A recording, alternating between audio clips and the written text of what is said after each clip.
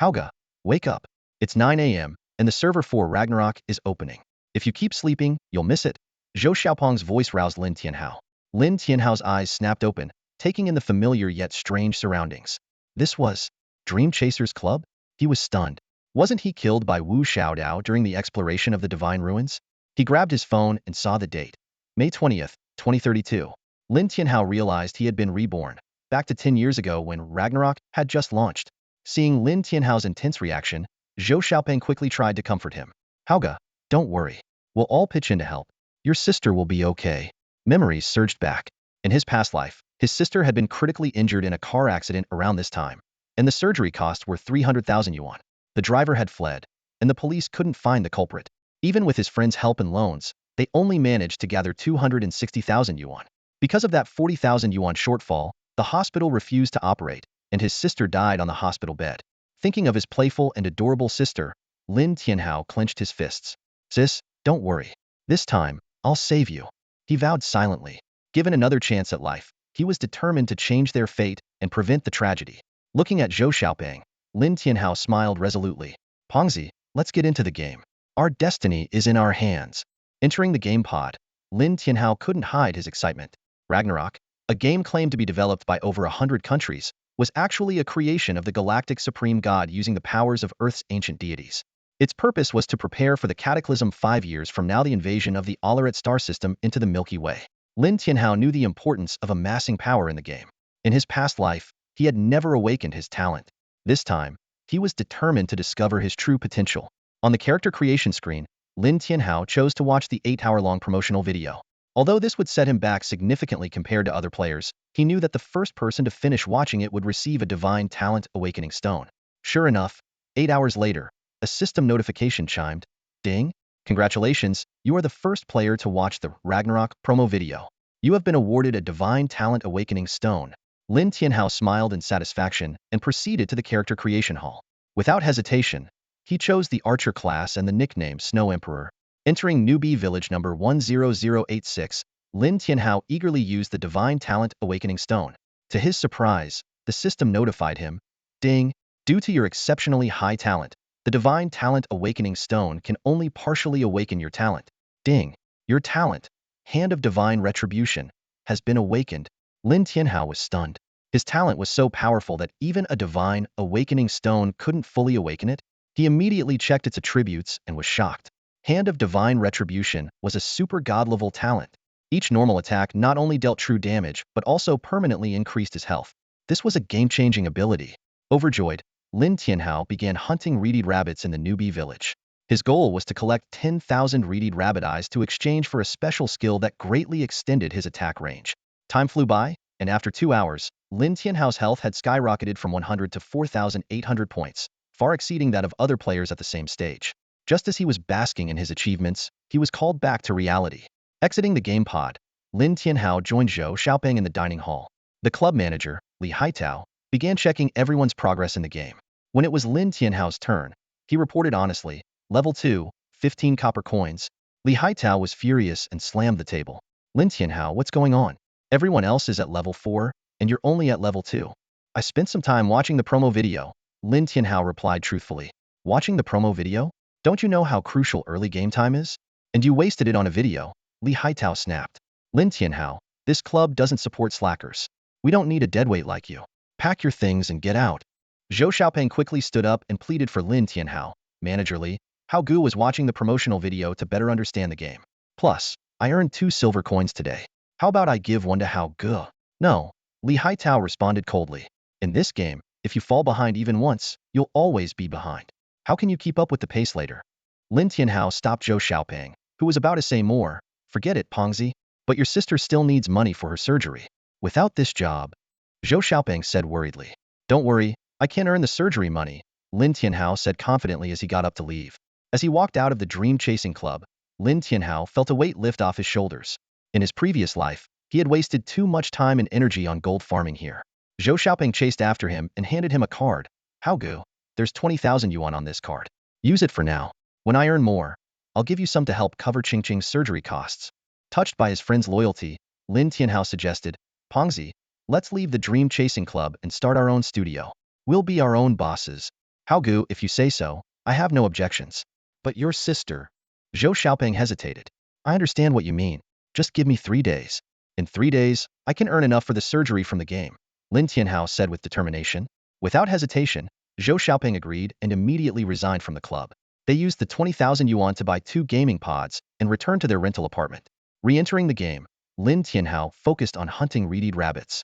After 5 hours, he collected 10,000 red eyes and completed a task that rewarded him with the basic attack amplification skill. The village elder then assigned him a new task to hunt 10 bosses, which Lin Tianhao happily accepted. Lin Tianhao headed to the territory of the level 10 Twisted Trance. After an intense battle, he reached level 3, allocating all his attribute points to attack speed. An unexpected drop, the revival ring, was sold to Futu Dunshan for a high price of 9,000 yuan. Impressed by Lin Tianhao's skills, Futu Dunshan requested to team up. Lin Tianhao set a price of 300,000 yuan, promising to help him reach level 10 within a day and provide a full set of elite level 10 equipment. After some hesitation, Futu Dunshan agreed and transferred the money. Lin Tianhao immediately logged off to pay for his sister's surgery. Upon returning, he showcased his impressive kiting technique, leaving Futu Dunshan in awe. Unable to contain his amazement, Futu Dunshan recorded a video and sent it to the guild master, Futu Shenlang. Why are you sending me videos instead of leveling up? The guild master grumbled. Guild master, take a look. You'll be surprised, Futu Dunshan replied excitedly. Futu Shenlang defeated the flame serpent in front of him and opened the video. The high damage numbers caught his eye, but then he was stunned. At this stage, someone could perform such smooth kiting? As a top-tier archer, Futu Shenlang knew how difficult it was to achieve fluid kiting in the game Ragnarok. Which guild is this person from? We need to recruit them to our guild, with an annual salary of 1 million, Futu Shenlang thought, immediately considering poaching the player. Meanwhile, Lin Tianhao was swiftly harvesting Twisted Trance. The drop rate in Ragnarok was truly disheartening. After killing numerous Twisted Trance above his level, Lin Tianhao finally obtained a pair of Trance shoulder guards. Do you want this gear? Lin Tianhao asked. Yes, but could you lower the price a bit, Lord Shuedi? Futu Dunishan negotiated. 3,000, Lin Tianhao replied calmly. Just then, a server-wide announcement rang out. The player Guangzhan Daofeng had become the first to enter the main city, earning generous rewards. Futu Dunishan marveled at the speed, but Lin Tianhao remained indifferent. He knew that the newbie village was the real treasure trove. Lin Tianhao continued his hunt and soon reached level 4. He allocated all his free attribute points to attack speed, increasing it to 0.93. At that moment, the system suddenly issued a warning. Due to the excessive hunting of Twisted Trance, the Twisted Trance King would arrive on the battlefield in 5 minutes. Lin Tianhao made a quick decision and kicked Futu Dunishan out of the party. Facing the Black Iron boss with 116,800 health points, Futu Dunishan was stunned. However, Lin Tianhao launched an attack without hesitation. Lin Tianhao skillfully maneuvered around the boss, precisely interrupting its skill casts, leaving Futu Dunishan in awe. What kind of godly player is this? He wondered. When the boss's health dropped to just 5, Lin Tianhao suddenly stopped and shot an arrow into the air behind the boss. Clang! A soft sound echoed as a dagger emerged from the void, slicing through Lin Tianhao's arrow. Futu Dunshan was taken aback. He had been so focused on observing Lin Tianhao's maneuvers that he hadn't noticed an assassin sneaking up on them. Quickly recovering from his surprise, he exclaimed, Shuedi, he's trying to steal the boss. Lin Tianhao ignored Dunshan's exclamation and locked his gaze on the assassin. The assassin's gear was almost fully equipped, clearly not an ordinary player. Lin Tianhao's eyes were sharp and filled with killing intent, something no regular player could possess. What was even more astonishing was that the assassin had just sliced through his arrow with a dagger. Such a feat might be common in the later stages of the game, but achieving it on day 1 was truly impressive. The assassin spoke emotionlessly, invite me to the team, and we'll split the boss. Lin Tianhao shook his head. No. Hearing this, the assassin stepped back a few paces and vanished into stealth mode again. Futu Dunshan was instantly enraged. Damn it, what's his deal? Just got here, and wants to steal the boss using stealth. He raised his voice in warning, kid. I'm from the Futu Guild. You better leave now or else. Watch out. Lin Tianhao suddenly shouted, firing an arrow simultaneously. Swish. The assassin reappeared behind Dunshan, bypassing the beginner skill backstab and going straight for the throat.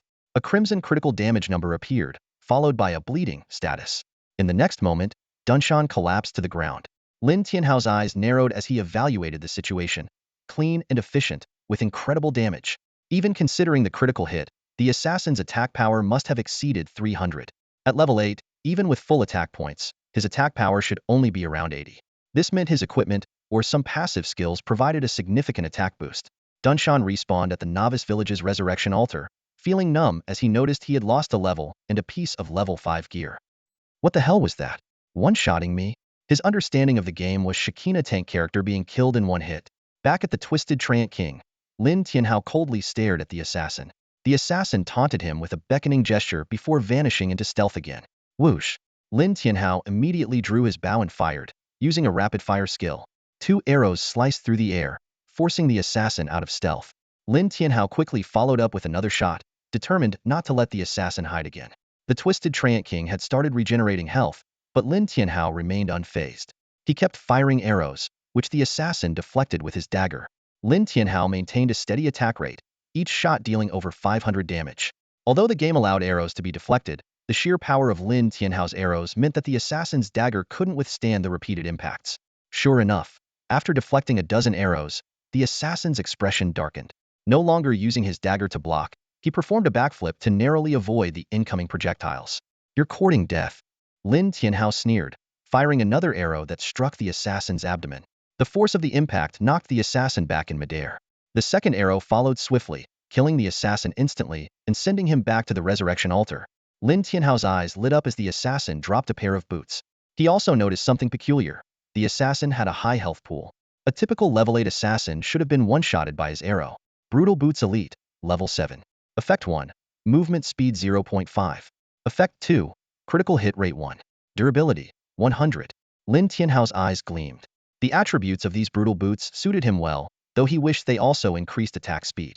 Attack speed was his most desired attribute at the moment because a higher attack speed would allow him to stack more health, thereby increasing his overall damage output through his basic attacks. Stowing away the brutal boots, Lin Tianhao resumed his assault on the Twisted Treant King. Without interference, the boss was like a toy in his hands. The Bramble Shield skill, which could reflect all damage, posed some challenge, but Lin Tianhao's precise shooting prevented the Treant King from using its skills. This was another advantage of the novice village bosses, they generally lacked invincibility skills. Ding! You have killed the Twisted Treant King, gaining 8,250 experience points. Ding! You are the first player to kill a boss. A server-wide announcement will be made. Do you wish to hide your name? Lin Tianhao chose no.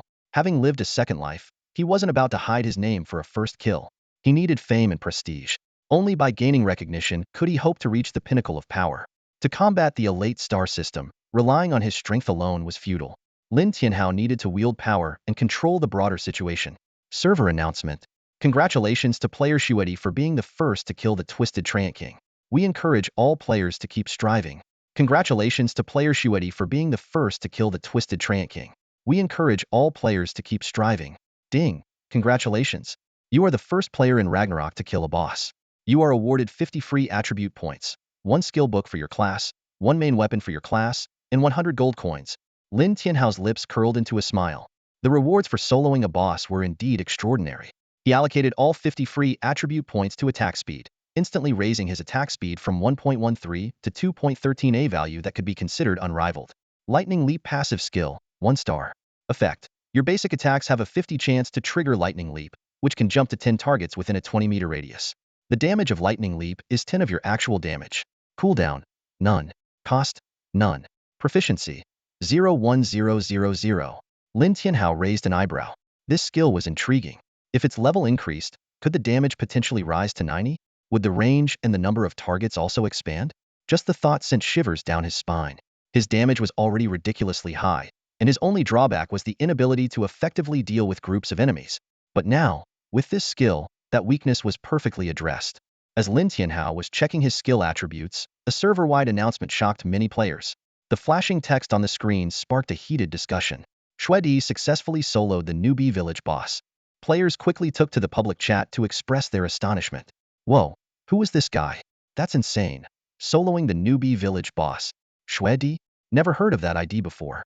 Anyone know which guild he's in? Isn't the trigger condition for the newbie village boss really strict? How did he manage it? I heard there are 10 bosses in the newbie village, but so far, not a single one has been triggered.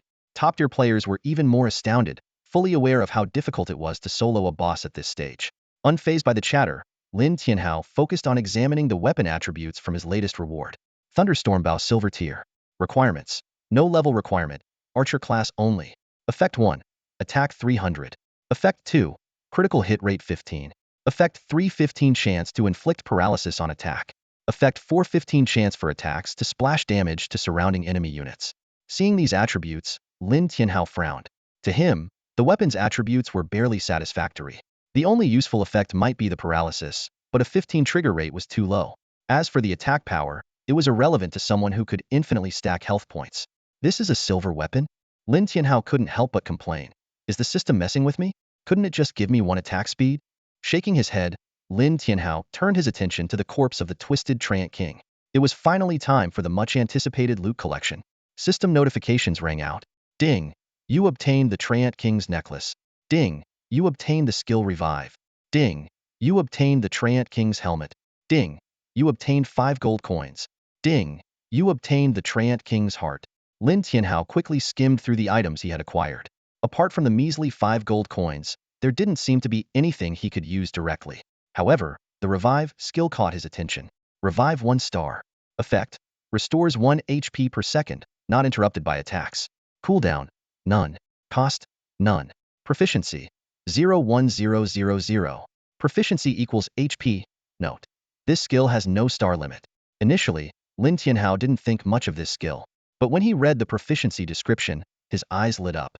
This skill was a perfect match for his talent Hand of Divine Punishment, which allowed him to infinitely stack health points, converting it into a continuous healing ability. This is the real surprise. Lin Tianhao thought to himself, immediately opting to learn the skill. After learning the skill, its attributes changed instantly. Revive passive skill, 3 star. Effect: restores 50 HP per second, not interrupted by attacks. Cooldown: none. Cost: none. Proficiency: 2513 010 0000. Proficiency equals HP. Note: this skill has no star limit. Solid. Lin Tianhao thought. With this skill, my survivability just went up a notch. He quickly sent a message to Futu Dunshan. Hurry up and revive. Want to level up? At the same time, he disabled private messages and friend requests, focusing entirely on leveling up. Lin Tianhao equipped the Thunderstorm Bow and aimed at an elite Twisted Trance core. Swoosh! An arrow hit its mark, and a giant red crit number popped up. Simultaneously, an arc of electricity jumped from the elite Twisted Treant to 5 other nearby Twisted Treants. The 6 Twisted Treants began closing in on Lin Tianhao, but he remained unfazed. Swoosh! Swoosh! Swoosh! Arrows flew out in rapid succession, each one a critical hit. Lin Tianhao's critical hit rate had now reached 16, which was quite impressive at this stage. Coupled with his weak point strike, his critical damage was staggering.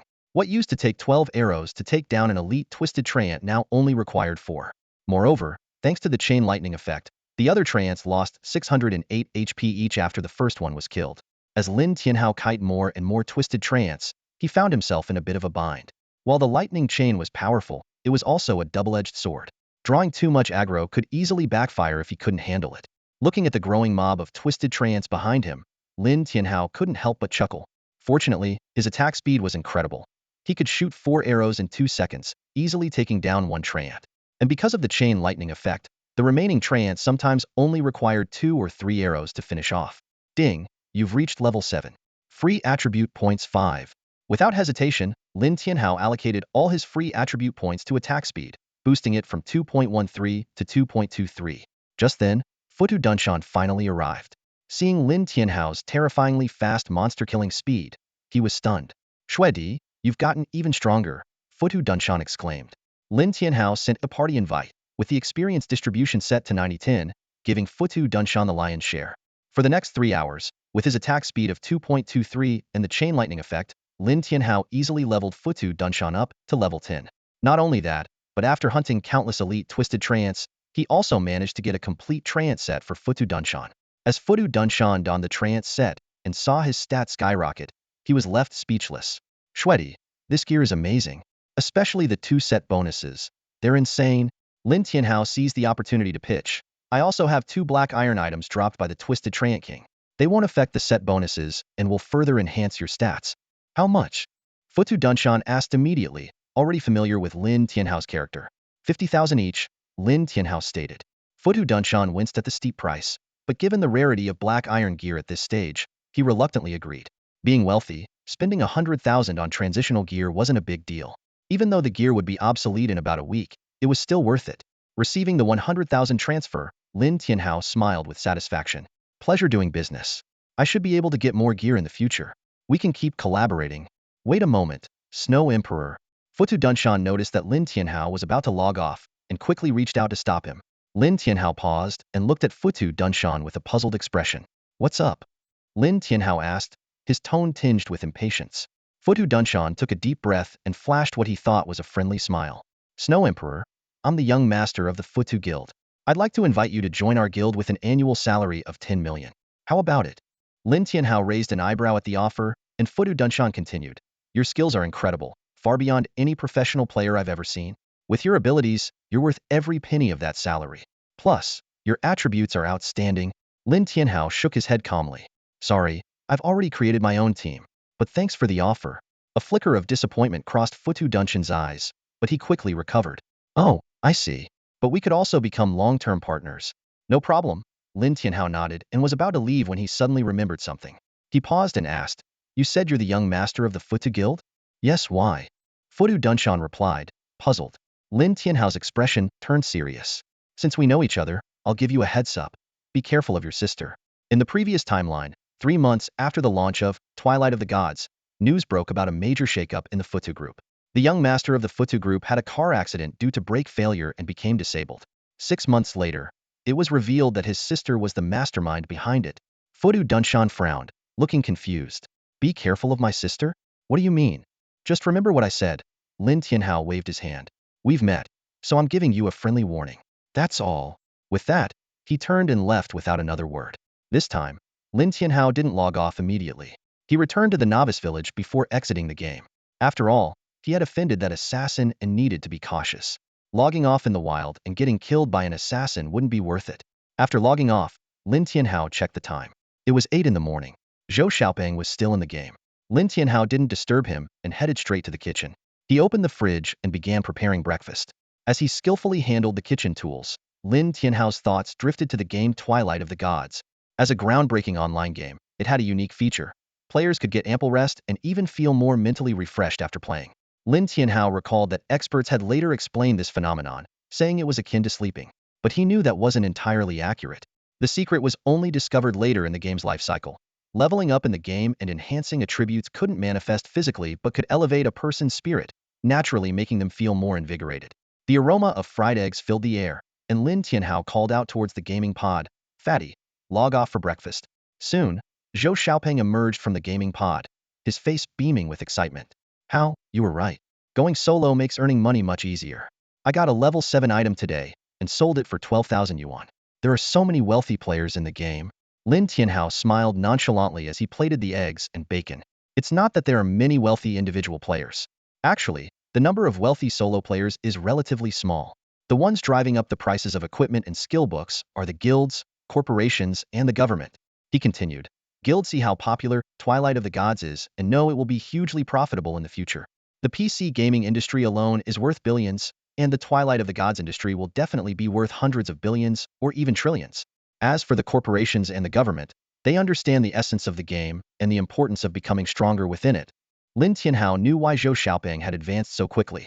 Zhou Xiaopeng had chosen the warrior class and, after leaving the novice village, encountered a bard. When the bard recited some poorly composed verses, Zhou Xiaopeng impressed him with ancient poems from the Dragon Kingdom. This not only didn't offend the bard but made him admire Zhou Xiaopeng greatly, leading to an offer to become his disciple. The apprenticeship gift included 3 passive skills for warriors. The 3 passive skills were double armor, double shield, and double slash. Their effects were: double armor reflects a certain percentage of damage received back to the attacker. Double shield grants a shield based on a percentage of the user's health whenever a control skill is used. Double slash allows attacks, including skills, equipment effects, and potions, to potentially trigger multiple effects. With reflective damage, shields, and damage boosts, these skills were quite versatile. Moreover, all 3 were passive skills that could be triggered indefinitely. Double slash and double shield could even stack. For instance, the warrior's charge skill, a control skill, could trigger double shield. If double slash triggered multiple effects, the shield would also trigger multiple times. How? I'm already level 9 and have those 3 passive skills. They'll definitely get higher level gear soon, Zhou Xiaopeng said excitedly, devouring his breakfast. Lin Tianhao nodded calmly. Fatty, no rush. I've already paid for my sister's surgery. Really? Zhou Xiaopeng looked up in surprise. Yeah. Lin Tianhao took out the payment receipt. I got lucky and defeated a boss. No way. How, you're the Snow Emperor? Zhou Xiaopeng's eyes widened. Lin Tianhao nodded and said, finish your breakfast. I'll prepare a guide for the novice village for you. There are many hidden rewards there. Wow, how, you're amazing. If Li Haitao knew about your achievements now, he'd regret it so much, Zhou Xiaopeng exclaimed. As they ate, Lin Tianhao reminisced about the novice village guide. Every class had specific hidden rewards. Fatty, go to the tavern in the novice village and buy 2 bottles of the most expensive liquor. Take them to the blacksmith and ask him to forge the best warrior weapon. He'll give you a chain quest, and the higher your completion rate, the better the rewards. Got it. Zhou Xiaopeng agreed without question. After breakfast, Lin Tianhao handed Zhou Xiaopeng 2 more guides, suitable for their friend's monkey and glasses. Fatty, you go back into the game. I'm going to check on Ching Ching, Lin Tianhao said, ready to leave. Let's go together, Zhou Xiaopeng suggested, joining him on the trip to the hospital. Thanks to Lin Tianhao's payment, the hospital was preparing for the surgery. In the ward, Lin Tianhao looked at the comatose Lin Qingqing, his eyes softening. Doctor, when will my sister's surgery start? Lin Tianhao asked. We're arranging it now. The surgery will be this afternoon. Please sign here, the doctor said, handing him a document. All right. Lin Tianhao nodded and signed the surgery consent form. After completing the paperwork, Lin Tianhao returned to his apartment and re-entered the game. Lin Tianhao logged back in, but this time he didn't head to the level 10 monster area. Instead, he made his way towards the steep cliffs behind the newbie village. Besides the regular monsters, a hidden dungeon was concealed there, with extremely generous first clear rewards. As he arrived at the base of the cliff, he noticed the area was deserted. The treacherous terrain of the cliff had naturally deterred other players. He recalled how, in his previous life, it took a week before someone accidentally unlocked this dungeon. A slight smile appeared on his lips. The condition to unlock the dungeon was simple: kill a tree monster disguised as a tree. Lin Tianhao carefully scanned the surrounding trees and finally spotted his target among the many similar-looking trees. Found you, he whispered, his gaze fixed on the slightly different tree. Disguised Treant Normal, level 10. Health, 2100-2100. Attack, 32. Skill, Camouflage. Although it was just a weak monster, Lin Tianhao focused intently as he drew his bow. 3 arrows later, the disguised Treant fell to the ground. System notifications followed. Ding. You have killed a disguised Treant. Experience 43. Ding. You have killed a hidden monster in the newbie village. The hidden dungeon, Twisted Forest, is about to open. Ding. You are the first player to unlock this dungeon. A server-wide announcement will be made. Would you like to hide your name? Lin Tianhao chose no. Immediately, a server-wide announcement echoed throughout the game world. Congratulations to player Snow Emperor for successfully unlocking the hidden dungeon, Twisted Forest, in the newbie village. As the first player to unlock this dungeon, they are awarded 10 free attribute points, 10 gold coins, and 1 black iron equipment. Keep up the good work, everyone. The announcement repeated twice, and the Twisted Forest dungeon appeared in all newbie villages. Players were instantly excited, especially those who had already left the newbie village, feeling a pang of regret. Lin Tianhao quickly allocated all 10 free attribute points to attack speed, and then checked the black iron weapon he had received. Jungle Longbow Black Iron. Requirements: none. Archer class. Effect 1. Attack power 65. Effect 2. Health 500. Effect 3. Lifesteal 2. Durability 100. Another useless weapon, Lin Tianhao muttered, rubbing his forehead in frustration. Attack speed. Attack speed. Attack speed. Can I get a weapon that boosts attack speed? As Lin Tianhao examined his new gear, the game world buzzed with excitement. Players formed parties, eager to challenge the new dungeon. At the dungeon entrance, Lin Tianhao chose the highest difficulty Hell mode without hesitation. Ding. Warning. Hell mode is not recommended for solo players. Do you wish to proceed? Yes. Lin Tianhao replied firmly. Although his current stats weren't sufficient to solo a Hell mode dungeon, his top-tier skills from his previous life gave him the confidence to try. Upon entering the dungeon, a large number of Twisted Treants appeared before him. Twisted Treant Elite, level 10. Health, 8,500. Attack, 129. Skills, Regeneration, Vine Spin, Thorn Bind. These elite Twisted Treants had much higher stats compared to the monsters Lin Tianhao had encountered before. Without hesitation, Lin Tianhao began his assault. Each arrow was a critical hit, and the Thunder Leap effect caused extra damage to surrounding Twisted Treants. With his precise maneuvers, each Treant fell after just 5 arrows. Ding. You have killed an elite Twisted Treant. Experience 351. The combination of over-level kills and dungeon monster bonuses made his experience point skyrocket. Leveraging his ranged attack advantage, Lin Tianhao maintained a safe distance from the Twisted Treants, avoiding their thorn binds. Ding. You have reached level 8. Free attribute points 5. Lin Tianhao allocated all the points to attack speed again and passed the first stage of the dungeon. Through the light gate, he entered the second stage. Here, in addition to dozens of twisted treants, there were 10 even stronger treant leaders. Treant leader elite, level 10. Health, 35,280. Attack, 412. Skills, Thornbind, Regeneration, Vine Spin, Frenzied Whip. Facing these formidable foes, Lin Tianhao remained calm, continuously maneuvering and attacking. However, his speed disadvantage soon became apparent. 3 treant leaders simultaneously used Thornbind, immobilizing him. The subsequent attacks came in waves. In just 2 seconds, Lin Tianhao lost over 13,000 health points. Fortunately, the twisted treants weren't very intelligent, and the enemies in the back couldn't reach him, or this wave of attacks would have been fatal. Not having a crowd control removal skill is a real pain. My movement speed is too low, Lin Tianhao thought to himself. As soon as the bind ended, he quickly created distance and interrupted one of the treant leaders casting a spell with an arrow. Phew, Lin Tianhao sighed in relief, grateful for narrowly escaping death. Failing here would mean losing a level and possibly missing the first clear rewards. From then on, Lin Tianhao's combat style changed. He no longer focused solely on dealing damage, but paid more attention to positioning and interrupting skills. He kept his eyes and ears on high alert, making every move count. This grueling battle had only just begun. The entanglement skill isn't a hard control, it's a targeted spell. Realizing this, Lin Tianhao began using agile movements to dodge attacks. He focused intensely, quickly pulling away whenever he saw the treant raise its hand.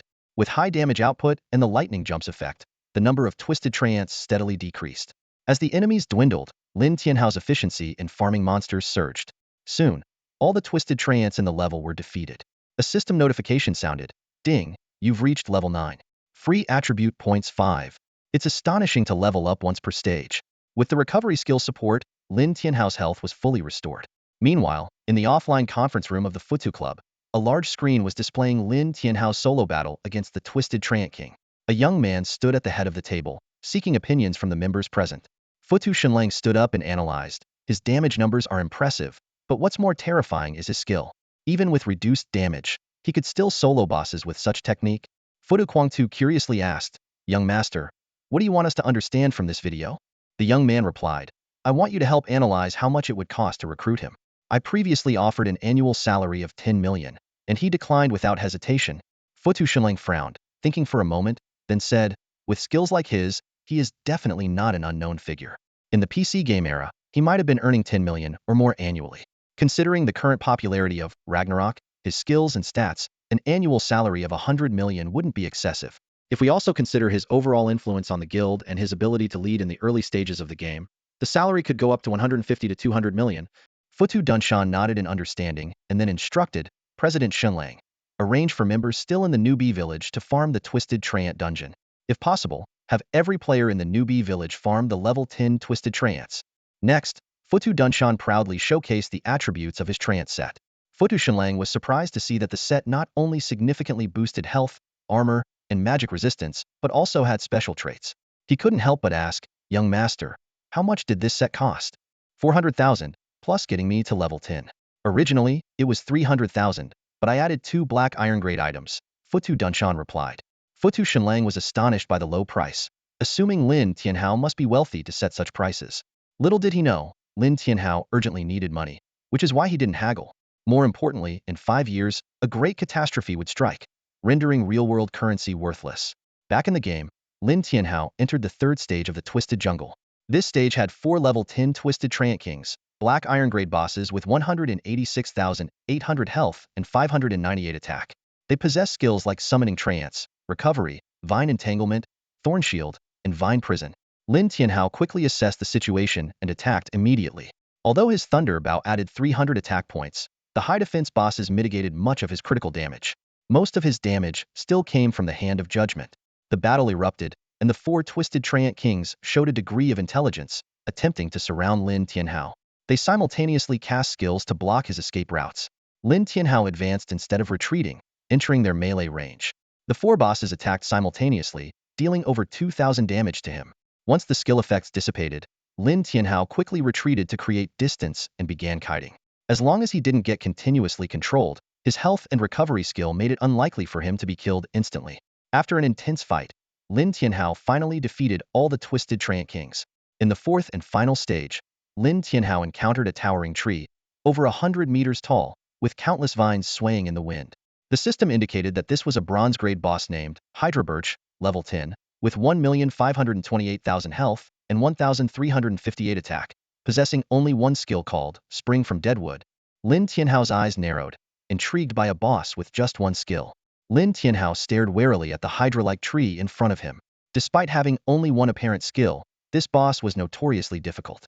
He took a deep breath and launched the first attack. His arrow whistled through the air, dealing significant damage even without a critical hit.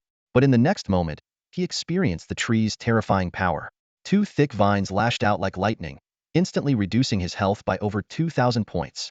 This is insane. Lin Tianhao gasped, realizing an even more daunting problem. The tree's vines seemed to cover the entire area, making it nearly impossible to dodge its basic attacks through movement alone.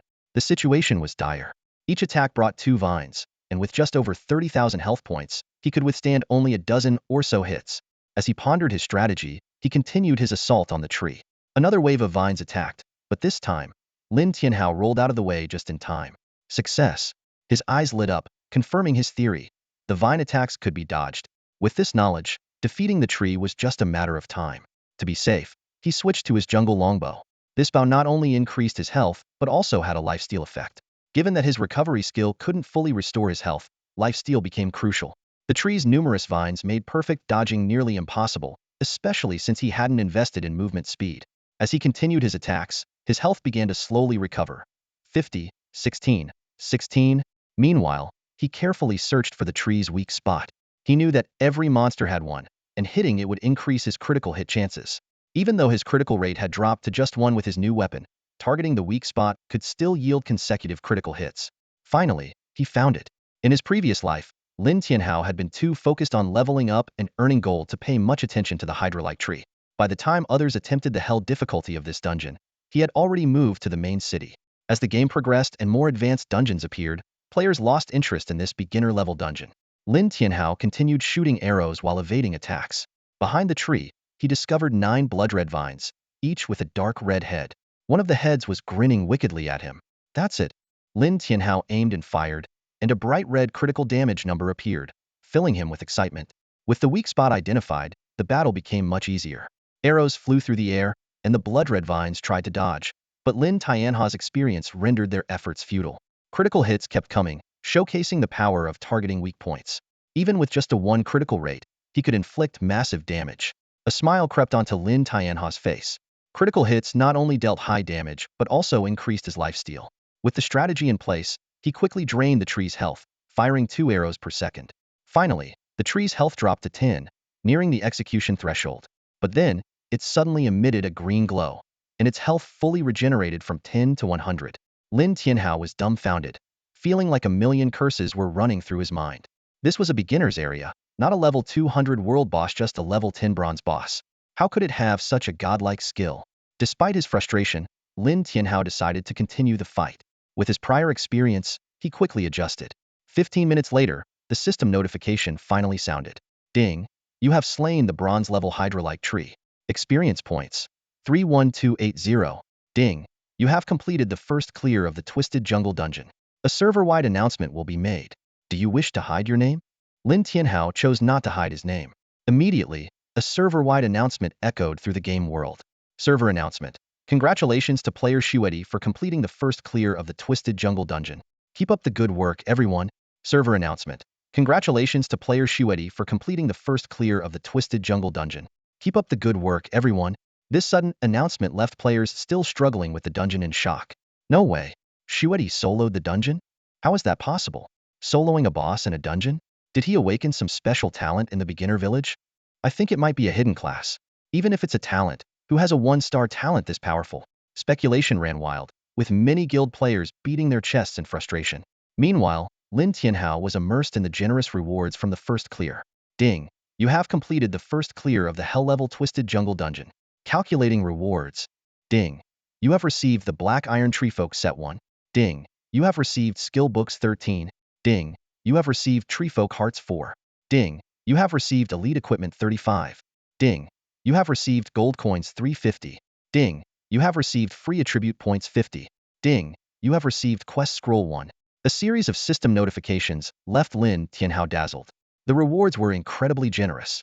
The Black Iron Treefolk set was primarily for shield warriors, but Lin Tianhao could use everything except the main weapon. And since it was a first clear reward, he could equip it without level restrictions. The 32 pieces of elite equipment and 3 pieces of bronze equipment were mostly tankier but still useful. When his eyes landed on the skill books, Lin Tianhao's interest was piqued.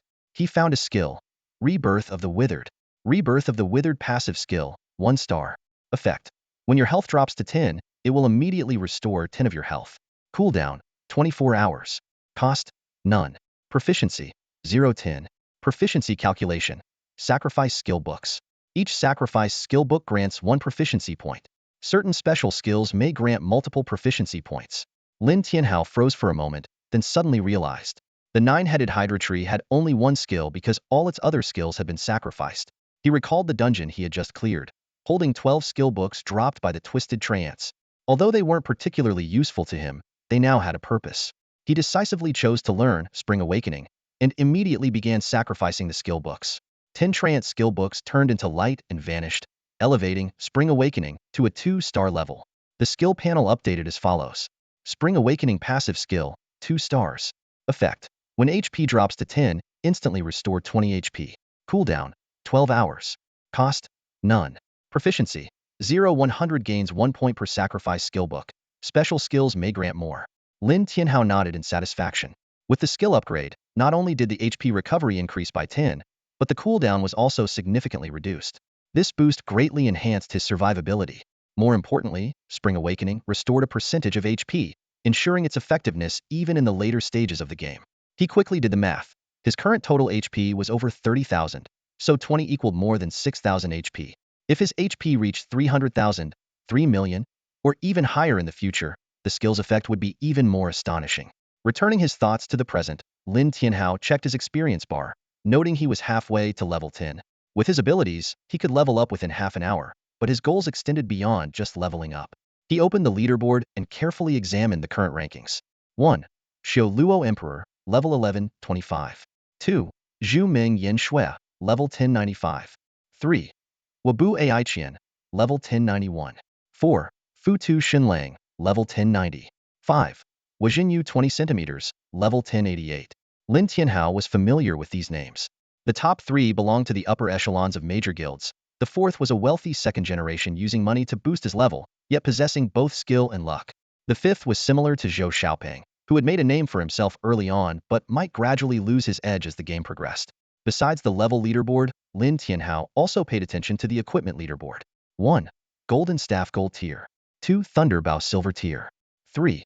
9-Headed Shield Bronze Tier. 4. 9-Headed Pauldrons Bronze Tier. 5. 9-Headed Cloak Bronze Tier. Except for the top-ranked Golden Staff, all other items were Lin Tianhao's equipment. This mirrored his previous life's experience. The Golden Staff belonged to Zhu Ming Yin Shui, a summoning staff capable of calling forth 6 level 10 iron bosses, making it a game-breaking item in the early stages. Thinking of Zhu Ming Yin Shui, Lin Tianhao couldn't help but recall that she was the boss of the Zhu Ming Club he was previously part of. She was attractive but had poor management skills, leading to internal chaos within the club. However, with his super god-ear talent, Lin Tianhao was confident he could surpass her. Using the 50 free attribute points from the first dungeon clear reward, Lin Tianhao unhesitatingly allocated them all to attack speed, raising it from 2.63 to 3.63. He had considered boosting movement speed but ultimately chose to enhance attack speed to synergize better with his heavenly punishment hand, allowing for quicker HP stacking. Finally, Lin Tianhao opened the precious quest scroll. This scroll contained a god's quest, which, upon completion, could grant blessings from the gods, ranging from attribute boosts to permanent traits. However, when he saw the quest details, his face darkened instantly. Quest. Kill all NPCs in the beginner village, destroy the altar, and force otherworldly adventurers to spawn only in the main city. Reason. A drought demon is sealed beneath the village. If released, it will bring disaster. Penalty. None. Reward. Unknown. This quest was absurdly extreme. In his past life, Lin Tianhao had seen various strange quests, but destroying the beginner village? That was suicide. He remembered players who had provoked NPCs. Even a tavern server could deal over 1,000 damage, let alone key NPCs like the village chief or blacksmith. Lin Tianhao didn't accept the quest immediately and decided to think it over. He put away the scroll and exited the dungeon. Outside the dungeon, a crowd of players had gathered, some recruiting team members and others looking to buy equipment. Lin Tianhao glanced around but didn't pay much attention. This was beginner village number 10086, where top-tier players were scarce, mostly concentrated in the earlier beginner villages. He headed in another direction, planning to complete the village chief's quest to hunt 10 bosses. Lin Tianhao speculated that higher levels would yield better rewards. He recalled a special boss in the beginner village, the wandering bard that Zhou Xiaoping had encountered. It was said to be a shape-shifting yellow weasel with some hidden agenda in the village. The guide from his previous life didn't provide much detail. This was all Lin Tianhao knew. Just then, Lin Tianhao's eyes sharpened, and he swung his longbow towards the area behind him. This strike wasn't an arrow shot, but a slash using the thunder bow as a blade. Though not highly damaging, it was enough to handle sudden threats. A tearing sound echoed through the air. Screech. A dagger struck Lin Tianhao's thunderstorm bow, sending a shower of sparks flying. Lin Tianhao frowned and immediately recognized the assailant. It was the very assassin player who had tried to steal his boss earlier. Although the player's nickname was still hidden, that familiar face was unmistakable. The assassin wasted no time. After a quick 180-degree rotation of the dagger, he lunged again. Lin Tianhao leaned back, quickly equipping his black iron trance set. As soon as he donned the gear, he felt a significant boost in his resistances and health. Lin Tianhao rolled to the side, narrowly avoiding the assassin's attack. However, when he regained his footing, he found that the assassin had vanished into thin air. This wasn't stealth. Lin Tianhao could feel the presence behind him but couldn't see the attacker no matter how hard he tried. Without hesitation, Lin Tianhao spun around, but still found nothing. If there had been an observer, they would have noticed the assassin skillfully staying in Lin Tianhao's blind spot, remaining invisible no matter how he turned. Shadow step? Lin Tianhao muttered with a grave expression. This wasn't a skill but a high-level movement technique that allowed one to stay perpetually in an enemy's blind spot, almost as if hiding in their shadow. Hearing Lin Tianhao call out his technique, the assassin was momentarily surprised. In that split second of distraction, Lin Tianhao seized the opportunity. Instead of turning, he used his leg to draw the longbow, shooting an arrow backward. Swoosh! The arrow whizzed through the air. The sudden counterattack caught the assassin off guard, and he was struck right in a vital spot. The assassin player was instantly killed, but unfortunately, he didn't drop any equipment this time. This assassin player really has it out for me, Lin Tianhao muttered to himself. He had originally thought it was just a minor clash, but he hadn't expected the other player to launch a surprise attack. Meanwhile, at the resurrection altar in the newbie village, Yingsha the assassin player stood with a serious expression, contemplating. Quick reflexes, high damage, solid combat skills, and even knows shadow step? Shuedi, whoever you are. You've killed me twice, but one day, I'll get my revenge. Lin Tianhao was unaware of Yingsha's thoughts. He had already found the bard in the newbie Villahea, well-dressed NPC with a comically large mustache. Bard, level 15. Health? Attack? Skills? Note: this is a wandering bard near the newbie village. You might be able to gain unexpected benefits from him. This mysterious note had misled many players into thinking the bard held quests or rare items. In reality, he was an intelligent humanoid boss, albeit only at black iron level, but with a set of peculiar skills. It had taken the combined effort of thousands of players in the newbie village to defeat him initially. Lin Tianhao's purpose was to use this special boss to revisit some high-level maneuvers from his past life. As he had previously told Futua Dunjian, kiting was just the basic skill for an archer. Blocking the assassin's ambush with the thunderstorm bow was just one example. Lin Tianhao hid behind a large tree and began to charge his energy arrow. As the arrow formed, he twisted the bowstring into a tight spiral. Interestingly, he aimed not at the bard but slightly to the left. Swoosh! The arrow flew through the air. Not far away, a hidden Yingsha frowned, puzzled by Lin Tianhao's seemingly off-target shot. However, what happened next left him stunned. The arrow made an uncanny curve midair and struck the bard accurately. A massive damage number popped up, and the bard was caught off guard by the sudden attack, especially since Lin Tianhao remained hidden behind the tree, never exposing himself. This was one of the advanced archery techniques, twisting string arrow. By twisting the bowstring, the arrow spun rapidly during flight. With the right control over power and angle, the arrow could curve midair. Additionally, the spinning arrow had significant penetrating power, causing higher damage. Swoosh! Another arrow flew through the air. Found you! Although the bard hadn't seen Lin Tianhao's position, he deduced the general direction from the arrow's trajectory. He leaped, intending to charge at Lin Tianhao. However, before he could land, another arrow hit him. The impact from the twisting string arrow knocked the bard back in midair. Then came the second arrow, the third arrow, a continuous barrage, each one carrying immense force. Yingsha watched in astonishment as Lin Tianhao kept the bard airborne, unable to land. Every time the bard started to descend, Lin Tianhao would fire another precise shot, not only knocking him back but also lifting him slightly. Although known for his calm demeanor, Sha was rendered speechless by Lin Tianhao's display. He knew how incredibly difficult it was to achieve such a feat. To do this, one had to predict the landing spot of the third arrow the moment the first arrow hit, or it would be impossible to maintain such precise continuous knockback. In the game Twilight of the Gods, enemies hit into the air would suffer combo damage. Usually, only warrior-type classes had knock-up skills to chain other attacks for combos. Yet Lin Tianhao, an archer, was achieving combo damage through this extraordinary method. Roar! The bard finally lost his patience and roared in fury. His body rapidly expanded, transforming from the elegant bard into a three-mid turtle, brown-furred, yellow weasel. Simultaneously, the bard's attribute panel underwent a significant change. Enraged yellow weasel black iron, level 15. Health, 1012, 5001, 253, 000. Attack, 813. Skills, Huangshan illusion, shape shift, unyielding, berserk, soul extraction, mind control. Lin Tianhao had never faced Huang Pizi directly, but he knew a bit about its skills. The usual boss abilities like invincibility and berserk were a given. The former made it immune to control effects, while the latter traded defense for increased damage output. Huangshan illusion was related to one's mental fortitude. The more resolute one's mind, the less they were affected. However, the truly terrifying abilities were soul extraction and soul control. Soul extraction could forcibly strip an opponent's soul, causing a weakened state and continuous health drain for a full 24 hours unless they hid in a resurrection altar. Even more horrifying was soul control, which could dominate an enemy unit for an entire day. Despite the dangers, Lin Tianhao had a clear objective: kill Huang Pizi. He knew this humanoid monster was as intelligent as any human, far from a typical wild creature. When Huang Pizi's health dropped below 1,000,000, it activated its invincibility skill, as expected. The knockback effect of Lin Tianhao's arrows became useless as it landed firmly and attempted to cast a spell, only to stop short due to insufficient range.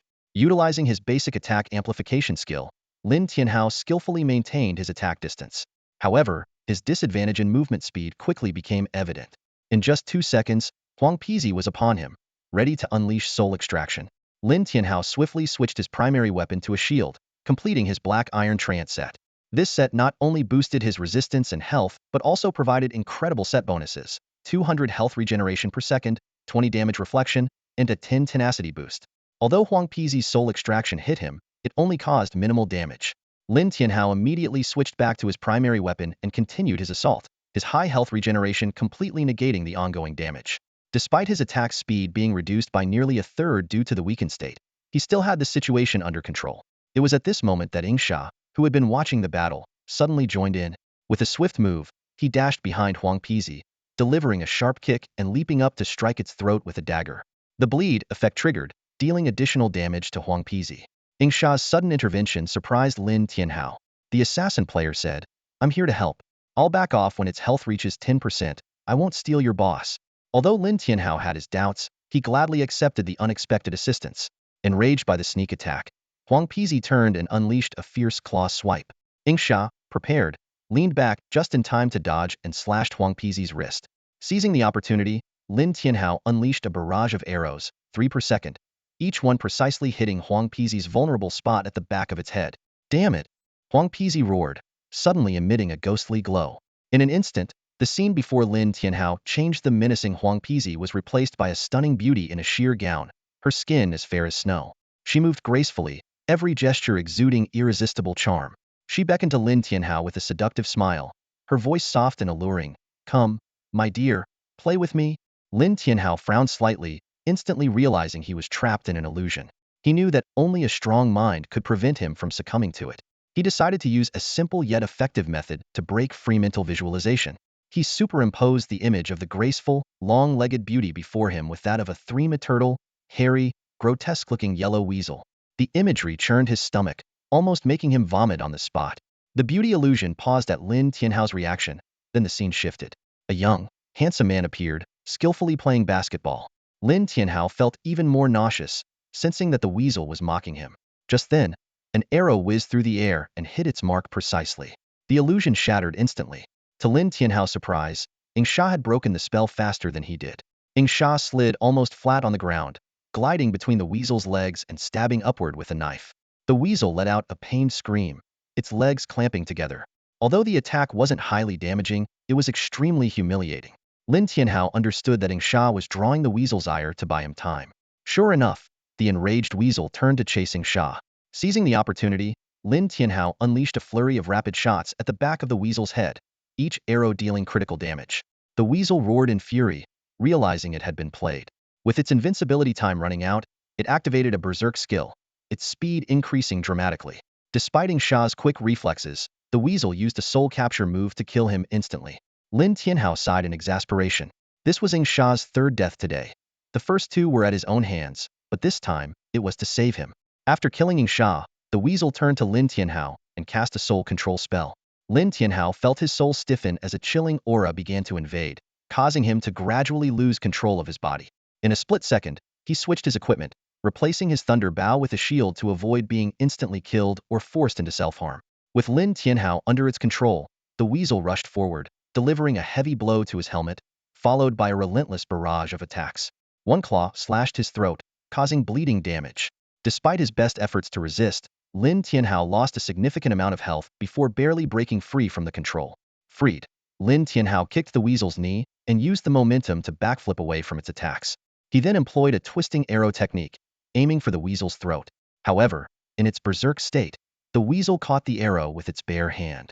Although surprised, Lin Tianhao remained composed, continuously firing arrows at increasingly tricky angles.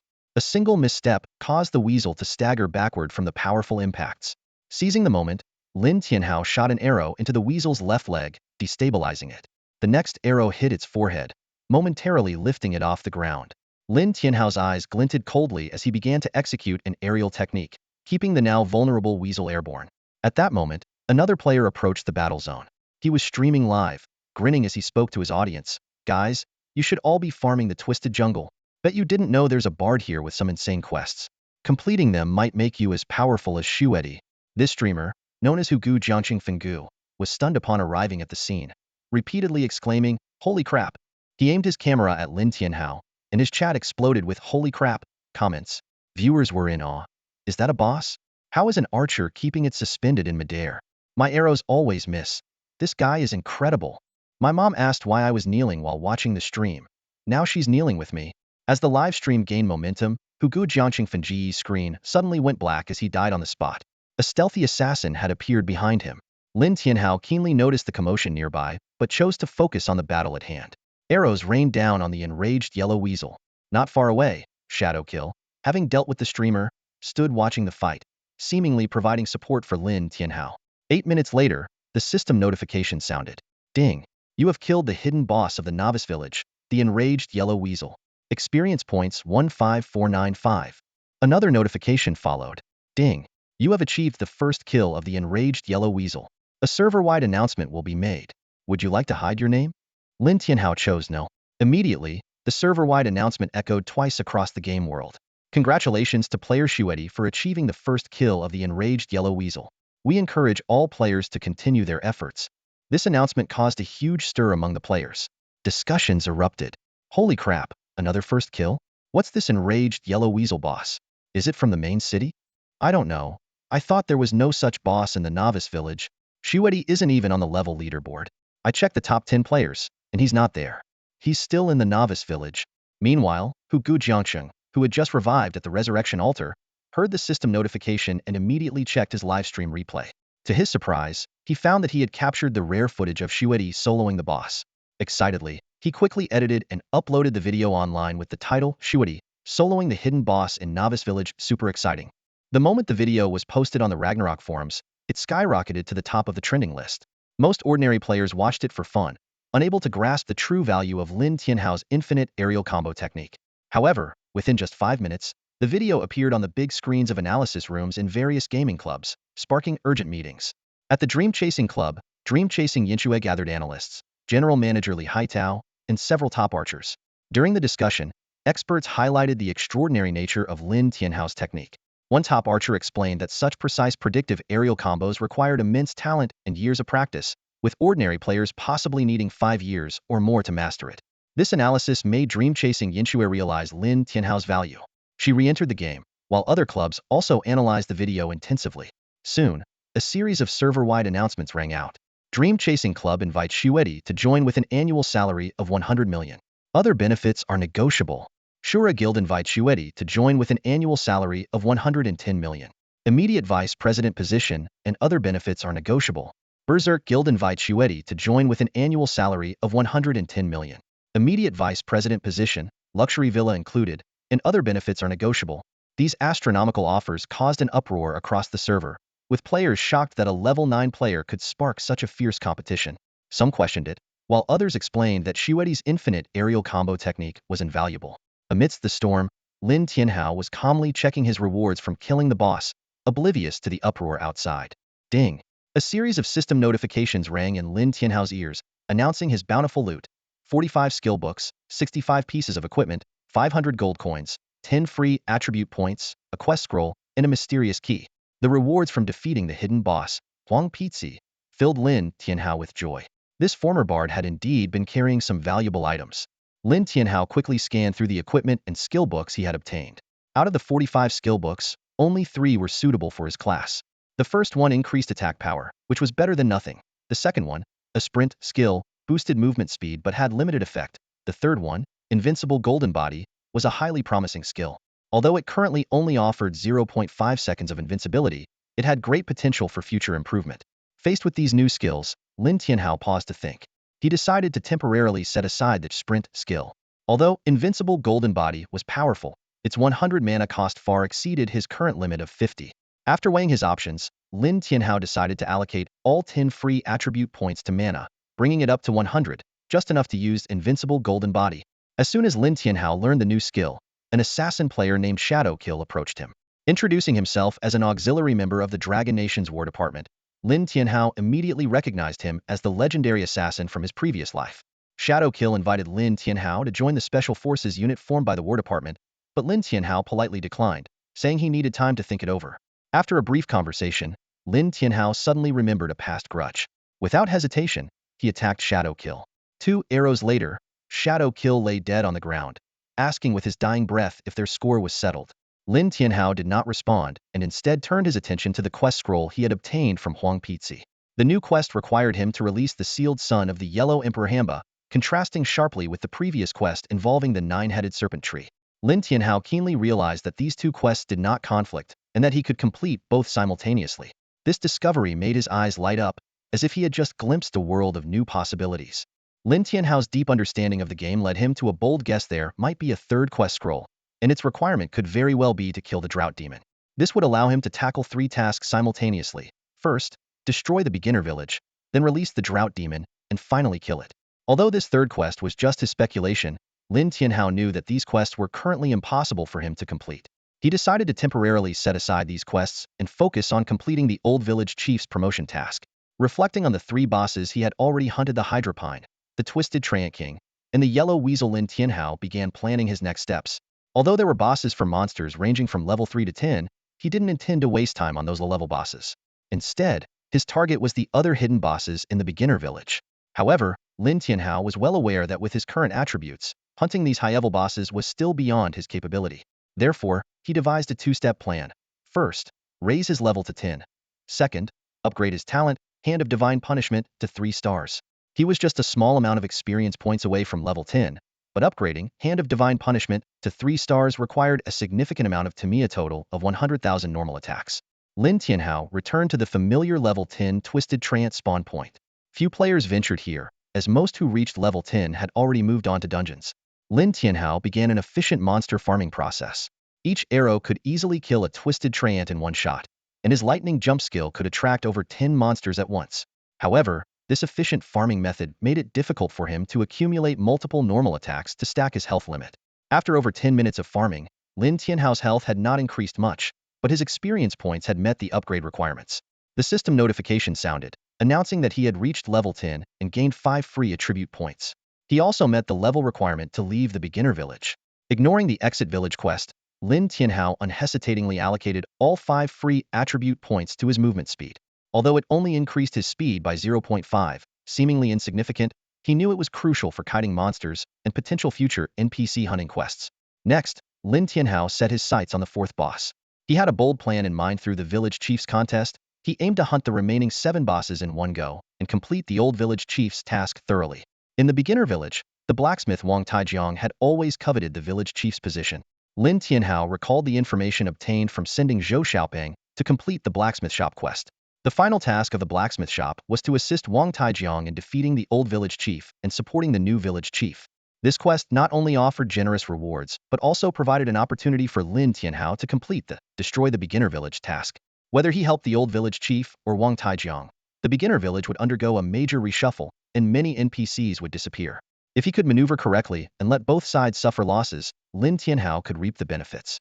However, considering he had already accepted the old village chief's task, to ensure its completion, Wang Taijiang was destined to be the sacrificial lamb. But before taking action, Lin Tianhao decided to get some benefits from Wang Taijiang first. He went to the tavern to buy the most expensive spirits and then headed to the blacksmith shop. Seeing the spirits in Lin Tianhao's hand, Wang Taijiang smiled and asked about his intentions. Lin Tianhao placed the spirits in front of Wang Taijiang and began his performance. I heard that Wang Taijiang is the best blacksmith in the world, and I would like you to forge an unparalleled weapon for me. This flattery made Wang Taijiang smug, and while he modestly said keep it low-key, he accepted the spirits without hesitation. Wang Taijiang then stated the conditions for forging the weapon: a large amount of gold and various levels of equipment. Lin Tianhao unhesitatingly poured all his gold in front of Wang Taijiang, a sight that even the experienced blacksmith found astonishing. The system immediately issued a quest: collect 10 bronze grade, 50 black iron grade, and 200 elite grade pieces of equipment. The quest penalty was that the gold and spirits would not be refunded, while the reward was a gold grade longbow with no wear requirements. This unexpected bonus made Lin Tianhao's eyes light up. For ordinary players, this quest was nearly impossible to complete. But for Lin Tianhao, it only required a few more runs through the Twisted Trant Hell difficulty to easily achieve. He immediately headed to the Twisted Forest and started his solo run on the Hell difficulty. 2.5 hours later, Lin Tianhao looked at the equipment in his backpack with satisfaction. The quest was completed. He couldn't wait to return to the blacksmith shop and said to Wang Taijiang, "Wang Taijiang, I've collected everything you need." A look of surprise flashed across blacksmith Wang's face. He gave Lin Tianhao a meaningful glance, looking thoughtful. "All right, hand over the items, and you can collect your weapon in 10 hours. Lin Tianhao handed over all the required equipment to blacksmith Wang. A system notification immediately popped up. Ding! You have completed blacksmith Wang's task. Experience points 985. Since you have not yet left the beginner's village, you cannot gain experience points. Experience points will be forfeited. Lin Tianhao wasn't bothered by this. He had known about it from his previous life. Blacksmith Wang suddenly lowered his voice and said, "Adventurer, I see great potential in you. If you can find 3 more items, I might be able to upgrade your gold tier weapon to platinum tier." Lin Tianhao was taken aback. A gold tier weapon was already beyond the reach of players at this stage, let alone a platinum tier one. But he quickly guessed the next task. "What are these items?" Lin Tianhao asked, pretending to be curious. Blacksmith Wang's face turned serious. "My apprentice, Elphys, stole a precious ore. I've already sent 2 other apprentices to chase him. If you can help them retrieve it, I will use the ore to forge your weapon." A system notification popped up. Ding! Blacksmith Wang has given you a task. Retrieve the stolen ice flame ore. Task requirements: retrieve the ice flame ore or deal over 20 damage to Elphys in the battle. Task penalty: none. Task reward: unknown. Lin Tianhao raised an eyebrow, knowing that the confrontation between Blacksmith Wang and the village chief had officially begun. The so-called apprentice rebellion was actually the village chief's spy being discovered and fleeing with the ore. On the surface, the two hadn't fallen out yet, so Elphys had to escape into the wild. "All right, Blacksmith Wang, I'll do my best. Do you know where Elphys might be?" Lin Tianhao asked. "My 2 apprentices chased him into the eastern mine. That rat Elphys must be hiding in some corner of the mine," Blacksmith Wang replied. Lin Tianhao's heart skipped a beat. The eastern mine was the territory of level 8 stone beetles. In his previous life, he hadn't heard of any strategy for this stone beetle mine. It might exist, but it hadn't been revealed. With so many hidden maps, bosses, secret realms, and lairs in Ragnarok, Lin Tianhao knew some, but it was just the tip of the iceberg. "All right, I'll head to the mine to find Elphys now," Lin Tianhao said, then turned and left the beginner's village, heading towards the mine. Just then, a server-wide announcement rang out. Server-wide announcement: congratulations to player Dream Chaser Snow for achieving the first kill of the Water Arrow King. Keep up the good work, players. Server-wide announcement: congratulations to player Furious Blade for being the first to obtain a hidden class. Keep up the good work, players. Lin Tianhao sighed. It seemed that some events from his previous life hadn't changed. Furious Blade had still quickly obtained a hidden class. It was a pity. The player had great talent and game understanding, but chose his class too hastily, leading to mediocrity in the later stages of the game. Soon, Lin Tianhao arrived at the mine. The abandoned mine had become the habitat of stone beetles due to years of neglect. Dozens of stone beetles roamed outside the mine, and their attributes were displayed. Stone beetle normal, level 8. HP, 12001200. Attack, 52. Skills, armor break, stone shield. These two simple skills caused much distress for ordinary players. Armor break could reduce weapon durability, which was a headache given the scarcity of weapons early in the game. Lin Tianhao raised his bow and shot an arrow, instantly killing a stone beetle. After collecting equipment from the twisted jungle, his HP had surpassed 50,000. With the black iron treant set adding over 10,000 HP, his total HP was now over 60,000. Even without considering the Thunderstrike Bow's attack power, the raw damage from his HP alone was enough to instantly kill a stone beetle. In less than 20 seconds, Lin Tianhao had cleared all the stone beetles. New ones began to respawn, but he ignored them and entered the mine directly. By his calculations, there should be 3 NPCs in the mine, possibly more. As soon as he entered, a surprised voice called out, "Is it you?" Lin Tianhao was also surprised to see the Speakera rogue player named Shadowkill. "What are you doing here? Farming monsters?" Lin Tianhao asked. Due to repeated level drops, Shadowkill was now only level 5. Given his attributes and combat skills, he could easily handle level 8 stone beetles. "No, I took on a task," Shadowkill replied. "From the village chief?" Lin Tianhao's eyes narrowed. "Did the village chief send you to assist Elphys?" Shadowkill was surprised. "You took this task too?" "No, my task is the opposite of yours," Lin Tianhao said. "But what exactly is your task?" "My task is to retrieve the ice flame ore from Elphys and, if possible, help him kill the 2 NPCs chasing him," Shadowkill explained. Lin Tianhao raised an eyebrow and smiled. "My task is to assist those 2 NPCs in killing Elphys and retrieving the ice flame ore again." Shadowkill was taken aback. Opposing tasks? In previous games, it was rare to see player-versus-player tasks like this. "Yes, opposing tasks, but I think there's a win-win solution," Lin Tianhao said, already having a plan in mind. "What win-win solution?" Shadowkill asked curiously. "Kill all 3 NPCs," Lin Tianhao said with a smile. Shadowkill was shocked.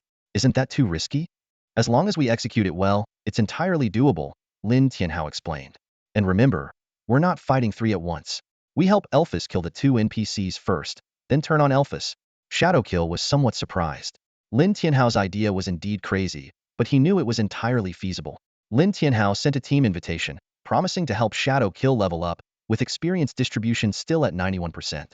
Immediately, Lin Tianhao began to demonstrate an astonishing speed in killing monsters. His arrows were incredibly precise, each one capable of killing a stone beetle. The lightning effect caused some of the beetles to die even before he shot. Despite the experience penalty, Lin Tianhao's efficiency remained astounding. In just 10 minutes, Shadowkill reached level 6. 15 minutes later, he was at level 7. In the following 10 minutes, Shadowkill broke through to level 8. This was thanks to Lin Tianhao starting to hunt elite stone beetles, significantly increasing the experience points. "Shuedi, your damage is the most outrageous I've ever seen. Did you awaken a talent?" Shadowkill couldn't help but ask. Lin Tianhao nodded in acknowledgement. Shadowkill wisely refrained from asking about the specifics of the talent, understanding that it was a personal secret. Even Lin Tianhao, who had been reborn, only had limited knowledge of others' talents. As the two focused on leveling up, they heard a scolding voice from deep within the cave. "Elvis, you ungrateful wretch. Master has been so good to you, and you dare steal his ore." Lin Tianhao and Shadowkill cautiously approached the source of the voice.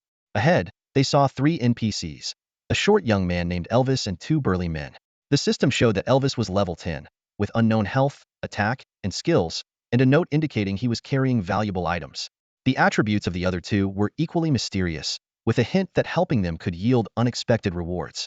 Ordinary players might choose to help the 2 NPCs, but Lin Tianhao did not act rashly. He wanted to observe more of the storyline, treating this world as a real parallel universe rather than a simple game. Despite his small stature, Elvis had a determined look in his eyes. Blacksmith Wang has sinister ambitions. He wants to use the ice flame magic, or to release a boss beyond the limits of the novice village. "I must inform the village chief to prevent this disaster." The 2 apprentices of Blacksmith Wang sneered. "Enough. Master's decisions are not for you to question. The old village chief is incompetent. Our master is the rightful candidate for village chief." Lin Tianhao was shocked. Blacksmith Wang's real goal was to release a hidden boss. Could it be the legendary drought demon? Before he could think further, the 3 NPCs started fighting. Though Elvis was strong, he was soon overwhelmed by the two men. Lin Tianhao made a decisive move, shooting an arrow that hit Wang San's head with massive critical damage. However, an unexpected damage number appeared above Lin Tianhao's head. Reflect damage.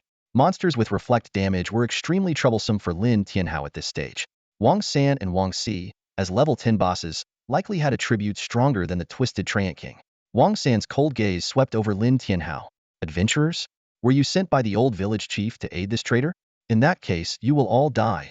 With that, he raised his broadsword and charged at Lin Tianhao. Lin Tianhao quickly shot another arrow, interrupting Wang San's attack. But the 50 reflect damage made his scalp tingle. At this stage of the game, it was practically overpowered. In comparison, Lin Tianhao's gear only had a 10 reflect damage effect, highlighting the stark difference. Shadowkill also realized the trouble with reflect damage. As an assassin, this situation was particularly frustrating. How do we fight this? Kite them, Lin Tianhao calmly analyzed. Despite the significant reflect damage, it was not unbeatable. Their main task was to assist Elvis in the fight. While Wang San and Wang Si had high reflect damage, their health was not particularly high. At this moment, Elvis raised his hand, releasing 2 orbs of inky black light that entered Lin Tianhao's body.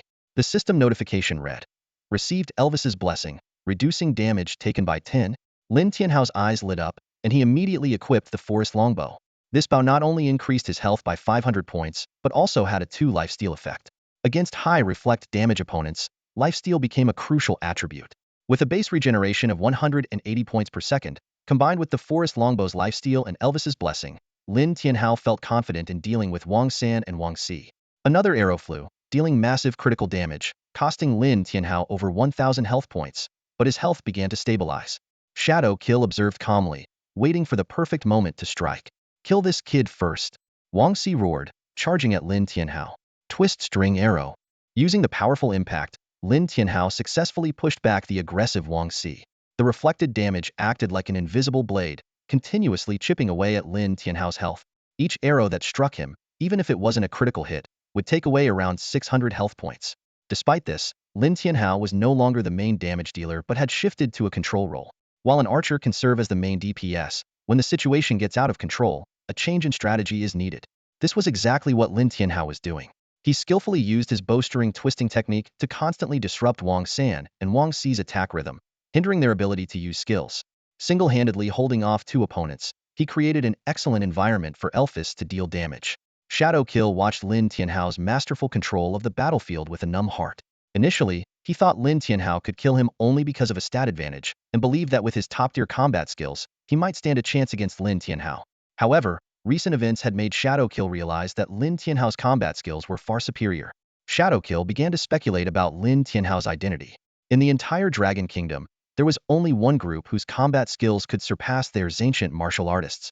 These individuals were like the martial arts masters of old, some even cultivating inner strength, making them incredibly powerful. Their combat skills were formidable, and in Shadowkill's own war department, several instructors were ancient martial artists who could single-handedly suppress an entire special ops team. To Shadowkill, Lin Tianhao seemed like one of these overwhelmingly powerful ancient martial artists. The battle continued. Under Lin Tianhao's exquisite control, Wang San and Wang Si's health rapidly declined. Meanwhile, Lin Tianhao carefully maintained his own health at a relatively safe level. According to his plan, after killing Wang San and Wang Si, he would still need to deal with Elvis. Finally, Wang San and Wang Si's health dropped below 10. However, they never used their invincibility skills, confirming Lin Tianhao's suspicion. Low-level monsters and NPCs in the starter village likely didn't have invincibility or berserk skills. However, Elvis's health had only dropped by 30, which left Lin Tianhao somewhat dissatisfied. Lin Tianhao began to maneuver behind Elvis, preparing for the imminent, desperate counterattack from Wang San and Wang Si. Sure enough, when their health dropped to 5, they charged at Lin Tianhao with a deadly resolve. Lin Tianhao rolled behind Elvis. Elvis, thinking Lin Tianhao was merely protecting himself, didn't overthink it. Facing the nearly dead Wang San and Wang Si, Elvis fought without fear, and the 3 engaged in intense combat once more. Lin Tianhao removed himself from the party with Shadowkill, fearing that being in a party might arouse suspicion from Blacksmith Wang or the village elder. In such matters, it's better to be cautious. Just as Wang San was about to be killed, Lin Tianhao shot an arrow that interrupted Elvis's attack. "Sorry, my aim was off," Lin Tianhao explained, and immediately followed with a second arrow. Bowstring twisting technique. Critical hit. A system notification sounded. "Ding, you have killed the starter village boss Wang San." A server-wide announcement will be made. Do you wish to hide your name? Hide. Lin Tianhao didn't want Blacksmith Wang to know he had killed his apprentice, as it would waste the gold coins he had spent earlier. The server-wide announcement followed. Congratulations to the player with a hidden nickname for achieving the first kill of Wang San. We hope all players will continue to strive for excellence. Congratulations to the player with a hidden nickname for achieving the first kill of Wang San. We hope all players will continue to strive for excellence. This announcement left many players puzzled. What's going on? Wang San? That sounds like a lackey's name. Before they could process it, another system notification rang out. Server-wide announcement. Congratulations to the player with a hidden nickname for achieving the first kill of Wang Si. We hope all players will continue to strive for excellence. Server-wide announcement. Congratulations to the player with a hidden nickname for achieving the first kill of Wang Si. We hope all players will continue to strive for excellence. Wang San? Wang Si? What the heck? Those names sound like lackeys. How could they be considered bosses and even warrant server-wide announcements? Wait a minute. I think I know who Wang San and Wang Si are. They're Blacksmith Wang's two apprentices in the starter village. Oh my gosh, you're right. When I was fighting the stone armor bugs, Wang Si was the one who repaired my weapon's durability. Wang San and Wang Si were not unknown figures in the starter village. Many players would go to the blacksmith shop to repair their weapon durability, and it was mainly Wang San and Wang Si who did the repairs. This is ridiculous. Wang San and Wang Si are bosses. In the starter village, at the blacksmith shop, Blacksmith Wang's expression was grim. He had naturally heard the server-wide announcements. Who could it be? Who managed to kill Wang San and Wang Si? Could it be that the village elders sent an expert? Lin Tianhao had left the party because of the server-wide announcements. If he had stayed in the party, it would have been easy to give himself away. Shadow kill. Lin Tianhao called out to him. Earlier, Lin Tianhao had deliberately shot Elphys to confirm whether Elphys had any reflected damage attributes. The answer was no. Shadow kill was prepared and went straight for the throat. Bleeding. Elphys's face changed. What are you doing? Whoosh. What greeted Elphys was a sharp arrow. Critical hit. A massive damage number appeared. Lin Tianhao's attacks followed one after another. Elphys was both shocked and angry. He couldn't believe that the adventurers who had just been helping him were now attacking him without warning. Ding.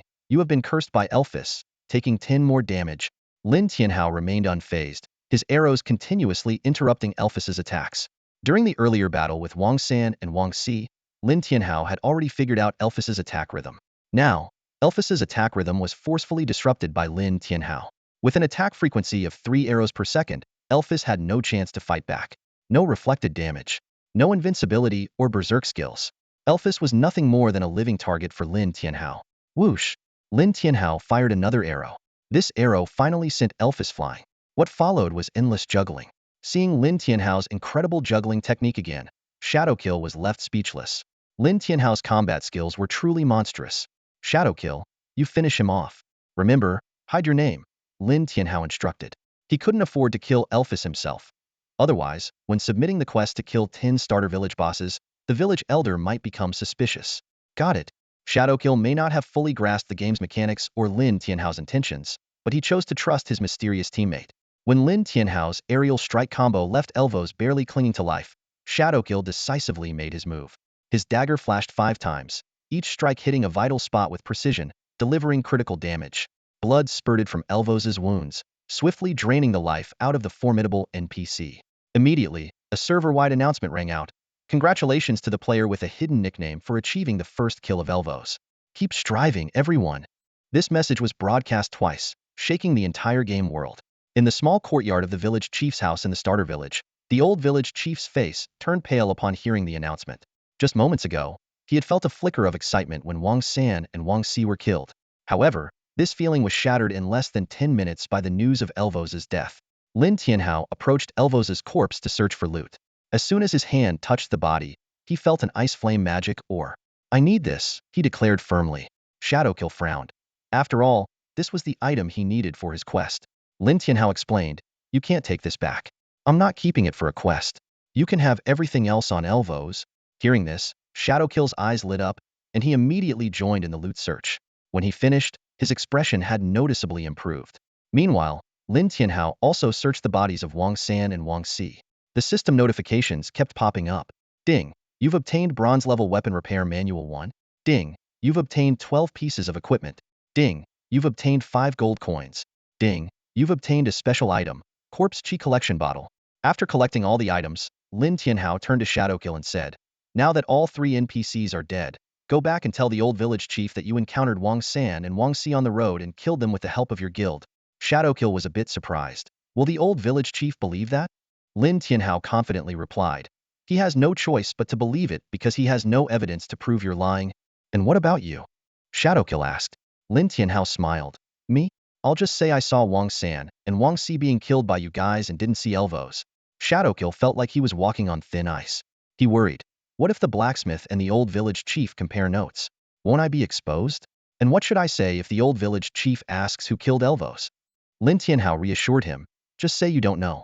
By the time you entered the mine, Elvos was already dead. After a moment of silence, Shadowkill finally voiced his doubt. Can you tell me why you're doing this? Lin Tianhao's eyes were resolute. For a bigger quest. After finalizing their plan, Lin Tianhao smiled victoriously. Once Shadowkill left, he took out the mysterious Corpse Chi collection bottle. The bottle's description read, Corpse Chi collection bottle, special item. Effect, gain Corpse Chi when killing humanoid monsters, adventurers, or NPCs. When the bottle is full, you may receive an extraordinary quest. Progress, 46100. Lin Tianhao raised an eyebrow and absorbed the Corpse Chi from Wang San and Wang Si, raising the progress from 46 to 49. He wasn't in a hurry. If he couldn't collect enough Corpse Chi later, he already had plans to target other players. As it was getting late, Lin Tianhao decided to return to the starter village. He headed straight to the blacksmith shop and told Blacksmith Wang, I'm sorry, I didn't find Elvos before hearing the announcement of his death. Blacksmith Wang looked at Lin Tianhao meaningfully. Shuedi, in our starter village, who else besides you has the capability to kill Elvos and my 2 apprentices? Lin Tianhao feigned innocence. Blacksmith Wang, I have no reason to do such a thing. The starter village is full of hidden talents. I was once ambushed by an assassin and my companion was killed instantly. Blacksmith Wang frowned and scrutinized Lin Tianhao, as if trying to see through his lies, but ultimately found nothing. He sighed. My 2 apprentices are a great loss. Even more so is the Ice Flame magic or, if you can find it for me, I can reward you with a platinum level necklace. The system immediately prompted a quest. Ding, Blacksmith Wang has given you a quest.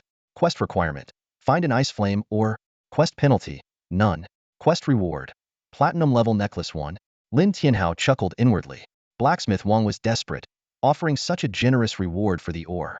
At this stage, even a gold level weapon was considered overpowered, and a platinum level one could disrupt the game balance. All right, I'll do my best. Lin Tianhao accepted the quest but had no intention of completing it immediately.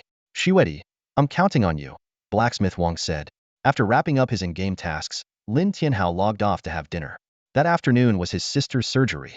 Despite the precious early game time, Lin Tianhao made his way to the hospital after eating. Watching his sister being wheeled into the operating room, Lin Tianhao clenched his fists and silently prayed. Sis, you have to be okay. Although the surgery fees had been paid, the doctors had warned of the high risks involved in brain surgery, including a significant chance of failure. Even if the surgery succeeded, there was a possibility she could end up in a vegetative state. Lin Tianhao consoled himself that as long as she survived, even as a vegetative state, she could still enter the Ragnarok game. If he could improve his strength in the game, when the Great Cataclysm struck in 5 years and the game merged with reality, the abilities within the game would manifest in the real world. At that time, even a vegetative state could offer hope for her recovery. After 2 anxious hours of waiting outside the operating room, the door finally opened. A doctor in a white coat emerged with a troubled expression. Lin Tianhao's heart raced, and he rushed forward.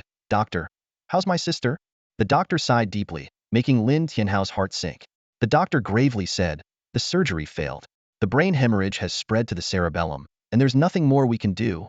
Lin Tianhao staggered, nearly collapsing. He shouted in disbelief. How can this be? No, there must be a way.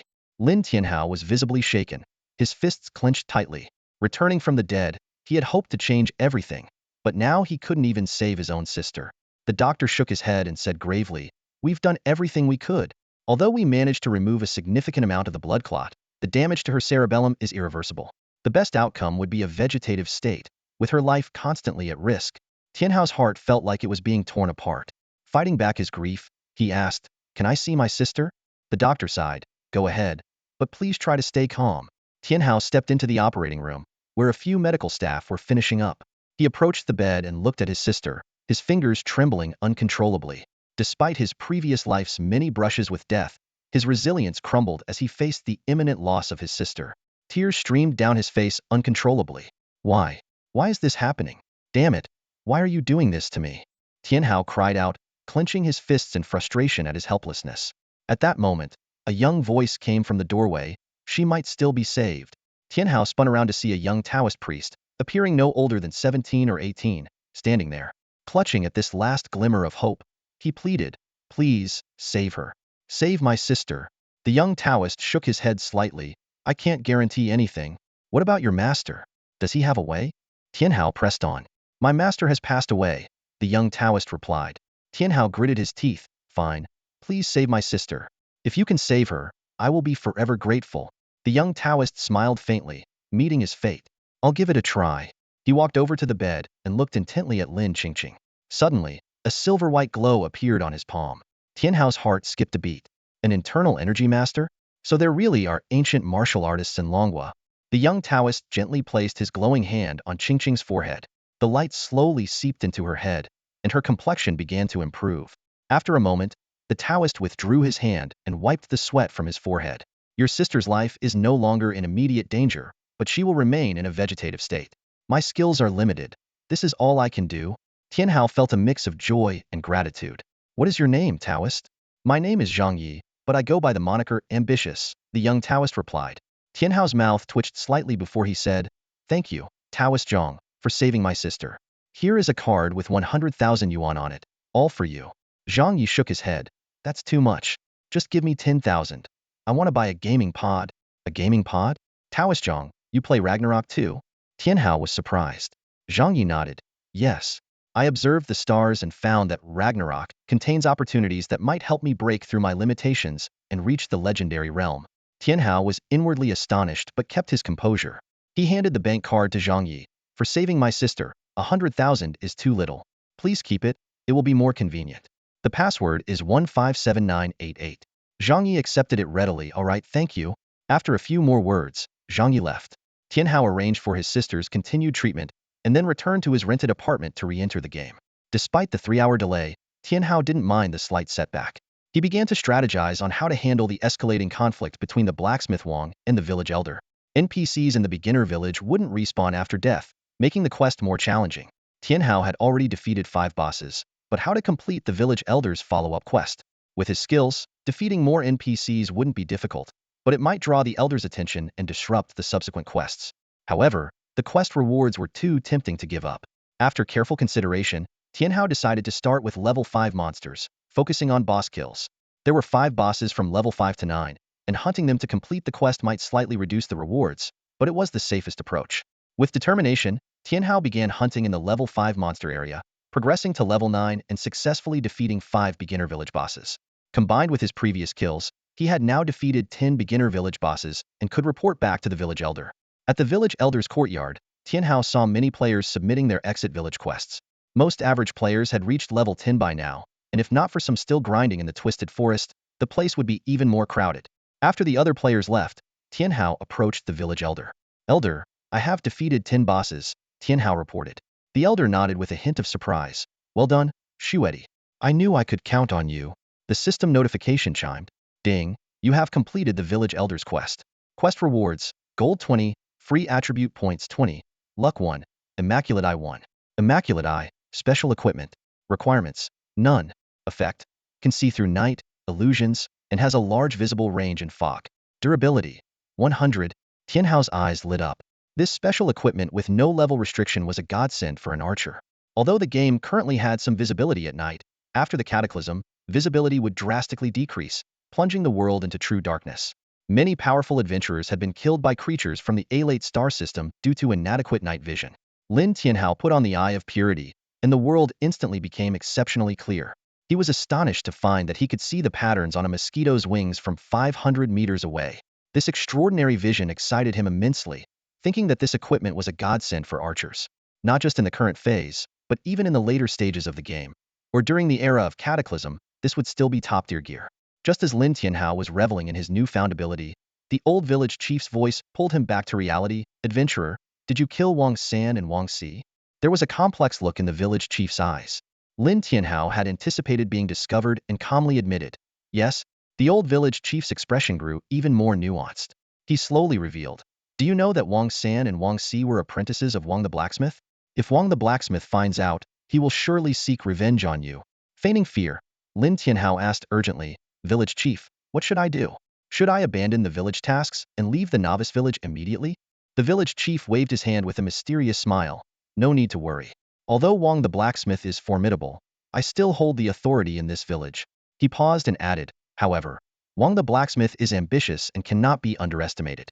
I've learned that he has been getting close to the old drunkard at the tavern lately, who often goes into the wild to gather ores for him." Lin Tianhao raised an eyebrow, sensing a new task was imminent. He asked, "Village chief, what do you need me to do?" The village chief looked at him approvingly and said directly, "It's simple, cut off his support. You need to kill the old drunkard." A system prompt immediately sounded, issuing a quest from the village chief. Kill the old drunkard. The quest had no penalties, and the rewards were unknown. Lin Tianhao hesitated a bit and asked, "Village chief, with my current strength, wouldn't killing the old drunkard be too difficult?" The village chief nodded in agreement. The old drunkard indeed has some skills. However, he is often addicted to alcohol.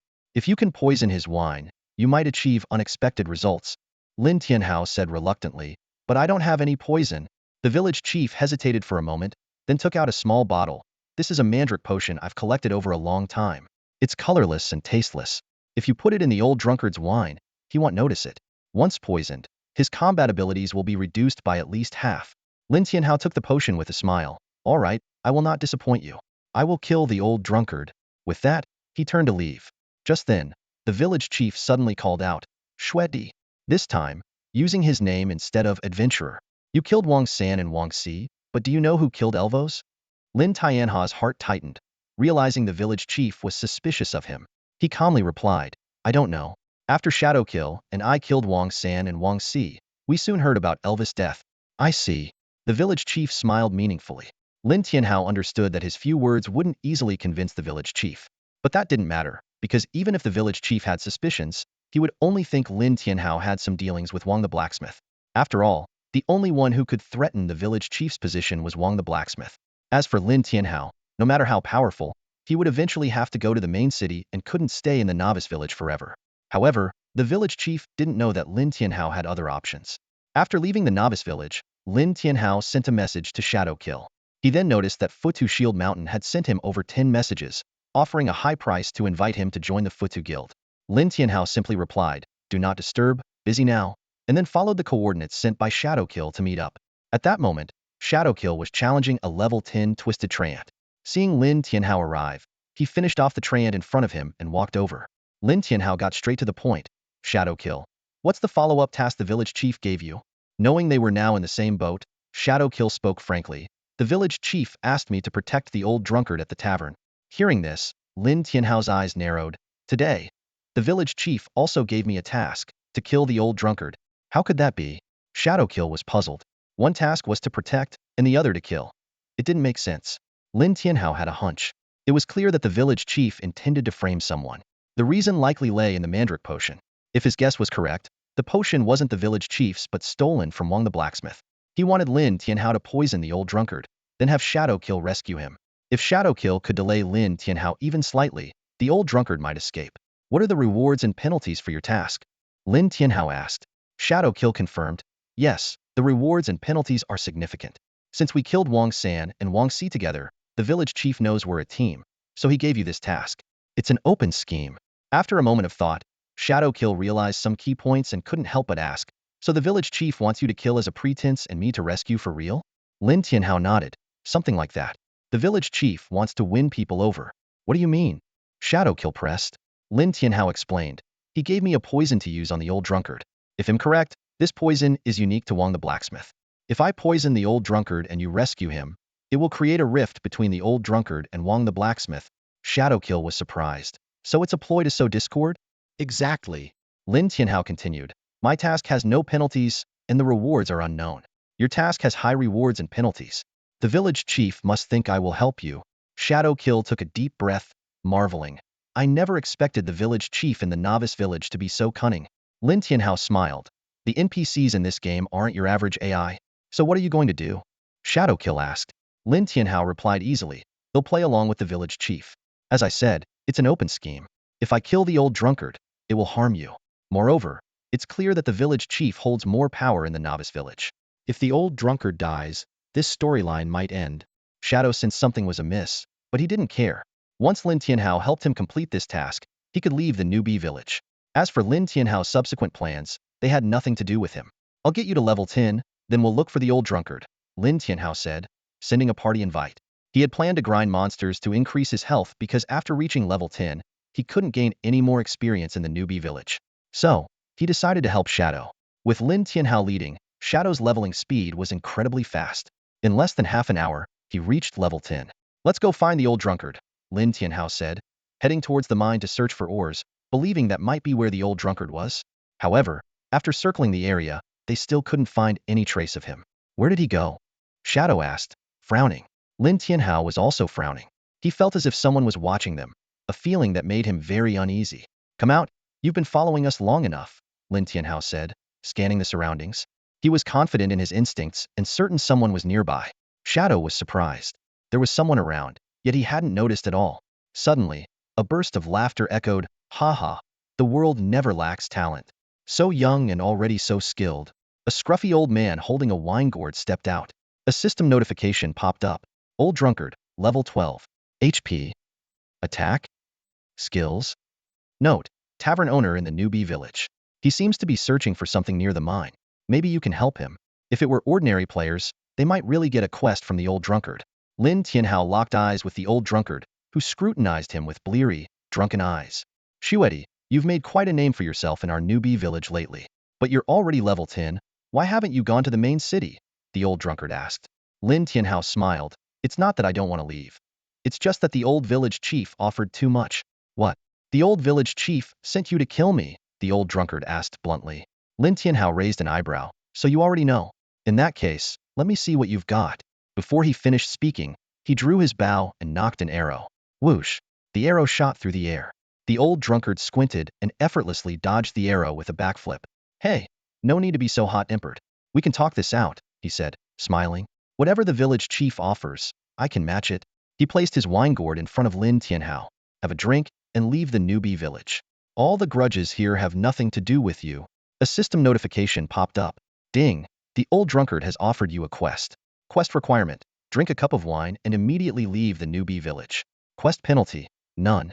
Quest reward: 50 free attribute points. Lin Tianhao and Shadow exchanged glances, both shocked by the generous reward. It was beyond their imagination. Other players needed to complete the village chief's quest to leave the newbie village, but they only needed to drink a cup of wine. Not to mention, they would receive such a rich reward: 50 free attribute points, equivalent to gaining 10 levels. As for the quest penalty, don't worry. Once you drink my wine, you'll be teleported out of the newbie village, and the village chief won't be able to penalize you, the old drunkard added. Lin Tianhao knew the old drunkard was telling the truth. The quest was simple, and the reward was generous. But he hesitated. He had 2 quest scrolls that, if completed, would grant him divine blessings, which would likely be even better than this.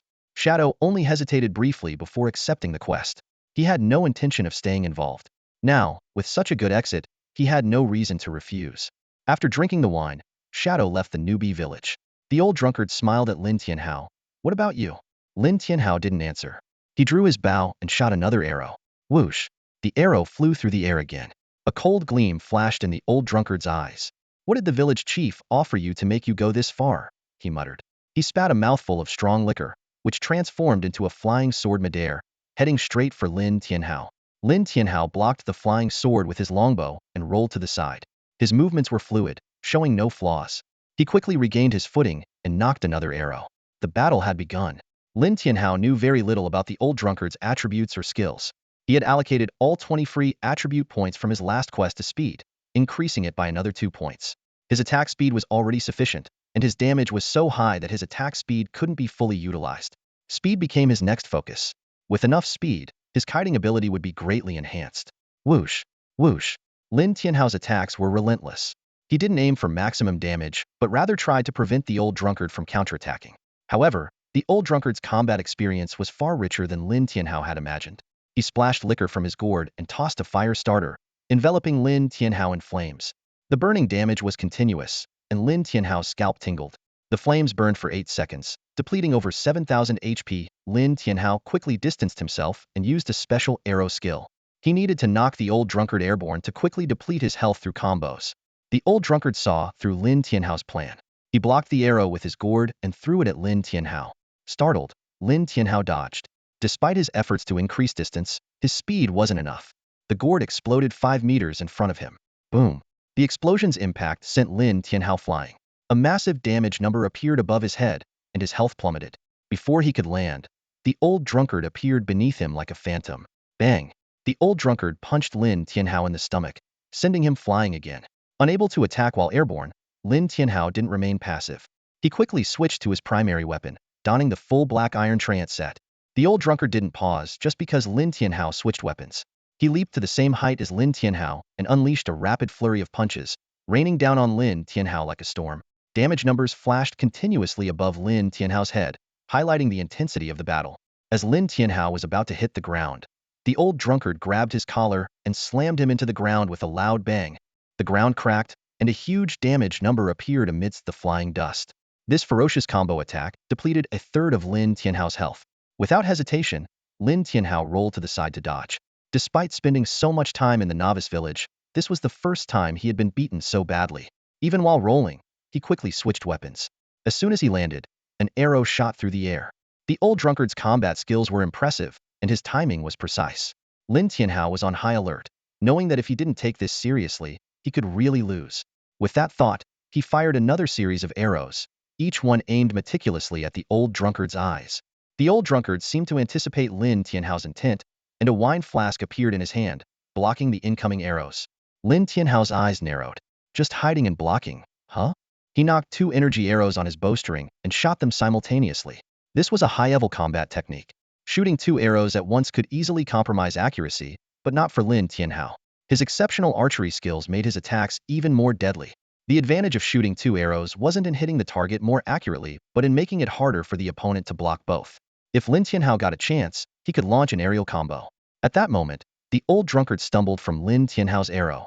Seizing the fleeting opportunity, Lin Tianhao unleashed a powerful shot that sent the old drunkard into the air. A relentless series of attacks kept the old drunkard suspended, unable to touch the ground. However, Lin Tianhao underestimated the old drunkard's resilience. During a brief lull in Lin Tianhao's attack, the old drunkard took a swig from his flask. Suddenly, a mist of alcohol enveloped him. A system notification appeared. Ding! You've been affected by alcohol mist. Reaction speed decreased by 20. Attack speed decreased by 20. Lin Tianhao frowned but didn't stop his assault. This level of debuff wasn't enough to break his rhythm. The old drunkard threw his flask again, but Lin Tianhao was ready this time. With a precise shot, he knocked the flask off course. With a loud boom, the explosion's force made Lin Tianhao stagger, but it didn't cause much damage. The old drunkard took the opportunity to land and slapped his flask. To Lin Tianhao's surprise, a large green snake emerged, lunging at him. The system immediately displayed the snake's information. Green flower snake black iron, level 10. Health, 12598012-5980. Attack, 412. Skills, Constrict, Poison Arrow, Dragon Tail Whip, Poison Mist, Red Eye Beam. Lin Tianhao's expression changed slightly. He hadn't expected such a formidable creature to be hidden in the flask. Despite his surprise, he didn't let up, immediately shooting an arrow at the snake. Though Lin Tianhao's damage output was increasing, the green flower snake was not easy to deal with. It started with a red eye beam. Lin Tianhao rolled to dodge, but the beam followed him, grazing him in the end. Frowning, Lin Tianhao counterattacked immediately. But before his arrow could reach, the snake opened its mouth and roared, spewing poison mist. This area effect attack couldn't be evaded by simple movement. Caught in the poison mist, Lin Tianhao's health began to drop rapidly. Without a healer or detox skill, he had no choice but to endure. Whoosh! Lin Tianhao launched a furious counterattack, arrows raining down on the snake's vital spots.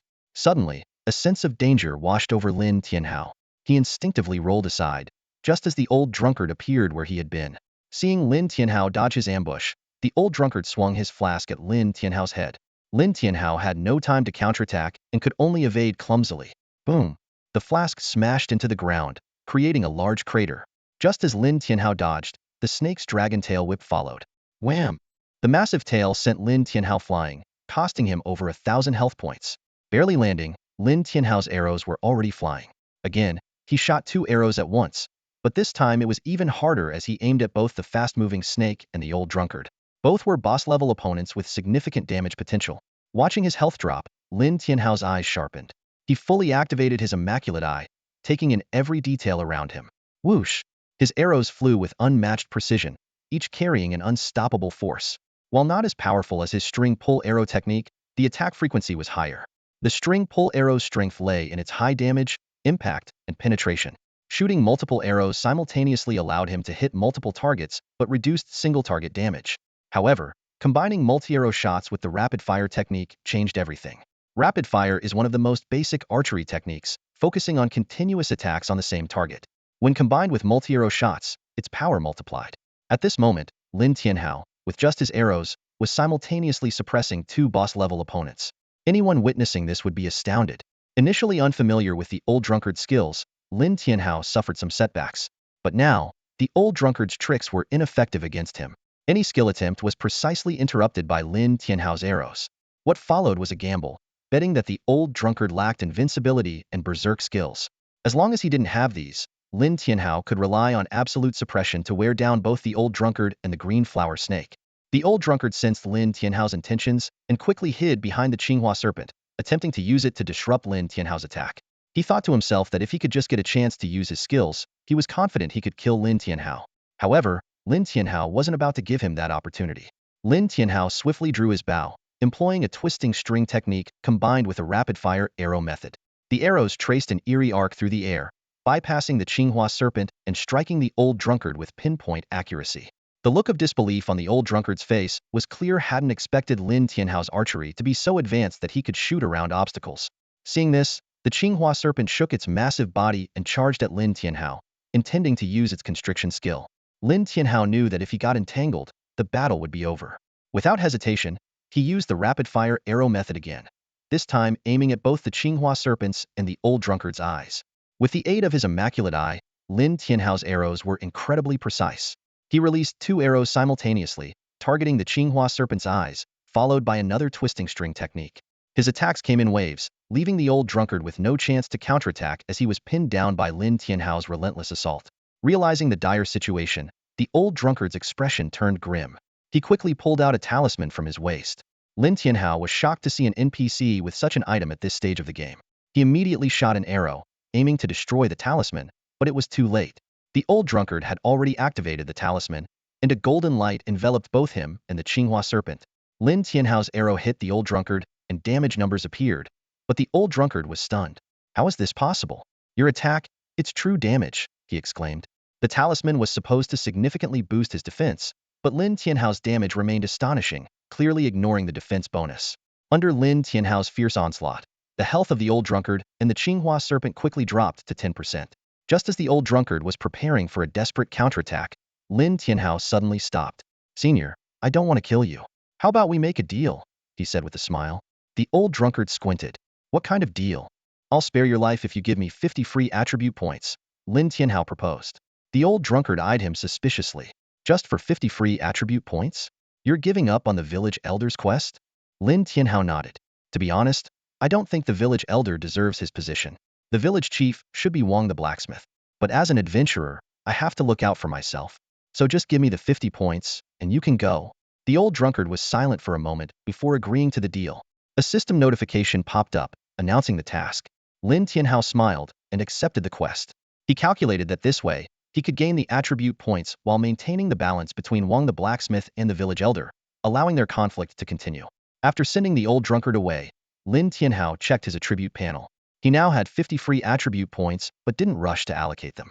He decided to observe the upcoming battles before making any decisions. In the meantime, Lin Tianhao planned to let the storyline progress while optimizing his health and state before Wang the blacksmith forged a golden grade longbow. He also aimed to obtain more skill books from future battles, particularly to enhance the Withered Tree Revive skill.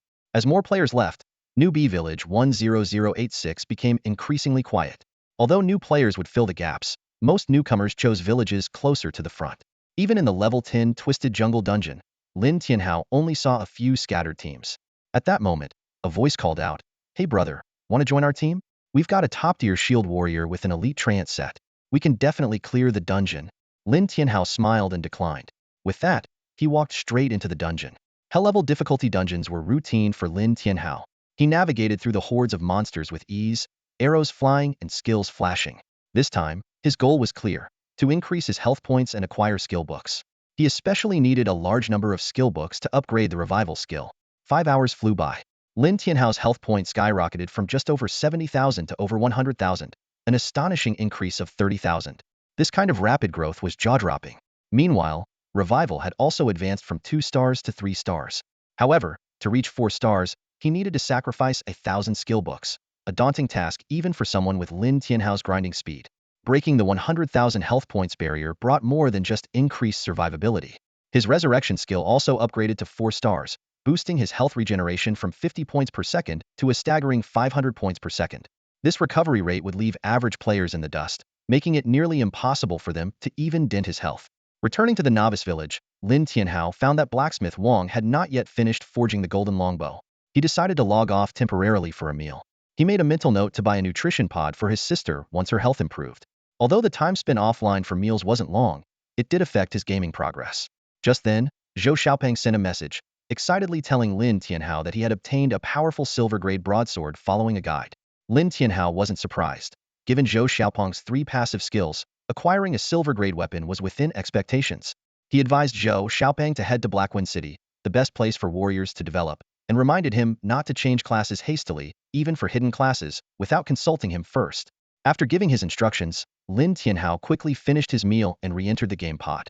He headed straight for the blacksmith shop, where blacksmith Wang greeted him with a knowing smile. "The old drunk told me about your plan," blacksmith Wang said bluntly, catching Lin Tianhao off guard. "Since you already know, I won't hide it," Lin Tianhao replied directly. "I want to kill the old village chief.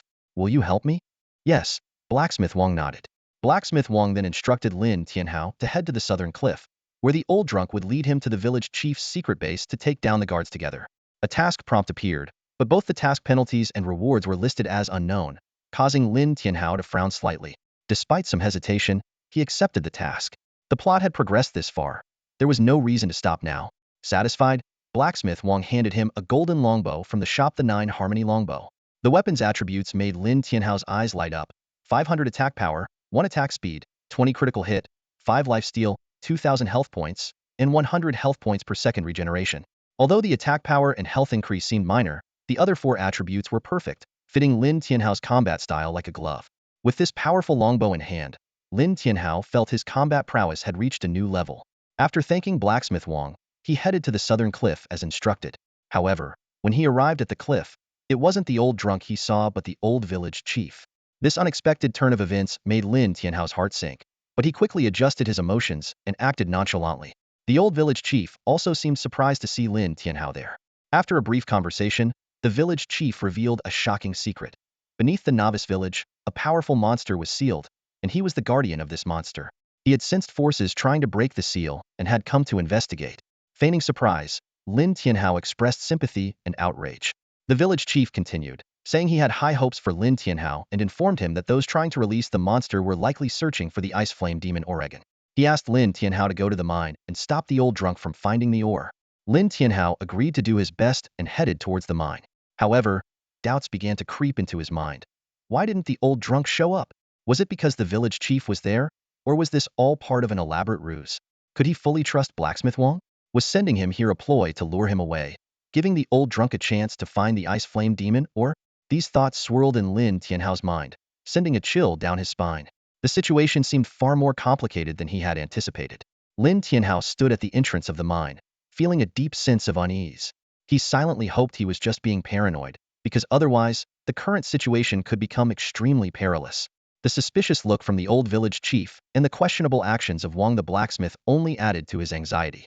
Just then, the old drunkard emerged from the shadows, explaining that he had been waiting by the cliff but had to hide due to the village chief's arrival. Relieved, Lin Tianhao asked about the next step. The old drunkard solemnly mentioned the frost flame demon, or, stating that there were 3 pieces in the novice village, one of which was missing. The remaining 2 should be nearby. Lin Tianhao nodded in agreement. Although tempted by the platinum-level necklace reward, he didn't want to abandon his long-term plans. The 2 began searching the mine. Lin Tianhao speculated that there might be a hidden dungeon here.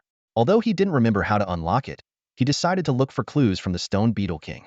He started hunting stone beetles, skillfully managing the situation where he could only increase his health without gaining experience points.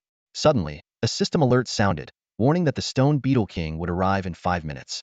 Lin Tianhao felt a surge of anticipation, guessing that the Frost Flame Demon or might be connected to it.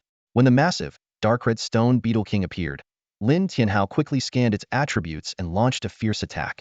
With the aid of his ninefold longbow, his attack speed reached an astonishing 4.63, dealing 20,000 damage per second. In less than 5 seconds, the Stone Beetle King was down. Lin Tianhao swiftly looted the spoils, acquiring equipment, skill books, gold coins, and a Stone Beetle King's eye. This eye reminded him of a particular spot deeper in the mine. He approached a stone wall and placed the eye into an inconspicuous slot. The stone wall rotated, revealing a hidden dungeon portal. A system prompt asked if he wanted to hide his name. Considering the complex situation in the novice village, Lin Tianhao chose to conceal his identity. A server-wide announcement then declared that a player with a hidden nickname had opened the hidden dungeon, the Lost Princess. Without hesitation, Lin Tianhao selected the Hell difficulty and entered the dungeon. Inside the mine, wave after wave of small zombies appeared before him. Despite these undead creatures being relatively rare in the early stages of the game, Lin Tianhao handled them with ease. With his powerful output, he breezed through the first and second levels. In the third level, for Blackrun-level purple-haired zombie bosses emerged. They simultaneously unleashed a miasma skill, reducing Lin Tianhao's movement and attack speed by 50 while causing significant health loss per second. Facing this dire situation, Lin Tianhao remained calm. He aimed at one zombie's head and released an arrow decisively. Bang! The arrow hit its mark, and the critical damage erupted instantly. His arrows had barely left the bow when 4 zombies charged at him, crashing into everything in their path. Lin Tianhao instinctively wanted to dodge, but the 50 movement speed debuff left him powerless to evade. Thud, thud, thud, thud. A series of heavy impacts resounded, and damage numbers popped up continuously above Lin Tianhao's head. As soon as the skill effect ended, Lin Tianhao launched a frenzied counterattack. Each arrow dealt critical damage, and the 5 lifesteal effect restored over 400 HP per second. Combined with the effects of the rejuvenation, trance set, and the 9-section longbow, his HP regeneration rate soared to an astonishing 1,100 per second. Even under the fierce assault of 4 black iron bosses, Lin Tianhao managed to hold his ground. A slight smile tugged at the corner of his mouth. He thought that as long as he could endure, the rest of the battle would become much easier. However, the sudden bite attack from a purple-haired zombie wiped the smile off his face. He tried desperately to dodge and disrupt the zombie's attack with his arrows, but with both movement and attack speed severely reduced, he could only manage to control 2 purple-haired zombies at once. Inevitably, Lin Tianhao got bitten by a purple-haired zombie. Even worse, the bite inflicted a poison effect that could stack with the toxic miasma in the air. With the double poison debuffs, his HP started to drop even faster. Realizing he had no other choice, Lin Tianhao opted for a swift resolution. As the first purple-haired zombie fell, he breathed a slight sigh of relief, noticing that the layers of toxic miasma had decreased, thus reducing the damage he took per second. Then, the second and the third fell in quick succession. When the last purple-haired zombie finally hit the ground, Lin Tianhao collapsed, exhausted. He thought ruefully that lacking detox skills and the ability to remove negative buffs was a significant weakness. At this moment, the importance of an ordinary healer became evident. If someone could detoxify and dispel negative buffs, the battle would have been much easier. After his HP fully recovered, Lin Tianhao set his sights forward. The layout resembled the Twisted Jungle, leading him to deduce that the final boss would likely be a bronze-level boss. Entering the last stage, Lin Tianhao immediately noticed 2 crystal coffins in front of him. One contained a desiccated corpse, while the other was empty. He frowned, sensing something amiss behind him. Whoosh! Lin Tianhao swiftly turned and fired an arrow. A hideous zombie was only inches away, but the arrow's impact sent it flying back just in time. As he continued to gain distance, Lin Tianhao inspected the zombie's attributes. Ice Flame Corpse King Bronze, level 10. HP 1091 3201 100 000. Attack 1560.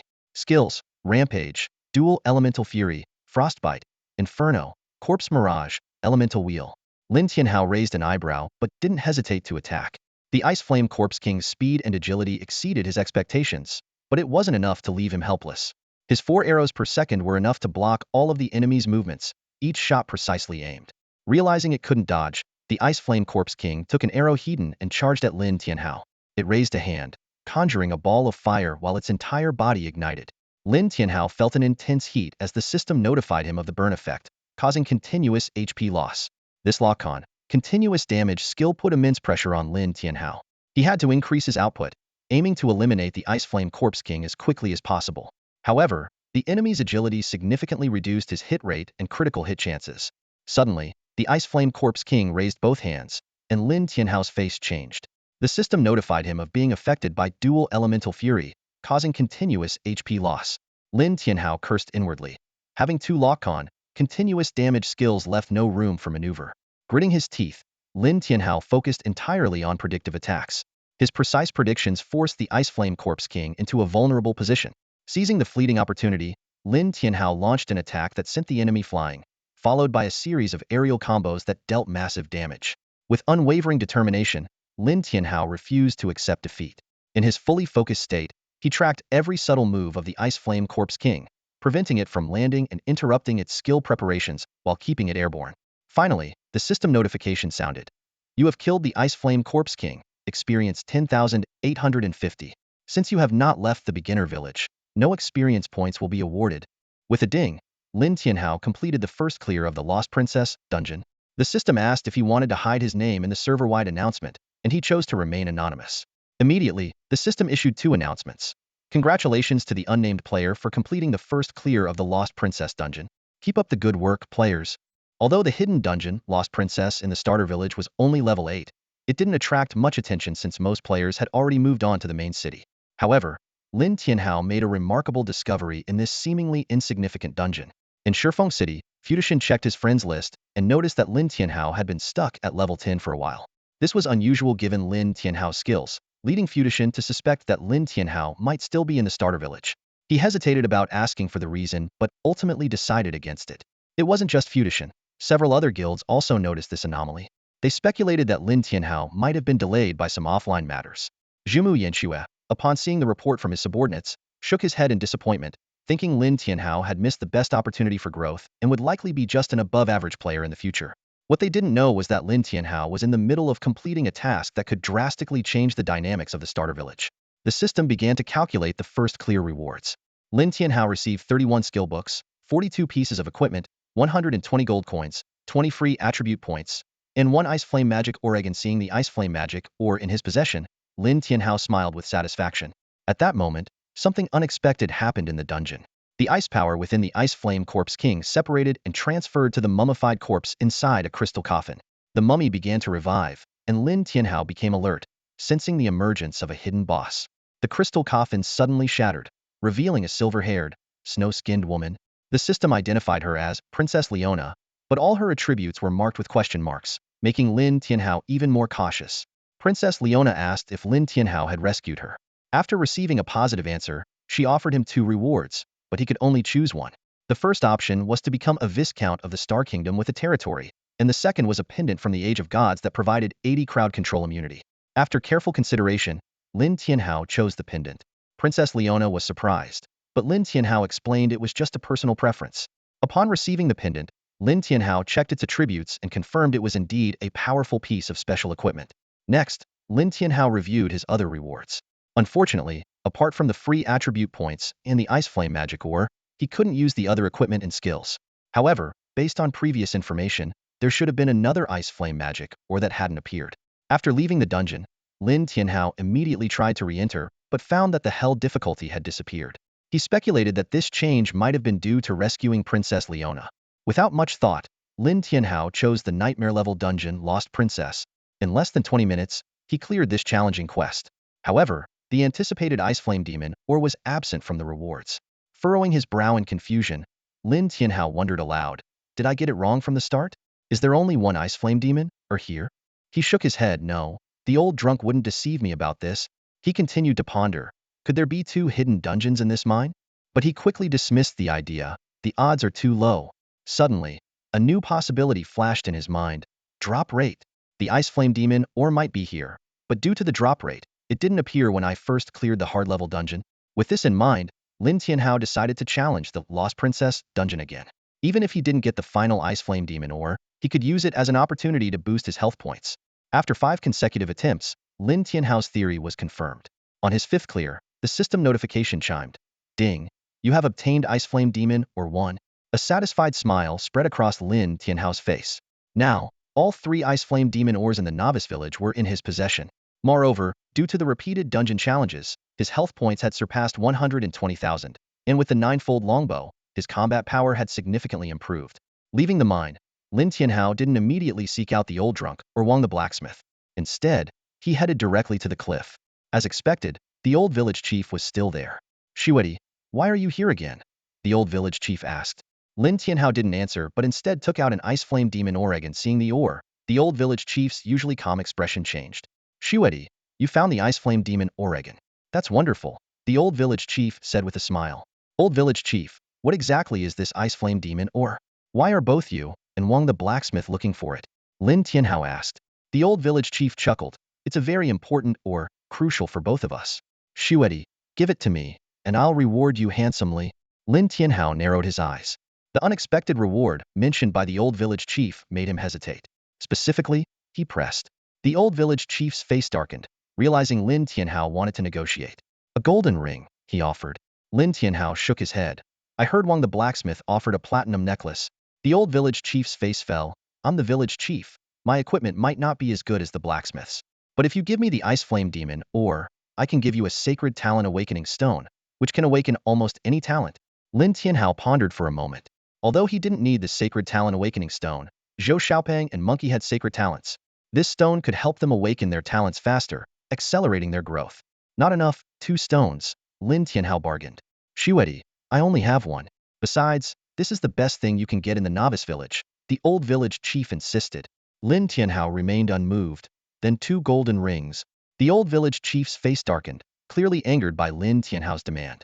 Shuedi, if the ice flame demon ore falls into Wang the blacksmith's hands, the novice village will be in ruins, and it will be a disaster for you adventurers. I'm willing to pay the price to prevent this catastrophe. Lin Tianhao sighed. Old village chief, I want to help, but as an adventurer, I seek profit. Sorry. With that, he turned to leave. Stop. The old village chief's expression turned sinister, and a murderous aura emanated from him. What? You want to kill me? Lin Tianhao sneered. Go ahead. Losing a level doesn't bother me. Hearing this, the old village chief's aura instantly receded. He realized that even if he killed Lin Tianhao here, it would only cost him a level. Back in the novice village, Lin Tianhao could still give the ice flame demon or to Wang the blacksmith. Fine, I agree to your terms. The old village chief finally conceded. Lin Tianhao smiled, completing the transaction with the old village chief. He obtained 2 thunder rings, golden grade, with a level 10 archer requirement. Both rings had identical attributes: attack 350, crit 30, armor penetration 15, 5 chance to paralyze the opponent, 5 chance to deal double crit damage, and 5 chance to trigger an area lightning strike, with a durability of 100. Lin Tianhao frowned slightly. These attributes included 3 special effects, but their probabilities were low. Fortunately, the 2 rings had the same attributes, effectively boosting his output. He swapped out 2 rings from his Treant set, reducing his recovery by 20 points and lowering his health by over 1,000. However, the full 10-piece Treant set still provided a set bonus, which was manageable for now. Old village chief, pleasure doing business, Lin Tianhao said with a smile. The old village chief, however, looked displeased, clearly unhappy with the deal. Lin Tianhao knew that while these golden rings were useful for now, they were ultimately transitional gear. If it weren't for the impending confrontation with Wang the blacksmith and the old village chief, he might have opted for free attribute points. With these thoughts, Lin Tianhao returned to the novice village and headed straight for the blacksmith's shop. Seeing Lin Tianhao, Wang the blacksmith's expressions turned grim. Shuedi, what are you doing here? Sensing the hostility in Wang the blacksmith's tone, Lin Tianhao realized he might have learned something. Wang the blacksmith, didn't you ask me to find the ice flame demon ore? I'm here to complete the task, and this is your attitude? Lin Tianhao countered. Wang the blacksmith sneered. Shuedi, stop pretending. The old drunk saw you trade the ice flame demon ore with the old village chief. What are you going to give me now? Lin Tianhao sighed. Wang the blacksmith, there's more than 1 ice flame demon ore again. Shaking his head in feigned disappointment, he added.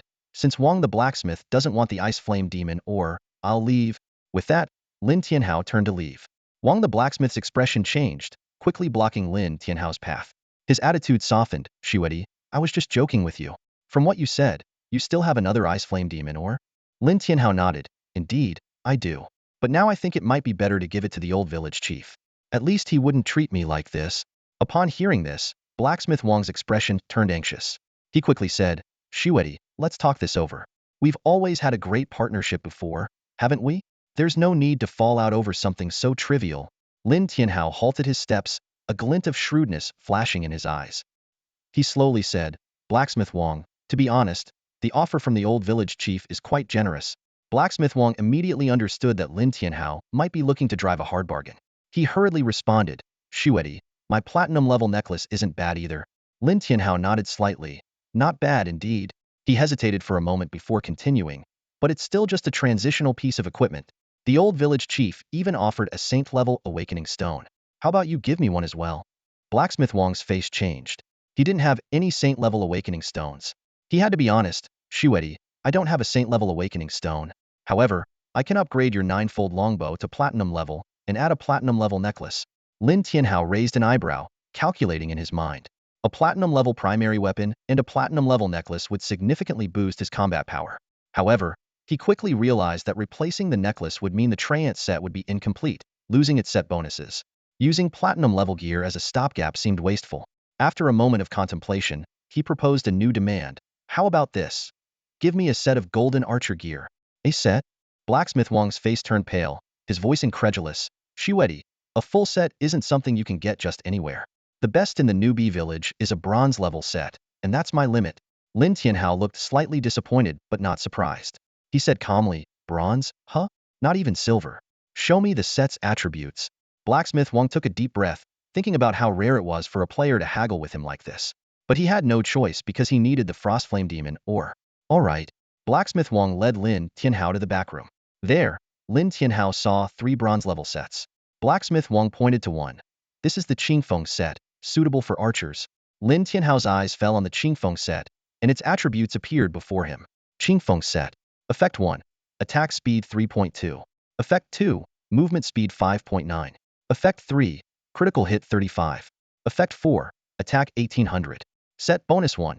Each basic attack increases attack speed by 0.5, stacking up to 6 times. Set bonus 2. Each basic attack increases movement speed by 0.5, stacking up to 6 times. Lin Tianhao frowned. This wasn't what he wanted. While attack speed and movement speed were important, he noticed another set with high damage reflection. What he really needed was lifesteal.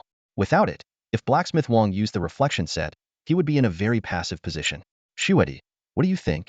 Blacksmith Wang asked, a hint of anticipation in his voice. Disappointing, Lin Tianhao said plainly. Blacksmith Wang pretended to be surprised. How could that be? This set includes everything an archer needs. Attack speed, movement speed, critical hit, and attack power. Lin Tianhao smiled nonchalantly. True, but it lacks life steal, which is critical. At this stage, with damage reflection in play, faster attack speeds could actually result in quicker deaths without life steal. Blacksmith Wang's reflection set was clearly designed to counter the Qingfeng set. This was obviously premeditated. I don't lack attack speed or critical hits. I lack lifesteal, Lin Tianhao explained. Lifesteal is a special attribute that can't be added through free attribute points. It can only be obtained through equipment or skills. Blacksmith Wang squinted his eyes, calculating silently. An archer wanting lifesteal seemed to be aiming for higher tolerance levels. But honestly, lifesteal couldn't offer as much tolerance as attack speed and movement speed. As long as these two attributes were high enough, there wouldn't be any concern. However, this assumed the opponent didn't have damage reflection. Lin Tianhao's demand for lifesteal gear made the answer obvious. In the entire newbie village, besides the Twisted Trent's minor reflection property, only Blacksmith Wang had it. Shuedi, Blacksmith Wang began slowly. Lifesteal is a special attribute. I do have it, but not in a set. Only 3 pieces of bronze gear have lifesteal. Lin Tianhao's expression changed slightly. It seemed Blacksmith Wang had guessed some of his intentions. Sigh. Lin Tianhao sighed. In that case, I'll go to the old village chief. Blacksmith Wang's eyes narrowed, and an invisible pressure began to emanate. Lin Tianhao felt the temperature around him rising. Ding, you are affected by high temperature. The system notification sounded.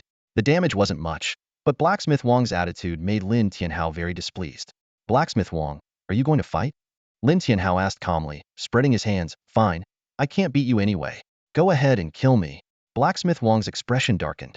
He knew that killing Lin Tianhao would only make him lose levels. Moreover, this was the newbie village.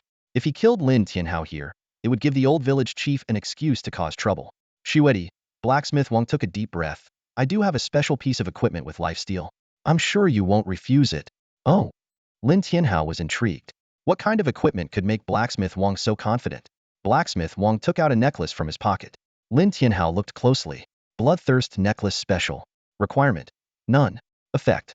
Each basic attack restores 1 of your health. Durability. 100. Lin Tianhao's eyes narrowed. He had to admit, Blacksmith Wang was right. This was indeed an irresistible piece of equipment. A 1 health restoration per basic attack might not seem like much, but given Lin Tianhao's high health, it was significant. All right, the Frost Flame Demon or is yours. Lin Tianhao agreed readily. No. Blacksmith Wang shook his head. Besides the Frost Flame Demon, or, I need 1,000 other pieces of equipment for this item. Lin Tianhao's expression changed. This demand was a bit too much. Blacksmith Wang, Lin Tianhao's voice deepened, isn't that a bit excessive?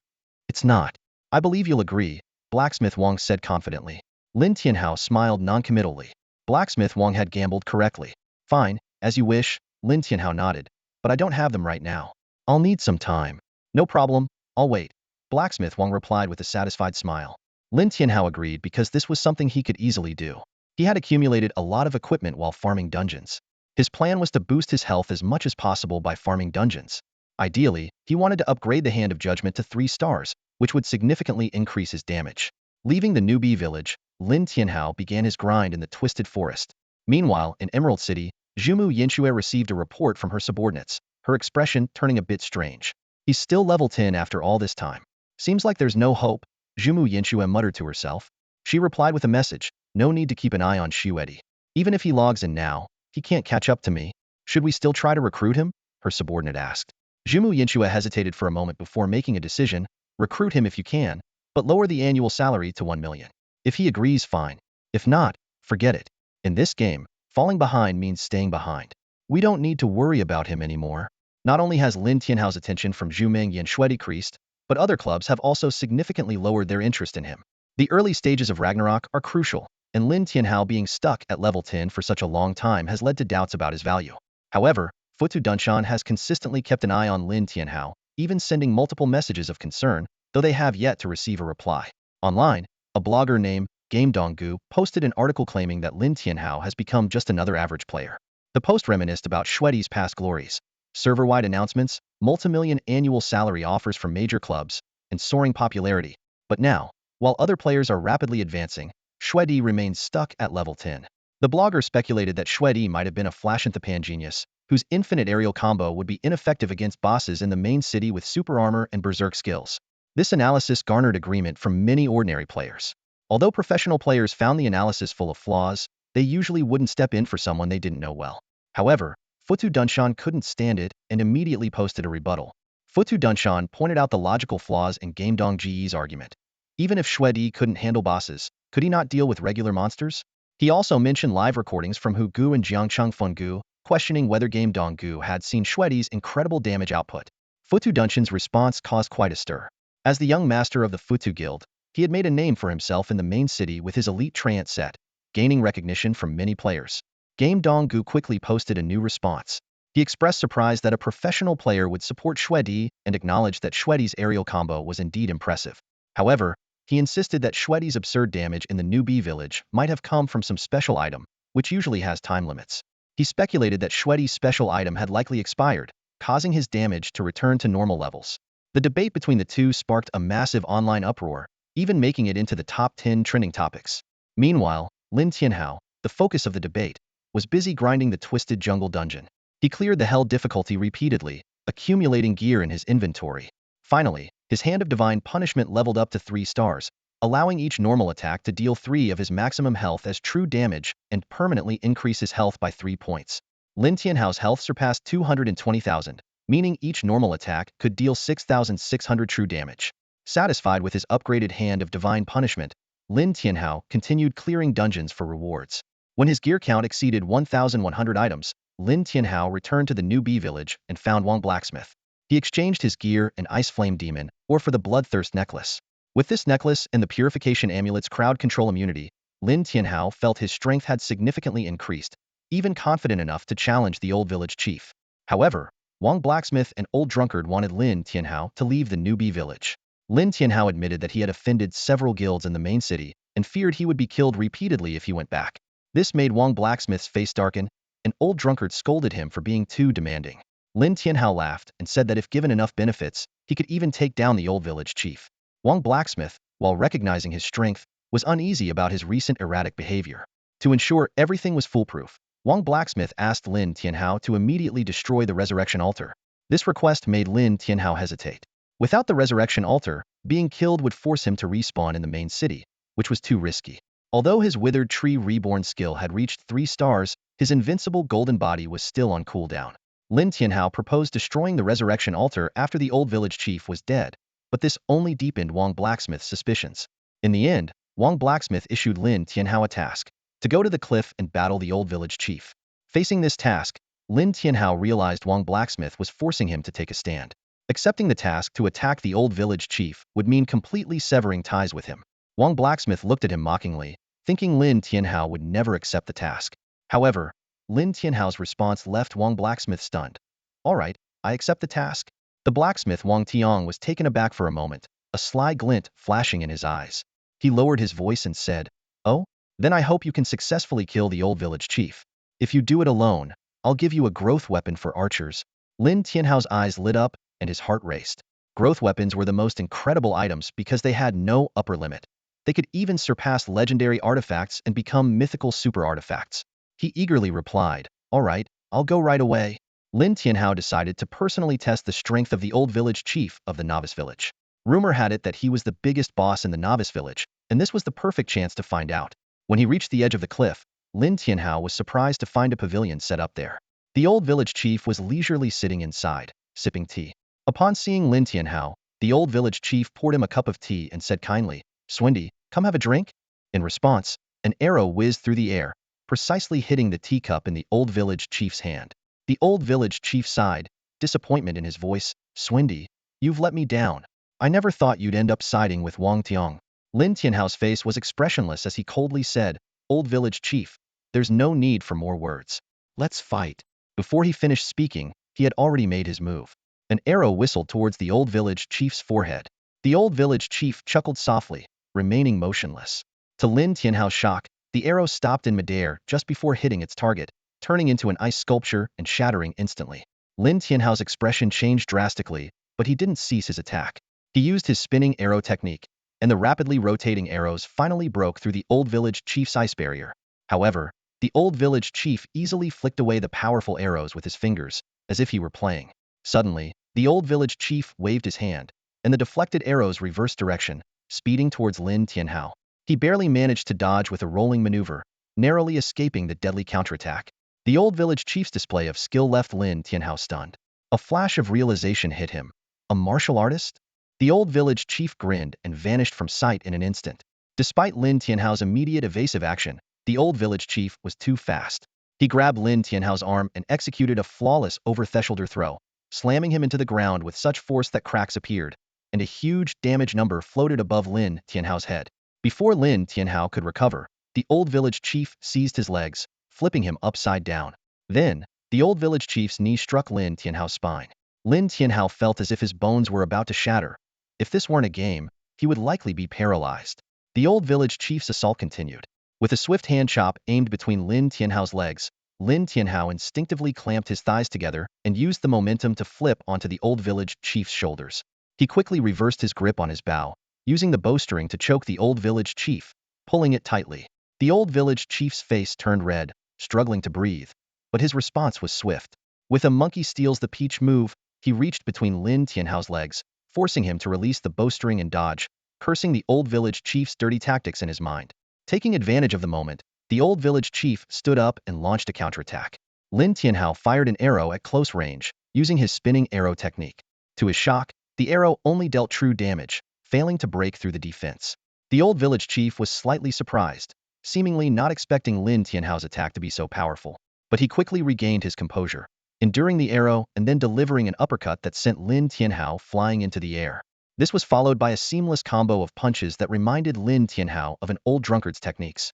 Before Lin Tianhao could hit the ground, the old village chief grabbed his head and smashed it against his knee. At this moment, Lin Tianhao was like a puppet, completely at the mercy of the old village chief, unable to fight back. Finally, Lin Tianhao was slammed into the ground, his health points plummeting. With his HP reduced to less than a third of his original 220,000, the old village chief gave no respite, freezing Lin Tianhao and then delivering a heavy punch. Boom! With a loud crash, a huge damage number of nearly 60,000 floated above Lin Tianhao's head. This blow instantly killed him, not even giving his second wind ability a chance to activate, as his health was above 10% when he was instantly killed. Lin Tianhao reappeared at the novice village's resurrection altar, his level dropping from 10 to 9. This result shocked the few players still paying attention to him, especially Feudishan. He had supported Lin Tianhao online, clashing with Gamedong. However, not only did Lin Tianhao fail to rise again, but he also lost a level. Gamedong was undoubtedly the happiest. Previously, his arguments with Futishin had ended in a stalemate, but now that Lin Tianhao had dropped a level, it gave him a chance to exploit the situation. Just 10 minutes later, Gamedong posted, "Futishin, now what do you have to say? The Swendy you praised to the skies has lost a level. He hasn't leveled up in so long, and now he's dropped a level, proving what I said before. Swendy just got lucky in the novice village, obtaining some special item. Even his infinite hovering isn't a skill but the result of some special item. This level drop fully proves that Swendy is just average, perhaps even worse than most ordinary players." Game enthusiast Dong Ji's comments sparked a huge uproar on the forum, with both casual and hardcore players chiming in. Futu Dunshan was furious when he saw the posts. He firmly believed in Lin Tianhao's skills, having personally witnessed his extraordinary maneuvers. However, faced with the fact that Lin Tianhao hadn't leveled up for a long time and had even dropped in rank, he found himself at a loss for words. Despite this, Futu Dunshan refused to back down. He posted in defense of Lin Tianhao, arguing that everyone makes mistakes and speculating that Shuedi might have been delayed by offline matters, forcing him to take the risk of fighting higher-level monsters to catch up. This obvious excuse only drew more ridicule. At that moment, Futu Dunshan received a private message warning him not to meddle in Zuedi's affairs or post unnecessary comments online. The message from his sister annoyed him, but faced with undeniable facts, he had no choice but to remain silent for the time being. Meanwhile, Lin Tianhao was unaware of the controversy his rank drop had caused. After reviving at the altar, he had a brief conversation with the old drunkard and learned that the old village chief was actually a dual-element fighter, which surprised him. Lin Tianhao then headed to the Twisted Jungle dungeon to level up. His encounter with the old village chief made him realize he needed to improve his skills. He didn't wear the purification amulet, aiming to test the old village chief's abilities and gain the blacksmith Wang's trust. In the dungeon, Lin Tianhao faced the same issue. Wild monsters were too weak to effectively stack his health. Nevertheless, he managed to reach level 10 and stacked his health to 250,000 before returning to the beginner village. Back at the blacksmith shop, Lin Tianhao submitted his quest and received a reward of 5 free attribute points. Though the reward seemed meager, he didn't complain. In his conversation with blacksmith Wang, Lin Tianhao learned he needed to go to the mine with the old drunkard, uncovering a hidden quest to kill the old drunkard. At the mine entrance, the situation took a turn. The old drunkard bluntly revealed blacksmith Wang's suspicions, and the sudden appearance of the old village chief made the situation even more complicated. It turned out the old drunkard was indeed working with the old village chief. They had intentionally left clues for blacksmith Wang to discover, aiming to have Lin Tianhao gain his trust by killing the old drunkard. Faced with the old village chief's suggestion to use Mandrake Potion to ambush blacksmith Wang during the final battle, Lin Tianhao pondered deeply. After weighing the pros and cons, he decided to temporarily agree to the old village chief's plan. He then decisively killed the old drunkard and the Qinghua serpent, achieving the first kill. A system notification popped up, asking if he wanted to hide his name. Lin Tianhao chose to reveal it, and the server-wide announcement echoed through the game world, declaring Zuedi's first kill of the Qinghua serpent, bringing a temporary conclusion to the complex battle in the beginner village. Ding! You've achieved the first kill of the drunken master. A server-wide announcement is about to be made. Do you want to hide your name? No. The server-wide announcement rang out twice, declaring that the player Shuedi had achieved the first kill of the drunken master. This news instantly lifted the spirits of the previously downcast Futu Dunshan. Killing 2 bosses in a row was an accomplishment that made him feel proud. Futu Dunshan couldn't wait to brag on the forums, tagging Gamedonga to showcase Shuedi's impressive feat of defeating 2 bosses in such a short time. He asked, who else could do this? Doesn't this prove that Shuedi's previous level drop was just an accident? However, Gamedonga wasn't swayed by Lin Tianhao's double kill achievement. He quickly responded, these 2 bosses aren't that impressive. It doesn't prove anything. Besides, all signs indicate that Shuedi is still in the beginner's village. Killing 2 bosses in the beginner's village at this stage is nothing to brag about. This comment sparked a heated debate online. Meanwhile, Lin Tianhao, the center of this controversy, was completely oblivious. He was focused on the loot he had obtained from defeating the Azure Serpent and the Drunken Master. System notifications kept popping up. Ding! You've obtained Skill Book 2. Ding! You've obtained Equipment 3. Ding! You've obtained a special item, Golden Light Talisman. Ding! You've obtained a special item, Wine Gourd. Ding! You've obtained Gold Coins 10. Lin Tianhao quickly checked the skills and equipment, finding that they weren't as good as what he already had. His attention shifted to the 2 special items, the Golden Light Talisman and the Wine Gourd. Golden Light Talisman. Special item. Effect. When activated, it grants a protective golden light, magic resistance 100, armor 300, duration 5 minutes. Note: single-use consumable. Wine Gourd. Special item. Effect. Collect rare materials and place them inside to automatically brew special wine, which can provide attribute points, temporary buffs, and more. Note: the rarer the materials, the better the wine produced. Lin Tianhao was particularly intrigued by the wine gourd, although he couldn't fully grasp its usage yet. After storing his loot, he smiled at the old village chief and returned to the beginner's village. In the blacksmith shop, Wang the blacksmith was busy at work. Seeing Lin Tianhao return, he smiled with satisfaction. Shuedi, you didn't disappoint me. The system notification chimed in. Ding! You've completed Wang the blacksmith's quest. Reward: Breeze Set 1. Lin Tianhao's eyes lit up. This set was quite beneficial, especially for its attack speed and movement speed boosts. However, considering his current equipment, Bloodthirst Necklace, 2 golden rings, and the 9-fold longbow needed to make some decisions. After a brief thought, Lin Tianhao decided to keep the 9-fold longbow and temporarily unequip 1 thunder ring. He then equipped 10 pieces of the breeze set, 1 thunder ring, the Bloodthirst Necklace, and the 9-fold longbow, resulting in a significant boost to his attributes. When do we take action, Wang the blacksmith? Lin Tianhao asked directly, eager to leave the beginner's village after staying too long. Wang the blacksmith smiled mysteriously. Right now. What's the plan? Lin Tianhao pressed. Wang the blacksmith explained. The old village chief and I have secretly clashed many times. This time, you're the game changer. If we fight Hedon, neither of us is confident of victory. But with your help, things are different. Lin Tianhao understood. I see. So, we go to the cliff to find the old village chief. Exactly. Wang the blacksmith nodded. But first, go to the tavern and buy me 2 jars of wine. Lin Tianhao was puzzled by Wang the blacksmith's request for wine, but complied. At the tavern, he bought the wine without poisoning it as previously agreed with the old village chief. Regardless of who won, Lin Tianhao wanted it to be a hard-fought victory so he could benefit. Back at the blacksmith's shop, Wang the blacksmith tested the wine with a silver needle. This surprised Lin Tianhao, making him question the so-called absolute trust the old village chief had mentioned. The silver needle test was a sign of distrust not just towards the drunken master but also towards him. After confirming the wine's safety, Wang the blacksmith said with satisfaction, "Let's go." They made their way to the pavilion by the cliff, where the old village chief was leisurely sipping tea. Seeing them approach, the old village chief smiled. "Old Wang, after all these years, do we really have to end up like this?" Wang the blacksmith snorted. "Old village chief, I didn't want it to come to this, but I tried to persuade you, and you didn't listen. I had no choice. Could I listen? Your plan would destroy our beginner's village." The old village chief retorted. "You're the one who wants to destroy our beginner's village," Wang the blacksmith shouted angrily. "I want a permanent solution, while your method is like boiling a frog in warm water. Our beginner's village is doomed." The old village chief sighed. "Even now, you're so stubborn.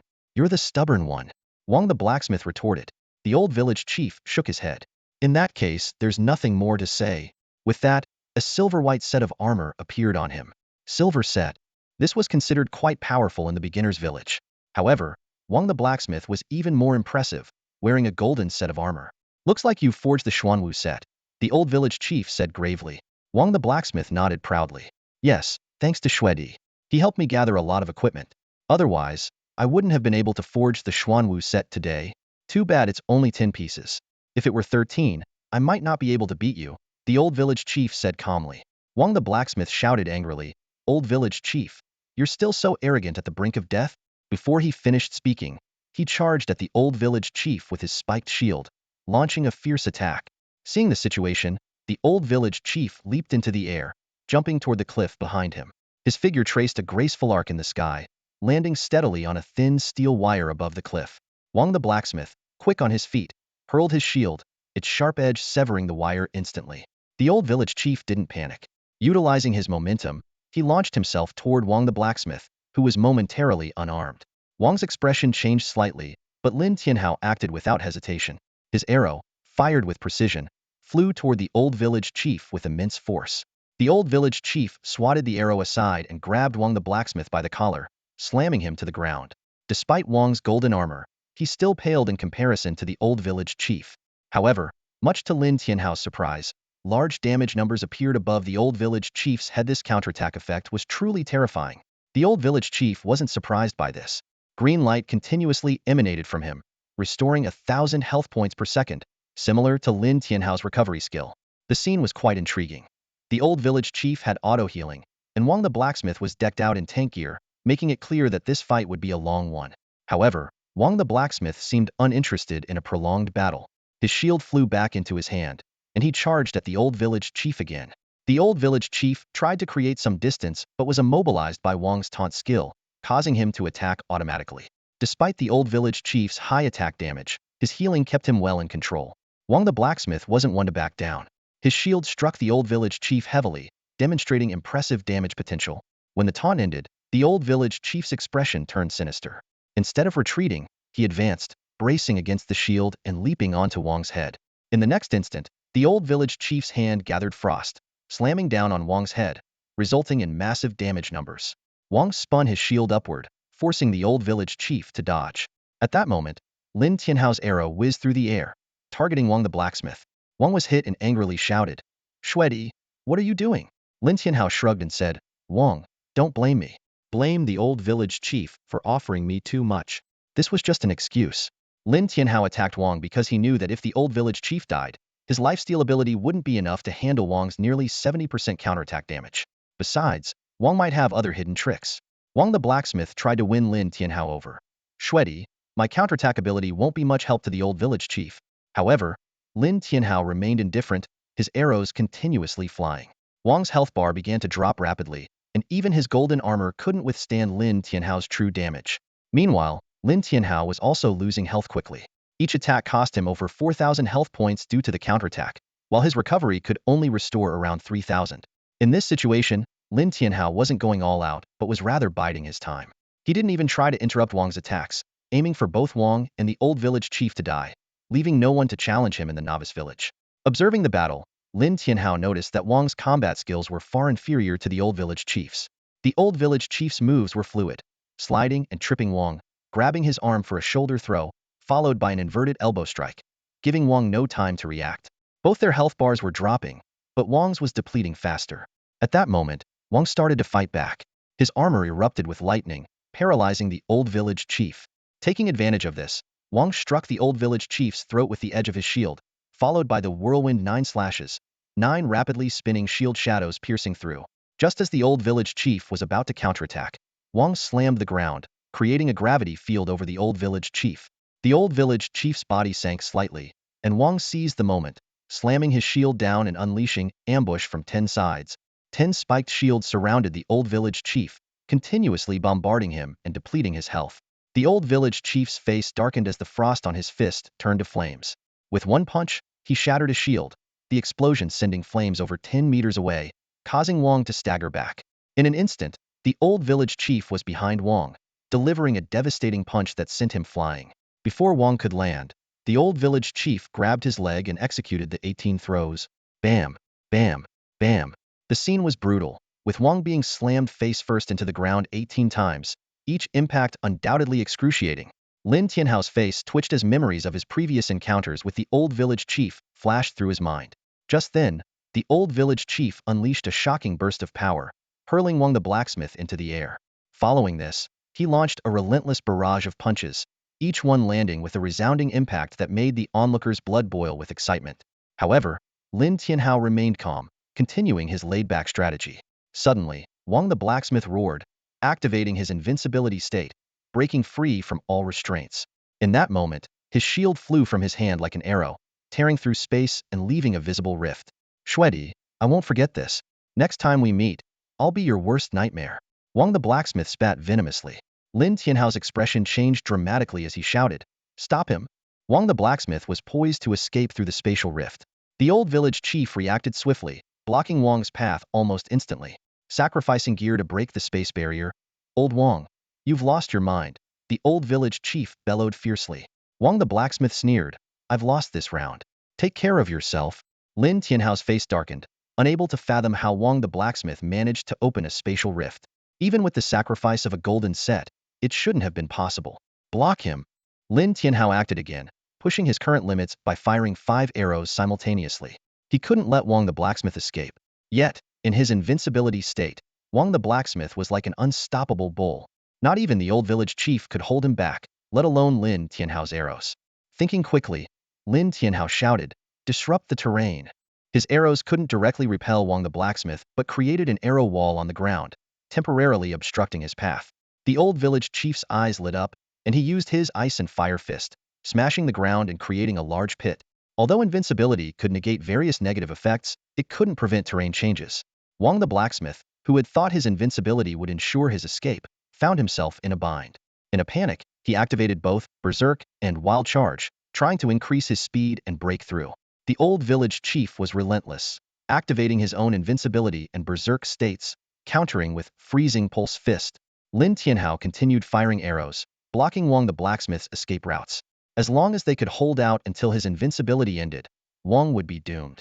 To make matters worse, the spatial rift was gradually closing. Realizing the urgency, Wang the blacksmith roared and used aerial 9-hit combo, attempting to dive into the rift. However, the old village chief was prepared, leaping up to clash with him midair. Both in invincibility states, neither could overpower the other. After a few seconds of stalemate, they fell back to the ground. In that brief time, the spatial rift had completely closed. Lin Tianhao, no longer concerned with how Wang the blacksmith created the rift, began attacking with full force. Without his golden armor and counterattack effects, he had no more reservations. The old village chief joined the assault. In less than a minute, Wang the blacksmith fell unwillingly to the ground. At the moment Wang the blacksmith hit the ground, Lin Tianhao's arrows suddenly turned toward the old village chief. This unexpected attack caught him off guard. "Shuedi, what are you doing?" the old village chief shouted in shock and anger. Lin Tianhao's expression was stern. "Sending you to your death, old village chief." Furious, the old village chief tried to charge at Lin Tianhao but found his opponent's speed overwhelming. Lin Tianhao had invested all 80 of his free attribute points into speed, specifically to counter the old village chief, a formidable fighter known for his numerous small skills and deadly combos. If he got close, the consequences would be dire. With the added effect of the breeze set, Lin Tianhao's speed was terrifying. Even more threatening, with his increased health, Lin Tianhao's basic attacks now dealt over 7,000 damage per hit. With 5 arrows per second, his damage output was an astounding 38,000. "Shuedi, killing me will doom the novice village," the old village chief warned darkly. Lin Tianhao ignored him, continuing to fire arrows. Without his invincibility and berserk skills, the old village chief was like a lamb to the slaughter. But then, the old village chief suddenly smirked coldly. 9-step shadow technique? In the next instant, he turned into a shadow, appearing behind Lin Tianhao. Though Lin Tianhao had prepared for this, his arrows missed as the old village chief twisted out of the way. The old village chief's palm gathered blue frost, which he then struck towards Lin Tianhao. "Ding, you have been affected by frost. Attack speed reduced by 14, movement speed reduced by 14, the system prompt sounded. Lin Tianhao raised an eyebrow, acknowledging the skill's potency. Despite wearing a purification amulet that reduced negative effects by 80, the original impact of the old village chief skill would have been a 70 reduction in both attack and movement speed, a terrifying ability. Lin Tianhao immediately fired 5 arrows while creating distance. The old village chief, confident at first, was stunned by Lin Tianhao's continued agility. But the old village chief had only used 2 steps of his 9-step shadow technique. He flashed behind Lin Tianhao again. Though Lin Tianhao anticipated this, his sweeping longbow was caught, and he was thrown over the old village chief's shoulder. The old village chief seized the moment, charging a punch towards Lin Tianhao's head. Lin Tianhao, however, managed to roll away just in time. The old village chief's punch missed, his face reflecting growing shock. "You have anti-control gear?" the old village chief asked, his voice filled with disbelief. Lin Tianhao didn't respond. He was always quiet in battle. His longbow was drawn taut. The feathered arrow flew through the air, and once again hit the old village chief with precision. Thanks to his increased attack speed and movement speed, Lin Tianhao's movements were fluid and seamless, like flowing water. However, the old village chief was equally quick. Just as Lin Tianhao tried to create some distance, the village chief used his 4th shadow step. This made Lin Tianhao's scalp tingle 9-fold shadow step. If used to its full extent, could be a deadly threat to fragile ranged classes like priests, mages, and archers. The old village chief closed the gap in an instant, delivering a powerful punch to Lin Tianhao's jaw, sending him flying. But just as he was about to follow up with more attacks, Lin Tianhao landed steadily. His ability to quickly mitigate the knockback effect made the village chief's pupils contract, filling him with a sense of foreboding. At this moment, the old village chief had lost his speed advantage. His invincibility and berserk skills were spent. If the 9-fold shadow step couldn't kill Lin Tianhao, the outcome of the battle seemed inevitable. "Snow Emperor, we can still negotiate. Name your price," the old village chief said, slightly panicked, unsure if he could kill Lin Tianhao with the 9-fold shadow step. After all, Lin Tianhao's regeneration speed was astonishing, healing around 3,000 health points with each normal attack, far surpassing his own recovery rate from his silver set gear. "Sure," Lin Tianhao replied nonchalantly, but his hands didn't stop moving. Arrows rained down, his attack speed maxed out. How about 10 God Talon Awakening Stones? Lin Tianhao pretended to consider. The old village chief realized he was being played. Snow Emperor, you're pushing me. If that's the case, I'll use this talisman, even if it means wasting it, to kill you. Before he finished speaking, a light blue talisman appeared in his hand. Seeing this, Lin Tianhao's expression changed dramatically, and he turned to flee. The power of talismans was formidable. He might handle a yellow-grade talisman, but the village chief had a blue-grade one, which he couldn't counter. Run? It's too late. The old village chief activated the talisman, and a chilling cold surged forth, freezing everything in its path. Lin Tianhao ran at full speed but couldn't outrun the talisman's power. In an instant, his legs began to freeze from the bottom up, and he was soon entirely encased in ice. As he froze, Lin Tianhao's health bar began to plummet. The old village chief didn't stop there, delivering a fiery punch to the frozen Lin Tianhao. The combination of ice and fire was devastating, and Lin Tianhao's health bar emptied in an instant, killing him on the spot. At the novice village's resurrection altar, Lin Tianhao was reborn. His level dropped to 9, and he was left with only a few pieces of equipment that didn't require a level. The rest had dropped. Upon revival, Lin Tianhao saw 15 NPCs gathered outside the altar, including the tavern keeper, the potion shop owner, and the tailor. They attacked without hesitation. Lin Tianhao reacted quickly, stepping on his bowstring to leap into the air and firing 5 arrows simultaneously. His 9-fold longbow had no level restriction and was still in his hands. The 5 arrows hit 5 different NPCs, each dealing nearly 8,000 damage. Additionally, 3 arrows triggered a lightning jump, causing chain damage. The tavern keeper's fiery skill followed, a wine barrel smashing at Lin Tianhao's feet, causing burn damage. Fortunately, his purification amulet granted him 80 immunity to negative effects. The potion shop owner wasn't far behind, throwing a black potion around Lin Tianhao. Ding, you are affected by a severe injury potion, reducing your healing and lifesteal by 8, the system prompted. Other NPCs joined in, various attacks hitting Lin Tianhao. In just a second, he lost 20,000 health points. Damn it! Lin Tianhao cursed inwardly. As a reborn player, being spawn-camped here was the ultimate humiliation. You want to camp me? Let's play then. Lin Tianhao's eyes glinted coldly. After taking a round of damage, he immediately used his ultimate 5-arrow shot. This technique required extreme precision, far surpassing ordinary split shots. Lin Tianhao realized that the 5-arrow shot could trigger the passive effect of his Divine Punishment skill 5 times. With his current 3-star Divine Punishment, each 5-arrow shot could permanently increase his health by 15 points. Although the single arrow damage of the 5-arrow shot wasn't high, the passive effect of Divine Punishment dealing true damage equal to 3 of the target's maximum health remained unaffected, still dealing considerable damage. Though the old village chief hadn't returned yet, he was surely on his way. Lin Tianhao needed to deal with at least 5 NPCs before the chief arrived, or he wouldn't be able to escape.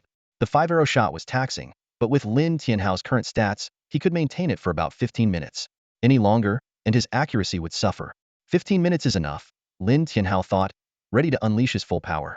Lin Tianhao's eyes flashed with a cold glint. For any player, being camped at the spawn point is a grave humiliation, and even more so for someone who has been reborn. Despite the immense pressure, he gritted his teeth and held on, unwilling to give up. The potion shop owner waved his staff, causing frost to spread under Lin Tianhao's feet. The system notification rang out. You are affected by freezing, attack speed reduced by 10, movement speed reduced by 10, duration 5 seconds.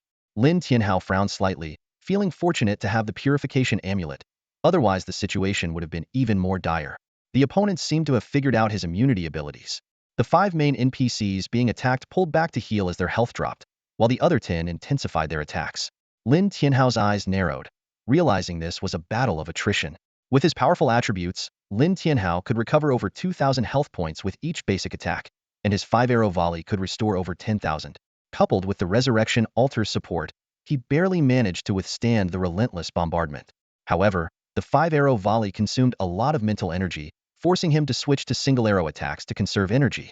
This strategy allowed him to slowly recover mental energy but caused his health to plummet rapidly, losing nearly 20,000 per second.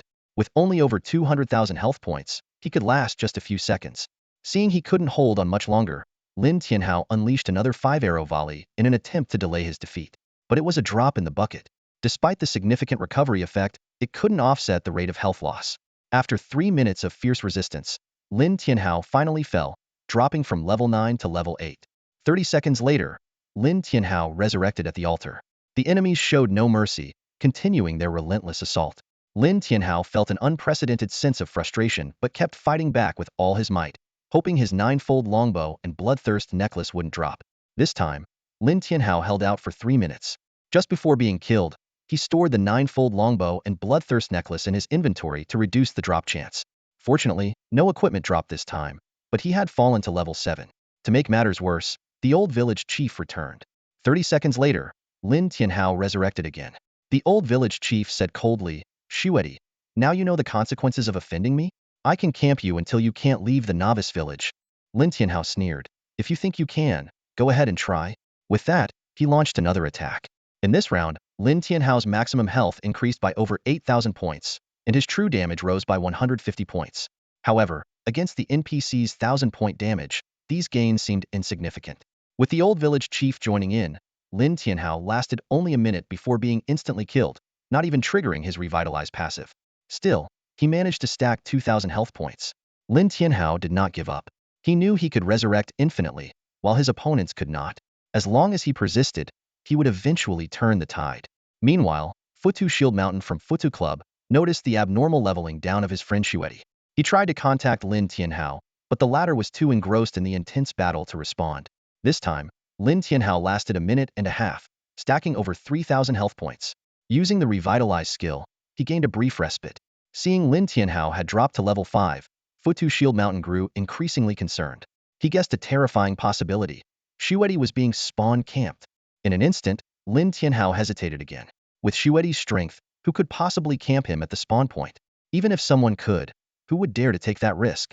Whether in the novice village or the main city, the NPCs would never tolerate such behavior. Killing anyone anywhere would result in a red name, let alone in the main city. However, Lin Tianhao couldn't think of any other explanation for the situation. He immediately contacted Futua Shenlang to ask if there was any possibility of a player being camped at the spawn point. Futua Shenlang was shocked and replied, "How is that possible? Even if a player's damage could camp someone, it's practically impossible to do so." Lin Tianhao explained, "But Chairman, Shuedi has dropped 4 levels in less than 10 minutes. Futua Shenlang, incredulous, thought for a moment and speculated, it shouldn't be spawn camping. It might be a hidden map or a special secret realm where you can't revive in the main city after death. Lin Tianhao suddenly understood but then asked, "Is there any way to help Shuedi?" Futua Shenlang replied firmly, "No, we can't help. We don't even know where this special secret realm is." Lin Tianhao sighed and decided to contact Shuedi directly. However, multiple attempts failed to get through. At this moment, Lin Tianhao was engaged in intense combat and had no time to think about anything else. His level kept dropping under the relentless spawn camping. Level 5, Level 4, Level 3. In less than 15 minutes, he had fallen from Level 5 to Level 1. The old village chief looked at Lin Tianhao mockingly. "Shuedi, do you surrender?" Lin Tianhao sneered. "Surrender? Surrender to your grandfather." With that, he immediately shot an arrow. Although he could no longer use his 5-arrow burst, he was determined to fight back. The old village chief grinned maliciously. "Good, you have guts," and then engaged Lin Tianhao in battle again. Half an hour later, Lin Tianhao's health had increased to 320,000, and each normal attack dealt 9,600 true damage. The old village chief began to feel uneasy and asked, "Shuedi, do you want to continue fighting?" Lin Tianhao responded coldly, "What? Are you scared?" The old village chief's face turned grim as he gritted his teeth. "Shuedi, you're an adventurer. You must have a reason for your actions. What do you want?" Lin Tianhao didn't answer and continued to shoot his cold arrows. An hour later, Lin Tianhao's total health had surpassed 440,000, and each normal attack dealt over 13,000 damage while restoring over 4,000 health. The old village chief was becoming increasingly fearful. After being killed once more, Lin Tianhao's golden longbow dropped. The old village chief laughed triumphantly. "Haha, Shuedi, your prized weapon has dropped. What will you do now?" Lin Tianhao remained expressionless and took out his novice longbow. Although its attributes were slightly lower, he was not worried. As long as his health continued to stack, victory would eventually be his. After a brief rest, Lin Tianhao's eyes flashed with a cold light as he unleashed another 5-arrow burst. Each attack could leech over 20,000 health, dealing over 10,000 damage to 5 NPCs, supported by his powerful health regeneration. Lin Tianhao was almost invincible. In less than a minute, the frontline NPCs couldn't hold out. New NPCs took their place, but they too quickly fell. The last batch of NPCs couldn't withstand Lin Tianhao's terrifying output either. The old village chief's expression turned sinister as he was forced to rotate other NPCs to take the damage. However, those NPCs hadn't fully recovered their health and couldn't withstand Lin Tianhao's relentless assault. Finally, the system notification sounded. Ding, you have killed Amy the apothecary, gaining 12,652 experience points. Ding. The system notification sounded, accompanied by a thrilling message. You have achieved the first kill of Alchemist Amy. A server-wide announcement will be made. Do you wish to hide your name? Lin Tianhao chose to hide his identity without hesitation. Soon, a server-wide announcement swept across the game. Congratulations to the player with a hidden nickname for achieving the first kill of Alchemist Amy. Keep up the good work, everyone. This announcement was repeated throughout the game, but it didn't cause much of a stir. Recently, many guilds had already completed first kills of bosses above level 10, making such announcements a common occurrence. However, Buta Dunshan's attention was firmly captured by this particular announcement. Unlike other first kills, this one was achieved solo by a player with a hidden nickname. What shocked him even more was that his friend Shueti's level had suddenly jumped from 1 to 5. There was only one explanation. Lin Tianhao had killed Alchemist Amy and gained a massive amount of experience points. As for why he chose to hide his name, Lin Tianhao had his own concerns. He was worried about the unknown consequences of destroying the beginner's village, especially from the unpredictable NPCs in the game. Shortly after, a series of server-wide announcements rang out again. Ding! You have killed the tavern keeper. A server-wide announcement will be made. Do you wish to hide your name? Ding! You have killed the hunter in the beginner's village. A server-wide announcement will be made. Do you wish to hide your name? Ding! You have killed Granny the tailor. A server-wide announcement will be made. Do you wish to hide your name? Lin Tianhao continued to choose anonymity. The entire Dragon Kingdom server of Ragnarok was flooded with continuous announcements. Server-wide announcement. Congratulations to the player with a hidden nickname for achieving the first kill of the tavern keeper. Keep up the good work, everyone. This scene completely ignited the entire game world. Players exclaimed, "What the heck is going on? Which god is slaughtering the beginner's village? We never even thought this was possible." Buta Dunshan's hands trembled with excitement. He was certain that this mysterious player was Shueti because Shueti had already returned to level 10, which was no coincidence. Although he didn't know how Lin Tianhao did it, it didn't dampen his excitement. In the beginner's village, the old village chief watched as his subordinates fell one by one. Roaring in fury, "Shueti, have you gone mad? What are you trying to do?" Lin Tianhao responded coldly, "Didn't I tell you before? I'm here to send you off." The old village chief's face turned purple with rage. Gritting his teeth, "Shueti, you've gone too far. Even if it means mutual destruction, I will not let you succeed today." With that, a violent aura erupted from the old village chief, but instead of attacking Lin Tianhao directly, he charged at the resurrection altar. Lin Tianhao's expression changed as he realized the gravity of the situation. If the old village chief destroyed the resurrection altar, all his previous efforts might be in vain. Arrows rained down as Lin Tianhao relentlessly targeted the old village chief's vital points. "Unstoppable! Berserk!" The old village chief roared, pushing his power to the limit. Standing in the resurrection altar, Lin Tianhao was the first to destroy it. In an instant, a piercing alarm echoed throughout Ragnarok. "Alert! Alert! Someone has maliciously destroyed the beginner's village resurrection altar. The resurrection altar has been destroyed, and all adventurers can no longer enter the beginner's village. They will respawn directly in the main city. Those already in the beginner's village will also respawn in the main city upon death." This alert was broadcast repeatedly, plunging the players of Ragnarok into chaos. What is he trying to do? Level 1 players respawning directly in the main city? That's a death sentence. The weakest monsters in the main city are level 10. How are newbies supposed to fight? The entire game world was in an uproar, with many players cursing the person who destroyed the beginner's village resurrection altar. After destroying the altar, Lin Tianhao began a frenzied assault on the old village chief. The old village chief was furious and wanted to tear Lin Tianhao apart. However, Lin Tianhao remained exceptionally calm, as he had faced far greater challenges in his previous life. The old village chief's attacks rained down on Lin Tianhao like a storm, reducing his health significantly. However, the old village chief's own health was also rapidly depleting. Due to the presence of the purification amulet, he couldn't control Lin Tianhao to death and was ultimately defeated by Lin Tianhao's powerful output. "Ding! You have killed the old village chief of the beginner's village. A server-wide announcement will be made. Do you wish to hide your name?" Lin Tianhao chose to remain anonymous once again. The server-wide announcement echoed. Server-wide announcement. Congratulations to the player with a hidden nickname for achieving the first kill of the old village chief in the beginner's village. Keep up the good work, everyone. This announcement sparked a new wave of outrage, especially among the players in the beginner's village. They had no choice but to kill themselves to leave the village, as only death would allow them to respawn in the main city. "Ding! You have destroyed the beginner's village. Red name value 1 million. Ding! You have completed the task of destroying the beginner's village. Task rewards: 50 free attribute points, 1 blessing of the gods." Seeing his red name value, Lin Tianhao was stunned. Killing a player only added 1 point to the red name value. But now he had 1,000,000 points. The higher the red name value, the harsher the death penalty. Typically, 1 point of red name value resulted in losing an extra level upon death and a 1 increase in the death drop rate. Worse still, having more than 10 red name points meant he couldn't enter the main city. Even if he respawned in the main city, he would be immediately expelled, unable to change classes or take on quests. Lin Tianhao couldn't help but laugh bitterly. This is a mess. How am I ever going to get rid of this red name value? The red-named player Lin Tianhao is facing a daunting task, eliminating a staggering 1,000,000 points of red name value. In the game Ragnarok, the way to reduce this value is by farming monsters. Killing 100 regular monsters reduces the red name value by 1 point. 100 elite monsters or 1 black iron boss reduces it by 10 points. However, these monsters must not be lower than his level, or he won't receive any rewards. Lin Tianhao is in a dilemma.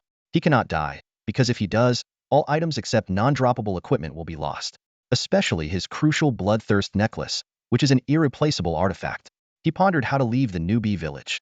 Clearing all his red name value in the newbie village was obviously unrealistic. At that moment, Lin Tianhao thought of the blessing of the gods in his inventory. Filled with anticipation, he used this legendary item. The system notification sounded. Ding! You have received the blessing of the gods. Due to your high red name value, the blessing has changed. Ding! You have received the blessing of Ho-Tu. A dark red beam of light descended from the sky, enveloping Lin Tianhao. The system notified again. Ding! You have obtained Death Reincarnation. Lin Tianhao immediately checked the description of this new skill. Death Reincarnation, 1 star. Effect. Your basic attacks have a 0.5 chance to instantly kill an enemy unit. Cooldown, none. Cost, none. Proficiency, 01000. Note. Proficiency is gained by killing monsters, NPCs, or adventurers of no lower level than yourself, with each kill granting 1 point of proficiency. Although it was only a 1-star skill, the effect excited Lin Tianhao immensely. He began to imagine that if he could upgrade the skill, he might even be able to one-shot world bosses in the future. After calming down, Lin Tianhao began to loot the spoils of battle. The corpses of 16 bosses awaited his inspection, especially the loot from the newbie village's super boss, the old village chief, which was the most anticipated. However, aside from skills that could enhance Spring After Withering, most items were of no use to him now since they would drop due to his red name status once he left the newbie village. At that moment, Lin Tianhao discovered something precious, a guild creation token. Its value in the early game even surpassed that of a lord's heart. Without hesitation, he used the token and named his guild, Solitary Snow Guild. The system immediately issued a server-wide announcement. Congratulations to player Snow Emperor for being the first to establish a guild, rewarded with 1 special guild item. This is a server-wide announcement. Please keep up the good work. This message caused a stir in the game, with players discussing the benefits of guilds. Some explained that guilds could provide experience, damage, and movement speed bonuses to members. Although initially only 1, these bonuses would become significant as the guild leveled up. Meanwhile, in a level 15 dungeon, Zhu Meng Yanxue pondered upon hearing this news. She finally understood why Lin Tianhao's level hadn't increased. It was to obtain the guild creation token, sacrificing his leveling. Lin Tianhao checked the status of his newly established guild. Name, Solitary Snow Guild. Level, 1 star. Guild Leader, Snow Emperor. Vice Leader, none. Administrators, none. Members, none. Wealth, 0. Warehouse, none. Achievements, 01000. Bonuses, damage 1. He immediately deposited all his gold, equipment, materials, and items into the guild warehouse, ensuring that even if he died, they wouldn't drop. This unexpected boon resolved his worries about leaving the newbie village. Additionally, Lin Tianhao acquired a special guild item. Guild Special Item, Bronze. Effect. Using this item grants guild members a 10 critical hit bonus. This bonus far exceeded the ordinary one, and Lin Tianhao used it without hesitation. Ding, you have used a special item. Guild members critical hit 10. Guild achievements 200. Thus, Lin Tianhao not only solved the problem of leaving the newbie village, but also laid the foundation for his future journey. The key to upgrading the guild lies in achievement points. Lin Tianhao knew well that only through significant contributions could these precious points be earned. Various possibilities flashed through his mind. Guild members awakening their talents, obtaining hidden classes, completing dungeons for the first time, defeating bosses for the first time. Each of these could bring considerable achievement points to the guild. As the guild's strength grew, more rewards would surely follow. As Lin Tianhao pondered, he noticed a string of messages from Futua Dunshan. Starting with concern and worry, the messages gradually shifted to asking if help was needed. This friend, who had died too early in the previous life, was showing rare loyalty. Just as Lin Tianhao was about to reply, an incoming voice call interrupted him. Xuedi, our captain wants to know if the guild is for sale. We're willing to offer $1 billion. The caller wasn't Futua Dunshan, but another friend of Lin Tianhaoxingsha. Lin Tianhao raised an eyebrow, thinking the offer was indeed generous. Under normal circumstances, he might have been tempted. But now, he had grander plans. Sorry, I'm not planning to sell the guild. Lin Tianhao replied directly. The price is negotiable, Yingsha said urgently. Lin Tianhao paused for a moment and then said, it's not about the price, I don't need money. If you have special equipment, I might consider it. Yingsha fell silent. Wait a moment, let me check. Special equipment was crucial for Lin Tianhao. He recalled the power of the purification amulet in the novice village, which further solidified his resolve. Moments later, Yingsha spoke again. Xuedi, we don't have any special equipment right now. Can we discuss the price further? No. Lin Tianhao refused decisively. The rapid establishment and level up of the guild were vital to his plans, and he wouldn't compromise on that. After hanging up on Yingsha, a call from Futua Dunshan came through. Xuedi, are you alright? Futua Dunshan asked with concern. I'm fine, thank you, Lin Tianhao responded. Futua Dunshan hesitated for a moment before saying, Xuedi, my father just asked me to inquire if the guild is for sale. The price is negotiable. No. Lin Tianhao refused directly again.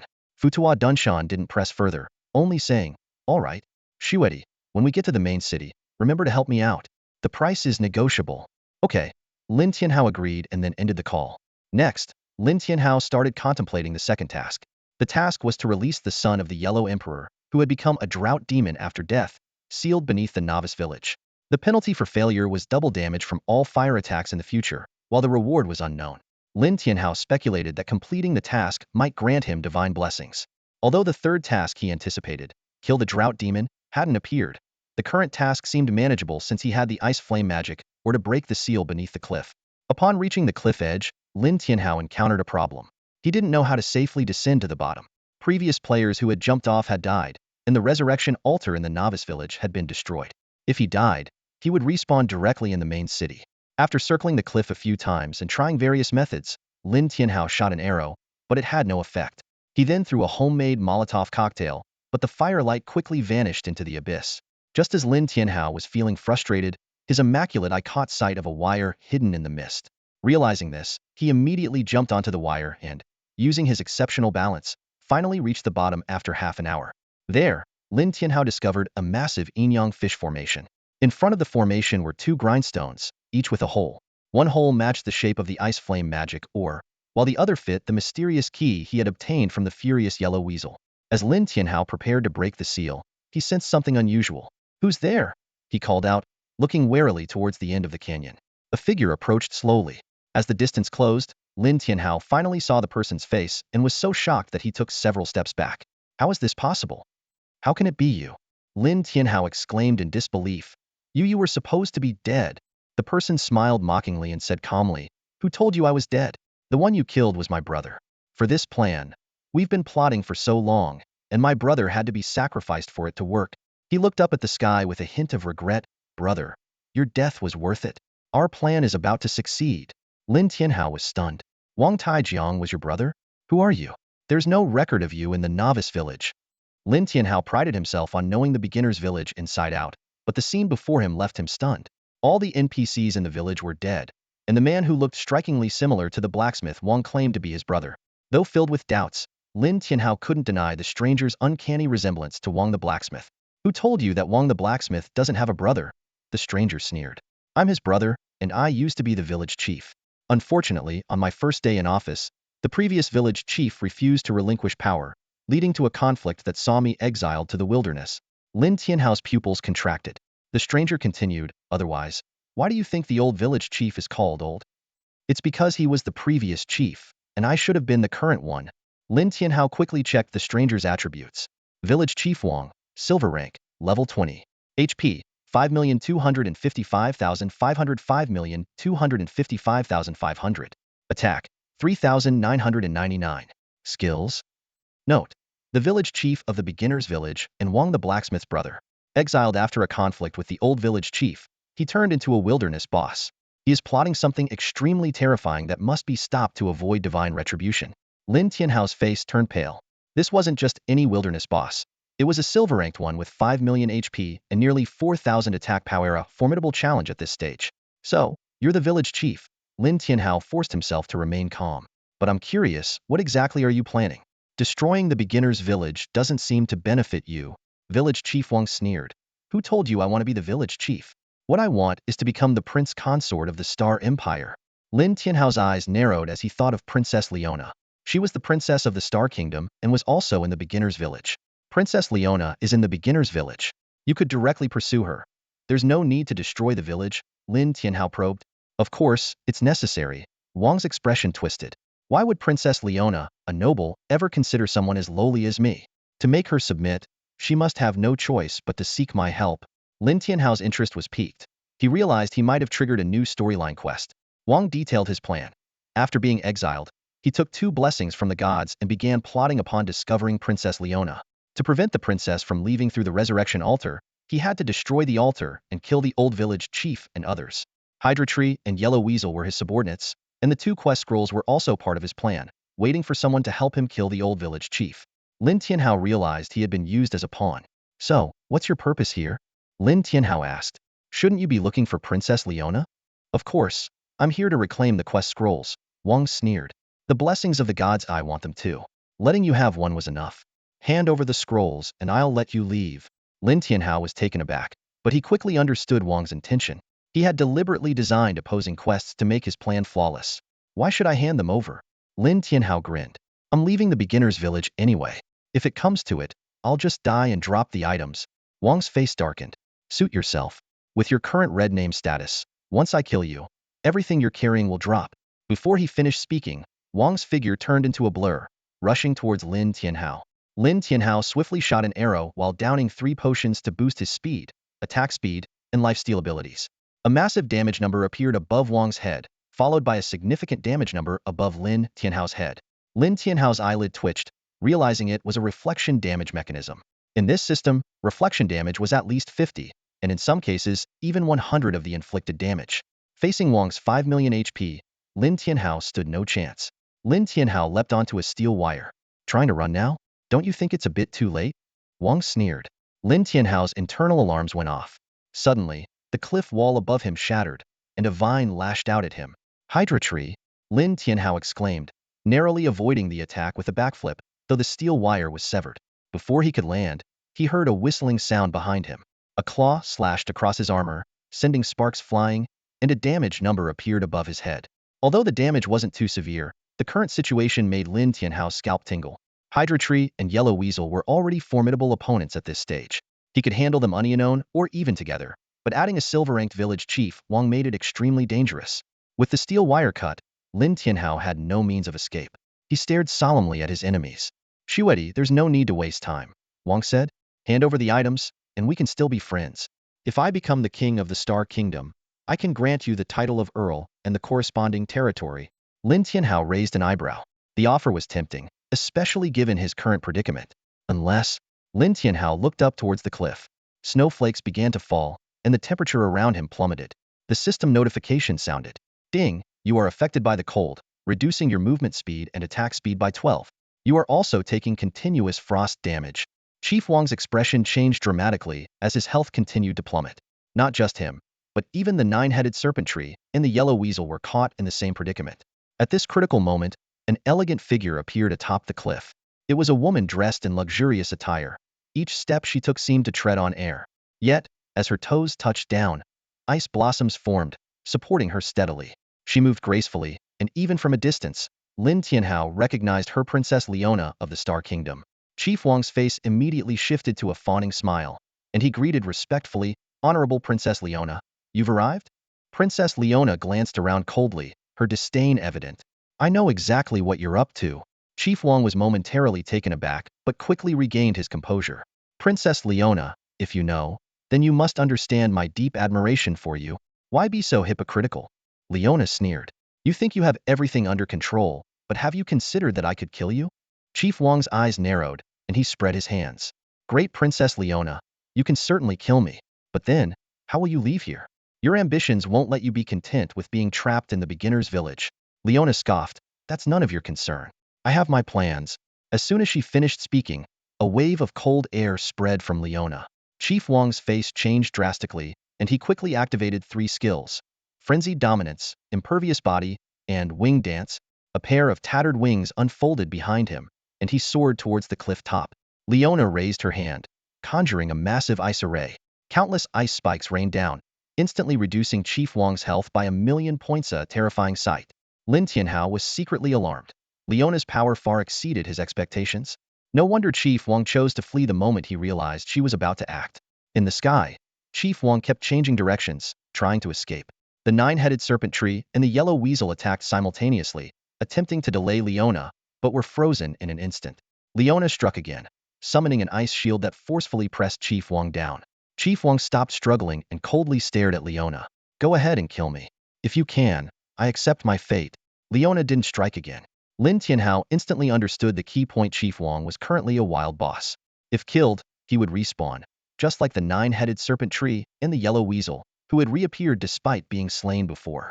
"What? Not going to kill me?" Chief Wang calmed down. "In that case, hear me out. I want to marry you and become the future king of the Star Kingdom." Leona's aura turned volatile, and the temperature around them plummeted. Chief Wang continued, "Don't be so quick to anger. This is mutually beneficial. You've been away from the Star Kingdom for so long. Returning abruptly might be challenging, but if you marry me, I can help you. Though I'm a wild creature and an NPC, I've been blessed by the gods and can level up like an adventurer." At the mention of level up, Leona, who had remained impassive, showed a flicker of interest. Lin Tianhao sensed trouble. If Leona accepted Chief Wang's proposal, he would lose his chance to obtain the second divine blessing. Chief Wang pressed on. "Think about it. A partner who can grow and revive endlessly would be invaluable in your quest for the throne. Don't worry, we can have a fake marriage. It won't affect you. As long as we become the rulers of the Star Kingdom, that's all that matters." Lin Tianhao had to admit, from a practical standpoint, Chief Wang's offer was tempting. He sighed inwardly, feeling hope slip away. However, Leona's response rekindled Lin Tianhao's hope. "I think I have many potential allies, like Snow Emperor." Chief Wang's pupils contracted. "He's an adventurer. There's no guarantee he'll remain loyal." Leona shook her head. "No, I'm not marrying him. I'm giving him a quest." She turned to Lin Tianhao. "Snow Emperor, will you support me in becoming the ruler of the Star Kingdom? If you help me ascend to the throne, I will build 3,000 shrines in your honor and make you the war god of the Star Kingdom." Lin Tianhao was stunned. In the late stages of the Ragnarok of the gods, ordinary attack power and magic strength were no longer sufficient. Top-tier warriors sought to become deities, and the first step was amassing enough divine power, or followers. Leona's proposal was clear: she would establish shrines for Lin Tianhao, allowing him to gain the Star Kingdom's divine power. The system notification chimed. "Ding, Princess Leona has assigned you a quest. Quest objective: help her become the next ruler of the Star Kingdom. Quest penalty: unknown. Quest reward: she will anoint you as the war god and build 3,000 shrines in your honor. Accept." Lin Tianhao didn't hesitate. In his past life, countless strong warriors had struggled to become deities but failed at the step of acquiring divine power. Leona's offer was a once-in-a-lifetime opportunity. Chief Wang, unwilling to give up, asked, "Princess Leona, even if that's the case, how do you plan to leave the beginner's village?" Leona's gaze fell on the Yin-Yang fish array. "Simple. Release the drought demon. It will naturally break the spatial barrier, and we can follow it out." Chief Wang shouted in frustration, "Leona, you're insane. Do you know the consequences of releasing the drought demon?" Princess Leona gave a non-committal smile, with a hint of coldness flashing in her eyes. "I know, but so what?" Before the words had fully left her lips, she struck without hesitation. In an instant, a 100-mile radius was frozen, the air chilling to the bone. Village Chief Wang's eyes widened as his body was encased in frost, unable to move. "Snow Emperor, release the seal," Lin Tianhao said gravely. He quickly stored his equipment in the guild warehouse and carefully placed the frost flame demon and the mysterious key inside. The next moment, the ground shook violently, and cracks spread across the yin-yang fish pattern. Scorching heat erupted from the fissures. Sensing danger, Leona coldly remarked, "I can't die here. I'm leaving." With those words, she vanished without a trace. Lin Tianhao's scalp tingled as he cursed inwardly. "If you're escaping through a spatial rift, at least take me with you. What is this, leaving me here alone?" At that moment, a server-wide announcement echoed through the skies. "Alert! Alert! Someone has released the sealed Huanbi. The world boss Huanbi is about to emerge.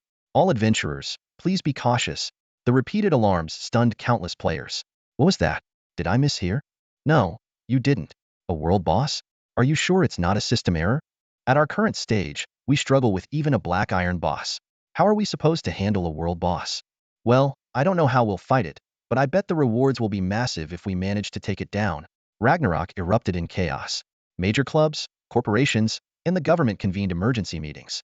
The sudden appearance of a world boss made everyone realize that whoever could defeat it would gain immeasurable benefits. In the War Department's meeting room, an elderly man with graying temples looked serious. You are the best analysts in our Dragon Nation. Our special forces have encountered black iron, bronze, and even silver bosses. We must take down this world boss. The lead analyst shook his head. Sir, based on our estimates, the world boss's health points won't be less than 1 billion, and all its attributes will be extremely terrifying. Even if our entire special forces team attacks together, it would be like a drop in the ocean. No way. The old man frowned. There is a way, but it's a human wave tactic. Currently, the core main cities have millions of players. If over 10 million players attack simultaneously, there might be a 1 in 10,000 chance of killing the world boss. 1 in 10,000? The old man could hardly believe it. The analyst nodded in confirmation. Yes, and that's considering hidden classes and high-level talents working together.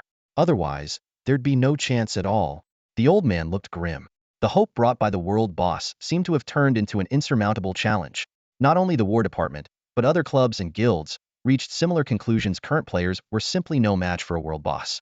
The emergence of Huanbi not only alarmed players, but also some entities within Ragnarok.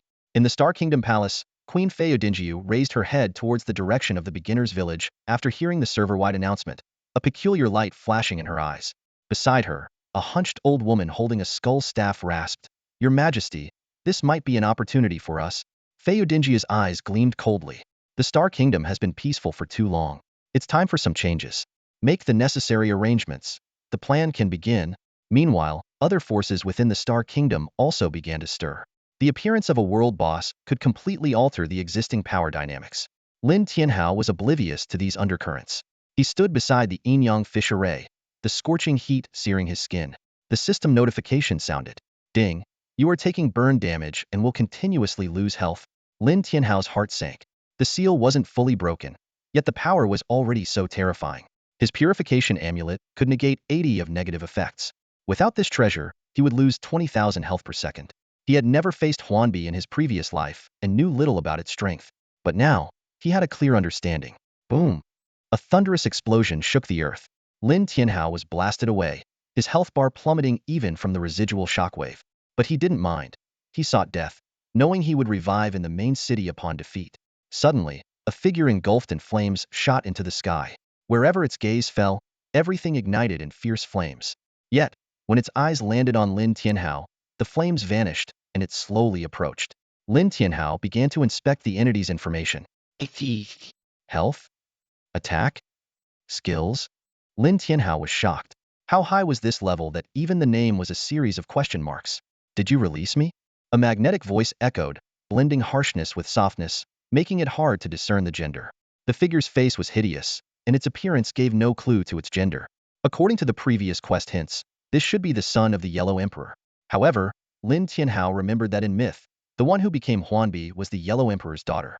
The quest hints in Ragnarok might not be entirely accurate, so he reserved his judgment.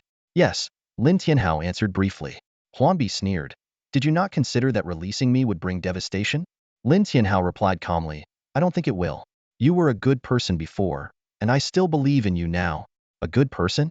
Huanbi gave a non-committal smile. I was indeed a good person once. I helped many people, even as Huanbi. But because I am Huanbi, everyone cursed me and wanted to destroy me.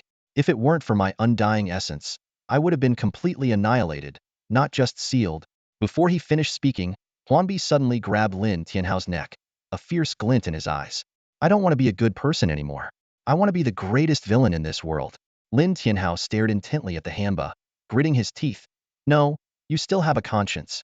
If you were truly consumed by evil, you wouldn't be talking to me. You'd have killed me instantly.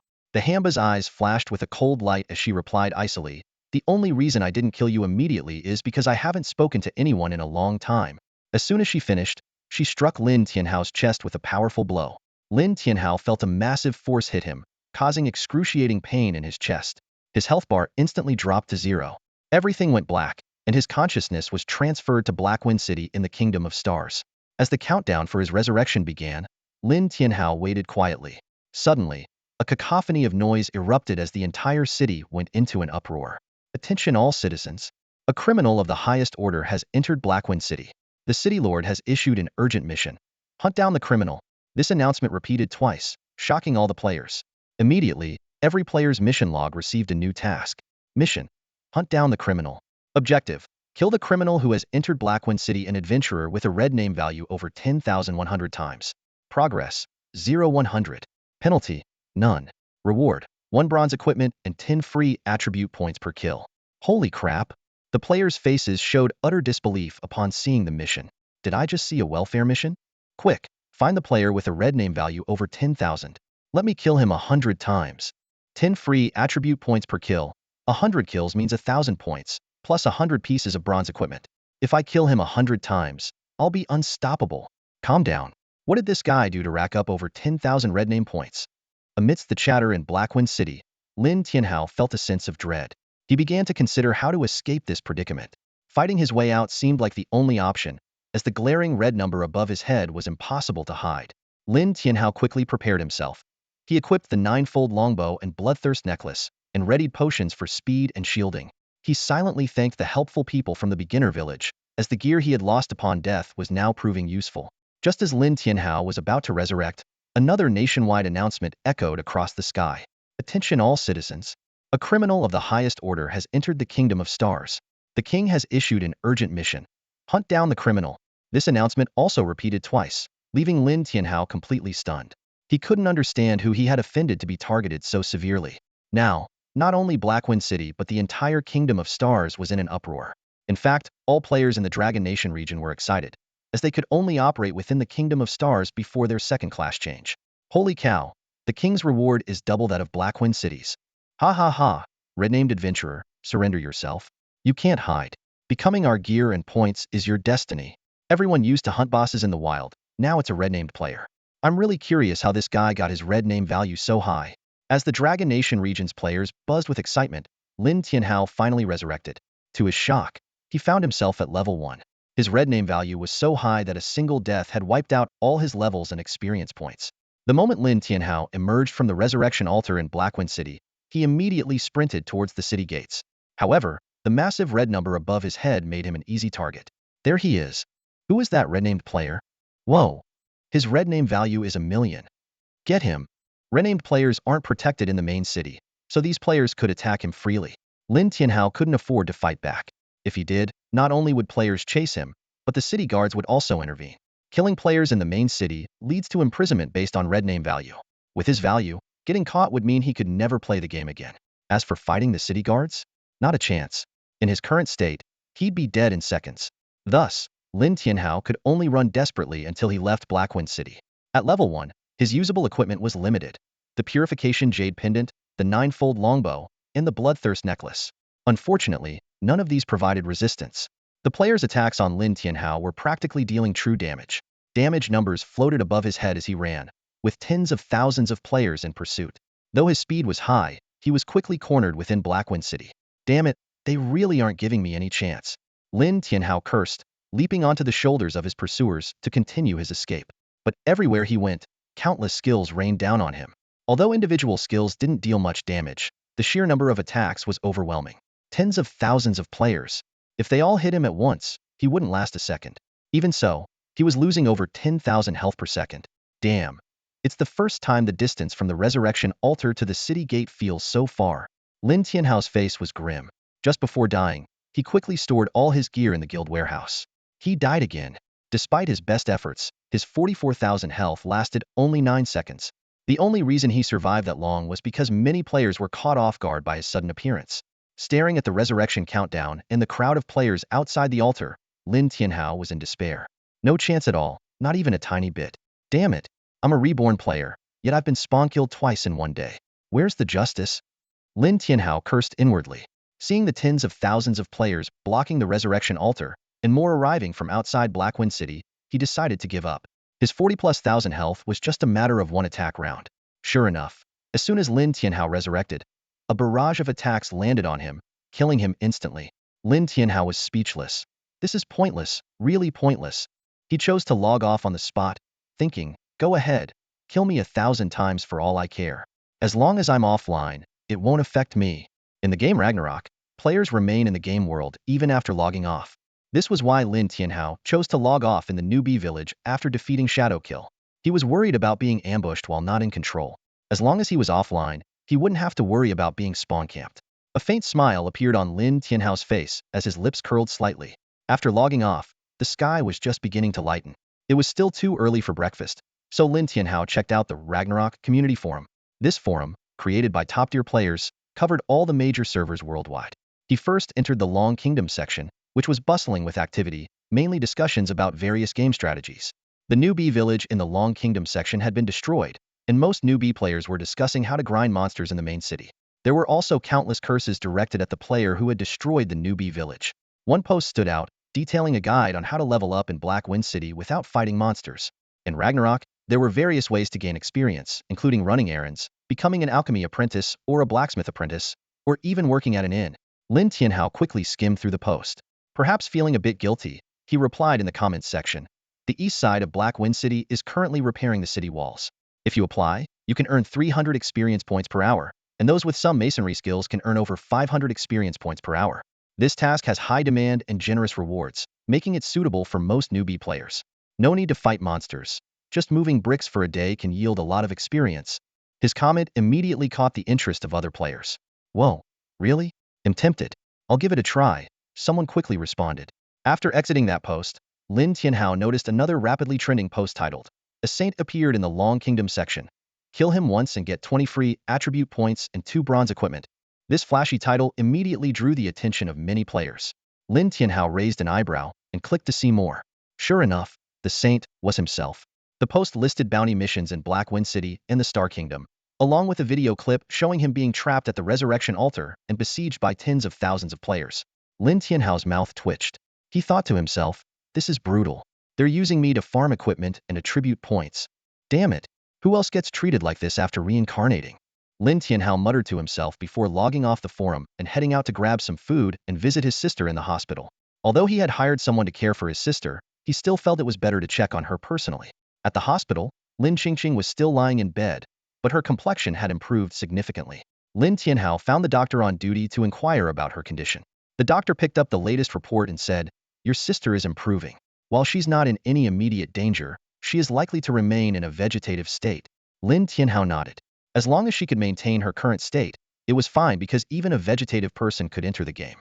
As for everything else, it would have to wait. "Doctor, when can my sister be discharged?" Lin Tianhao continued to ask. "She had a craniotomy, so she'll need about another half month," the doctor replied. Lin Tianhao sighed. Half a month would set Lin Qingqing back quite a bit in the game. However, it wasn't a big problem. As long as she could enter the game, he could help her catch up. Suddenly, a terrifying thought struck Lin Tianhao. He might not be able to help Lin Qingqing level up. As a vegetative person, they couldn't communicate offline. Even if Lin Qingqing entered the game, he knew nothing about her game profession, nickname, or starting city. How could he contact her? It was a monumental challenge. His only hope might be the global announcement system, which could help him find Lin Qingqing. For now, he couldn't worry about it too much. Once Lin Qingqing entered the game, he would figure out a way to contact her. With half a month to go, he needed to establish as much of an advantage as possible in that time. After returning from the hospital, Lin Tianhao brought breakfast for Zhou Xiaopeng. "Hey, fatty, time to log off and eat?" However, Zhou Xiaopeng seemed busy with the game and didn't log off immediately. Lin Tianhao wasn't in a hurry. With 2 bounty missions, he needed to be killed 200 times. It would probably take a while, so he reopened the forum. The post about the saint in the Long Kingdom section had already become the top trending topic, attracting not only Long Kingdom players, but also players from other countries. Damn, this isn't fair. Why don't we have someone like that in the Stick Empire? What? I seriously suspect the Long Kingdom players are cheating. At this stage, how could there be a player with 1,000,000 red name points? Oh God, please bless us with a player in the Rice Empire who has 10 million red name points. Players from various servers were envious. At this stage, even iron weapons were powerful, let alone bronze equipment and the reward of 20 free attribute points. Even killing him once would give them a significant edge over ordinary players. Lin Tianhao browsed the forum for a while, and then Zhou Xiaopeng came running over excitedly. "Brother Hao, this is a gold mine. Are you in Black Wind City? It's awesome. Killing that red name player rewards you with 2 bronze items and 20 free attribute points. I got lucky and killed him once with my double strike. With your skills, you could kill him multiple times." Seeing Zhou Xiaopeng so excited, Lin Tianhao coughed and asked, Have those 2 bounty missions ended yet? Not yet, but they're almost done. He's been killed over 100 times already, Zhou Xiaoping replied. Lin Tianhao sighed. Why are they taking so long? They're not slow. It's just that a few big guilds joined in. They're all being sneaky, saving their skills to try to get the last hit. Everyone's holding back, which actually slows things down, Zhou Xiaoping explained. Lin Tianhao rubbed his forehead. They really were treating him like an experienced farm. But it's strange. What could that player have done to get 1,000,000 red name points? Maybe he destroyed the newbie village, Lin Tianhao sighed. Wow, you're right. That makes sense. Only destroying a newbie village could give someone such high red name points, Zhou Xiaoping realized. Lin Tianhao waved his hand. All right, I'm going back into the game. After a brief hesitation, he pulled out his phone and quietly posted a new thread. He titled it, The Red Name Player is a Saint. Let him go after completing the task, and began to write fervently.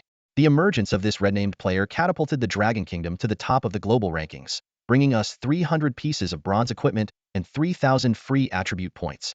Lin Tianhao knew his contribution was beyond words. To prevent some impulsive players from endlessly hunting him down, he decided to post a message. After completing the mission, why not let him leave the city? He might continue to benefit us, Lin Tianhao wrote in the post. Let's pay tribute to this great red-named player.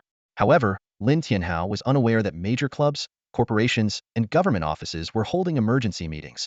During these meetings, it was noted that this red-named player had over 400,000 health points, far exceeding the current stage's Special Forces Shield Warriors' 50,000 health points.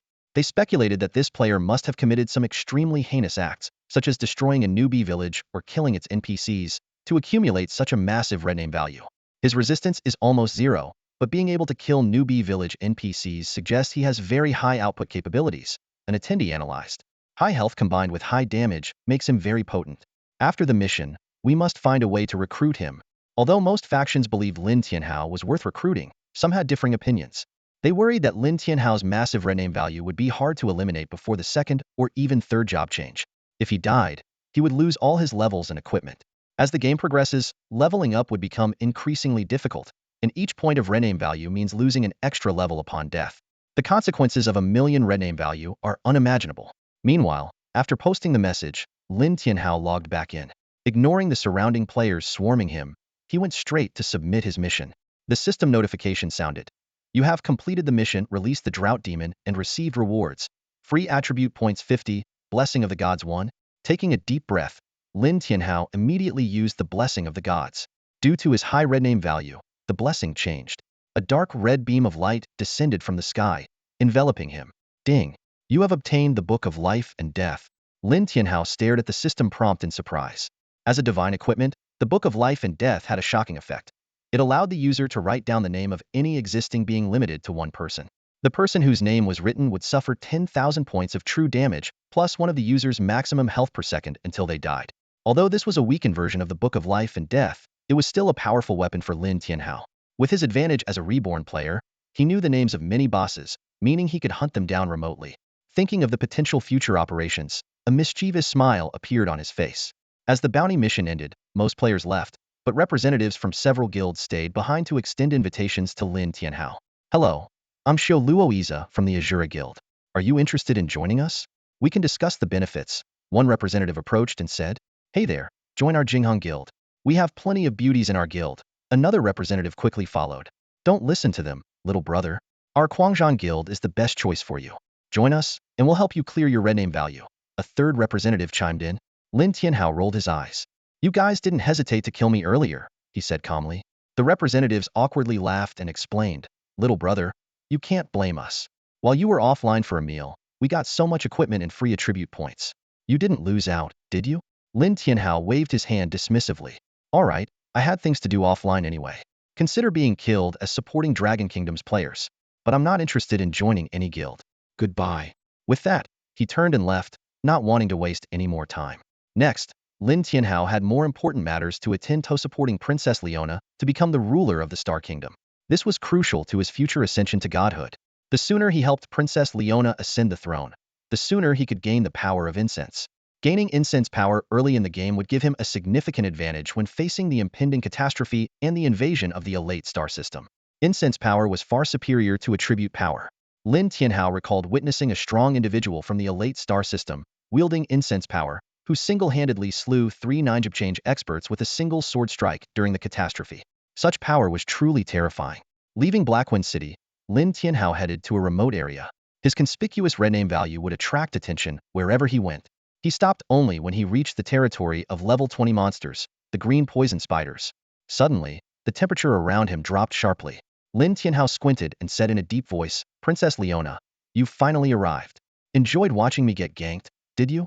Princess Leona chuckled non-committally. "What else could I do? If I helped you, the kingdom's ministers would accuse me of aiding a criminal. How could I compete for the throne then?" Lin Tianhao waved his hand. "All right, what do you want from me?" Lin Tianhao had just returned to the kingdom, standing on the marble steps of the palace and taking a deep breath. He knew that without any achievements, it would be difficult to gain the support of the ministers and nobles.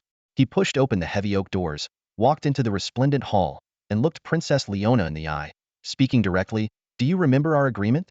I need to establish some merits now." Princess Leona sat regally on her gilded chair, her gaze turning serious, her voice low and firm. "In our star kingdom, there is a mountain called Black Wind Mountain, home to a group of notorious bandits. I want you to help me eliminate them." As soon as she finished speaking, a semi-transparent task prompt appeared in Lin Tianhao's vision. Ding! Princess Leona has given you a task. Task requirement: eliminate the Black Wind Bandits. Task penalty: unknown. Task reward: unknown. Lin Tianhao raised an eyebrow, knowing well that Black Wind Mountain was a level 30 area. Leona seemed to notice his hesitation and added, "With your strength, you should have a chance, right?" But Lin Tianhao shook his head, an action that instantly darkened Leona's expression. She frowned and asked, "Is there a problem?" "Yes," Lin Tianhao replied bluntly. "Hunting down a level 30 Black Wind Bandit is just a minor task. How can that be considered a significant achievement? Others might even see you as a mere clown, seeking attention." Leona's face grew even darker, but she suppressed her anger and said, "I understand. But given your current situation, eliminating the Black Wind Bandits should be your limit." Lin Tianhao shook his head again, a mysterious smile playing on his lips. "Who told you that eliminating the Black Wind Bandits is my limit? What if I told you I could take down the sealed Demon King's son, Grellerinson?" "That's impossible," Leona exclaimed instinctively, then lowered her voice. "Grellerinson is still sealed. How do you plan to kill him? Break the seal? No one would allow that." Lin Tianhao kept his smile, his tone calm as he explained, "Indeed, he is sealed, but I know his seal has started to crack. The Night Walkers in the demon lair are also waiting for an opportunity to rescue him." Hearing this, Leona's expression became even more serious. She stared intently into Lin Tianhao's eyes. "How do you know these things, Shuedi?" Lin Tianhao chuckled. "Does it matter?" Leona took a deep breath and didn't press further. Instead, she asked seriously, "Are you sure you can kill Grellerinson without breaking the seal?" "Yes," Lin Tianhao affirmed. "You can go back and tell the king and the ministers that you can kill Grellerinson without breaking the seal." Leona's brows furrowed, a hint of worry in her voice. "Don't set me up." Lin Tianhao remained calm. "I'm an adventurer. What good would it do me to set you up? Of course, if you don't believe me, just forget I said anything." Leona hesitated briefly, but then her gaze became resolute. "I believe you. Shuedi, you're different from other adventurers. I trust your abilities. I'll go tell my father and mother, and the ministers and nobles right now." Lin Tianhao smiled in satisfaction. "You've made the right decision." This statement made Leona's breath catch. She suddenly had a strong feeling that if she had doubted Lin Tianhao again, she might have lost her chance at the throne. After bidding farewell to Leona, Lin Tianhao decided to level up to reduce some of his red name value. He ventured into the wild and saw a green poison spider weaving its web. Green poison spider normal, level 20. Health, 24502450. Attack, 108. Skills, webbind, poison arrow. Lin Tianhao raised his bow and shot an arrow. A green light flashed, and the spider fell to the ground. Ding! You killed a green poison spider, gained 400 experience points. Ding! You leveled up to level 2. The experience rewards from killing higher-level monsters were indeed generous. Lin Tianhao didn't stop and fired another arrow. This time, the lightning jump effect triggered, affecting 18 surrounding green poison spiders. Their health, over 2,000 each, couldn't withstand Lin Tianhao's attack and were instantly killed. Ding! You leveled up to level 3. Ding! You leveled up to level 4. Lin Tianhao continued to level up here. Although the level cap meant he couldn't earn free attribute points, he could at least regain some strength. Meanwhile, in the Grand Hall of the Star Kingdom's palace, Princess Leona was explaining her plan to the king and the ministers. However, as soon as she finished speaking, the hall erupted in laughter. Second Princess Qing Fuyun, full of mockery, said, "Leona, my dear sister, did you get your head burned by a drought demon in the novice village? What nonsense are you spouting?" Chancellor Kasen Luo also sneered unkindly. Princess Leona, shouldn't you think carefully before you speak? Killing Grellerinson without breaking the seal. Is that even possible? King Abel, sitting on the throne, raised his hand to signal for silence, then spoke sternly to Leona. Leona, as members of the royal family, we must weigh our words and actions. Have you considered the consequences if you fail? Leona took a deep breath. She had anticipated facing such a situation but had decided to trust Lin Tianhao. She wouldn't back down now, father, mother. Since I said it, I am confident I can do it. Qing Fuyan immediately questioned. And if you fail, then what? King Abel also looked at Leona. Indeed, there must be a penalty. Otherwise, anyone could come to the hall and speak recklessly. Where would our royal dignity be? Leona bit her lip, knowing she had no choice but to proceed. If I fail, I will withdraw from the competition for the throne. This declaration brought a smile to Qing Fuyun's face. With one less competitor, she was naturally pleased. As for Leona killing Grellerinson without breaking the seal, it seemed like a fantasy to her. In the court, everyone had their own thoughts, but most were pleased. With one less person causing trouble, their positions would be more secure. Only King Abel showed a hint of surprise. His thoughts were similar to Qing Fuyun's, but he considered more deeply. Would Leona really gamble her candidacy for the throne if she had no confidence? Finally, King Abel spoke. Very well, Leona. I look forward to you killing Grellerinson. If you succeed, the Star Chamber of Commerce will be yours to manage. Upon hearing these words, the faces of those in the grand hall showed shock, and the air seemed to freeze. The second princess, Qing Fuyun, immediately turned grim, her brows furrowed. The Star Chamber of Commerce, the economic pillar of the kingdom, contributed over a third of the fiscal revenue. Qing Fuyun quickly regained her composure, a cold smile playing at her lips. She thought to herself, there was no way Leona could fulfill her promises, even if their father had granted such benefits. Leona bowed respectfully. Yes, father, I will not fail you. Qing Fuyun spoke coldly, a hint of mockery in her voice. Congratulations in advance, dear sister, for becoming the head of the Star Chamber of Commerce. Leona ignored her and bowed once more to King Abel. Father, I will start preparing now. Go ahead. The king waved her off. Leona turned and headed straight to the refresh point of the green poison spider. Upon arrival, she saw Lin Tianhao deftly dodging the green poison spider king's venomous attacks. With a swift arrow, he pierced the monster's mouth, killing it instantly. System notifications began to chime. Ding! You have killed the green poison spider king, earning 17,658 experience points and 200 guild achievement points for Guam Shui Guild. Ding! You have leveled up to 12. You have gained 5 free attribute points. Ding! You have achieved the first kill of the green poison spider king. A server-wide announcement will be made. Do you wish to hide your name? Lin Tianhao chose no, and the server-wide announcement followed. Congratulations to player Shui Di for achieving the first kill of the green poison spider king. Keep up the good work, everyone. As Lin Tianhao looted the corpse, he asked, how did it go? Leona answered succinctly, I told them. I also guaranteed that if I fail, I will forfeit my claim to the throne. One day, Lin Tianhao said calmly. One day for what? Leona was momentarily confused. In one day, the Demon King's son, Grellerinson, will be dead. His death will echo throughout the Star Kingdom, Lin Tianhao stated calmly. Leona's eyes widened in disbelief. She began to suspect Lin Tianhao was toying with her, but she couldn't find a reason why. Fine. If you can do it, I will receive great rewards, and you will be richly rewarded as well, Leona said. Go back and wait for the news of Grelerinson's death to spread across the Star Kingdom, Lin Tianhao responded. Leona nodded and left. She had chosen Lin Tianhao in the beginner's village, and now she chose to trust him again. She had no other options left and had to go all in. Lin Tianhao silently took out the Book of Life and Death and wrote down Grelerinson's name. In the Star Kingdom, at the fragmented Star Well, the Demon King's son, Grelerinson, was sealed. The seal had begun to crack. 2 elder men in white robes were constantly reinforcing the seal, but the original demonic power of the Demon King's bloodline continued to erode it. When Leona arrived, she saw Qing Fuyun already there. Qing Fuyun approached with a smile. Sister, you're here? I'm really curious to see how you plan to kill Grelerinson. Then keep your eyes wide open and watch, Leona said, sitting down and closing her eyes to rest. Qing Fuyun snorted coldly and sat down cross-legged not far away. In the shadows, numerous eyes watched the scene. Suddenly, the faces of the 2 elder men in white robes changed dramatically as the sealing array began to tremble slightly. Angry roars echoed from the well. Damn it! What have you done to me? Why is this happening? Grelerinson roared. In his weakened state, his health was less than a third of his peak, and he couldn't use any skills or trigger passive healing. Now, he began to lose health, dropping over 14,000 per second. In half an hour, he would be dead. Arg! Who is it? Come out, and I'll tear you to pieces. Graylarinson raged, but he was powerless to resist. The eyes around focused on Leona, filled with shock, disbelief, and anger. Qing Fuyun and the lurking Night Stalkers were especially furious. Leona maintained a calm facade, but her heart was in turmoil. She couldn't fathom how Lin Tianhao had managed it. Graylarinson began to panic. Damn it, what are you doing? Act now. If you delay any longer, I'll be dead. The lurking Night Stalkers moved at the sound.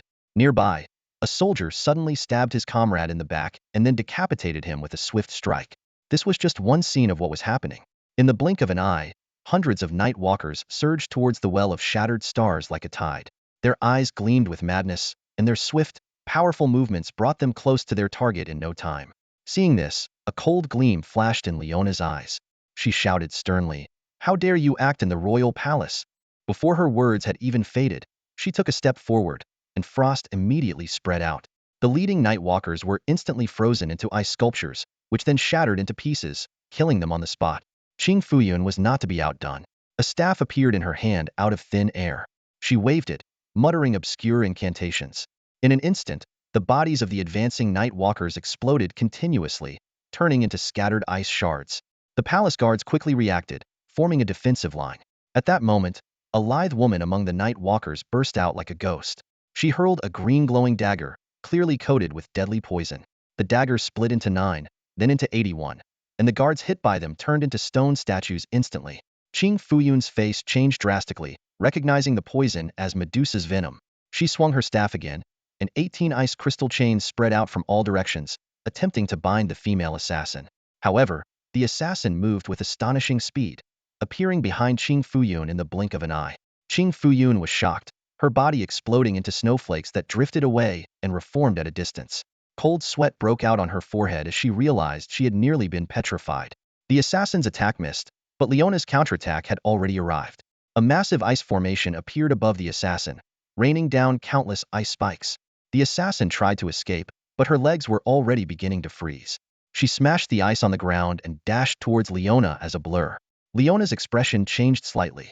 As a mage, she feared high-damage assassins the most, especially when she had no protection. The assassin appeared behind her in an instant, a poisoned dagger thrusting forward.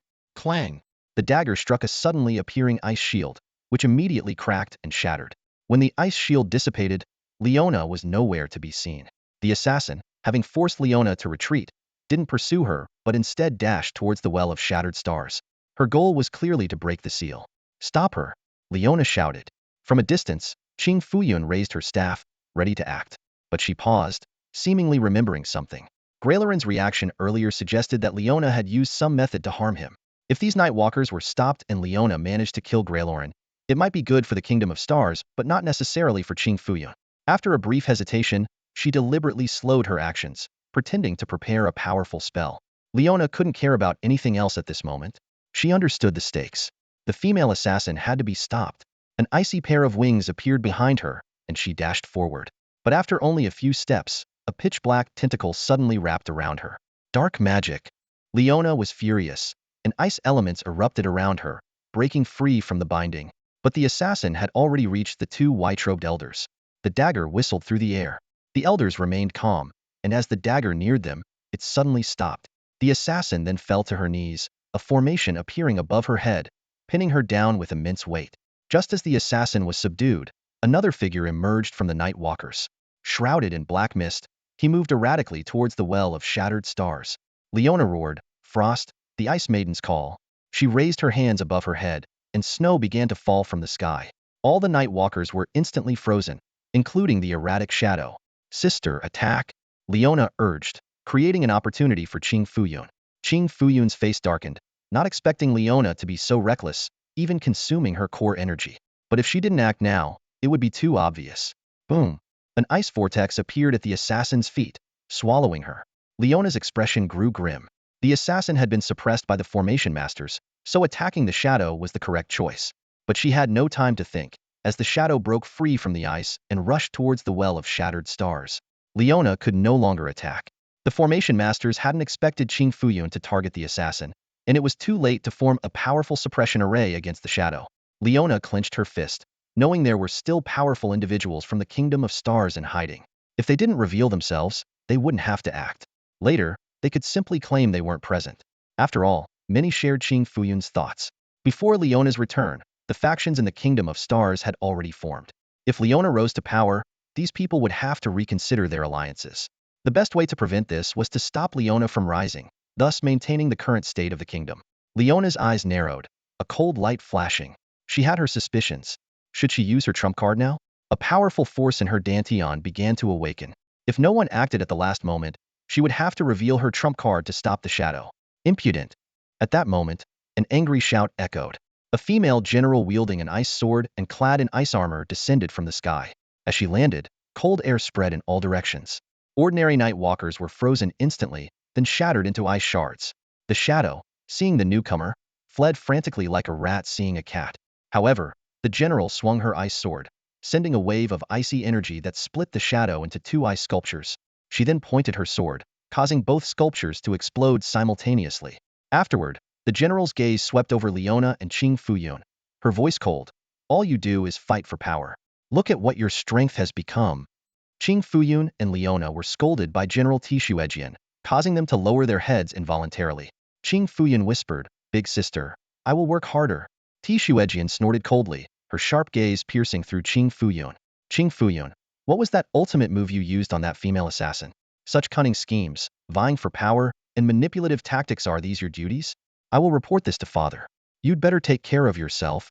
With that, she turned and left, her footsteps echoing through the silent palace. Panicked, Qing Fuyun called out, "Big sister, I know I was wrong." But Tishuejian ignored her, leaving without a backward glance. As Tishuejian's figure disappeared around the corner, Qing Fuyun gritted her teeth and muttered, "Pretentious. Using this opportunity to eliminate me as a rival, all while sounding so righteous. I just can't understand why she needs to act when she could easily outshine the third sister without lifting a finger." Though her voice was low, the resentment in her eyes was unmistakable. Suddenly, a soft voice emerged from behind her. "Yuner, you're being foolish." Qing Fuyun spun around to see Queen Feodingyu standing there, disappointment in her eyes. "Mother." Feodingyu sighed. "Yuner, this is the palace. Even if none of you acted, what could these night walkers possibly stir up?" Qing Fuyun's face changed dramatically as realization dawned. The palace was filled with experts, yet none had appeared when the night walkers attacked. Was it reluctance? Or were they ordered not to intervene? Clearly, it was the latter. Even if some were unwilling, her father's trusted aides would have stepped in. But none did. The reason was now painfully clear. This was a test from her father to gauge their hearts. Grayler Linson's roar had made Qing Fuyun worry that Leona might actually kill him. In a moment of impulse, she had overlooked the crucial issue. Her ultimate move targeting the female assassin rather than the shadowy figure was too obvious. "Mother, what do we do now?" Qing Fuyun asked, her voice trembling with fear. Her big sister Tishuejian was already dominant in the kingdom. If Leona rose to power too, combined with her own actions today, her chances at the throne were all but gone. "Come," Feodingyu said. "Your big sister was right about one thing. You are too weak, far too weak." Her gaze fell on Leona, deep and penetrating, as if trying to see through her. "Mother." Leona forced a smile. Though Feodingyu was not her biological mother and had something to do with her own mother's departure, they had to maintain a facade of harmony. Feodingyu spoke softly, "Nar, my good daughter, you've had a hard time outside all these years. Come visit me at the Hall of Rain when you have time." Leona bowed respectfully. "Once I finish my tasks, I will definitely come." After their conversation, Feodingyu left with Qing Fuyun. Leona breathed a slight sigh of relief, feeling more pressure from the queen than even from her father. Meanwhile, in the distant Blackwind stronghold, Lin Tianhao finally arrived. He had accepted a task from Leona but had another reason for coming. There was a hidden quest here that rewarded the luck attribute. While most players overlooked luck in the early and mid-game, Lin Tianhao knew its importance. Luck not only increased critical hit rates but also influenced probability-based skills like Thunder Leap and Death Rebirth. More importantly, certain special quests required a specific luck value to trigger, making guides useless without it.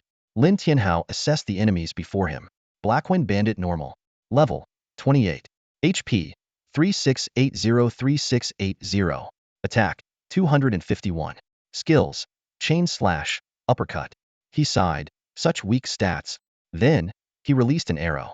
System notifications rang out. Ding, you have killed a Blackwind Bandit above your level. EXP 476. Ding, you have killed a Blackwind Bandit above your level. EXP 476. An arrow triggered Thunder Leap, and 6 Blackwind Bandits standing at the entrance fell instantly. Despite the high kill efficiency, the rate of stacking HP was less than ideal. However, Lin Tianhao didn't mind, knowing the second-in-command of Blackwind Stronghold was a tanky boss with high HP, perfect for farming. After killing the 6 bandits, the stronghold's gate quickly closed, and no more bandits appeared. These humanoid monsters were smart, recognizing from Lin Tianhao's earlier display of damage that a heathen fight was unwise. Who goes there? State your name. A head popped out from the gate, shouting loudly. I'm your ancestor, Lin Tianhao replied casually, firing an arrow immediately. Boom. The powerful impact blew a hole in the gate. Seeing this, the bandit's voice quivered. Brother, we have no grudge against you, no past enmity.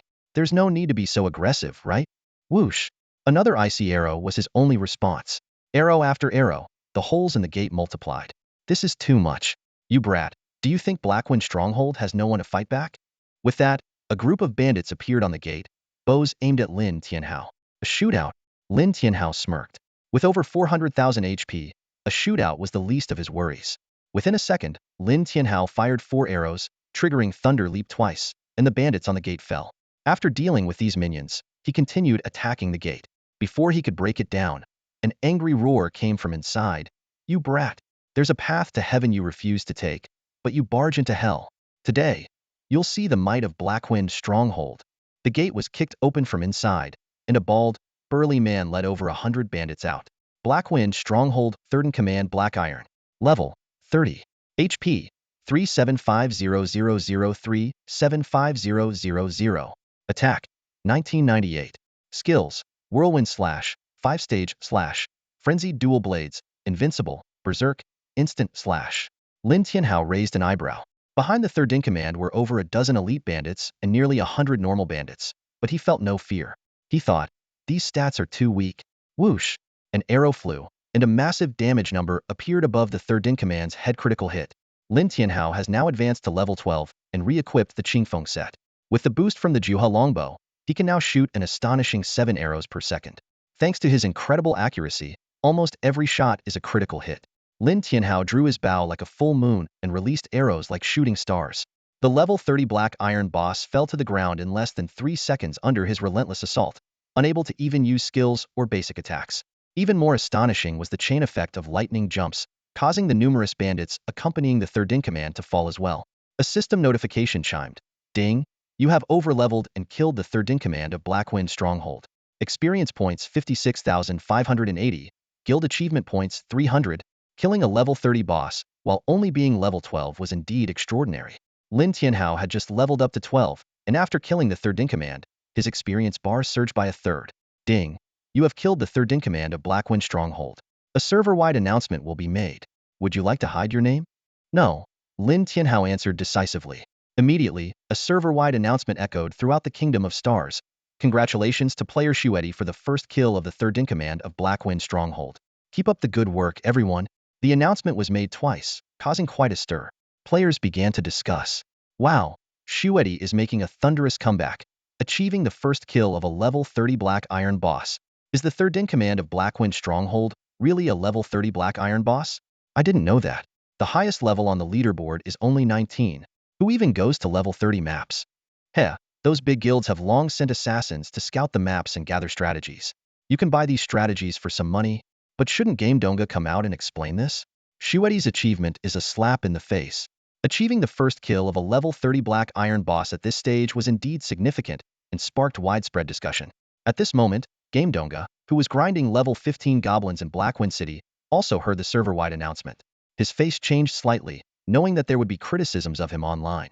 However, he didn't care because he had completed a hidden quest and obtained a talent awakening stone, awakening a fixed-star Earth-level talent called 5 times free attribute points. This meant that while others gained 5 free attribute points per level, he gained 25, equivalent to the effect of leveling up 5 times. Game Donga secretly believed, Shueti, once I level up, with these powerful free attribute points, I will surpass you. After all, this was an Earth-level talent, far beyond what ordinary people could compare to. However, Lin Tianhao was unaware of these undercurrents. At that moment, he was standing in Blackwind Stronghold, staring in amazement at the bandits fleeing in all directions. These human-like monsters, reputed to have decent intelligence, were abandoning their stronghold in panic. Lin Tianhao pursued them deep into the stronghold, discovering that the 1st in command, the 2nd in command, and many bandit minions had all fled. Along the way, he picked up over 20 pieces of equipment, prompting him to remark, "Is this it? So cowardly." The back of Blackwind Stronghold was surrounded by endless mountains, making it difficult to track them down without wasting time. However, given their hasty retreat, they must have left valuable items behind. Scanning the surroundings, Lin Tianhao quickly located the warehouse. Opening the warehouse, Lin Tianhao was surprised to find over 1,000 standardized weapons. These uniformly crafted weapons had low basic attributes and were typically used to equip regular troops. Lin Tianhao wondered why Blackwind Stronghold was making so many standardized weapons. Despite his confusion, Lin Tianhao stored all the standardized weapons in the guild warehouse. He began to speculate that Blackwind Stronghold might be colluding with a high-ranking figure in the Kingdom of Stars, possibly serving as a private army base under the guise of a bandit stronghold. Continuing his search through other rooms, Lin Tianhao found nothing of significant value.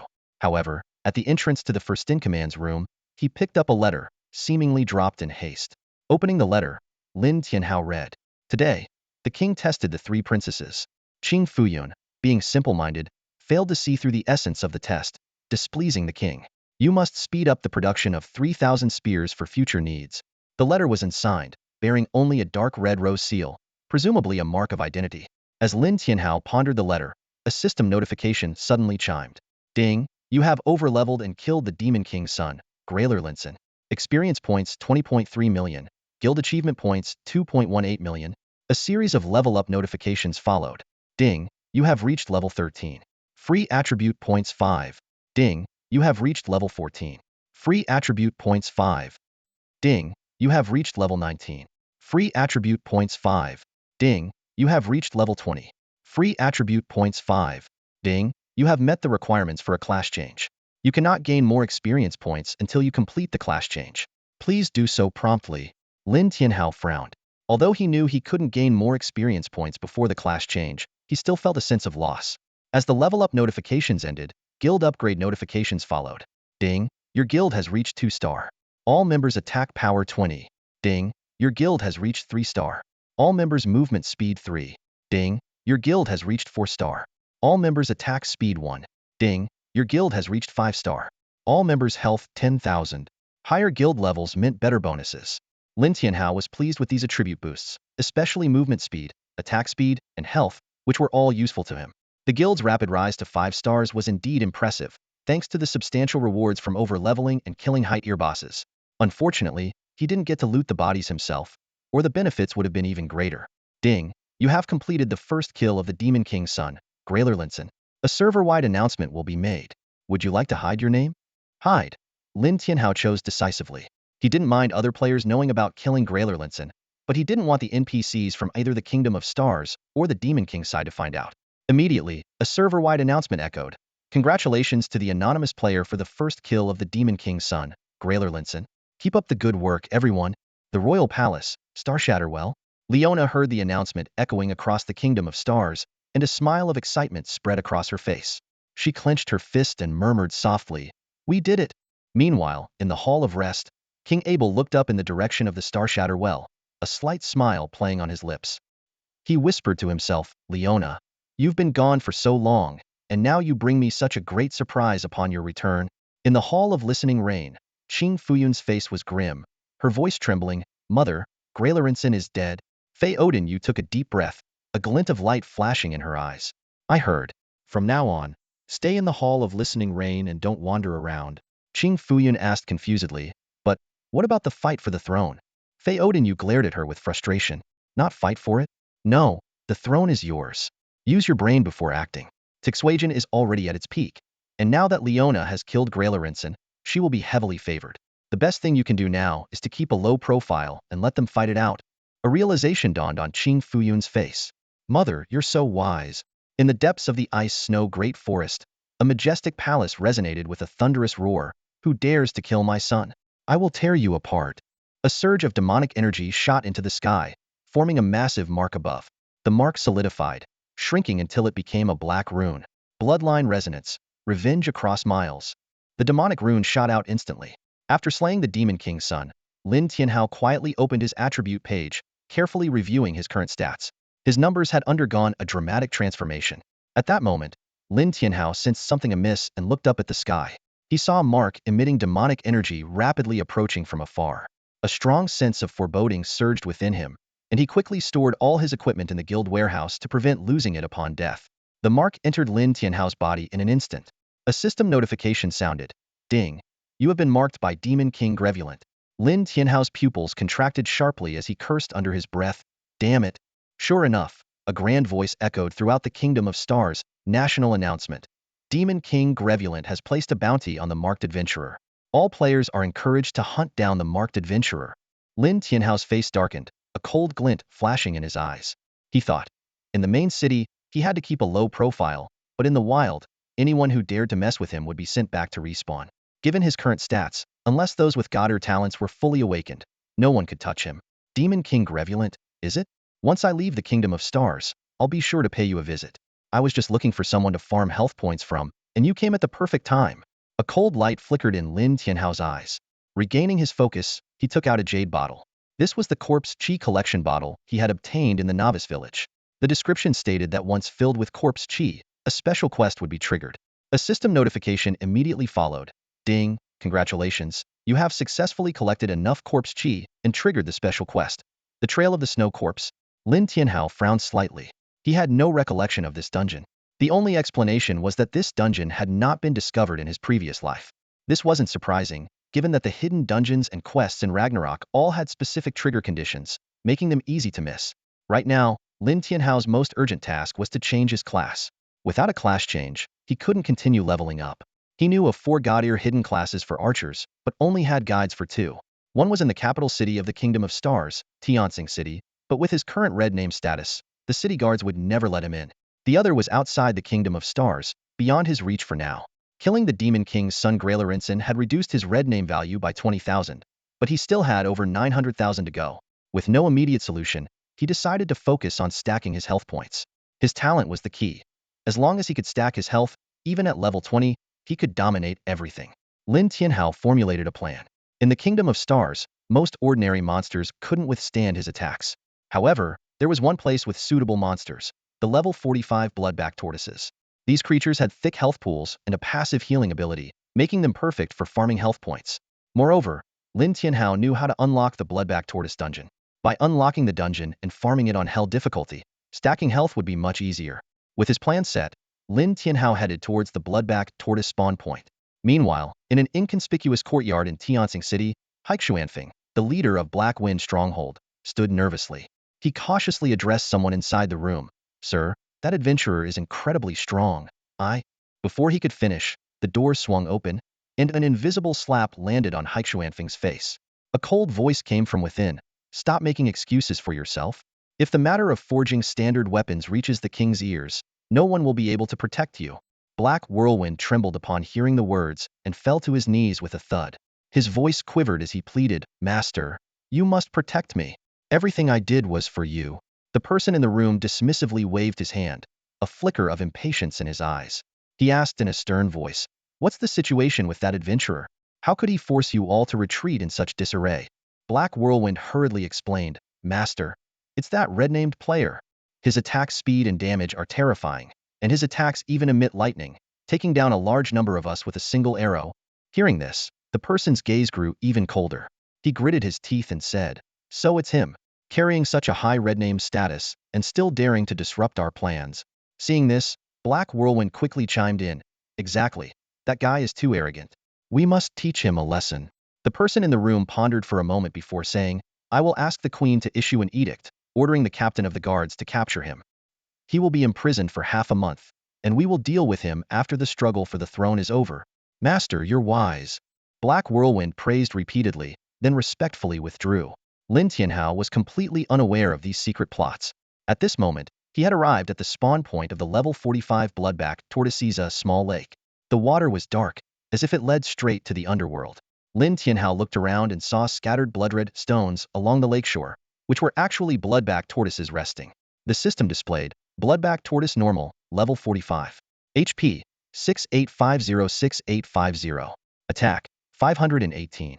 Skills, Bloodthirsty Shell, Water Ball Technique. Ordinary monsters in Ragnarok are as weak as ever, Lin Tianhao thought. Even at level 45, these tank-type monsters aren't strong. For Lin Tianhao, these normal bloodback tortoises were no match. He could take one down with a single arrow. The lightning effect of his attacks allowed him to kill a dozen at once. Lin Tianhao's real targets were the elite and black iron level bloodback tortoises. Thanks to his incredible hunting speed, it took less than 15 minutes to force out an elite level bloodback tortoise. The system displayed Bloodback Tortoise Elite, level 45. HP, 51, 37551, 375. Attack, 928. Skills, Bloodthirsty Shell, Water Ball Technique, Water Arrow Technique, Magic Water Shield. With over 50,000 HP, this elite monster could withstand several of Lin Tianhao's attacks. Avoiding critical hits on purpose, this Bloodback Tortoise could endure 5 hits, mainly due to its powerful self-healing passive and Bloodthirsty Shell skill. Bloodthirsty Shell absorbs part of the damage and heals itself upon taking a hit. Lin Tianhao's attack speed had already surpassed 8.0, and with the Breeze Set bonus, his basic attacks increased both his attack speed and movement speed. Stacking these bonuses, his attack speed easily surpassed 10.0. Even an elite Bloodback Tortoise couldn't last a second against him. This is why Lin Tianhao didn't care about not leveling up.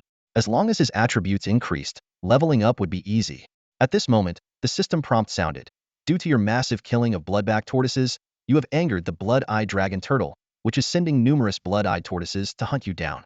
Lin Tianhao raised an eyebrow and thought, finally, Blood-Eyed Tortoises, Black Iron level bosses. However, in the level 45 monster zone, Black Iron level bosses were just pawns, unlike in the newbie village where they were the kings of certain wild monsters. One by one, Blood-Eyed Tortoises with blood-red eyes crawled out of the lake. The system displayed, Blood-Eyed Tortoise Black Iron, level 45. HP, 1 284, 3751, 284, 375. Attack, 5680. Skills, Bloodthirsty Shell, Chain Water Ball, Chain Water Arrow, Blood Poison Technique, Water Dragon Technique, Water Column Impact, Berserk, Dominance. Black Iron level bosses below level 50 rarely had HP exceeding 1,000,000, except in dungeons and secret realms. Lin Tianhao raised his hand, and an arrow flew through the air. The damage was high, but due to the Bloodthirsty Shell, the Blood-Eyed Tortoise's HP still showed healing numbers. 2859 Bloodthirsty Shell, 500 base passive healing. Lin Tianhao didn't mind. The longer the Blood-Eyed Tortoise lasted, the more benefits for him. With his terrifying output of 10 arrows per second, dealing over 100,000 damage per second, the Blood-Eyed Tortoise lasted less than 12 seconds before being killed. The system prompt. You have achieved the first kill of the Blood-Eyed Tortoise. A server-wide announcement will be made. Do you wish to hide your name? Lin Tianhao chose no. Soon, a server-wide announcement echoed throughout the Star Kingdom. Congratulations to player Snow Emperor for achieving the first kill of the Blood-Eyed Tortoise. Let all players strive for more achievements. This announcement made some sharp players realize something. Dreaming of Snow's eyes sharpened, and she ordered, send someone to Blackwater Lake. I suspect the one who killed Greylorin is Snow Emperor. After the Demon King Greylevrant issued a bounty, she had sent over 10 assassins to find the player with the bounty. With the Demon King's mark, they could confirm the player's identity upon close proximity. Not only dreaming of Snow, but other guilds also turned their suspicions towards Lin Tianhao. After all, at this stage, the only one capable of killing the Demon King's son was Snow Emperor. Of course, there was also the red-named player. But many were already speculating that the red-named player was Snow Emperor. After killing the first Blood-Eyed Tortoise, Lin Tianhao immediately began attacking the second. The Blood-Eyed Tortoises, as pawns, always spawned 5 at a time at Blackwater Lake. It took Lin Tianhao only a minute to clear all 5. How boring, Lin Tianhao sighed. The 5 Blood-Eyed Tortoises only added less than 2,000 HP to his stats. It seemed he needed to bring out the Dragon Turtle to stack more HP. Lin Tianhao sat down to sort through his loot, while pondering where else he could stack HP. The answer was nowhere. Without a class change, he couldn't go to zones above level 50, and below level 50, this was the best spot. For now, the best course of action was to clear the Bloodback Tortoise dungeon at Blackwater Lake. With the dungeon, the monsters in the Hell difficulty would have much higher HP, all being enhanced versions. Not only that, but Lin Tianhao was also waiting for Leona to arrive. Having killed Greylorin, wasn't it time for Leona to deliver his reward? At that moment, Lin Tianhao noticed a group of people approaching him. The royal guards. Lin Tianhao raised an eyebrow. Judging by their steps, they were clearly coming for him. As they got closer, a smile appeared on Lin Tianhao's lips. A total of 21 royal guards, 20 of whom were level 50 bronze guards, and their leader was a level 50 silver guard. Generally, palace guards wouldn't easily leave the palace. Seeing this group of guards appear before him, Lin Tianhao grew wary. Something unusual was definitely afoot. He stepped forward, a bold guess flashing through his mind. Could these guards be here to trouble him? If so, that would be perfect. He was just lamenting the lack of strong opponents to boost his health points. This suspicion wasn't groundless. Lin Tianhao recalled a letter he had found in Heifeng village, which hinted that the village was working for a significant figure in the Xingqian kingdom. The sudden appearance of palace guards now likely had something to do with Heifeng village. While Lin Tianhao was pondering, the lead guard shouted, "You vile person, you've committed numerous atrocities against the people. By royal decree, I'm here to arrest you. Surrender now and avoid unnecessary suffering." These words confirmed Lin Tianhao's suspicion. He raised an eyebrow and asked, "A royal decree to arrest me? Whose decree?"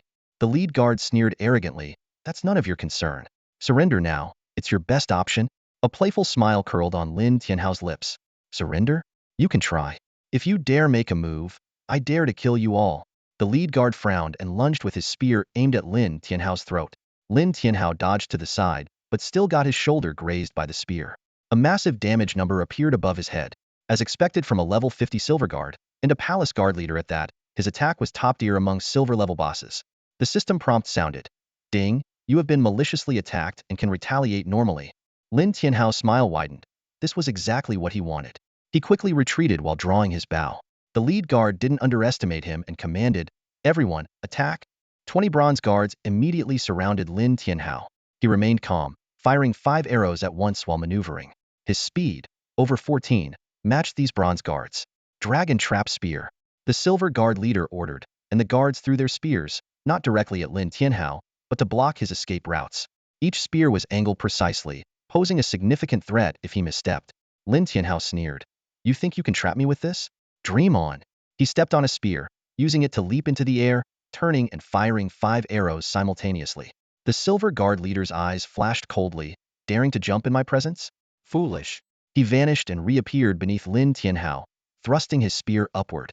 Lin Tianhao agilely performed a 360-degree spin in midair, narrowly evading the spear that brushed against his armor. As he landed, he drew his bow again. The silver guard leader swatted Lin Tianhao's arrow aside and lunged again, his spear tip glowing with a tiger's phantom, roaring thunderously. Sensing danger, Lin Tianhao quickly allocated all his accumulated 100 free attribute points to speed. Although each point only added 0.05 speed after surpassing 10, the 100 points gave him a crucial 5-point boost. With his speed now over 19, Lin Tianhao dodged, but the tiger's phantom still clipped him, causing another massive damage number to appear. Fortunately, his Qingfeng Set's effect had stacked, pushing his speed over 20 and attack speed over 10. He began using attack lifesteal to offset the damage. 5 arrows at once. While the leader could deflect them, the bronze guards weren't as adept, especially with Lin Tianhao's rapid attack speed. 4 arrows could deal over 50,000 damage, restoring about 20,000 health. The lifesteal effects of his Bloodthirst Necklace and Jiha Longbow provided significant support. With his speed over 20, Lin Tianhao could now easily maneuver around the bronze guards. However, the silver guard leader launched another fierce assault, becoming a blur that passed through Lin Tianhao, inflicting massive damage. Lin Tianhao gasped but kept his movements fluid. He could fire 10 sets of 5 arrows each second, recovering around 20,000 health per volley. Despite the leader's formidable damage, Lin Tianhao's strong lifesteal allowed him to barely sustain himself. "Dragon claws." The silver guard leader commanded, and the bronze guards switched to weapons with iron chains, ready to attack. The leader's spear hummed and charged at Lin Tianhao. As he neared, he suddenly shifted behind Lin Tianhao. Lin Tianhao rolled sideways, but the level 50 silver guard leader was faster. Despite starting to dodge, he was still struck and sent flying. While airborne, the iron claws shot towards him. Lin Tianhao's expression shifted, but he managed to counterattack midair. Normally, he couldn't dodge, but thanks to his purification amulet's 80% immunity to knockback, he only briefly stalled before landing, causing the claws to miss. Seeing Lin Tianhao land, the silver guard leader hesitated. Lin Tianhao seized the moment to create distance. The leader recovered and leaped, his spear emitting a deadly glow. Lin Tianhao dodged as soon as the leader moved, but the spear glow was too fast, hitting him. With a light pop, his left shoulder guard shattered, its durability maxed out. Lin Tianhao's face darkened. The Qingfeng set had been a perfect match for him, and now he lost a piece. But he didn't stop, his arrows continuously flying. At this moment, Lin Tianhao considered using his life and death book but decided against it. He wanted to use these enemies to boost his health points. Using the book would waste this golden opportunity. Moreover, this high-intensity battle honed his combat skills. For now, mistakes could be rectified at the revival altar, but during the impending cataclysm, a single error could be fatal. "Dragon binding rope?" The silver guard leader shouted again, and the bronze guards switched weapons once more. The dragon binding chain consisted of interconnected iron links, each wrapped with sharp barbs. The guards stretched the chain, ready to encircle Lin Tianhao.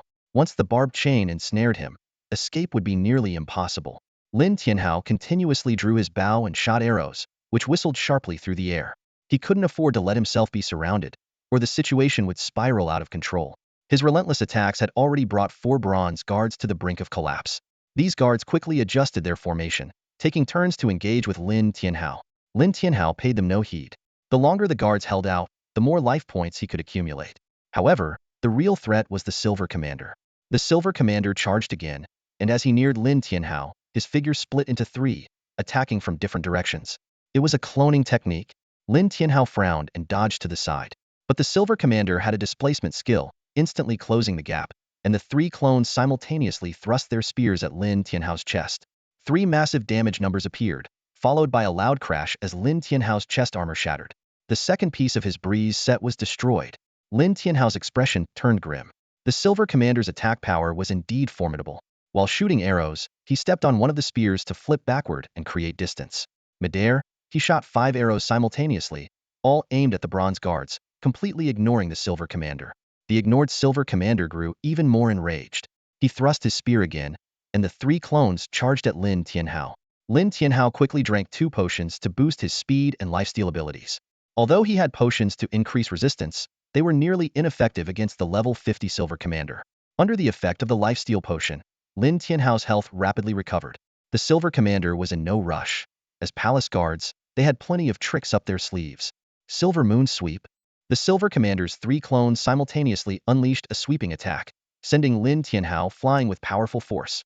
This strike not only knocked off over 100,000 of Lin Tianhao's health points, but also destroyed another piece of his equipment. The level 10 bronze gear was utterly fragile before the Silver Commander. With fewer than 10 pieces of the breeze set remaining, the set's effects vanished. Each piece increased his attack speed, and losing 3 pieces directly reduced his speed by 1.2. Combined with the 3.0 speed loss from the set effect disappearing, Lin Tianhao's attack speed plummeted by 4.2, significantly impacting him. The Silver Commander smirked mockingly. "Let's see how you plan to fight now." Lin Tianhao's expression turned serious. He hadn't wanted to use the life and death book, but the current situation left him no choice. He swiftly distanced himself and wrote the Silver Commander's name in the book. Immediately, a series of damage numbers appeared above the Silver Commander's head, startling him. "How are you doing this?" he exclaimed, both shocked and furious. Despite his high health, losing over 10,000 points per second made him panic. Lin Tianhao offered no explanation, continuing his relentless assault. The Silver Commander roared, "Silver Moon, scorching flames." He became engulfed in flames, transforming into a streak of light charging at Lin Tianhao. Invincible Golden Body. Lin Tianhao activated the skill decisively. This was undoubtedly the Silver Commander's ultimate move, and Lin Tianhao wasn't sure he could withstand it. Using the invincible skill was the safest choice. By precisely timing the 0.5-second invincibility, he could completely avoid the damage. Boom. After the loud explosion, Lin Tianhao emerged unscathed. The Silver Commander, expecting him to be gravely injured, was stunned. How is this possible? Lin Tianhao remained silent, focused on the battle. Another arrow whizzed through the air, and a bronze guard fell. This wasn't because Lin Tianhao's damage depleted the guard's health, but because the death reincarnation effect triggered. The 0.5 instant kill chance activated at this critical moment. A system prompt sounded. "Ding, you have killed a bronze guard and achieved the first kill. A server-wide announcement will be made. Would you like to hide your name?" "Hide," Lin Tianhao quickly decided. The server-wide announcement immediately followed. "Congratulations to the player with a hidden nickname for achieving the first bronze guard kill. This announcement is made to encourage all players." The announcement repeated 3 times. Without pause, Lin Tianhao adjusted his attack target. Seeing his subordinate killed, the Silver Commander was shocked. "Abandon the capture. Everyone focus on headshots." Hearing this, Lin Tianhao's expression changed drastically. Level 50 bronze guards must have headshot skills. He didn't dare delay, and quickly switched to the Hydra set. This set, obtained from repeatedly farming Hydra bark, was tank gear that significantly boosted his health and resistance. Although it might all get destroyed, Lin Tianhao couldn't worry about that now. After switching, he immediately retreated while continuously using the 5-arrow burst, despite its heavy mental cost. Lance Charge. At the Silver Commander's command, all bronze guards' speed noticeably increased. If he still wore the breeze set, Lin Tianhao might have managed to distance himself, but with the Hydra set, escaping was a pipe dream. Lin Tianhao had no choice but to gulp down 3 potions, bracing for a desperate fight. Charge. 19 bronze guards instantly rushed at Lin Tianhao. Golden Light Talisman. At the critical moment, Lin Tianhao activated the Golden Light Talisman, a tool he had obtained in the novice village. To be safe, he also stored his Bloodthirst necklace and ninefold bow, keeping only the complete Hydra set. He feared that if he were killed, losing the Hydra set wouldn't matter, but losing the other gear would be devastating. Damage numbers kept appearing. The Golden Light Talisman's protection, combined with the potions and Hydra set, absorbed a significant amount of damage. The 19 bronze guards only managed to chip away just over 100,000 of Lin Tianhao's health. However, before Lin Tianhao could counterattack, the guards began chaining their knock-up skills. They didn't release them simultaneously, but precisely chained them, maximizing the control chain's effectiveness. Despite Lin Tianhao's protective jade pendant, he was forced to hover in midair under the relentless assault of 19 bronze guards. In this critical moment, the voice of the Silver Commander thundered, "Silver Moon, piercing dragon." The Silver Commander suddenly crouched, his entire body transforming into a taut bow. His spear shone with a blinding light, seemingly gathering all the energy of the heavens and the earth. In the next instant, he shot towards Lin Tianhao like an arrow released from a bow. Lin Tianhao, suspended in midair, summoned all his strength and narrowly avoided a fatal blow with a daring aerial spin at the last second. However, after 3 thunderous impacts, 3 pieces of his Hydra armor were shattered by the spear. His level 10 bronze equipment was no match for the level 50 Silver Commander's ultimate move. A massive damage number appeared above Lin Tianhao's head. Coupled with the damage from the 19 bronze guards, his health had dropped below half. The Silver Commander, relentless, immediately unleashed 9 consecutive shots. His spear struck at Lin Tianhao like a storm, aiming to kill him during the brief control time. Anticipating the intent, Lin Tianhao used his Hydra shield to counter just as the 11th bronze guard was about to strike. Using the recoil, he performed a backflip and quickly switched his main weapon to the 9-part bow, firing 5 arrows in rapid succession. Upon landing, Lin Tianhao tried to gain some distance, but the Silver Commander's 9 consecutive shots were closing in. He switched his main weapon to block, but the shield shattered before it could deflect all the attacks. His health dropped below 10%. At this critical moment, his Revitalize skill activated, quickly restoring his health to half. Seizing the fleeting opportunity, he unleashed another round of 5 arrows burst with his 9-part bow, fully restoring his health in less than a second. The Silver Commander, enraged by Lin Tianhao's healing ability, shouted, "Fall back. Don't give him a chance to heal." The 19 bronze guards retreated, leaving space for an unknown duel between Lin Tianhao and the Silver Commander. Lin Tianhao, eyes narrowed, realized the precarious situation without the bronze guards as targets for his healing. With Revitalize and Invincible Golden Body still on cooldown, facing the Silver Commander Hedon was extremely dangerous. "Your men can retreat, but these bloodback turtles won't run," Lin Tianhao said, sidestepping to create distance. Knowing his arrows couldn't penetrate the Silver Commander's defense, he targeted the bloodback turtles to drain the enemy's health using his life-stealing abilities. Seeing through Lin Tianhao's strategy, the Silver Commander's gaze turned icy. "Let's see how much these turtles can heal you." He sneered and launched another ferocious attack. Lin Tianhao fought while retreating, each strike from the Silver Commander taking tens of thousands of his health, with ultimate moves dealing hundreds of thousands. However, by continuously attacking the bloodback turtles with his 5 arrows burst, Lin Tianhao managed to keep his health topped up. He dealt with ordinary, then elite, and finally black iron blood-eyed turtles, allowing him to sustain his health and increase his maximum health limit. While Lin Tianhao maintained his condition, the Silver Commander was steadily losing health in the drawn-out battle. With a health loss of over 10,000 per second, even his passive healing abilities were insufficient. "Face me if you dare," the Silver Commander roared in frustration. After finishing the last blood-eyed turtle, Lin Tianhao smiled. "You want a direct fight? I'll oblige." He then unleashed his twisting string arrow technique. This technique had a deadly feature: it could curve mid-flight to strike the opponent. Even the Silver Commander found it difficult to block all the arrows. But Lin Tianhao didn't stop there. Following the twisting string arrow, he launched another 5 arrows burst, targeting the Silver Commander's limbs and head. This combined attack left the level 50 Silver Commander overwhelmed. Blazing Spear Technique. The Silver Commander charged again, his spear engulfed in flames. Rage. Lin Tianhao's eyes flashed with determination. He aimed for a swift victory. High damage numbers appeared rapidly, making Lin Tianhao's scalp tingle. In his rage state, just 2 hits reduced his health by 170,000. Lin Tianhao quickly used the twisting string arrow to push back the Silver Commander and once again created distance, continuing his fight and retreat strategy. He knew that victory lay in outlasting his opponent. Unyielding Body. The Silver Commander activated his invincible state, nullifying the knockback effect of Lin Tianhao's arrows. In a desperate moment, Lin Tianhao quickly consumed 8 different potions, boosting all his attributes. He also equipped gear obtained from the level 20 green poison Spider King to replace his destroyed Hydra gear. Even a minor attribute boost was crucial now. Constantly moving and shooting, Lin Tianhao faced the relentless attacks of the Silver Commander. Despite his damage breeze set reducing his attack speed to 5.63, the combination of 5 arrows burst, 9-part bow, and Bloodthirst Necklace allowed him to recover over 200,000 health per second. Though barely holding his ground, Lin Tianhao remained exceptionally calm.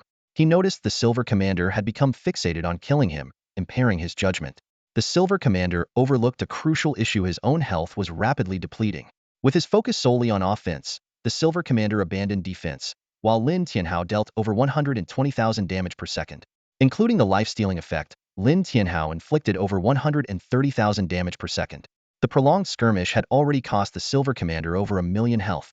Despite having over 8 million health, the level 50 Silver Commander struggled to withstand Lin Tianhao's relentless output. If he couldn't defeat Lin Tianhao before his rage state ended, his defeat was inevitable. Silver Moon, Blazing Cloud Strike. The Silver Commander leaped, engulfed in flames for his final desperate attack. If Lin Tianhao survived, the Silver Commander's rage state would end, sealing his defeat. However, with the rage-enhanced ultimate move and a 30-level difference, it seemed impossible for Lin Tianhao's mere 400,000 health to withstand the attack unless he could weaken its power or trigger a death rebirth to counter the Silver Commander.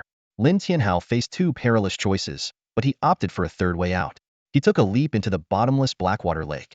Quickly gathering his gear, Lin Tianhao dove deeper, trying to escape the Silver Commander's attack. At that moment, the Silver Commander finished charging his ultimate move. His spear pierced the water's surface with incredible speed, sending up a spray that rose tens of meters high, aimed directly at Lin Tianhao. In the nick of time, Lin Tianhao switched to a shield, barely managing to block the lethal strike. Although a terrifying damage number appeared above his head, he breathed a sigh of relief. Still had a chance as long as he wasn't instantly killed. Desperately, Lin Tianhao swam toward the shore. Once he reached land, he immediately began attacking the Bloodback Turtle, simultaneously upgrading his Death Cycle skill to 2 stars. The new skill effect gave his attacks a 1 chance to instantly kill enemies, offering him a glimmer of hope. The Silver Commander followed closely, his spear wreathed in flames, thrusting directly at Lin Tianhao's face. Lin Tianhao quickly turned, firing 5 arrows in succession to widen the distance. With the Silver Commander no longer in a berserk state, his threat diminished significantly, and Lin Tianhao could even offset the damage through lifesteal. Sensing the shift in the situation, the Silver Commander ordered 19 bronze guards to activate their berserk mode and attack with full force. Faced with the swarm of enemies, Lin Tianhao felt his scalp tingle. He hastily retreated while continuously firing volleys of 5 arrows. In this critical moment, something unexpected happened. The Silver Commander suddenly collapsed. The instant kill effect of Death Cycle had triggered. Overjoyed, Lin Tianhao watched as the system broadcast a server-wide announcement, declaring his first kill. With their leader down, the bronze guards fell into disarray, and Lin Tianhao picked them off one by one. When the last guard fell, Lin Tianhao's face lit up with satisfaction, could finally start looting the spoils of battle. Meanwhile, in the palace of the Star Kingdom, Queen Fei Odinjia's face darkened upon hearing the news of Silver Commander Valxen's death. She conferred with the hunchbacked old woman behind her and decided to attempt to recruit this powerful red-named adventurer. Back in the wild, Lin Tianhao was busy collecting his rewards. Although most of the gear and skill books were of little use to him, the guild achievement points he earned were quite satisfying. Just as Lin Tianhao was about to continue farming monsters, he noticed a stealthy assassin 50 meters away. With the help of his immaculate eye, Lin Tianhao could clearly see the enemy's position. The assassin was reporting back to his guild leader, planning to ambush Lin Tianhao for the bounty. Initially, Lin Tianhao paid little attention to the assassin, assuming he was just an ordinary guild scout. But when the assassin didn't leave, Lin Tianhao couldn't help but speak up. "What's the matter? Are you waiting for your guildmates to arrive?" The assassin's heart skipped a beat, and his steps faltered slightly. Lin Tianhao's lips curled into a smile. He could tell that the assassin had noticed him. They were 50 meters apart, but even in stealth mode, the assassin couldn't escape Lin Tianhao's keen senses. Lin Tianhao observed the assassin's subtle movements and chuckled inwardly. If not for those tiny reactions, he might have thought the guy had logged off in the wild. Deciding to give a warning, he raised his bow and knocked an arrow. Whoosh! The arrow shot through the air and landed precisely at the assassin's feet. The assassin player's face turned pale with shock. "How did you see me?" he stammered. Lin Tianhao didn't bother to explain. Instead, he said in a low voice, "I don't know which guild you're from, but tell your guild leader not to mess with me. Otherwise, I won't mind accumulating more red name points." Both had hidden their names, making it impossible to identify each other's origins. At that moment, a cold female voice rang out, Shwedi, you sure talk big. Lin Tianhao turned to see Zhu Ming Yinxue, leading over 100 elite guild members towards him. He raised an eyebrow, feeling slightly offended not because a guild was causing trouble, or because it was Zhu Ming Yinxue, but because she had only brought a little over 100 people. Did they underestimate him? The elite members behind Zhu Ming Yinxue were formidable, mostly around level 14 or 15, fully geared. A few even wore full sets of equipment, exuding an impressive aura. Lin Tianhao sneered. You must be here for the bounty on Demon King Grevlong. But I suggest you don't do anything foolish, or you'll just make Zhu Ming Guild lose levels. His words angered a mage beside Zhu Ming Yinxue. The mage snorted and swung his staff, hurling a fireball at Lin Tianhao. You're still bragging even on the brink of death. The fireball hit Lin Tianhao but did not cause the expected damage. Lin Tianhao was currently wearing Hydra gear, supplemented with drops from the green poison Spider King, making his resistance far superior to when he was level 1. A system prompt sounded. Ding! You have been maliciously attacked and can retaliate freely. Without hesitation, Lin Tianhao fired an arrow. Whoosh! The arrow flew through the air. A shield warrior quickly stepped in front of the mage, blocking Lin Tianhao's attack with his shield. The large damage number that appeared surprised Lin Tianhao didn't kill the level 15 shield warrior. The shield warrior was equally shocked. He had completed a hidden quest in the newbie village, gaining the Savage Growth special skill, which gave him an extra 10% health boost and an additional 100 points per level. Combined with his level 15 tank gear, he had nearly 16,000 health. Yet, Lin Tianhao's arrow almost took him out. Zhu Ming Yinshue's face darkened, but she didn't overreact. She decisively ordered, attack with full force. Chain control him to death. Her plan was simple. Over 100 players, each controlling Lin Tianhao for 0.5 seconds, resulting in over 50 seconds of control time. Such a long chain of control would be enough to deplete Lin Tianhao's health. The battle erupted instantly. Surprisingly, the first to act was a priest. A priest player waved his staff, sending a silencing beam towards Lin Tianhao. If hit, Lin Tianhao would temporarily lose the ability to use skills. However, such an attack was too slow for Lin Tianhao. With a slight movement, he easily dodged the silencing beam. As Lin Tianhao dodged, a warrior charged at him with a brutal dash.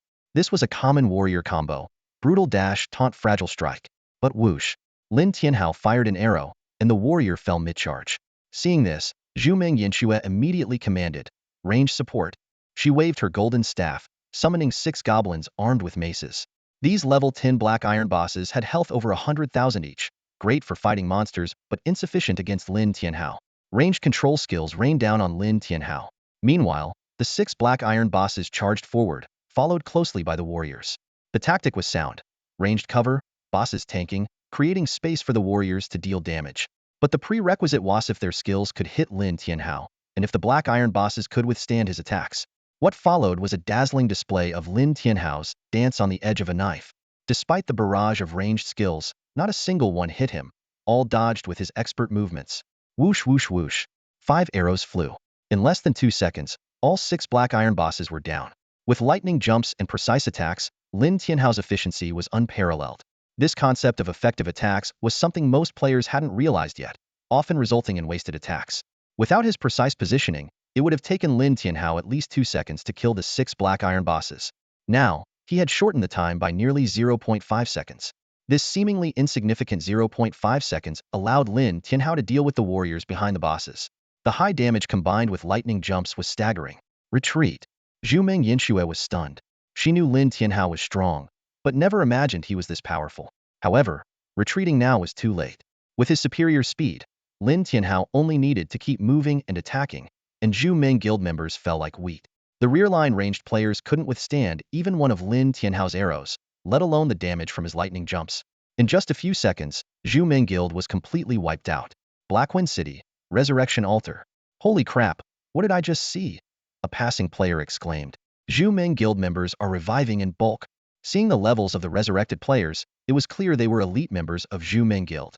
Everyone speculated what earth-shattering event had caused even their elite team to be wiped out. Look, it's Zhu Ming Yinxue. Someone recognized the guild leader. She revived too. Did they fail to raid the level 25 boss? In the distance, spies from other guilds quickly reported back to their leaders. Boss, our guess was right. Shwedi is incredibly strong. Zhu Ming Yinxue and her team were all sent back to the resurrection altar. This is just a scene. Various guilds reported the situation regarding the blood-eyed black tortoise. In the meeting room of the Futu Club, a discussion about the Snow Emperor was underway. Futu Shenlang spoke in a deep voice. the Snow Emperor can single-handedly kill a level 45 blood-eyed black tortoise. At this stage, our chances of killing him are very low. Even if we succeed, the cost may not be worth the reward. Sitting at the head of the table was not Futu Dunyama, but a woman with a cold yet alluring demeanor, Futu Dunyama's elder sister, Futu Hongwon. She held significant influence in the Futu Guild, to the extent that she could be considered the real power behind the club. Futu Hongwon narrowed her eyes slightly and spoke firmly. The reward from the Demon King Graylarinson is definitely substantial. To pull ahead of other guilds at this stage, this reward is crucial for us. Ms. 1, this task is indeed challenging, another member added. Zhuma Yinxue has a golden scepter, and over 100 elite team members participated. The result was a complete wipeout, with everyone dropping a level. Futu Hongwen's gaze fell on Futu Dunyama, her tone commanding, "Brother, I remember you have a good relationship with the Snow Emperor. Go and negotiate with him. We can offer a certain price to have him stand still and let us kill him once." Futu Dunyama's expression changed, and he quickly waved his hand. "Sis, don't joke around. I've only met the Snow Emperor a couple of times. Besides, he's level 20 now, and with his red name value, if he dies, he'll drop back to level 1. With his abilities, getting back to level 20 would be easy." Futu Hongwen dismissed his concerns. "Go and talk to him. 1 death, 5 million. I believe he won't refuse." Futu Dunyama sighed. "Resolute, am not going." "Brother, don't be so rebellious." Futu Hongwen's tone turned cold. "The Twilight of the Gods is unlike other games. Whether the Snow Emperor agrees or not, you must at least ask. I said I'm not going, and that's final. Do what you want, but leave me out of it." Futu Dunyama snapped, slapping the table and storming out of the meeting room. Futu Hongwen's expression darkened slightly as she turned to Futu Shenlang. "Shenlang, send someone to negotiate with the Snow Emperor. I believe that as long as the price is right, he won't refuse. He has no reason to." Yes. Futu Shenlang responded, though he sighed inwardly. He felt that Futu Hongwan was too headstrong, overlooking a critical fact. Lin Tianhao didn't lack money. With Lin Tianhao's current combat prowess, he could easily earn a lot by selling skill books and equipment. But Futu Hongwan was clearly in no mood for reason, and arguing would be futile. From some perspectives, Futu Shenlang agreed with Futu Dunyama. In the current situation, the Snow Emperor should be befriended, not provoked. Unfortunately, Futu Hongwan was used to throwing money at problems, assuming that wealth could solve everything, ignoring an important point. Some people, even if they lack money, might not be willing to comply. Moreover, the Snow Emperor didn't lack money at all. Meanwhile, at the blood-eyed black tortoise's habitat, Lin Tianhao was focused on grinding monsters. Suddenly, an unexpected visitor appeared, not the anticipated Leona, but a hunched old woman. Lin Tianhao cautiously sized up the newcomer. Clintfist bird? HP? Attack? Skills? Note: she has a significant background. If you can receive a quest from her, you might gain unexpected benefits. However, be careful not to anger her. She loves to taste fresh blood. Lin Tianha's eyes narrowed. Apart from her name, he couldn't discern anything about this NPC. All those question marks made it clear that she was likely out of his league. "Hello, is there anything I can help you with?" Lin Tianhao asked politely, using the usual tone adventurers adopt when addressing NPCs. Clintfist bird grinned, revealing her uneven, yellowed teeth. "Snow Emperor," she called him by name. "You are the most powerful adventurer I've ever seen. You shouldn't be wasting your talents. You should become a nobly count, a marquis, or even a duke." Such flattery might have flustered other players, but Lin Tianha's internal alarms were ringing. A powerful figure suddenly seeking him out and offering such praise was definitely suspicious. "Senior, if you have any requests, please feel free to ask." Lin Tianhao inquired directly. Clintfist bird nodded and got straight to the point. "Someone has killed the Demon King's son, Graylarinson. The king is very pleased and wants to reward Princess Leona." "Oh, do you need me to hunt some game for the feast?" Lin Tianhao deflected. Clintfist bird shook her head. "No, I want you to go to the palace and claim that you were the one who killed Graylarinson." Lin Tianha's heart skipped a beat. It wasn't that the other party knew he had killed Graylarinson, but that they wanted him to take the credit. With Graylarinson dead, Leona would be highly regarded by the king. But what if the person who helped Leona kill Graylarinson was a notorious criminal with over 900,000 red name points? The situation would be entirely different. "You want me to frame Princess Leona?" Lin Tianhao exclaimed. Clintfist bird nodded. "Correct, you're very perceptive. I can help you, but what if the king doesn't believe me?" Lin Tianhao pressed. "How could I kill Graylarinson while in a sealed state?" "Don't worry, I've already thought of that," Clintfist bird said, producing a bronze mirror. This ancient, incomplete artifact can open a space portal, allowing you to traverse space and enter other locations directly. "Oh." Lin Tianhao raised an eyebrow, thinking this was indeed a valuable item. My second concern is my red name value. If I get caught, won't I be imprisoned indefinitely? Lin Tianhao continued. Clintfishbird shook her head. That won't happen. You haven't killed anyone in the main city. At most, you'd be exiled, not arrested. You might not know this, but a team recently tried to arrest me, Lin Tianhao reminded her. Is that so? Clintfishbird feigned surprise. She was well aware that the Silver Commander and his team were sent by the Queen, but she couldn't let it show. Don't worry, Clintfishbird reassured him. I have the backing of Queen Fyordinu. As long as you provide false testimony, you won't be arrested. In fact, you'll be granted leniency for killing Grailerensen and allowed to walk freely in the main city. Lin Tianhao's eyes lit up.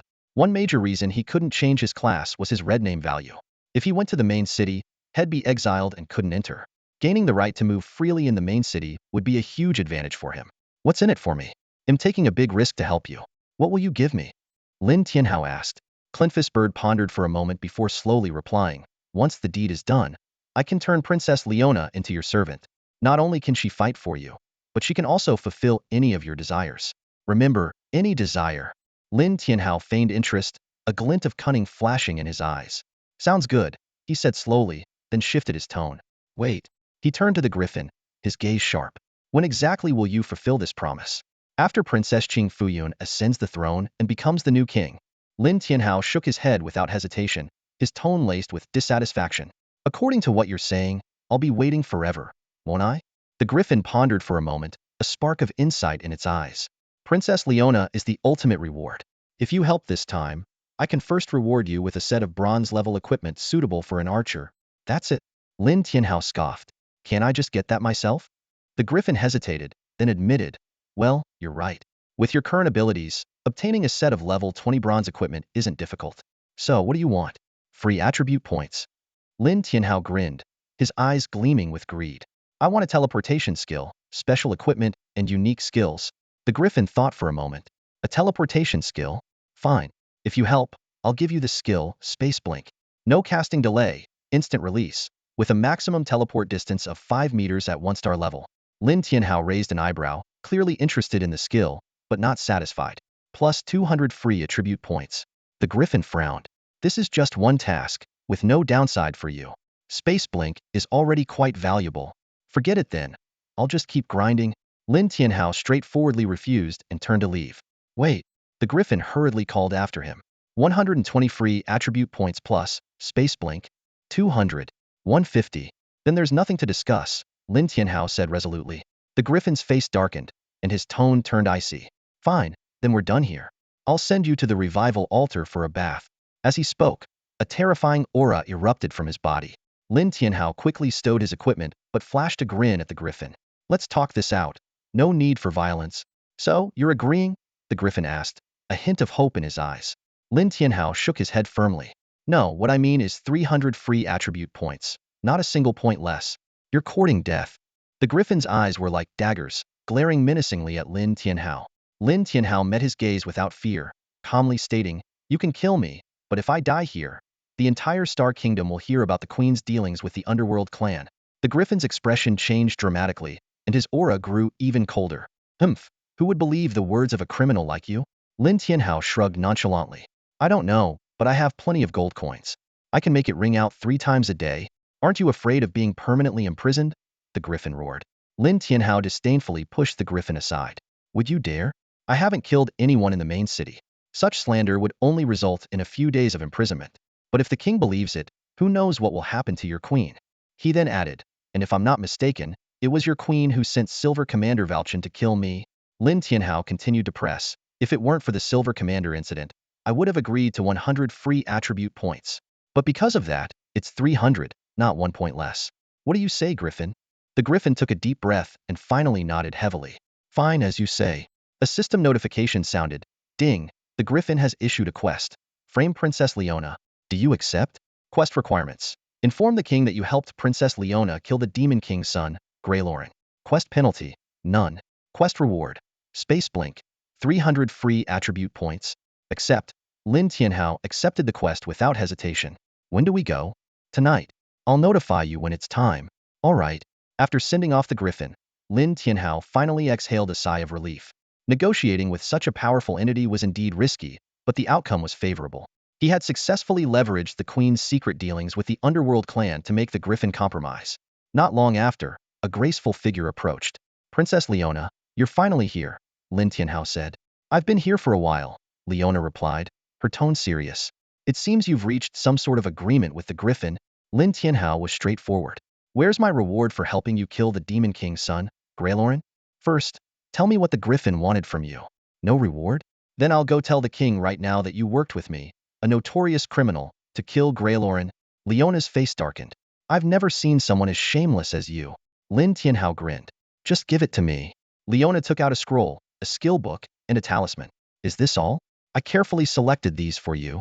Lin Tianhao examined the items closely. Eternal Binding Scroll Special, one-time use. Enchants a piece of equipment, making it permanently bound to you. Indestructible, unstealable, and undroppable. Lin Tianhao's eyes lit up. This Eternal Binding Scroll was definitely a support artifact. In the game, rare equipment was easily lost upon death, but this scroll could effectively prevent that. He immediately thought of his Bloodthirsty necklace, an item that restored a percentage of maximum health, which was invaluable at any stage of the game. Frostwings 1-star. Conjures a pair of frost wings, allowing you to fly for 5 minutes. Cost, 300. Cooldown, 60 minutes. Proficiency, 0-100. Lin Tianhao raised an eyebrow. Flight skills were indeed rare. Before level 50, it was rare to encounter flying monsters, even in the later stages of the game. This skill would not only give him an advantage in combat, but also allow him to quickly escape danger. Finally, his gaze fell on the mysterious talisman. The teleportation rune hovered in front of Lin Tianhao, its light blue glow flickering unpredictably. This single-use item had a simple and direct effect, randomly teleporting the user to another location, though it could be interrupted by spatial attacks. Lin Tianhao stared at the reward, feeling slightly disappointed. Is this all? He couldn't help but ask. I helped you kill Greylorin, the Demon Lord's son. This reward seems a bit underwhelming, don't you think?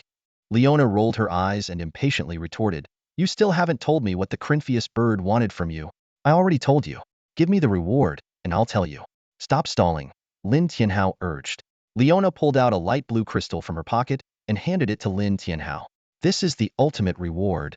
Lin Tianhao's eyes lit up as he took the crystal. A system prompt immediately appeared. Tears of the Goddess of Life. Special item. Requirements. None. Effect 1. Increases maximum HP by 20. Effect 2. Restores 10,000 HP per second. Durability. 100. Note. Cannot be stolen or dropped. Lin Tianhao felt a surge of joy. Initially, he had planned to give the Eternal Scroll to his Bloodthirst necklace, but now he hesitated. Although this item couldn't be stolen or dropped, it lacked the indestructible attribute. He weighed his options, a 20 increase in maximum HP or a 1 lifesteal effect. In the end, Lin Tianhao valued the former more. Lifesteal equipment could be considered later, but a 20 boost in HP, combined with his exceptional talent, would be highly beneficial. Not to mention the 10,000 HP regeneration per second. Leona interrupted his thoughts. Now can you tell me what the Crinpheus bird wanted? Lin Tianhao grinned. Didn't I already tell you? What did you say? Leona was momentarily confused. Suddenly, her eyes widened in disbelief. You mean the Crinpheus bird knows you helped me kill Greylorin? Lin Tianhao shook his head. No, she only hopes I'm the one who helped you. She came to me to get me to frame you in front of the king. Leona's expression turned complex. You promised to support me, so you didn't agree to her, right? I agreed, Lin Tianhao said calmly. Leona's face darkened, and a chilling aura spread around her, freezing the surrounding plants. Did you forget your promise to me? You are helping the Crinpheus bird and still taking rewards from me. Hold on, is that really cheating? Lin Tianhao said righteously. I helped you kill Greylorin. Isn't it fair for me to claim a reward? You. Leona gritted her teeth. I'll kill you. Wherever you go, I'll hunt you down. Lin Tianhao coughed lightly. Don't get excited. I agreed to the Crinpheus bird to actually help you. Help me? Leona sneered. If the king and the nobles find out that someone like you helped me, what will they think? The credit for killing Greylorin will be ruined. Lin Tianhao's expression turned serious. No, it's precisely by framing you that I can save you. Between you, King Fuyan, and Tixuajian, who do you think has the best chance of becoming the new king? I don't know, Leona replied coldly. But killing Greylorin certainly boosts my chances significantly. Lin Tianhao shook his head. You're wrong. You've not only failed to increase your chances, but you've also become a prime target. In the Star Kingdom, you have no foundation. Killing Greylorin only puts you in the spotlight. King Fuyan and Tixuajian will undoubtedly plot against you. Who can handle that? Leona retorted angrily. But that doesn't justify you framing me. Tixuajian has deep roots, and Qingfuyan has Queen Feo Dinjiu backing her. And you? What do you have against them besides killing Grailer-Insen? Leona gritted her teeth. If you knew all this, why did you help me kill Grailer-Insen? To show the nobles your capability and give you a chance to develop in the shadows, Lin Tianhao explained. Killing Grailer-Insen showcases your strength. My framing you will balance the scales externally, but the nobles will remember your capability. Just returning, you don't need huge achievements, but rather to demonstrate your abilities without threatening the other two princesses. With capability, you can secretly win over the nobles. Leona's emotions gradually calmed as she realized Lin Tianhao's words made sense. So, what's your plan? She asked. Support Qingfuyan and crush Tixuajian? Lin Tianhao's eyes gleamed sharply. If the queen's dealings are exposed, Qingfuyan can't become the new king. Once Tixuajian falls, you have a high chance of becoming the new king. And then? How do we deal with Qingfuyan? Who has the queen's support? Once Tixuajian falls, I'll bring down the queen, Lin Tianhao said confidently. Although Leona didn't understand why Lin Tianhao was so confident, she chose to trust him. All right, how do you want me to cooperate with your framing? Pretend to be unaware and strongly deny it. Leave the rest to me. What if they ask how I killed Grailer-Insen? Leona suddenly realized this crucial point. When it comes to that, just say no comment. Leona took a deep breath, feeling somewhat unwilling. After all, killing Grailer-Insen was a significant achievement, but she ultimately relented. Okay, I'll play my part, she said before taking her leave. In the palace, within the listening rain hall, the Crinpheus bird returned and immediately sought out Queen Feo Dinjiu. Your Majesty, Shuedi has agreed to help us frame Leona. Queen Feo Dinjiu nodded in satisfaction. He's sensible. But what? The Crinpheus bird said sternly. Shuedi knows about your dealings with the Nether clan. Hearing this, Queen Feo Dinjius' expression changed drastically. Snow Emperor? How did he find out? Clinfish bird furrowed his brow and shook his head slightly. This adventurer was undoubtedly trouble, but how should he be dealt with? He made a throat-slitting gesture, silently asking for suggestions. A glimmer of thought crossed Fei Odin Rain's deep eyes. Kill? The adventurer would just resurrect. Imprison? That wouldn't work either. Suddenly, a meaningful smile appeared on her lips. I know what to do. Lin Tianhao was completely unaware of all this. After seeing Leona off, he focused on hunting bloodback tortoises. According to his past life's memories, he needed to clear out bloodback tortoises 18 times in a row to lure out the blood-eye dragon turtle and unlock the Blackwater Lake dungeon. Over and over, Lin Tianhao tirelessly farmed the monsters. His red name value decreased slowly, while his health points steadily increased. To gain more health, he even removed the tears of the goddess of life. Without the additional 20 health boost, even elite-level bloodback tortoises could only withstand a few of his attacks. As time passed, a warrior ran up, panting. Hao Gu, I'm here. It was none other than Zhou Xiaopeng. Although he had hidden his nickname, Lin Tianhao recognized him immediately. I'll add you to the guild first. Lin Tianhao quickly brought Zhou Xiaopeng into the Lone Snow Guild. Zhou Xiaopeng exclaimed, Hao Gu, you're amazing. Honestly, I had no idea you were that red-named player. Before he could finish, Zhou Xiaopeng noticed his attribute changes and was stunned. Whoa! Hao Gu, this is insane. By now, Lin Tianhao's Lone Snow Guild was 5-star, offering 6 powerful buffs to its members. 1 damage increase, 10 critical hit, 20 attack power, 3 movement speed, 1 attack speed, and 10,000 health points. At this stage, these attributes were practically godlike, and the scariest part was that all guild members received these buffs. Stay calm. Lin Tianhao handed Zhou Xiaopeng a sacred talent awakening stone. Use this to awaken your talent? Zhou Xiaopeng's eyes widened. A sacred stone? Hao Gu, you're just giving this to me. Someone on the forum got a heavenly stone, and it sold for 5 million. Lin Tianhao waved his hand. Just take it. Hee, it's different when you have a strong backer. Zhou Xiaopeng took the awakening stone and began to awaken his talent. Lin Tianhao already knew Zhou Xiaopeng's talent well. Sacred talent. Soul bind 1 star. Effect 1. Can bind to 1 allied unit, gaining all of their health, armor, and magic resistance boosts. Effect 2. The bound ally receives a 10 boost to health, armor, and magic resistance. Proficiency. 0-10 calculated by the number of bosses killed by you and the bound ally, not lower than your level. Each star upgrade allows binding to 1 more ally, with a maximum of 10, equating to an 11-fold attribute boost. Seeing his talent, Zhou Xiaopeng was a bit disappointed. Hao Gu, I feel like the system ganked me. Is this really a sacred talent? Lin Tianhao laughed. You haven't realized how strong this talent is yet. Try binding to me. A system prompt sounded. Player Shen Peng Wu requests to establish a soul bind with you. Do you accept? Lin Tianhao agreed. This binding had no negative impact on the bound player. Instead, it boosted their health, magic resistance, and armor. Though Lin Tianhao's armor and magic resistance were negligible, his health was extremely high, and a 10 boost meant tens of thousands of points. After binding to Lin Tianhao, Zhou Xiaopeng was dumbfounded as his health bar skyrocketed from over 10,000 to 50,000. Whoa, whoa, whoa. Hao Gu, your attributes are insane. Higher than most bosses. Lin Tianhao checked the time. I'll help you level up first. Increase your attack power, and get ready to kill me later. Kill you? Zhou Xiaopeng was stunned. Yes, for the bounty from Demon King Grevlong. Better you get it than someone else. Is this okay? Your red name value will drop you to level 1 if you die. Let it drop. Leveling up is easy for me. Lin Tianhao said nonchalantly. It wasn't boasting. For him, leveling up was indeed a breeze. Lin Tianhao sent Zhou Xiaopeng a party invite, with a 9:1 experience split in Zhou Xiaopeng's favor. Lin Tianhao couldn't level up anymore, so it would be a waste otherwise. With each round, they could kill 5 blood-eye dragon turtles.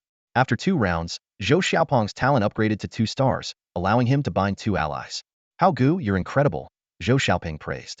Lin Tianhao remained calm. Don't rush. Also, don't consider any class lower than sacred for your job change. If it's a divine hidden class, switch immediately. Got it. Zhou Xiaopeng nodded. Lin Tianhao knew all the hidden classes for warriors, but there was only one divine hidden class, and it wasn't in the Star Kingdom. If not, switch to a regular class. You can still switch to a hidden class later, but once you pick even a yellow level hidden class, it's nearly impossible to change without special items. I see. Zhou Xiaopeng realized how deeply Lin Tianhao understood the game. Also, I'll promote you to vice president of the guild.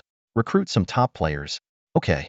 As Lin Tianhao spoke, he continued to lead Zhou Xiaopeng in farming monsters.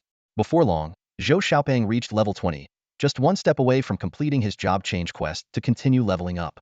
You can go to the main city and switch to a regular class first, then come back to find me. The timing should be just right, Lin Tianhao said.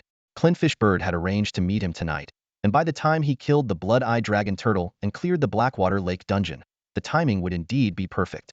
All right, Zhou Xiaopeng agreed and prepared to set off. After seeing off Zhou Xiaopeng, Lin Tianhao resumed his focus on the monster-slaying quest. He had already killed 12 bloodback Xian turtles, and only 6 more kills were needed for the blood-eye dragon turtle to appear. Given his current output capabilities, the biggest challenge wasn't defeating the monsters, but waiting for the bloodback Xian turtles to respawn. Time flew by, and an hour passed in the blink of an eye. Suddenly, a system notification sounded. Ding! Due to your mass killing of blood-eyed Xian turtles, the blood-eye dragon turtle sleeping in Blackwater Lake has awakened. Please evacuate immediately. Evacuate? A smirk tugged at the corner of Lin Tianhao's mouth. This was exactly his goal, hunting the blood-eye dragon turtle. The surface of Blackwater Lake suddenly surged, and a massive turtle shell slowly emerged, its size comparable to a standard basketball court. The system promptly displayed the monster's information. Blood-eye dragon turtle bronze tier. Level 45. HP 6 850 0006 850 000. Attack 17,590. Skills: Rapid Water Cannon, Healing Body, Dragon Roar Tsunami, 9 Pillar Impact, Blackwater Whirlpool, Bloodthirsty Dragon Armor, Water Arrow Barrage, Blood-Eyed Poison Mist, Dominance, Frenzy. Lin Tianhao raised an eyebrow, quickly assessing his opponent. Nearly 7 million HP and over 17,000 attack power, plus unknown magical strength. Being a magical creature, the blood-eyed dragon turtle's magical strength was undoubtedly formidable. But Lin Tianhao felt no fear. Even without the Goddess of Lives tier, his HP exceeded 530,000. With proper strategy, he was confident he could outmaneuver and defeat this powerful foe. Wasting no time, Lin Tianhao drew his bow and released an arrow. A massive damage number flashed above the blood-eyed dragon turtle's head, followed by 2 prominent healing indicators. 5,258. 3,000. These were the lifesteal effect of bloodthirsty dragon armor and the blood-eyed dragon turtle's own healing ability. Lin Tianhao couldn't help but gasp. He knew the turtle's healing was formidable, but he hadn't expected it to be this potent. Ordinary level 45 players wouldn't even match its healing speed, let alone deal effective damage. This scene made Lin Tianhao ponder the importance of grievous wound effects. He wondered if he should consider acquiring some grievous wound equipment for ganking world bosses. After all, world bosses often had terrifying self-healing abilities, and the damage from the Book of Life and Death was sometimes less than their passive healing. But what if he could stack high grievous wound effects? Of course, this was just a theory. Grievous wound attributes were special and increasingly difficult to stack as the game progressed. Before the second class change, achieving a 3,040 grievous wound effect was already impressive. However, for Lin Tianhao, such an effect offered limited help. Despite his thoughts, the battle continued without pause. Lin Tianha's arrows flew through the air, maintaining a cautious distance and using his enhanced attack range for long-range kiting. Suddenly, the blood-eyed dragon turtle let out a deafening roar, causing Blackwater Lake to surge with towering waves. Walls of water several meters high crashed towards Lin Tianhao. This was a large area skill, difficult to evade even with Lin Tianha's high-speed movement. A massive damage number appeared above Lin Tianha's head as he was hit and sent flying by the waves. Such wide area, high damage skills were indeed troublesome. As soon as he landed, Lin Tianhao noticed a circle of water forming beneath his feet. He quickly dodged, narrowly avoiding a massive water column that erupted from the ground. If he had reacted a moment slower, he would have been hit directly. Upon landing, a second water circle appeared under him. Lin Tianhao leaned back swiftly, barely avoiding the second water column. But before he could catch his breath, a third water circle formed. Boom! This time, Lin Tianhao couldn't completely dodge, and the massive water column struck him, sending him high into the air and dealing significant damage. Another nearly 20,000 damage number flashed. In midair, Lin Tianhao saw the fourth water circle forming. Judging by the skill name, this 9-pillar impact likely involved 9 attacks. Lin Tianhao quickly adjusted his posture, performing a remarkable 360-degree side spin, barely avoiding the fourth water column. Upon landing, Lin Tianhao immediately retreated. With his high speed, he began preemptively dodging, making the remaining water columns no longer a threat. Not only that, but he also managed to shoot a few arrows in between dodges, continually dealing damage to the blood-eyed dragon turtle. Whiz! Whiz! Arrows continuously flew through the air. While Lin Tianhao's damage output was impressive, the blood-eyed dragon turtle's healing was equally astonishing. More troublesome was that within a certain range around Blackwater Lake, it was in its home turf, with skill casting ranges nearly matching Lin Tianhao's enhanced attack range. Surviving the barrage of water columns, Lin Tianhao began to focus on maximizing his damage output in the shortest time possible. His attack speed exceeded 5 shots per second, dealing over 80,000 damage per second, far surpassing the turtle's passive healing. Even with the lifesteal effect of bloodthirsty dragon armor, it was insufficient under Lin Tianhao's fierce assault. The blood-eyed dragon turtle seemed to realize the flaw in its tactics. To Lin Tianhao's surprise, it suddenly retracted its limbs and head into its shell. In the next instant, the shell, as large as a basketball court, turned into a streak of light, charging towards Lin Tianhao at lightning speed. Lin Tianhao barely managed a side roll, but due to the turtle's massive size, he was still grazed by the edge, and the immense impact sent him flying. His health bar dropped significantly. Upon landing, Lin Tianhao quickly regained his stance and resumed his long-range attacks. He noticed that while the turtle's attacks had a wide range, their actual damage wasn't as high as he had anticipated. However, Lin Tianhao soon realized why the blood-eyed dragon turtle had charged at him. After stopping, it raised its massive claw and struck down at him. Critical hit. Lin Tianhao was dazed by the blow but didn't pause, immediately retreating while continuing to shoot arrows. He needed to create distance, as close combat was extremely disadvantageous for him. Yet, despite the turtle's seemingly slow movement, its massive size allowed it to cover Lin Tianhao's running distance with just a few steps. This made it impossible for Lin Tianhao to maintain a safe distance. If you want close combat, we'll play along. Lin Tianhao snorted, abandoning the idea of creating distance. He dashed to the turtle's side, cleverly using its massive body to block its line of sight, creating advantageous opportunities for himself. Dealing with a massive, sluggish boss like this requires strategic maneuvering, and Lin Tianhao knew this well. Every step he took was precisely calculated to stay in the blind spots of the blood-eyed dragon turtle's vision. Despite the beast's large strides, Lin's nimble footwork kept it from locking onto him. From a distance, the pagoda wolf god had already arrived at the battlefield, silently observing the fight. Meanwhile, a shadowy figure lurked in the dark, watching the battle unfold. It was Shadow Killer in stealth mode. Though their goals differed, both chose to keep their distance to avoid being mistaken for boss stealers. Lin Tianhao sensed their presence, but remained undistracted. He focused entirely on his bow, each arrow striking the blood-eyed dragon turtle with pinpoint accuracy. The massive boss turned several times, but could never catch the agile hunter. Shadow Step. Shadow Killer marveled silently.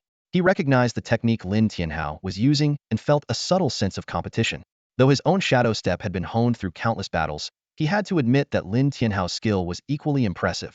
The pagoda wolf god watched Lin Tianhao's almost unreal movement and terrifying damage output, feeling a chill down his spine. He finally understood why the elite squad of Zhue Meng Yan Shui had been easily wiped out. Facing such an opponent, one might suspect the use of hacks. Lin Tianhao, however, paid no mind to others' opinions. He executed every move to perfection.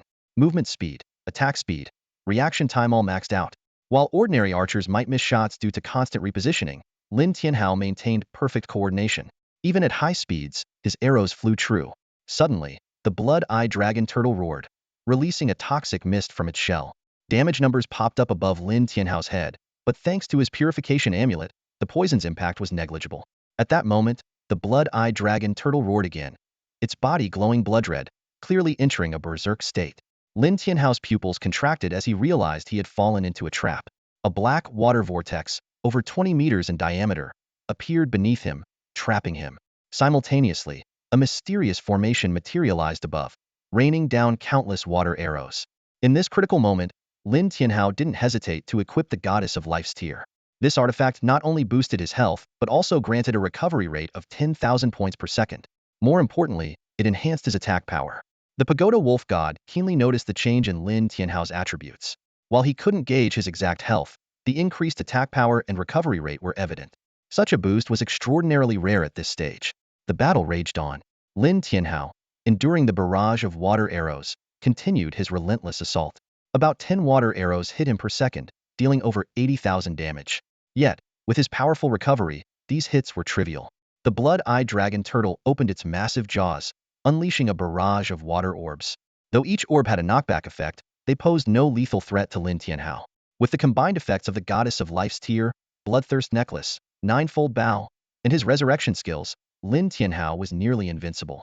Arrows rained down, and the blood-eye dragon turtle's health plummeted. Its counterattacks were futile against Lin Tianhao's formidable recovery.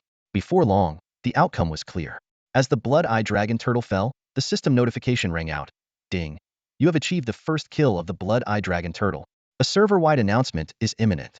Do you wish to hide your name? Lin Tianhao chose not to. Immediately, the server-wide announcement echoed through the game world. Congratulations to player Shuedi for achieving the first kill of the blood-eye dragon turtle.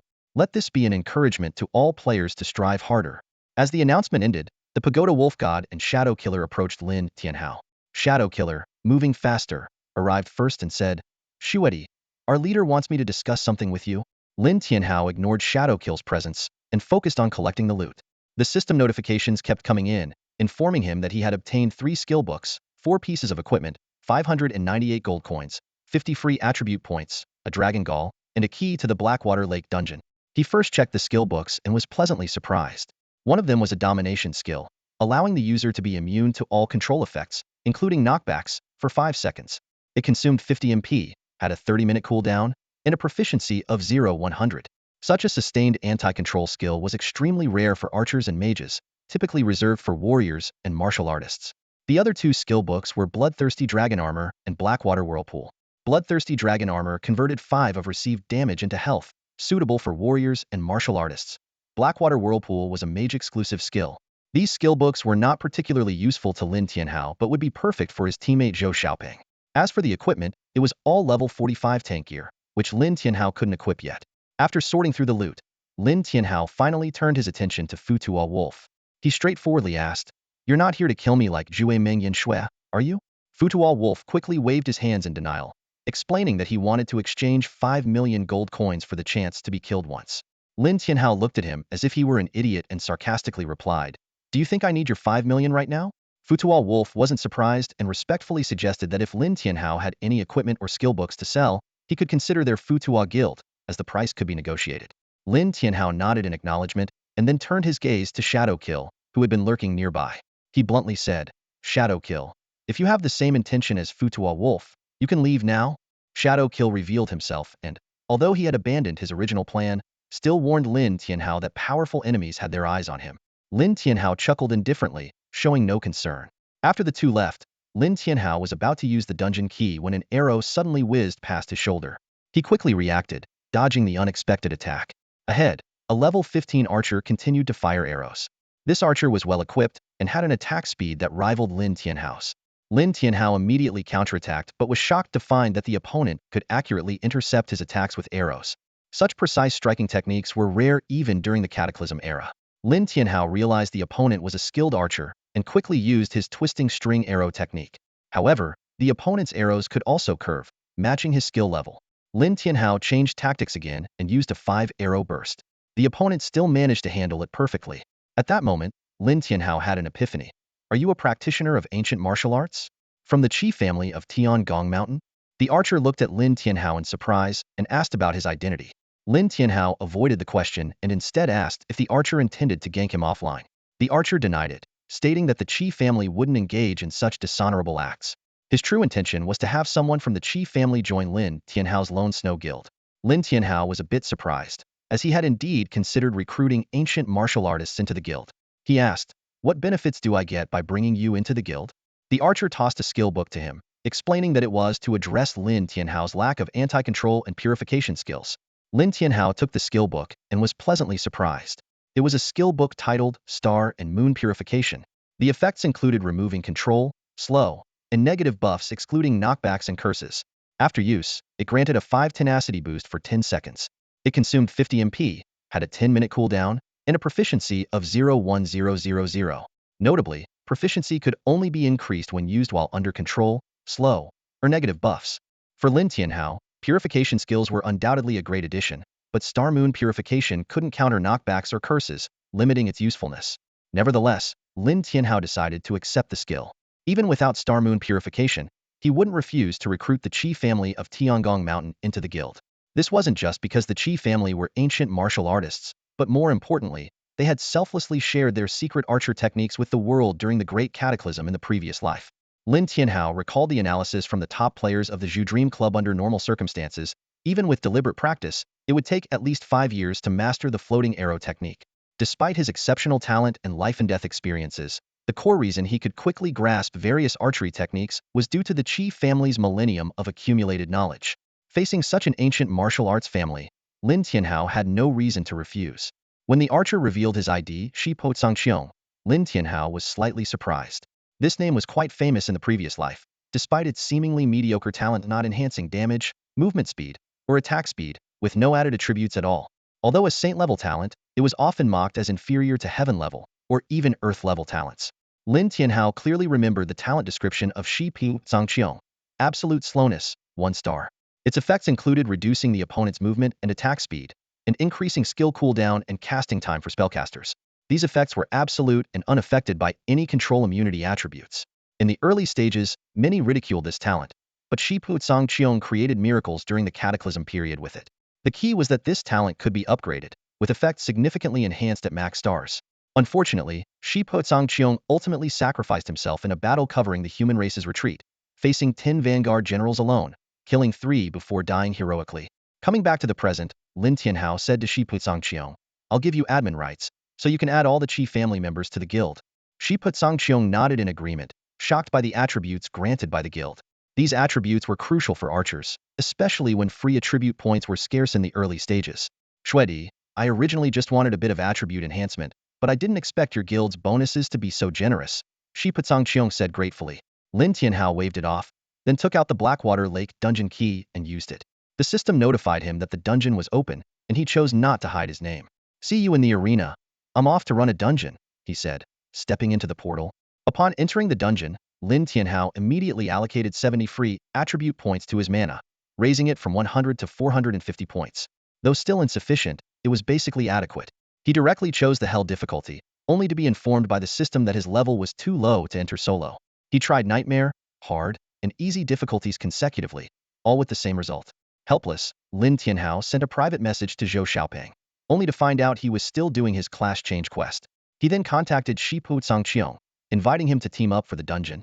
The two stood at the entrance of a dark, damp cave, with the sound of dripping water echoing around them. Without hesitation, Lin Tianhao chose the Hell difficulty. Although Shi Po Tsangqiong raised an eyebrow, he didn't show much surprise. Ahead, Lin Tianhao's gaze locked onto a group of over 10 bloodback Xian turtles. The attributes of these elite creatures were intimidating. A health pool of 99,375, an attack power of 1,598, and mastery of skills such as Bloodthirsty Armor, Water Ball, Water Arrow, and Magic Water Shield. The Hell-level dungeon's difficulty was evident, starting with elite monsters whose stats far exceeded those of ordinary wild creatures. Without hesitation, Lin Tianhao launched his assault, arrows slicing through the air. Following closely, Shi Po Tsangqiong joined the fray. The first astonishing damage number appeared, courtesy of Lin Tianhao's precise strike. In contrast, Shi Po Tsangqiong's attacks could only inflict minimal force damage, a disparity that left him deeply shocked. Suddenly, More bloodback Xian turtles surged from the rear, swarming towards the two of them. Lin Tianhao immediately unleashed a 5-arrow volley, coupled with the chain damage of lightning leap, causing the turtles to fall in waves. Even the nearly 100,000 health elite monsters stood no chance against Lin Tianhao, falling within seconds. As the monsters continued to fall, Shipo Sangqiong's level rapidly increased. System notifications rang out in quick succession. Ding, you have reached level 16, free attribute points 5. Ding, you have reached level 17, free attribute points 5. Ding, you have reached level 18, free attribute points 5. Throughout the entire process, Shipo Sangqiong could only stand in awe, watching Lin Tianhao's relentless onslaught. In less than 2 minutes, the bloodback Xian turtles of the first stage were completely cleared. The second stage featured even stronger bloodback Xian turtle leaders, with attributes 5 times that of the regular bloodback Xian turtles. Yet, under Lin Tianhao's relentless barrage, these leader-level monsters also met their demise. The third stage's difficulty increased again, dominated by leader-level bloodback Xian turtles and introducing black iron-level blood-eye Xian turtles. Such a setup would deter ordinary players, but Lin Tianhao continued his solo massacre. The damage from his 5-arrow volley was maxed out, and the occasional death reincarnation effect instantly killed the wild monsters. However, in what seemed like an easy battle, Shipo Sangqiong met an unfortunate end. Just a glancing hit from a blood-eye Xian turtle's area skill drained his health bar instantly, exposing the weakness of his extreme stat allocation, low health and resistance. Undeterred, Lin Tianhao pressed on alone into the fourth stage. Here, the ultimate boss, the blood-eye dragon turtle, awaited with a predatory gaze. This bronze-level beast had astounding attributes: 16,850,000 health, 27,590 attack power, and a series of powerful skills. Lin Tianhao's eyes narrowed as he launched his assault. He quickly realized that the creature had an extraordinary healing ability, recovering massive amounts of health after each attack. Despite this, Lin Tianhao was undaunted, continuing his relentless offense. The blood-eye dragon turtle countered with its own attacks, its massive claws relentlessly swiping at Lin Tianhao. Its size and speed surpassed those of its counterparts, putting significant pressure on him. As Lin Tianhao narrowly dodged an attack, a watermark suddenly appeared beneath his feet. This was the blood-eye dragon turtle's 9-pillar impact skill, with a larger range than its counterparts. Lin Tianhao reacted swiftly, using his frost wing to soar into the air, evading the lethal strike. Suspended in midair, Lin Tianhao turned the blood-eye dragon turtle into a target, continuously firing arrows. Although the 9-pillar impact could still reach the air, Lin Tianhao's exceptional flying skills rendered it ineffective. Seeing its attacks fail, the blood-eye dragon turtle roared in fury, opening its massive jaws to charge a new skill chain water cannon. The water cannons had a relatively short charge time, making their attack speed faster, but Lin Tianhao still managed to dodge them all with his agile maneuvers. He keenly anticipated the trajectory of the water cannons, positioning himself the moment they were fired from the blood-eye dragon turtle's mouth. Arrows whizzed through the air as Lin Tianhao dodged the attacks while relentlessly dealing damage, steadily depleting the blood-eye dragon turtle's health bar. The blood-eye dragon turtle roared in frustration, realizing it couldn't touch the airborne Lin Tianhao. His arrows rained down like a storm, firing 5 per second and dealing around 40,000 damage per second. In just 5 minutes, he had taken down over 10 million health points. When the blood-eye dragon turtle's health dropped to around 4 million, Lin Tianhao's frostwing duration expired, and he landed while continuing his assault. However, the blood-eye dragon turtle's next move left Lin Tianhao stunned. It activated its berserk mode but didn't attack immediately. Instead, it used its healing body skill. In the blink of an eye, its health rapidly regenerated, soaring back to over 11 million. This is insanely tough. Lin Tianhao couldn't help but mutter, knowing that this was a characteristic of the blood-eye dragon turtle at the hell difficulty level. With its health restored, the blood-eye dragon turtle turned into a streak of light, charging straight at Lin Tianhao. Faced with the massive shell hurtling towards him, Lin Tianhao knew his current positioning skills couldn't avoid it. With a thud, a huge damage number appeared above his head, and his health plummeted. As the blood-eye dragon turtle landed, it immediately swiped at Lin Tianhao with its paw, landing another critical hit. Lin Tianhao quickly sidestepped, trying to use his previous tactics to maintain distance and visibility. But this time, the blood-eye dragon turtle's speed and attack rate were noticeably faster. It turned and swiped again. Lin Tianhao narrowly dodged, firing arrows frantically in return. The battle between Lin Tianhao and the blood-eye dragon turtle reached a stalemate. Lin Tianhao's agile movements allowed him to evade most attacks, while the blood-eye dragon turtle realized a prolonged fight would be inconclusive. Despite its strong healing abilities, Lin Tianhao's healing rate was equally impressive. Suddenly, the blood-eye dragon turtle let out an earth-shattering roar. Waves rippled out, and a massive 10-meter-high tsunami surged forward. Lin Tianhao instantly understood the Blood-Eye Dragon Turtle's plan. A wide area knockback followed by a black water whirlpool to maximize control, then continue the assault. A massive damage number flashed above Lin Tianhao's head. Before he could land, a black water whirlpool appeared beneath him. Seeing this, the Blood-Eye Dragon Turtle immediately followed up with a water arrow barrage overhead. This combo could overwhelm even a level 45 tank. Just as Lin Tianhao fell into the black water whirlpool, he used Star and Moon Purification to quickly distance himself. The Blood-Eye Dragon Turtle roared in frustration as its combo missed. Ignoring it, Lin Tianhao continued his relentless attack, his arrows piercing the air. His health gradually increased, and his damage saw a slight boost. For every 1,000 health points he gained, his basic attack's true damage increased by 30 points, which was significant given his 5 arrows per second rate. With the Blood-Eye Dragon Turtle's skills missing, its threat to Lin Tianhao significantly decreased.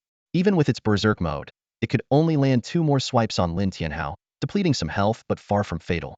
Lin Tianhao's lifesteal abilities were too strong. His 9-headed longbow's 5% lifesteal restored over 5,000 health per second. Combined with his Bloodthirsty Necklace's 1% max health lifesteal, resurrection skills, and the Tears of the Goddess of Life, Lin Tianhao's health recovery rate reached an astounding 47,600 per second. As long as the Blood-Eye Dragon Turtle couldn't immobilize or deal massive burst damage to Lin Tianhao, it posed little real threat. Most of its skills involved continuous or wide-area attacks, lacking sufficient burst damage. Although it had high burst skills like Black Water Whirlpool, Lin Tianhao's purification and high recovery abilities rendered these moves ineffective. In the end, Lin Tianhao successfully defeated the Blood-Eye Dragon Turtle. The system prompt asked if he wanted to hide his name in the server-wide announcement. Lin Tianhao chose not to, already accustomed to such attention.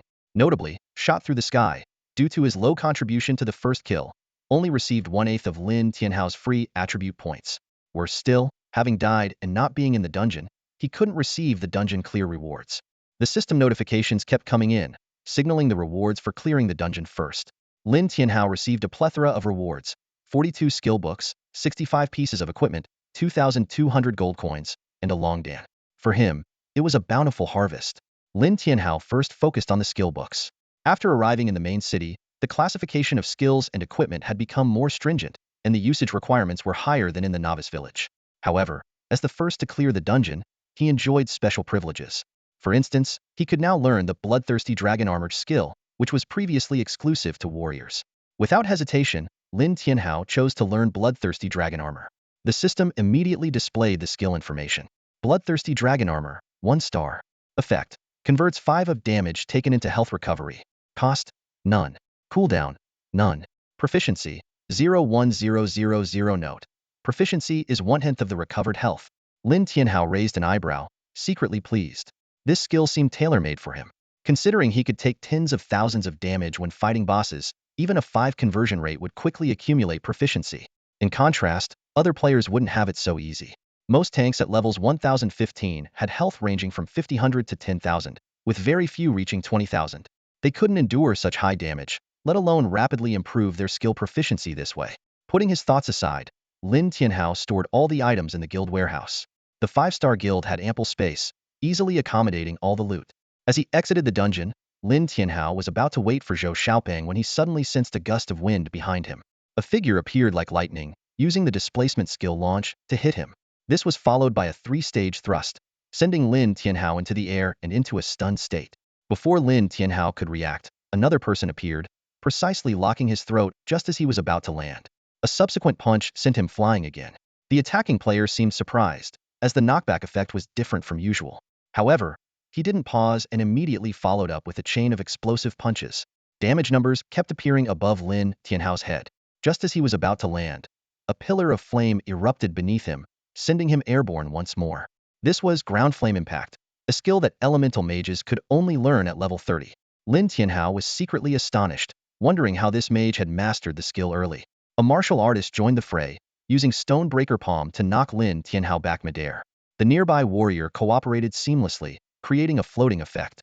Lin Tianhao squinted, realizing that this floatan knockback technique was similar to his floating arrow technique. Both were pure combat skills beyond the game system. A 4th person joined the attack, and the 4 of them coordinated perfectly to keep Lin Tianhao airborne, quickly reaching a 100-hit combo.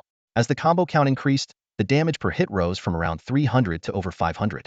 Although the four attackers staggered their blows to maintain the floating effect, dealing only about 1,000 damage per second, they remained unflustered, determined to reach a 1,000 hit combo and ensure Lin Tianhao couldn't escape. While observing their attack patterns, Lin Tianhao recalled an infamous guild from his past life, Dominion Guild. Known for their exquisite coordination, they could perform infinite combos and often ambushed high-level players to loot their equipment. Even with cleansing skills, it was challenging for a single player to disrupt their attacks. When the combo count exceeded 500, one of the attackers couldn't help but marvel at Lin Tianhao's resilience. Despite dealing over 5,000 damage per second, they still couldn't deplete his health. At that moment, Zhou Xiaopeng arrived. Seeing Lin Tianhao under attack, he immediately launched a wild charge towards the nearest enemy. The mage, noticing this, shouted, "Hold him off! I'll take care of this warrior." She waved her staff, casting a repel fire ring to interrupt Zhou Xiaopeng's charge. Then, 3 fireballs flew precisely towards Zhou Xiaopeng. Although he instinctively tried to dodge, his speed wasn't enough, and all 3 fireballs hit their mark. However, when the damage numbers appeared above Zhou Xiaopeng's head, his health bar barely budged. The mage exclaimed in disbelief, How is this possible?" They all knew Lin Tianhao was formidable, but they never imagined that the warriors beside him would have such terrifying health bars. "Retreat," the mage ordered decisively, summoning flames under Lin Tianhao's feet with a wave of his staff, trying to slow him down. However, this simple tactic proved utterly ineffective against Lin Tianhao. Lin Tianhao landed steadily and shot an arrow. The arrow cut through the air, triggering a lightning effect. With just one hit, the enemy team was completely wiped out, unable to withstand even the splash damage. Zhou Xiaopeng was dumbfounded. "Brother Hao, who are these people?" While collecting the dropped equipment, Lin Tianhao shook his head. "Not sure yet, but they're probably here for the bounty on Demon King Greyfold." He handed Zhou Xiaopeng 3 skill books, Body Fortification, Berserk, and Bloodthirsty Dragon Armor, all rare skills dropped by the Blood-Eyed Dragon Turtle. "Now, try to kill me," Lin Tianhao said, removing all his equipment. Without hesitation, Zhou Xiaopeng began attacking with full force. He had recently changed his class to Berserker, and with 3 passive skills, his combat power was considerable. After a round of fierce attacks, Lin Tianhao's health remained nearly untouched. Healing numbers like 46 and 500 continuously appeared above his head, thanks to the effects of Bloodthirsty Dragon Armor and the Revive skill. "Wait, this is too slow," Lin Tianhao said, turning to kill ordinary blood-backed black turtles until he drew out 5 blood-eyed black turtles. These level 45 bosses quickly reduced Lin Tianhao's health to 1/3. Lin Tianhao then disengaged from the fight, and Zhou Xiaopeng seized the opportunity to launch a storm of attacks. With the double-slash passive skill, each Stonebreaker strike dealt double damage. Finally, under this relentless assault, Lin Tianhao was killed, his high infamy causing him to drop to level 1. Upon reviving at the Resurrection Altar, Lin Tianhao immediately attracted attention. However, since Greyfold's bounty had vanished, most lost interest quickly. But the city guards were relentless, swiftly surrounding him. "Our Blackwind City does not welcome notorious criminals. Leave immediately," the captain of the city guards barked. At that moment, an elderly voice intervened. "Stand aside." The captain frowned. "The city guard is enforcing the law. Outsiders, step back." Kellen Feisebird produced a token from his robe, prompting the city guards to kneel immediately. "Greetings, sir. I'm taking this person with me," Kellen Feisebird said calmly, leading Lin Tianhao away, leaving a group of stunned players behind. Kellen Feisebird brought Lin Tianhao to a palace within the royal grounds, where sounds of revelry could be heard. Someone inside was praising Princess Leona, inquiring about the identity of her benefactor. Princess Leona demurred, but Chancellor Kelsenro hinted at the recently famous Snow Emperor. "Princess Leona, surely it wasn't the notorious Snow Emperor who helped you defeat Grey Laurenson?" At this, Princess Leona's expression changed sharply. "Chancellor, you are a veteran in politics. Making unfounded speculations is unbecoming." As soon as Leona finished speaking, Queen Fudingiu's voice suddenly echoed through the palace. "It's not good for the Prime Minister to make reckless speculations, but my informant has recently seen the Snow Emperor. According to him, it seems the Snow Emperor helped you kill the Demon King's son, Grey Laurenson." These words hit the court like a thunderbolt, causing a stir among the officials. All eyes instantly focused on Leona, and the air was thick with tension. King Abra, seated on his throne, looked at Leona with interest and asked, "Leona, is what the queen says true?" Leona's face darkened. She knew she was about to be exposed. This was exactly what she and Lin Tianhao had planned. Taking a deep breath, she decided to stick to the plan. "Father, Mother, I was indeed asked to keep it confidential about who helped me. If Mother has evidence, she should present it." Leona's response was loyal and sincere, but it also made everyone present sense something was amiss. Queen Fudingiu smiled and said, It just so happens that my informant has brought the Snow Emperor here. We can settle this with a face-to-face confrontation, shall we? Leona's expression turned grim upon hearing this. Although she had anticipated this, she still feigned surprise and unease to complete the act. King Abra raised an eyebrow and ordered, "In that case, bring the Snow Emperor here for a confrontation." Soon after, the Clinfifth bird escorted Lin Tianhao into the hall. His appearance caused quite a commotion, as a red-named individual with 1,000,000 points was a rare sight in the Star Kingdom. The eyes of those present were filled with wariness and hostility. King Abra looked straight at Lin Tianhao and asked directly, "Snow Emperor, the queen claims you killed Graylorenson. Is this true?" Lin Tianhao nodded in acknowledgement. "Yes, I was the one who killed Graylorenson." Leona immediately retorted, "Snow Emperor, think carefully before you speak. Do not make baseless claims here." King Abra signaled Leona to stay silent and continued questioning Lin Tianhao. "You say you killed Graylorenson. Can you explain how you did it?" Lin Tianhao took out a magical artifact from his pocket, prepared for him by the Clinfifth bird. "With this, I was able to bypass the formations and enter the star fragment well." King Abra scrutinized the artifact but remained skeptical. "Even so, do you have the firepower to kill Graylorenson?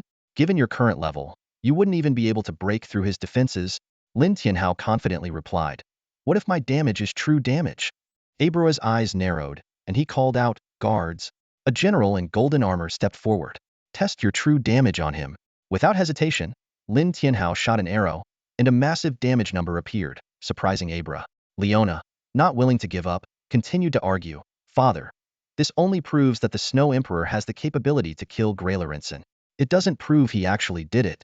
However, Queen Fiadingiu's next words made Leona's expression turn extremely ugly. "Your Majesty, if Leona's collaborator isn't the Snow Emperor, then who is she so desperately trying to conceal?" King Abra turned his gaze to Leona. "Leona, at this point, you need to bring forth the person who helped you kill Graylorenson to clear your name." Leona was silent for a moment before sighing. "Father, I promised that adventurer I would not reveal his identity. If that's the case, I will revoke your reward for killing Graylorenson. Do you have any objections?" King Abra said sternly. Leona, holding back her inner turmoil, firmly replied, "Father, I have no objections. As a princess of the Star Kingdom, if I can't keep my word, how can I command respect?" These words made some of the nobles present see Leona in a new light. Some began to admire her integrity, while others suspected she was being deceitful. A few sharp-minded individuals sensed that this might be a scheme by Queen Fiudingiu against Leona. King Abra then turned his attention to Lin Tianhao. "Snow Emperor, do you have any evidence proving your collaboration with Princess Leona?" Lin Tianhao shook his head. "No, because Leona only gave me a verbal promise and didn't offer any tangible benefits." Abra's eyes sharpened as he warned, "Snow Emperor, you are a notorious figure. Aren't you afraid I'll arrest you here?" "Your Majesty, I haven't killed anyone in the main city. You can expel me," Lin Tianhao replied calmly. Abra sneered, "As the king of the Star Kingdom, I can do more than just expel you. I can imprison you for half a month. Adventurers like you are always racing to increase your strength. If I imprison you for half a month, it should significantly hinder your progress." Lin Tianhao didn't respond, waiting for Queen Fiudingiu's stance. He dared to come here because he wasn't afraid of imprisonment. The queen had to protect him. Otherwise, he wouldn't hesitate to drag her down with him. Queen Fiudingiu clearly understood this. After a moment of contemplation, she spoke, "Your Majesty, I brought him here. You can see his red name value has already decreased by 10,000, showing he's making an effort to reform. Why not give him a chance to redeem himself?" "Oh." Abra looked at the queen and asked, "What kind of chance do you propose?" "Grant him access to the dungeon, Footsteps of the Snow Corpse. If he can clear it, his red name value will decrease significantly," Queen Fiudingiu suggested. Upon hearing Queen Fiudingiu's words, the expressions of the nobles in the hall subtly shifted. They were evidently familiar with the Footsteps of the Snow Corpse dungeon. Lin Tianhao was equally surprised. He recalled the strategy guide he had obtained after collecting corpse energy but had no idea where this dungeon came from. Now he understood it required King Abra to unlock it, which explained why he had been unaware of it in his previous life. Lin Tianhao keenly noticed the slight changes in the nobles' expressions, realizing that this dungeon was no ordinary challenge. King Abra spoke, "Shuedi, since the queen has pleaded on your behalf, you have a choice. Either be imprisoned for half a month or clear the Footsteps of the Snow Corpse dungeon." Upon hearing this, Lin Tianhao's expression turned serious. He realized that Queen Fiudingiu had set him up. There had to be something wrong with this dungeon. He remembered those eerie secret realms from his past life, where death didn't lead to resurrection in the main city but instead within the dungeon itself, or back to the first level. Only by clearing the dungeon could one escape alive. Flashes of memories from his past life came to Lin Tianhao's mind, of a group of players trapped in such a dungeon. They eventually succeeded by thoroughly studying the dungeon mechanics and employing a relay battle strategy. He realized that the non-respawning nature of the dungeon mobs made relay battles possible. However, for Lin Tianhao, this was an opportunity. He could infinitely stack his health. The harder the challenge, the better. Besides, he already had a mission requiring entry into this dungeon. Very well, Your Majesty, I choose to enter the footsteps of the Snow Corpse dungeon, Lin Tianhao responded decisively. Queen Fiodingyu sighed in relief, and King Abra nodded with a smile. Good, Shuedi. I look forward to you clearing the footsteps of the Snow Corpse dungeon. Lin Tianhao's gaze fell on the Kellen Feisy bird, which understood his signal. The system notification sounded, announcing the completion of the task and awarding him 300 free attribute points and the skill Spatial Blink 1. Lin Tianhao was slightly surprised. This skill, which didn't consume mana and could traverse obstacles, had immense potential. King Abra began casting a spell to open the dungeon, chanting intricate runes. A portal of light materialized before Lin Tianhao. Without hesitation, he stepped through, choosing the hell difficulty. The system kindly reminded him that this was a special dungeon. Failure to clear it meant he couldn't leave. Lin Tianhao was secretly delighted this was exactly what he wanted. In the next moment, Lin Tianhao found himself standing before a dilapidated village covered in thick snow. The icy landscape stretched before him, and the system notified him that he was affected by the snow, reducing his movement and attack speed by 5. Lin Tianhao didn't mind and proceeded into the village. Suddenly, a window of a house was blown open by the wind and snow, and a woman hurriedly shut it. At that moment, a monster emerged from the snow, rushing toward the center of the village. Lin Tianhao immediately drew his bow and shot an arrow. The powerful arrow struck the airborne monster with immense force, sending it crashing into the snow. Only then did Lin Tianhao see its attributes. Ice Snow Werewolf Black Iron, level 50, HP 9 million, attack 3999, skills unknown. What surprised Lin Tianhao was that despite his arrow dealing over 20,000 damage, the Ice Snow Werewolf's HP instantly regenerated upon landing. He realized the dungeon's unique feature. As long as the monster was on the snow, it could regenerate indefinitely. This played right into Lin Tianhao's hands. He had always found the regular mobs too fragile to effectively stack his health. Now, this dungeon seemed tailor-made for him. Lin Tianhao began shooting arrows continuously, using his bowstring twisting technique with a knockback effect each time. The Ice Snow Werewolf roared in fury but could never get close. Meanwhile, Lin Tianhao's health started to increase slowly. Health 3. Health 3. Lin Tianhao was reveling in the thrill of stacking his health points when he suddenly sensed a looming danger. A second ice werewolf appeared out of nowhere, lunging at him. His expression changed as he realized the battle had taken a subtle turn. Without panicking, he continued to use his twisting bowstring technique, while secretly calculating if his lifesteal ability could fend off the second werewolf's attack. However, the second ice werewolf struck swiftly, its claws inflicting true damage. Lin Tianhao's eyes narrowed in concentration, shocked even more by the accompanying bleeding effect, which was extremely rare under normal circumstances. Despite this, Lin Tianhao's lifesteal ability managed to barely keep him afloat. He kept firing arrows, slowly regenerating his health. But the respite was short-lived, as a third ice werewolf suddenly joined the fray. Lin Tianhao knew things had taken a turn for the worse. The combined true damage and bleeding effects from 3 werewolves were beyond his limit. Predictably, his health bar began to plummet, and lifesteal alone was no longer enough to sustain him. The werewolves maintained their relentless attack speed, occasionally using skills that made it difficult for Lin Tianhao to keep his distance. Yet Lin Tianhao was unfazed. His health was steadily increasing, and even at level 1, death had little impact on him. After stacking over 5,000 health points, Lin Tianhao finally succumbed to the ice werewolf's claws. However, death was just the beginning. When Lin Tianhao respawned, he was stunned to discover that all his attributes had been completely reset. The health points he had painstakingly accumulated were gone. Lin Tianhao took a deep breath. Even with his god-level talent, he shouldn't have been reset so easily by a standard dungeon. Rapidly considering various possibilities, he reached a shocking conclusion. This was likely a dungeon left behind by a demigod, pseudo-god, or even a deity. Adding to his unease, Lin Tianhao realized that his death cycle skill hadn't triggered even once. He understood that this was likely due to the suppression of a god-level dungeon and the probability issues caused by the level disparity. Facing such a predicament, Lin Tianhao knew he had to change his strategy. He decided to store his equipment in the guild warehouse and contact Zhou Xiaopeng to convert the gear into cash, preparing to upgrade his nutrition pot. After arranging everything, Lin Tianhao logged off temporarily to eat. He knew that the upcoming battles would be even tougher, and that he needed to be fully focused to maximize his gains. Upon re-entering the game, Lin Tianhao found everything as it was before. He once again witnessed the scene of the woman, hurriedly closing the window blown open by the wind. When the ice werewolf appeared, Lin Tianhao was ready. This time, he adopted a different strategy. As soon as the werewolf leaped, Lin Tianhao used the twisting bowstring technique, followed by the floating arrow technique. Sure enough, as long as the werewolf was airborne, it couldn't regenerate health. Exploiting this weakness, Lin Tianhao continuously attacked the airborne werewolf.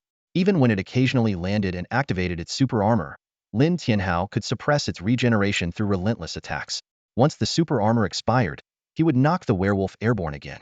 In this manner, Lin Tianhao successfully killed the first ice werewolf. However, the system notification shocked him once more. Killing the werewolf granted no experience points. This meant that ordinary players couldn't level up to strengthen themselves and escape this dungeon. Lin Tianhao finally understood the changing expressions of the nobles in the Xingqian kingdom and the real reason why Queen Feiyao Dingyu had recommended him to this place. However, this only piqued his curiosity about the Trail of the Snow Corpses dungeon. Without experience point rewards, what could one gain upon clearing it? As Lin Tianhao pondered, a second ice werewolf appeared. He quickly adjusted, employing the same strategy, knocking it airborne, floating it, and chaining attacks. Even when the werewolf landed and activated its super armor, Lin Tianhao could suppress its health through continuous attacks. Each time he killed an ice werewolf, Lin Tianhao could stack approximately 2,000 health points. Then, it was as if Lin Tianhao had entered a frenzy of gaining health points. He consecutively killed 9 ice werewolves, each strike precise and lethal, his blade slicing through the cold wind to take down each wolf. This string of victories added over 17,000 health points to his total. With Zhou Xiaopang's passive talent granting a 10% bonus and the Goddess of Life's Tears adding another 20%, this 17,000 effectively became more than 22,000 health points. However, for Lin Tianhao, this increase was far from enough. His gaze remained sharp, his stance unwavering. Suddenly, an unexpected situation arose. When the 10th ice werewolf was supposed to appear, Lin Tianhao was surprised to find not one, but 2 ferocious werewolves emerging simultaneously. His brow furrowed, and his eyes grew serious. Is this the hell-level difficulty dungeon? He pondered silently. Lin Tianhao quickly adjusted his tactics, staying calm. But Lin Tianhao was undeterred. His attacks grew more ferocious, maximizing his limited output. Even facing 2 ice werewolves, Lin Tianhao remained in control. He weaved through the wolf pack, each attack hitting its mark. Using the same tactics, he faced little difficulty. Although the 18 wolves had increased his health by over 40,000, handling 2 ice werewolves simultaneously was still somewhat challenging for him. Lin Tianhao breathed a sigh of relief and looked around, noticing the surroundings had returned to calm.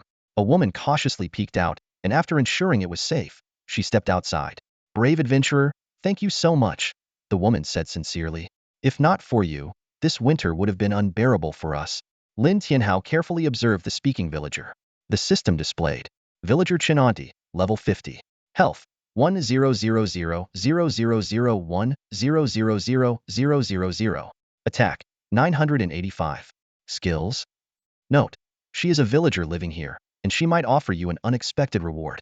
Lin Tianhao was surprised, not by Chinanti's health or attack power, but by her name. With 5 years of gaming experience, Lin Tianhao knew that in the Star Kingdom, NPC names with Dragon Kingdom characteristics were almost non-existent.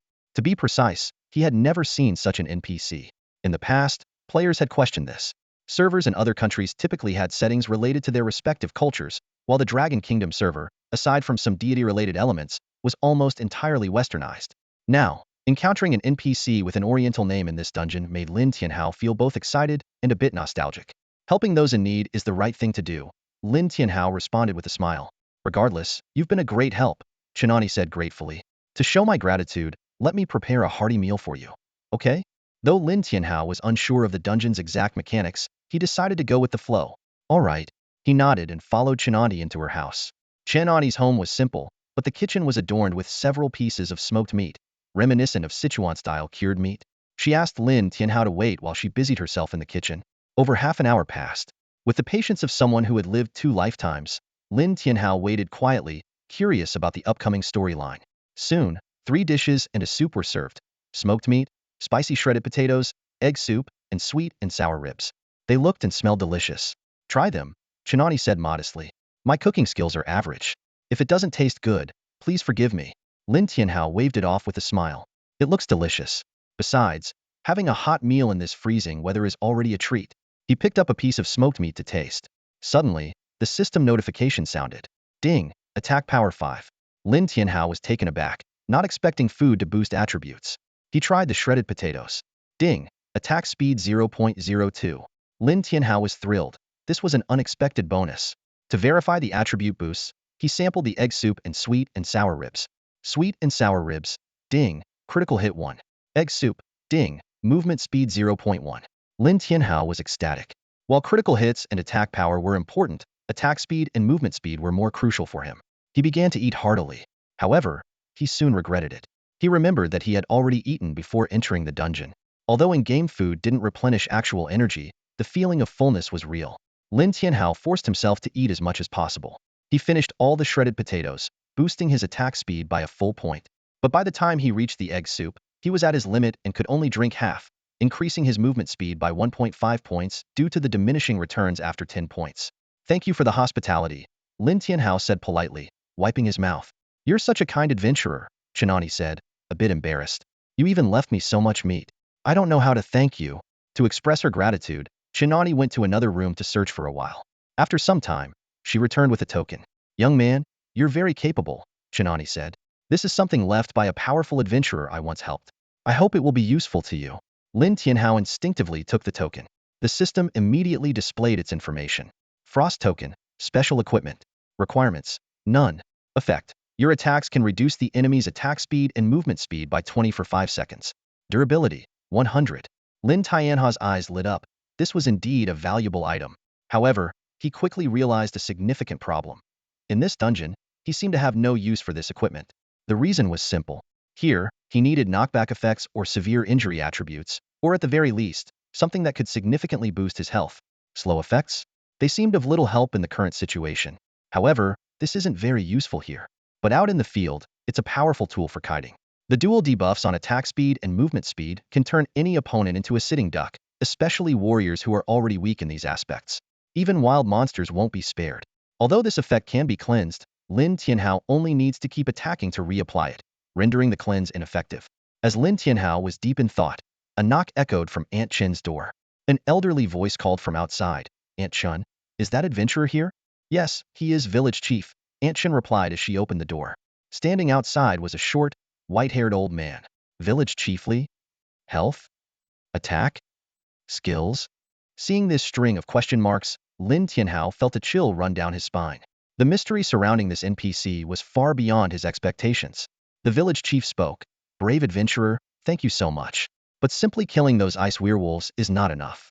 Our village used to be peaceful, but a deity passed by from the west and left us with snow that never melts for half a year. Since then, every year, our village is covered in snow for 6 months, and monsters appear. Realizing this was a main quest, Lin Tianhao asked, Village chief, is there anything I can do to help? We wish for our village to return to its original state. If you can destroy the tracks left by the snow corpses and restore peace, we will offer you our most precious item. A system prompt appeared. Ding. Village chiefly has given you a quest. Do you accept? Quest objective. Destroy the tracks of the snow corpses and restore peace to the village. Quest penalty. None. Quest reward. Weapon evolution scroll 1.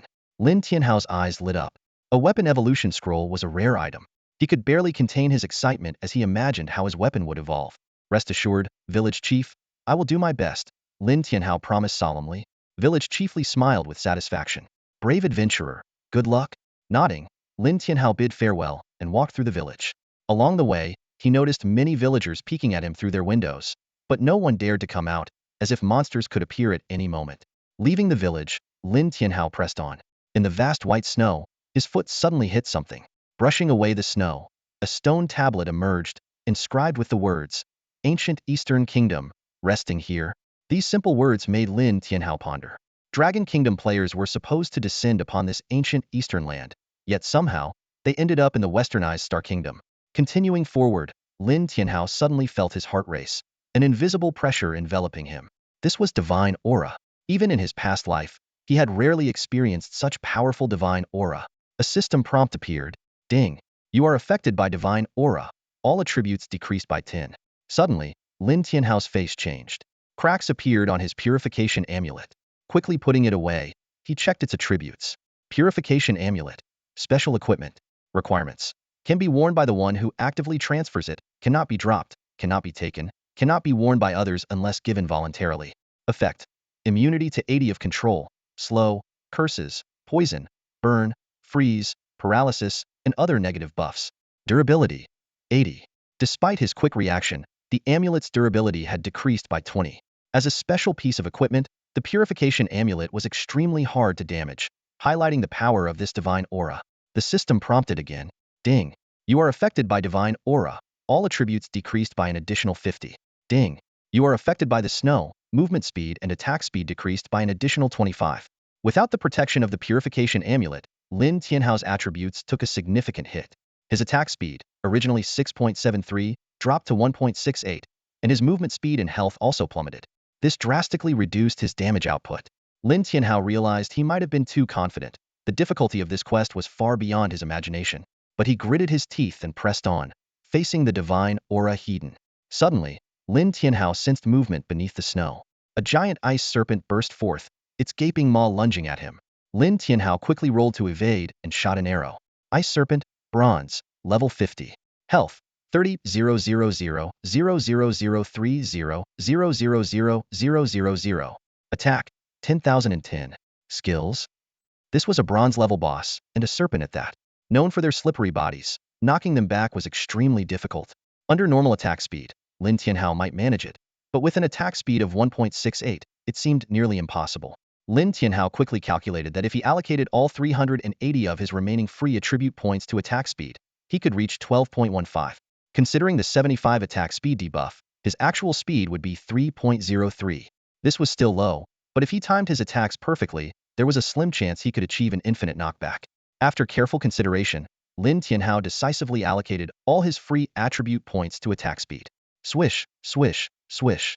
Lin Tianhao began a challenging kiting battle, continuously using his string-twisting archery technique. However, due to the 50 decrease in all attributes, his damage output was significantly reduced. This battle was destined to be a long one. However, Lin Tianhao did not lose heart. Instead, he saw this challenge as an opportunity to familiarize himself with the dungeon's mechanics. Reflecting on his past experiences battling the Ice Wolf, he realized that slowing his pace might allow him to stack an additional 50,000 to 100,000 health points. Although the boost might seem minimal under the influence of divine power, he firmly believed in the principle of gradual accumulation. Focused, Lin Tianhao shot arrow after arrow, eventually managing to knock back the ice serpent. This task was tens of times harder than dealing with ordinary monsters, severely taxing his mental stamina. Yet, he had no choice but to withstand the pressure. Faced with the ice serpent's 30 million health points, Lin Tianhao could only inflict a little over 30,000 damage per second. A quick calculation revealed that it would take him nearly 40 minutes to kill one ice serpent, assuming no mistakes and no appearance of a second serpent. This realization made his scalp tingle, but he quickly adjusted his mindset and began calculating potential gains. A 40-minute battle could stack over 21,000 health points for him, which would also increase his damage output accordingly. Despite these being theoretical calculations, Lin Tianhao remained focused and prepared for any unexpected situations. Sure enough, just as he was about to defeat the first ice serpent after half an hour of struggle, a second one appeared. Lin Tianhao cursed under his breath, realizing the situation had become even more challenging. His movement speed was greatly affected, making it nearly impossible to kite effectively. In this critical moment, Lin Tianhao thought of a strategy, using the twin dragons playing with pearls technique. This skill allowed him to shoot two arrows with knockback effects simultaneously. While it couldn't knock back both serpents at once, it could at least knock back one while kiting the other. After an arduous 40-minute battle, the first ice serpent finally fell. Lin Tianhao immediately turned his attention to the second one, continuing his knockback and combo tactics. However, just 20 minutes later, a third ice serpent appeared. It was then that Lin Tianhao fully understood the dungeon's pattern. An ice serpent appeared every half hour. He had to continue his kiting tactics while calculating his gains. Killing the first two serpents had stacked nearly 36,000 health points for him, but due to the halved attribute effect, only 18,000 points could be converted into damage. This meant his basic attack damage increased by over 500, and his damage per second improved by over 1,600. However, this increase seemed insignificant against the ice serpent's 30 million health points. When the second ice serpent was defeated, 20 minutes had passed since the third one appeared. Lin Tianhao realized that in another 10 minutes, a fourth serpent would emerge. He couldn't help but feel a shiver down his spine at the thought of facing 3 ice serpents simultaneously.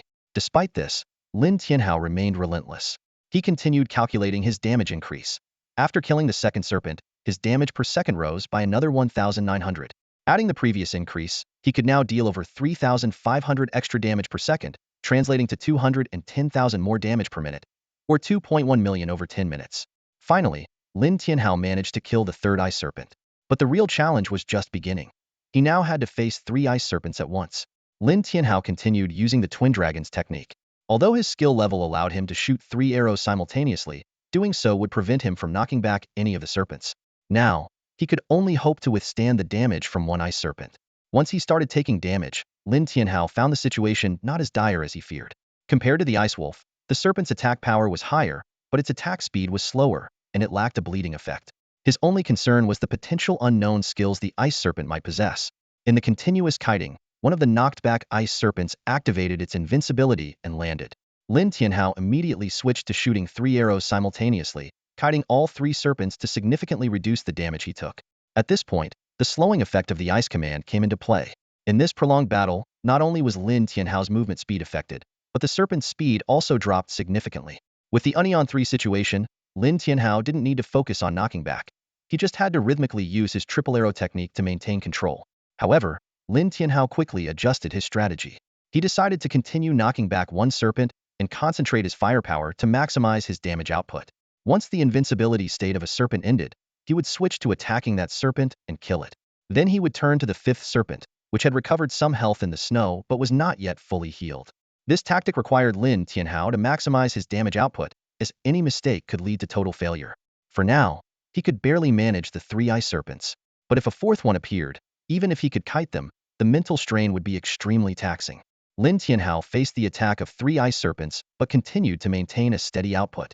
Thanks to battling multiple enemies simultaneously, his health regeneration rate was astonishing, increasing by 27 points per second, even when using the twisting arrow technique, which still provided a 15-point boost. Over a minute, his health could increase by 900 points. Though his damage output grew slowly, it was exceptionally stable. After the 7th ice serpent fell, Lin Tianhao suddenly found himself up against 4 giant serpents at once, significantly increasing the pressure. Worse still, he realized that the upcoming battles would be even tougher. The reason was simple. The ice serpents began to respawn in pairs, similar to the ice werewolves he had encountered earlier. However, Lin Tianhao's damage output was insufficient to quickly take down these formidable foes, and continuing the fight seemed futile.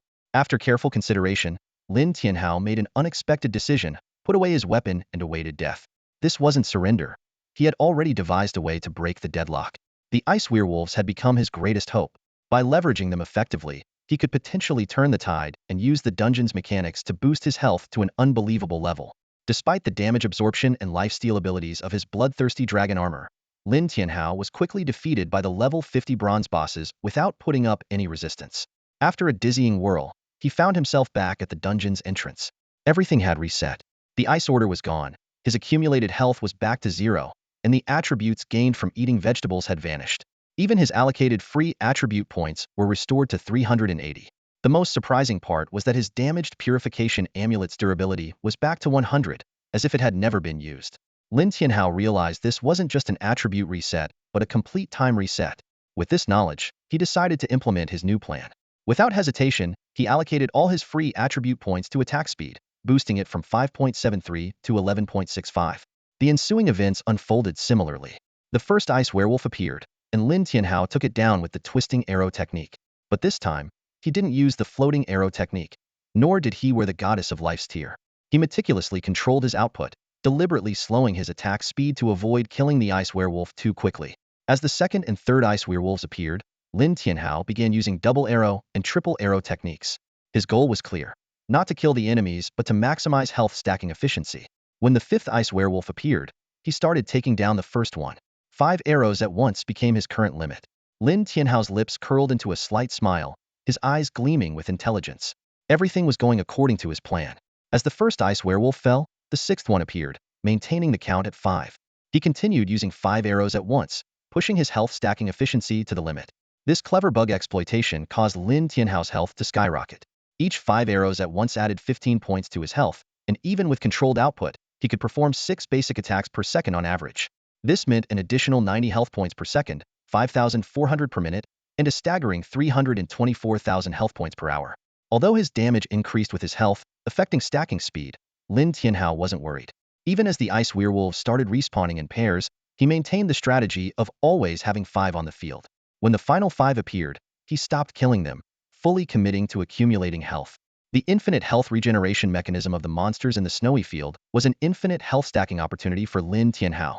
Despite the immense mental strain of using 5 arrows at once and the increasing damage over time, he had to reduce his attack frequency to avoid fatal damage to the ice werewolves.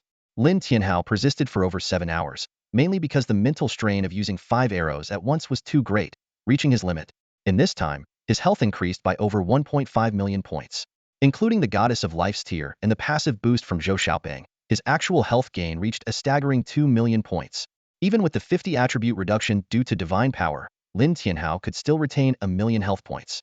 This meant each basic attack would deal an extra 30,000 true damage. Even with a reduced attack speed of 3.0, his additional damage per second would be 90,000, enough to terrify any opponent. While considering how to gain more benefits in the village, Aunt Chen appeared. Lin Tianhao skillfully navigated the familiar storyline. During a meal, he deliberately sighed. These monsters recover too quickly in the snow. Otherwise, I could easily kill them. Aunt Chen revealed a crucial piece of information. That's true. But we have a traveling doctor in our village, who seems to have found a way to counteract their regeneration. Lin Tianhao's eyes lit up, realizing there were other rewards hidden in the village that he hadn't discovered before. He immediately requested Aunt Chen to introduce him to Dr. Liu. To Lin Tianhao's surprise, after triggering Dr. Liu's storyline, village chief Li did not appear. He began to speculate whether the novice village could only trigger 2 rewards. Although he wasn't sure, he had new ideas. Lin Tianhao speculated that the most valuable items in the novice village should be those that could counter divine power. With this in mind, he prepared to try a new strategy, hoping to uncover more surprises in this mysterious dungeon. Whenever encountering Xinwei, he would run back for help without hesitation. Lin Tianhao calculated in his mind that there might be someone in the village capable of countering Xinwei. After all, the hell-level difficulty of Xinwei was not something he could overcome, and it was nearly impossible for other players as well. Even those with godder talents found it extremely challenging to conquer this dungeon before their second job change. Lin Tianhao realized that the key to countering Xinwei was of utmost importance, possibly the best hidden reward in the beginner village. With these thoughts, he quickly made his way to where Dr. Liu was. Dr. Liu was an elderly man over 6 feet tall, robust in build, with graying hair and a long beard. His appearance was more akin to that of a village chief than a doctor. Before Lin Tianhao could speak, Aunt Chen introduced him. Dr. Liu, this adventurer helped us kill the ice wolf. He wants to go deeper, but the ice creature's regeneration in the snow is too strong. He seeks advice on how to reduce their healing. Dr. Liu glanced at Lin Tianhao, pondered for a moment, and said, "Brave adventurer, your courage exceeds my expectations. However, I doubt you can handle those vile ice creatures. Unless you can slay some ice serpents ahead, I will reward you based on the number you kill." A system prompt followed. Ding. Dr. Liu has given you a quest. Do you accept? Quest objective. Kill as many ice serpents as possible. Quest penalty. None. Quest reward. For each ice serpent killed, you will receive a heavy injury potion. Lin Tianhao raised an eyebrow, noticing an interesting detail. The quest did not require him to kill all the ice serpents, meaning he could retreat at any time. In other words, he didn't have to fight the ice serpents to the death. This discovery led Lin Tianhao to a hypothesis. The ice serpents might have a fixed aggro range, such as the area covered by Xinwei. If he exited Xinwei's range, would the ice serpents stop chasing him? It seemed highly likely. All right, Dr. Liu, rest assured. I will do my best to kill as many ice serpents as possible, Lin Tianhao promised earnestly before taking his leave. Before setting out again, Lin Tianhao had already consumed all his speed-boosting dishes, resulting in a significant increase in attack speed 1 and movement speed 6. With these enhancements, he returned to the snow-covered stone monument. Ancient Eastern Kingdom, resting here. Lin Tianhao read the inscription on the monument aloud, then stepped forward without lingering. As soon as he crossed the monument, Xinwei descended. Prepared for this, Lin Tianhao pressed on. Soon, the first ice serpent appeared in his sight. Lin Tianhao began to fight while retreating. Once he exited the monument's boundary, Xinwei vanished, and the ice serpent disappeared as well. So, my guess was correct, Lin Tianhao nodded to himself. It seemed that the ice serpents had a reset mechanism. As long as he exited, everything inside would reset. He noticed that the health stack during the fight with the ice serpent also disappeared after he left the monument's boundary. Another reset. But this time, it only reset the attributes related to attacking the ice serpent. Lin Tianhao pondered for a moment and decided not to step back in immediately, but to seek help instead. He first found Aunt Chen and asked, "Aunt Chen, the area ahead is covered by Xinwei. When I step in, all my attributes drop by 50%, which greatly affects the upcoming battles. Is there any way to counter Xinwei?" Aunt Chen shook her head repeatedly. "Xinwei is left by the gods. How could we mere mortals possibly counter it?" Not giving up, Lin Tianhao went to Dr. Liu, but received a similar response, a flat refusal indicating they couldn't counter Shenwei. Lin Tianhao thought to himself that the one who knew how to counter Shenwei was likely the old village chief, or another key figure he had yet to encounter.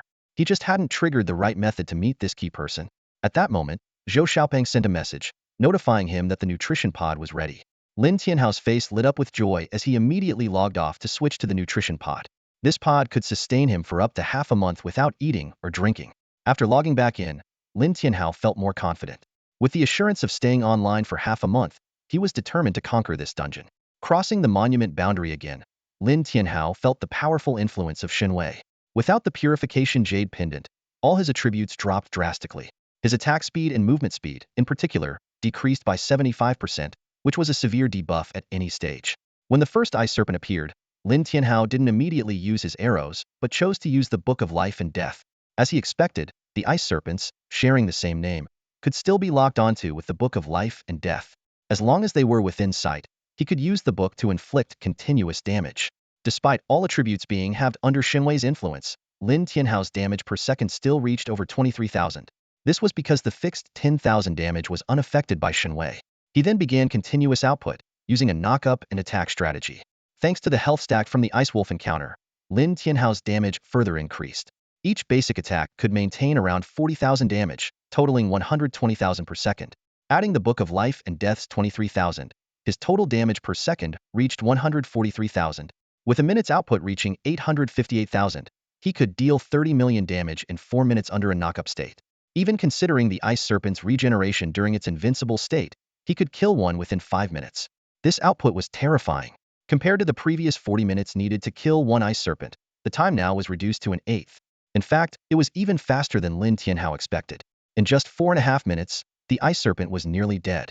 However, this prompted Lin Tianhao to have a cunning thought. He decided not to kill the Ice Serpent immediately, but to let it land. This decision was interesting because, even with the Ice Serpent on the ground, Lin Tianhao maintained full firepower, stacking 9 health points per second, totaling 540 per minute. Although he wasn't sure what he would face next, Lin Tianhao was certain of one thing.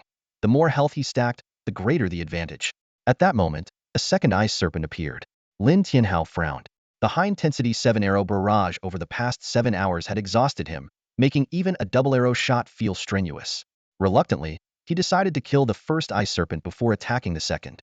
Lin Tianhao meticulously timed his clicks to defeat the Frost Serpent every half hour in order to maximize his health stacking. This time, he opted to increase his attack frequency instead of using the Book of Life and Death to reduce damage. Remarkably, he managed to deal over 120,000 damage per second. Despite the serpent's regeneration of 100,000 health per second, Lin Tianhao consistently reduced its health by over 20,000 per second. This allowed him to inflict more than 1.2 million damage per minute, accumulating over 36 million in half an hour. To further optimize his output, Lin Tianhao removed the Tears of the Goddess of Life, reducing his damage by 20. He meticulously calculated each attack, interspersing critical hits on weak points, and perfectly timed his clicks to defeat the monster. With his current attack speed, Lin Tianhao could stack 9 health points per second, totaling 540 per minute, and 16,200 in half an hour. This meant that each Frost Serpent he killed significantly boosted his health. As his damage increased, so did his efficiency in stacking health. Even when facing the 8th and 9th Frost Serpents, he maintained a health increase of around 15,500 per serpent. Once he defeated the first 9 serpents, the respawn mode changed to 2 at a time. Lin Tianhao experimented with dual arrow shots, which were barely viable, so he chose a more stable strategy. To prepare for subsequent battles, he needed to recover his mental energy. Re-equipping the Tears of the Goddess of Life, he adopted a full-force attack strategy, even utilizing the Book of Life and Death. His goal was to defeat one Frost Serpent in about 15 minutes. Considering the mental energy required for aerial arrow techniques, Lin Tianhao opted for a relatively relaxed approach, giving himself more time to recover. His base damage was already over 120,000, and after defeating the first 9 Frost Serpents, he added another 142,000. With the Tears of the Goddess of Life and the passive talents of Zhou Xiaopeng, his actual health increase reached approximately 185,000. Even with a 50 suppression from Divine Power, Lin Tianhao's health increase was still over 92,000. This allowed each of his normal attacks to deal an additional 2,700 true damage, accumulating over 8,000 per second. With the Book of Life and Death's 1 maximum health bonus, Lin Tianhao could now deal nearly 152,000 damage per second. When attacking a Frost Serpent at full force, even without knock-up skills, Lin Tianhao could consistently reduce its health by over 52,000 per second, considering its 100,000 per second regeneration. This amounted to over 3.1 million per minute, allowing him to defeat a frost serpent in less than 10 minutes. However, to maximize his health stacking, he chose to take around 15 minutes per serpent. Using this strategy, Lin Tianhao quickly accumulated health. Even with controlled output, defeating 2 frost serpents increased his health by about 15,000. After 9 sets, he had added over 130,000 health. Faced with the final frost serpent, Lin Tianhao hesitated briefly. He removed the tears of the goddess of life and did not use the book of life and death, reducing his normal attack damage to about 37,000, with a per second damage of around 110,000. Even with high-intensity output, the frost serpent's health still decreased by over 10,000 per second. To maximize health stacking, Lin Tianhao had to avoid knockups and critical hits, and precisely control his attack frequency. After a brief contemplation, Lin Tianhao decided to farm more health. With careful control, he could stack about 28,000 health per hour. Though this seemed modest, it required only normal attacks, minimizing mental energy consumption. Lin Tianhao persisted for over 3 hours, adding nearly 90,000 health. As a result, this frost serpent farming session increased Lin Tianhao's base health by around 460,000. With the tears of the goddess of life and Zhou Xiaopong's talents, his total health increase reached an astonishing 600,000, pushing his total health past the 3 million mark. Lin Tianhao thought to himself, this dungeon is challenging, but the health stacking effect is phenomenal. At this rate, my health might surpass 10 million by the time I clear it. With this in mind, Lin Tianhao returned to the village. As expected, the timer did not reset after defeating the frost serpents, a considerate design feature. After a moment of silence, Lin Tianhao found Dr. Liu and submitted his quest. Dr. Liu exclaimed, "Adventurer, your strength is astounding. You actually defeated all the frost serpents. Here is your reward."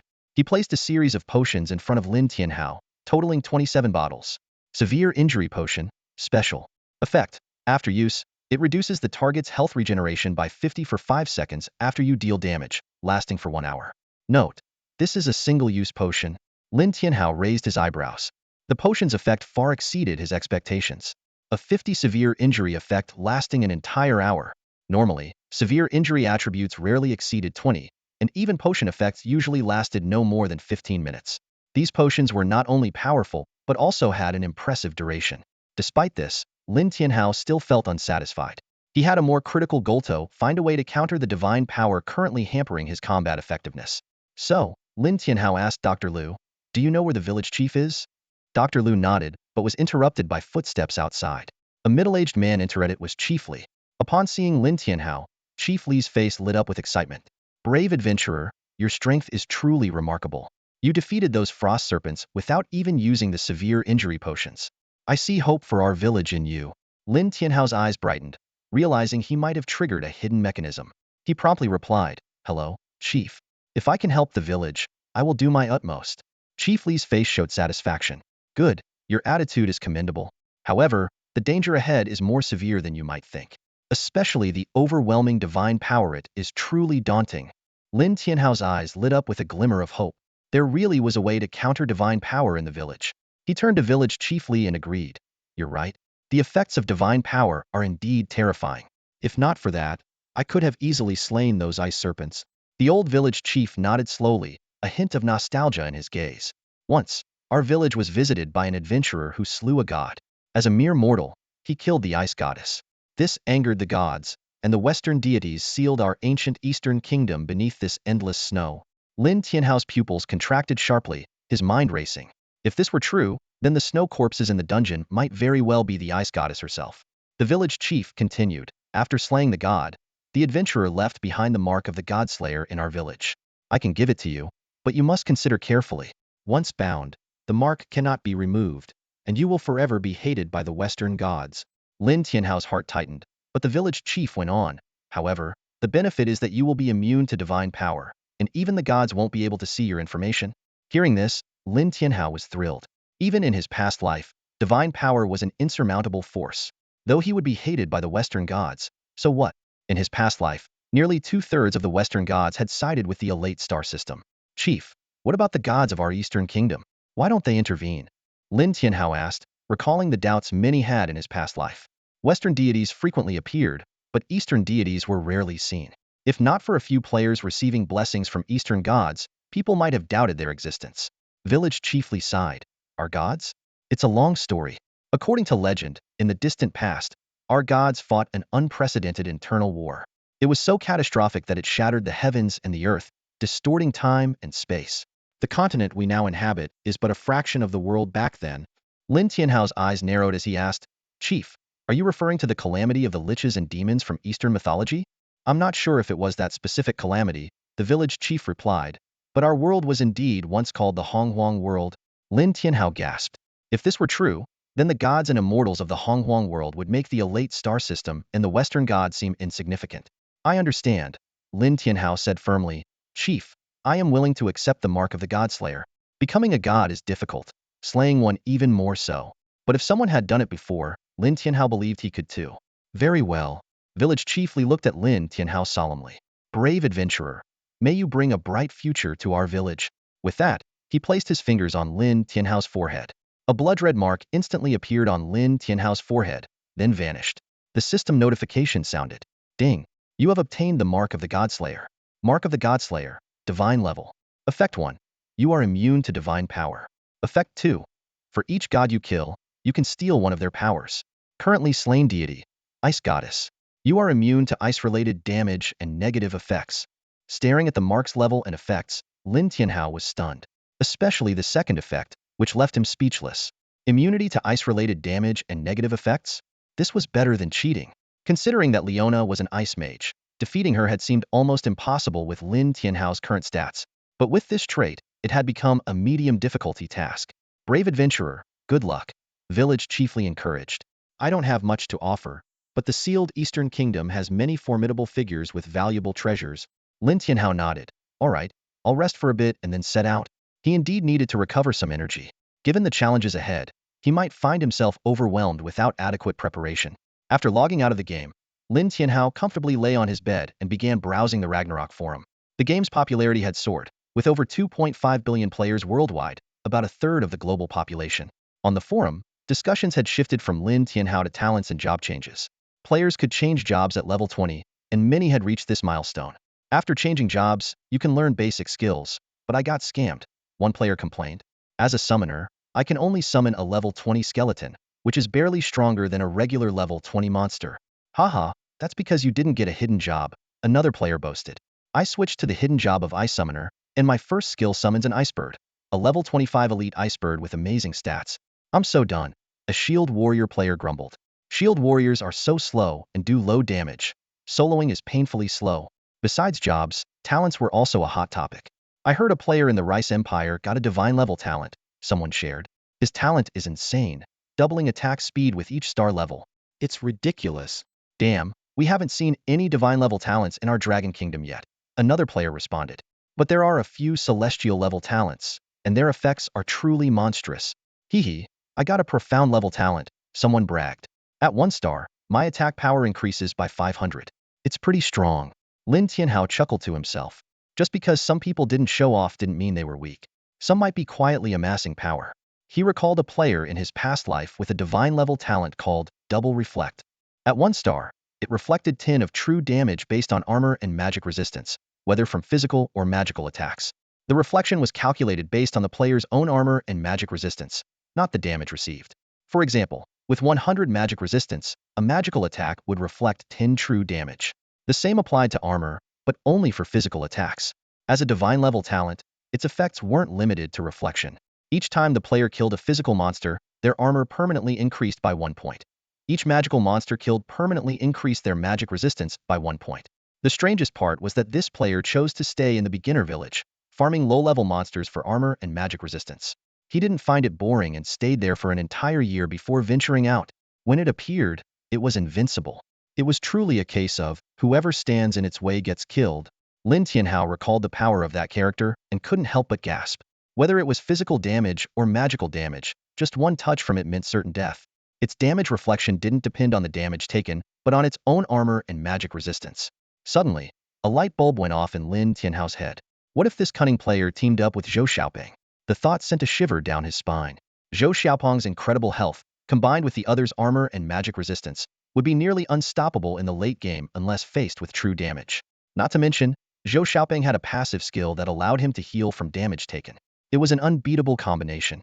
However, Lin Tianhao remembered an awkward fact. The opportunity to get the god-level talent Awakening Stone had already been taken by him. This meant that the cunning player's talent had not yet awakened. Thinking of this, Lin Tianhao immediately sent a message to Zhou Xiaoping. Fatty, add a player named Go Dao Wangu and bring him into the guild. Lin Tianhao knew a bit about this cautious player. His character was fine, but he was overly cautious.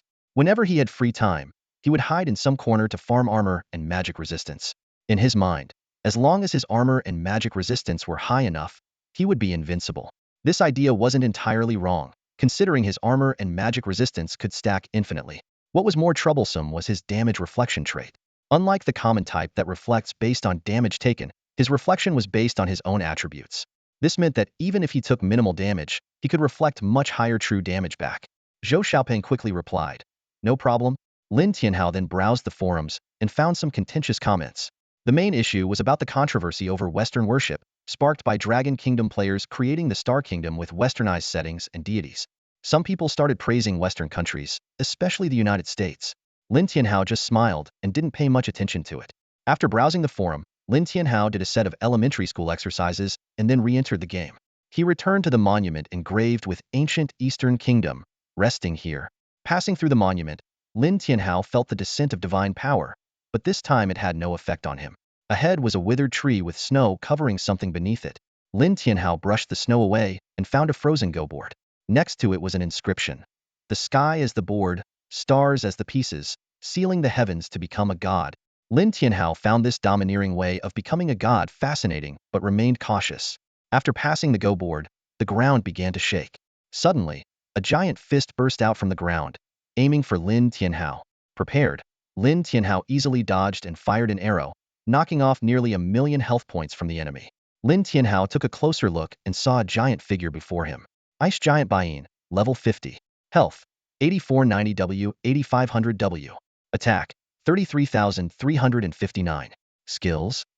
With a staggering 85 million health points and an attack power surpassing 30,000, the Ice Giant's terrifying stats would intimidate most players. Lin Tianhao thought to himself that only players who stack armor and magic resistance to the extreme, like Go Dao Wangu, or those with high health and damage output like himself, could challenge such a behemoth. The Ice Giant's missed attack was followed by a roar that sounded like rolling thunder. The moment the sound wave spread, Lin Tianhao felt dizzy, and his health began to plummet rapidly. This sonic attack not only dealt double damage, but also had an astonishingly high value. However, compared to Lin Tianhao's basic attacks, this damage seemed negligible. Swish, swish, swish. Lin Tianhao's arrows rained down like a storm. Each arrow dealt significant damage, and more impressively, he was unaffected by divine power, allowing him to shoot 12 arrows per second. In just 1 second, he could deal over 1.1 million damage. Even accounting for the Ice Giant's 100,000 health regeneration per second, the net damage still exceeded 1 million. At this rate, he could reduce the Ice Giant's health by over 60 million in just 1 minute. Lin Tianhao calculated that the Ice Giant wouldn't last more than 2 minutes. However, reality turned out to be even more dramatic than Lin Tianhao had estimated. While he was pondering, the Ice Giant collapsed in less than a second. Lin Tianhao couldn't help but twitch his lips. The death cycle ability, which had never triggered in countless tough battles, unexpectedly activated this time. Although a 1 trigger rate seemed not too low, it might not even activate once in 10,000 arrows. Shaking his head, Lin Tianhao pushed these thoughts aside. The most pressing matter now was to wait for the second Ice Giant to respawn, which he estimated would be in half an hour. During this downtime, Lin Tianhao sat cross-legged and began to plan his next steps. Reflecting on his journey so far, he had to admit everything had progressed smoothly. Special skills, equipment, blessings from the gods, he had nearly everything he wanted.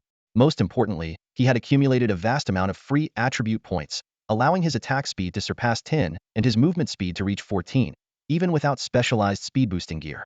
With such gear, his power would undoubtedly soar even higher. Lin Tianhao recalled that when he first obtained his super god-level talent, he considered emulating Go Dao Wangu's playstyle. However, while farming reed rabbits, he realized this approach was unfeasible. Although reed rabbits respawn quickly as beginner monsters, his attack speed and the number of basic attacks were too low, making one-shot efficiency unacceptable. Setting aside these distractions, Lin Tianhao began to consider his current situation. Given his current stats, clearing the Snow Corpse Ruins dungeon was a certainty. However, supporting Leona to ascend to the throne of the Star Kingdom was the real challenge. With memories from his past life, Lin Tianhao was well-versed in the political landscape of the Star Kingdom.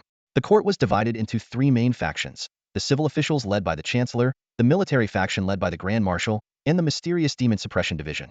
These three forces balanced each other, with the Chancellor and Grand Marshal constantly in open and covert conflicts. Although the Demon Suppression Division rarely participated in court disputes, their battle with the Night Stalkers of the Demon Den never ceased. Besides these three major forces, the internal power struggles within the royal family couldn't be ignored. The three princesses were all contenders for the throne. Queen Fei Dingyu ostensibly supported Qing Fuyun, but in reality, she was grooming a puppet. More alarmingly, the king's brother, the only prince of the Star Kingdom while appearing idle, was far from an ordinary person. After careful consideration, Lin Tianhao concluded that winning over both the Chancellor and the Grand Marshal was nearly impossible. The best strategy was to gain the support of the Demon Suppression Division and the Grand Marshal, thus securing the backing of two factions within the court. However, this idea had likely occurred to others as well. Therefore, the real target for alliance should be the seemingly insignificant Prince San Yun. Few knew the true strength of Prince San Yun. If Lin Tianhao weren't a reborn person, he might have underestimated the prince as well.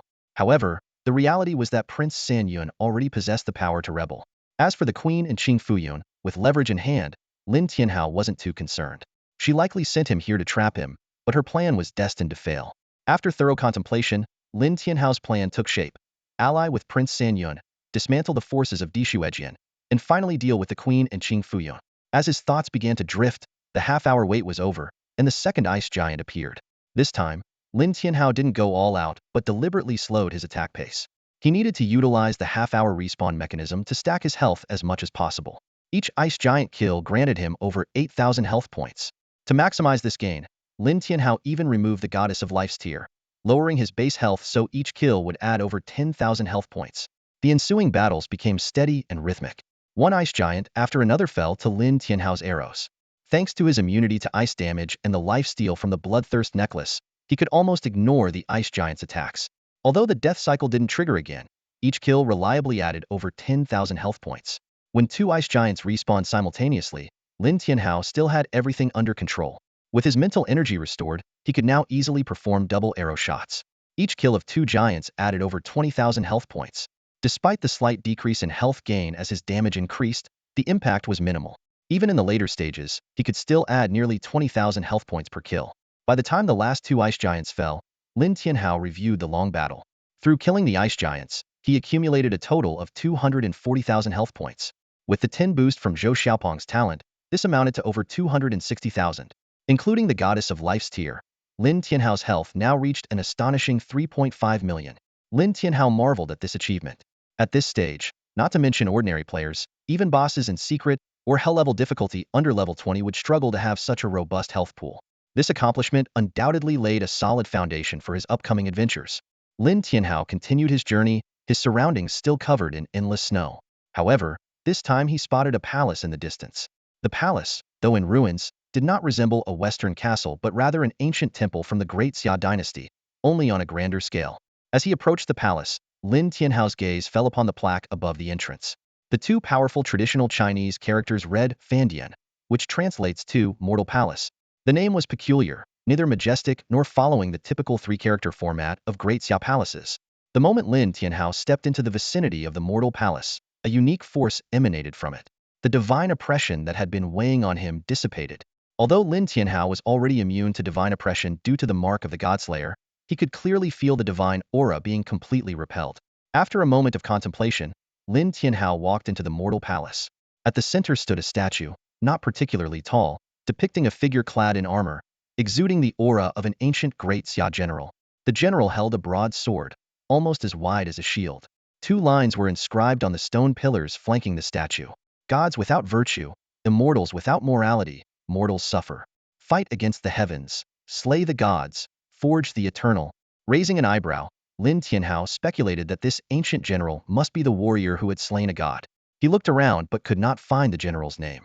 His intuition told him that while the Mortal Palace seemed safe, danger awaited beyond it.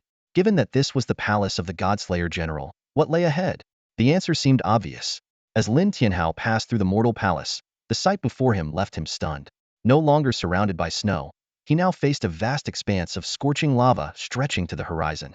The stark contrast between ice and fire was breathtaking. In the middle of the lava, a dark road with blood-red veins wound its way forward. Lin Tianhao stepped onto this path, speculating about the monsters he might encounter. Considering the previous ice giant had a staggering 85 million health points, he couldn't help but anticipate what might come next. However, after walking for nearly 10 minutes, no monsters appeared. Suddenly, a chill swept over him. Instead of fear, Lin Tianhao felt a surge of excitement. A woman clad in icy garments floated out from the lava ahead. Observing her closely, Lin Tianhao noted she was a spirit, with all her attributes displayed as question marks, making them unreadable. Lin Tianhao tightened his grip on his longbow and asked in a deep voice, "Are you the ice goddess?" The ice goddess nodded in confirmation, and Lin Tianhao immediately shot an arrow. Yet, as the arrow neared her, it froze and shattered into an ice sculpture. "Adventurer, there is no need for us to be enemies," the ice goddess's ethereal voice echoed. "Oh." Lin Tianhao looked at her with interest. "No need to be enemies? Are you suggesting we could be friends?" "Why not?" the ice goddess proposed. "If you help me, I can grant you a kingdom, the Star Kingdom. With the resources of an entire nation at your disposal, isn't that sincere enough?" Hearing this, Lin Tianhao's breath quickened. Although the Star Kingdom was insignificant compared to major powers, owning a country came with immeasurable benefits. However, Lin Tianhao knew that great benefits came with great risks. There were no free lunches in the world. "Why should I trust you?" Lin Tianhao questioned. The ice goddess replied confidently, "I am a deity. I do not lie." Lin Tianhao retorted bluntly, "Don't give me that nonsense. Who can prove that deities don't lie? Being a deity only proves you're powerful. Right now, you're in a spirit form, likely still sealed. That only proves you were once powerful, not that you don't lie." The ice goddess was incensed by his words, but restrained her anger and asked, "Then what will it take for you to trust me?" Lin Tianhao made a seemingly unreasonable demand. "I won't make it hard for you. Just give me tens of thousands of free attribute points, or a few divine artifacts, maybe some divine skills, and I might believe you." The ice goddess's expression darkened further. She reluctantly offered, "I can't give you those things. In my current sealed state, the best I can offer is a blessing from the gods."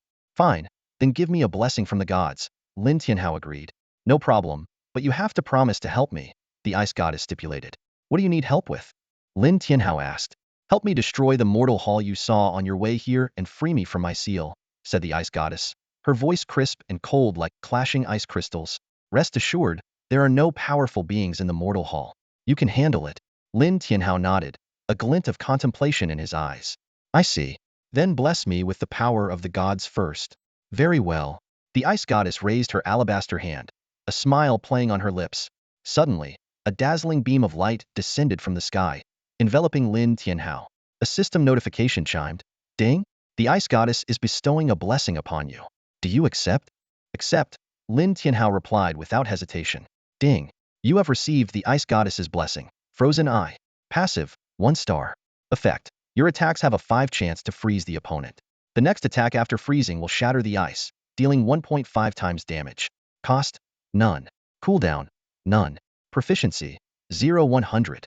Each activation increases proficiency by 1 point. Lin Tianhao raised an eyebrow, assessing his newly acquired ability. A basic attack with a freezing effect and damage amplification. This skill was quite impressive. Even more surprising was that this was only a 1-star ability. If it reached 10 stars, it would be terrifyingly powerful. "Adventurer, isn't it time for you to fulfill your promise?" the ice goddess asked, a hint of urgency in her voice. "What promise?" Lin Tianhao feigned ignorance.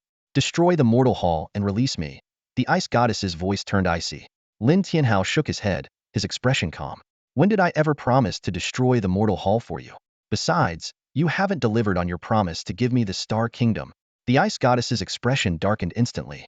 "So, you were toying with me?" Her voice was filled with anger, and the temperature around them plummeted. Lin Tianhao remained composed. "I wasn't toying with you. One blessing from the gods isn't enough for me to release you, and I never actually agreed to your request." Hearing his explanation, the ice goddess calmed down a bit. She took a deep breath and spoke in a more seductive tone. "Adventurer, if you release me, you will become the king of the Star Kingdom." The system chimed again. "Ding! The ice goddess has issued a quest. Do you accept?" Quest requirement. Destroy the mortal hall and break her seal. Quest penalty. Unknown. Quest reward. Star Kingdom. Lin Tianhao frowned, briefly considering his options. Although the Star Kingdom was a tempting reward at this stage, his ambitions had already surpassed this second-tier kingdom. He was more interested in exploring the ancient Eastern Kingdom buried beneath this land, and even had thoughts of reviving it. After weighing his options, Lin Tianhao decided to forego immediate gains for a greater goal. He smiled faintly and raised his hand to attack. Arrows rained down on the ice goddess, closing in within moments. Furious, she shouted, "You wretched human! How dare you deceive me?" She tried to freeze the incoming arrows, but Lin Tianhao's attack speed was too fast, 12 arrows per second, far exceeding her defensive capabilities. When the first arrow pierced through her defenses, dealing over 100,000 damage, the ice goddess was stunned. How? How is this possible? She stared at Lin Tianhao in disbelief, unable to fathom how a level 1 adventurer could inflict such devastating damage. As the relentless attacks continued, the ice goddess unleashed a barrage of ice spikes at Lin Tianhao.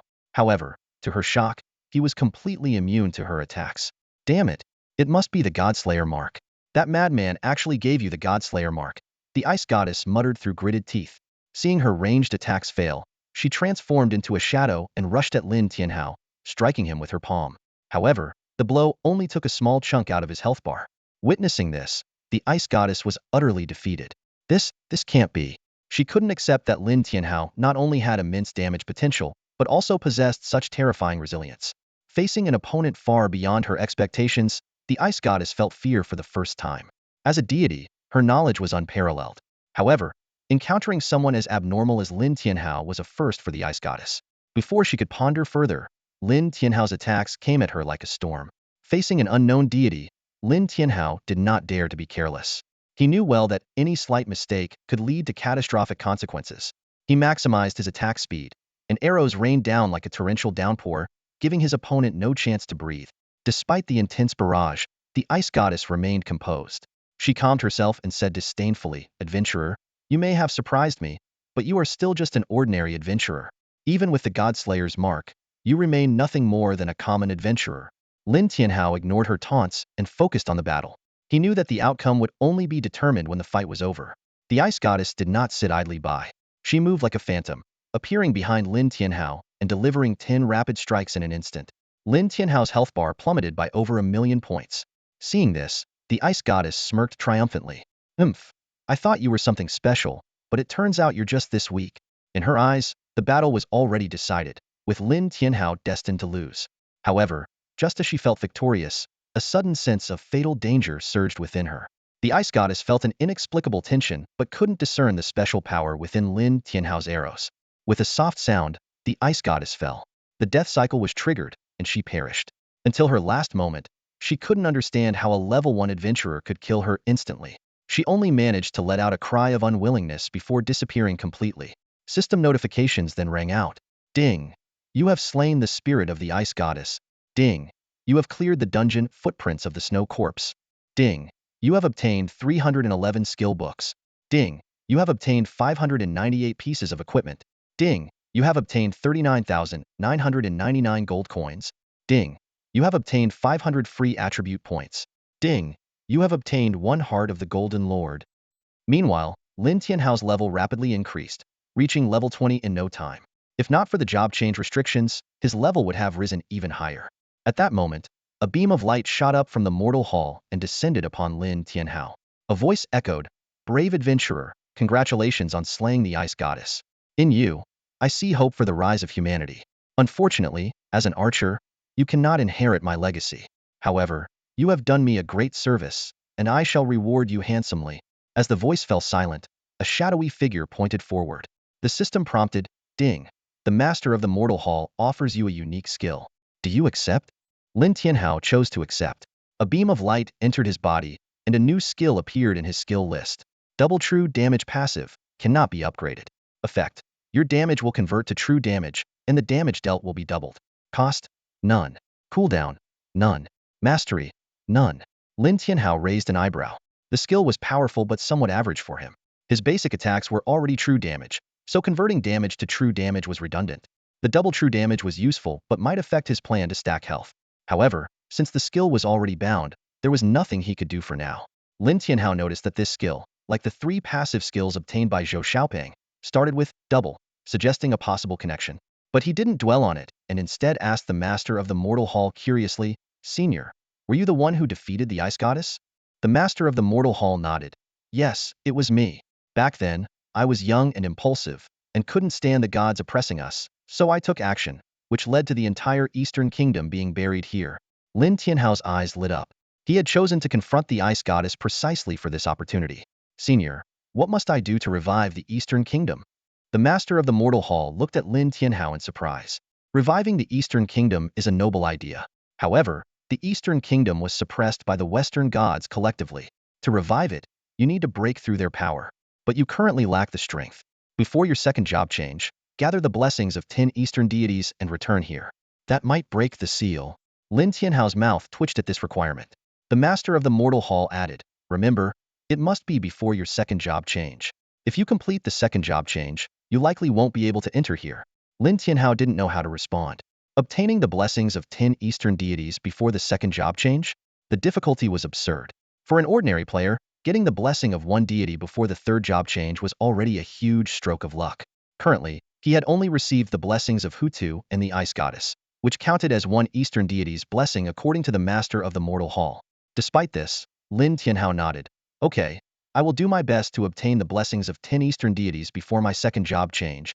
Despite Lin Tianhao believing that obtaining the blessings of 10 Eastern deities before his second class change was an extremely difficult task, he was determined to give it a shot. The challenge had two main difficulties. First, there was the time constraint. In the event of Ragnarok, the second class change required reaching level 50. While for Lin Tianhao, levels had never been a real barrier, had once showcased his prowess in a difficult dungeon at level 1. The real difficulty lay in the restrictions of the Star Kingdom. According to his past life experience, players could not leave the Star Kingdom before their second class change unless under special circumstances. Secondly, obtaining the blessings of 10 different Eastern deities was itself a colossal challenge. So far, Lin Tianhao had only received blessings twice from Hotu Nyongyang. In comparison, obtaining 10 different deities' blessings was much harder than obtaining 10 blessings from the gods. His current 3 blessings from the gods actually counted as only one, highlighting the complexity of the task. Despite this, Lin Tianhao was resolute in his determination to complete the task. With a serious expression, he thought, looks like I'll need to gather as many deities' blessings as possible next. As an Easterner, he longed to witness the revival of the ancient Eastern kingdoms. Additionally, as a seasoned player, he knew that facilitating this revival would bring him immense benefits. At this moment, Lin Tianhao could have left the dungeon directly, but he chose to return to the village the same way he came. When he arrived, all the villagers came out to greet him. Village Chief Li walked up to Lin Tianhao, bowed deeply, and said, "Brave adventurer, your strength far exceeds my expectations. You may take any 3 items from our village." As Chief Li finished speaking, the villagers began to showcase various items. Lin Tianhao's eyes quickly scanned the offerings and suddenly brightened. He saw Dr. Liu holding a transfer scroll for the hidden class Venomous Alchemist, among other hidden class rewards. Although Lin Tianhao was aware of these, his attention was soon drawn to a small booklet. A fragmented law codex. This codex contained insights into the ice law. If he could obtain and study it, he would undoubtedly reach the threshold of understanding the ice law in the future. Lin Tianhao took a deep breath, a look of disbelief crossing his face. Without his past life's memories, he might not have realized the importance of this item. Now, his hands trembled slightly with excitement. This was a law codex, even if fragmented. It was an incredibly valuable treasure. One way to become a deity was through enlightenment, but enlightenment was extremely difficult because, for most people, even the entry point was unattainable. Yet now, such an opportunity was right in front of him. How could he not be ecstatic? Although the ice law's power didn't seem immediately useful to him, he understood that just because it wasn't useful now didn't mean it wouldn't be in the future. Additionally, Lin Tianhao was drawn to the weapon evolution scroll in Chief Li's hands. This one-time use item could evolve a weapon. Lin Tianhao raised an eyebrow. This was something he very much wanted. After careful consideration, Lin Tianhao decided to choose the fragmented law codex, the weapon evolution scroll, and the sacred grade talent awakening stone as his 3 items. While the sacred grade talent awakening stone was not useful to him personally, it was highly valuable to those around him. Lin Tianhao immediately used the weapon evolution scroll, choosing to evolve the purification jade pendant. The evolved purification jade pendant became even more powerful, capable of immunizing against 85% of negative statuses.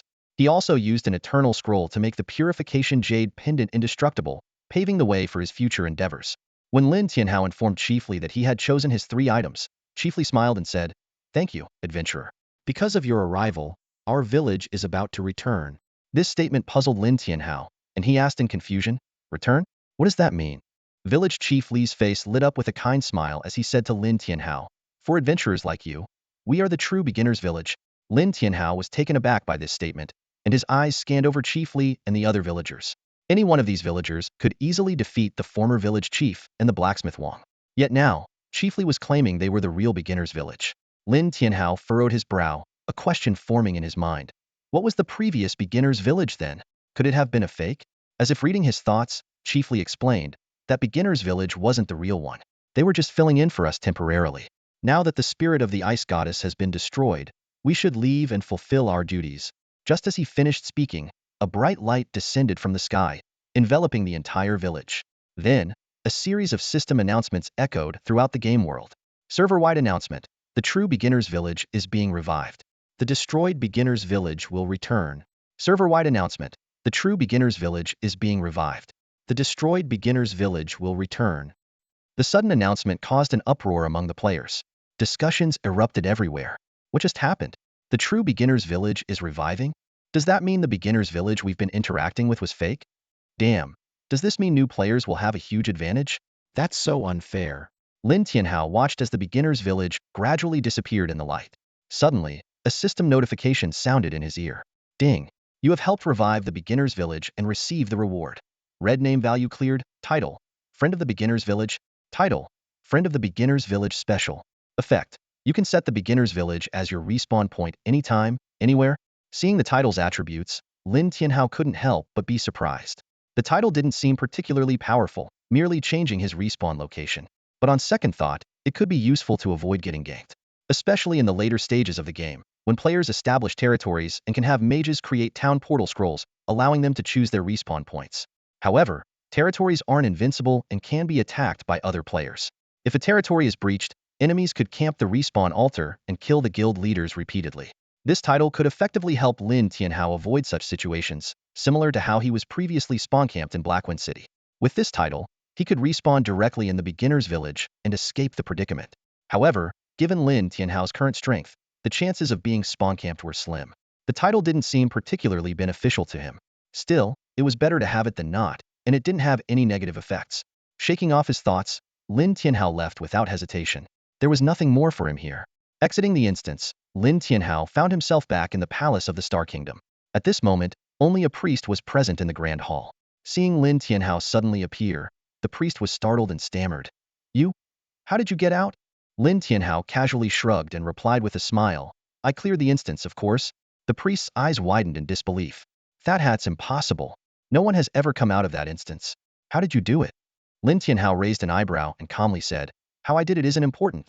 What's important is that I completed the challenge. Hearing this, the priest immediately shouted, Someone, come quickly. The Snow Emperor is out. In no time, the hall was filled with people. Leona, Tixuajian, the Chancellor, the Grand Marshal, Queen Feodingiu, and King Abra all rushed in. None of them had expected Lin Tianhao to emerge alive. Leona spoke in shock. Snow Emperor, you made it out? Has your sin been cleansed? Her face couldn't hide her excitement, though she tried to suppress it, wary of the keen eyes in the room.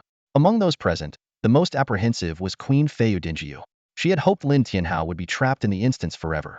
Now that he was out, he knew her secret. If Lin Tianhao exposed her for sending him into the instance, her situation would become very precarious. Lin Tianhao smiled and asked, Your Majesty, what now? King Abra nodded and replied, Snow Emperor, you have indeed given me a great surprise. Tell me, what reward do you desire? Lin Tianhao got straight to the point. A divine talent awakening stone. King Abra pondered for a moment before responding, Snow Emperor, I do have a divine talent awakening stone. However, the instance was meant to cleanse your sins. Your request is a bit excessive. Lin Tianhao frowned slightly and asked, Then what do you think would be a reasonable request, Your Majesty? King Abra smiled and said, I don't have a divine one, but I can give you a holy talent awakening stone if you need it. Lin Tianhao frowned, knowing there was no room for negotiation. Even if he didn't want to agree, the current situation left him no choice. All right, since Your Majesty insists, a holy one will do, Lin Tianhao conceded. King Abra gestured, and someone promptly brought Lin Tianhao a holy talent awakening stone. Lin Tianhao accepted the stone, waved his hand and said, Your Majesty Queen, since my mission is complete, may I leave now? King Abel nodded with a smile as Lin Tianhao waved goodbye. Stepping out of the palace, he took a deep breath, contemplating his next move. With the burden of his red name lifted, new possibilities unfolded in his mind. Just then, the system notification sounded, announcing the completion of the Corpse Chi Bottle quest. Lin Tianhao's eyes lit up, thrilled by the generous rewards. 500 free attribute points, 1 blessing of the gods, and a resurrection skill. He carefully examined the resurrection skill's attributes and couldn't help but gasp. This passive skill allowed him to revive on the spot with full health after being killed, with no cooldown or cost. Lin Tianhao thought to himself, this was practically a game-breaking artifact. However, a question soon arose in his mind. Would this skill still be effective when the game and reality merged? In such a scenario, everyone had only one life, and respawning at the fountain would be a thing of the past. While Priest's resurrection skills would still be available, their success rates were extremely low. In contrast, this unlimited on-the-spot resurrection skill was undeniably outrageous. As Lin Tianhao pondered over his new skill, the system chimed in again. Having completed the hell-level difficulty of Footsteps of the Snow Corpse, he triggered a follow-up quest. Revive the ancient Eastern Kingdom.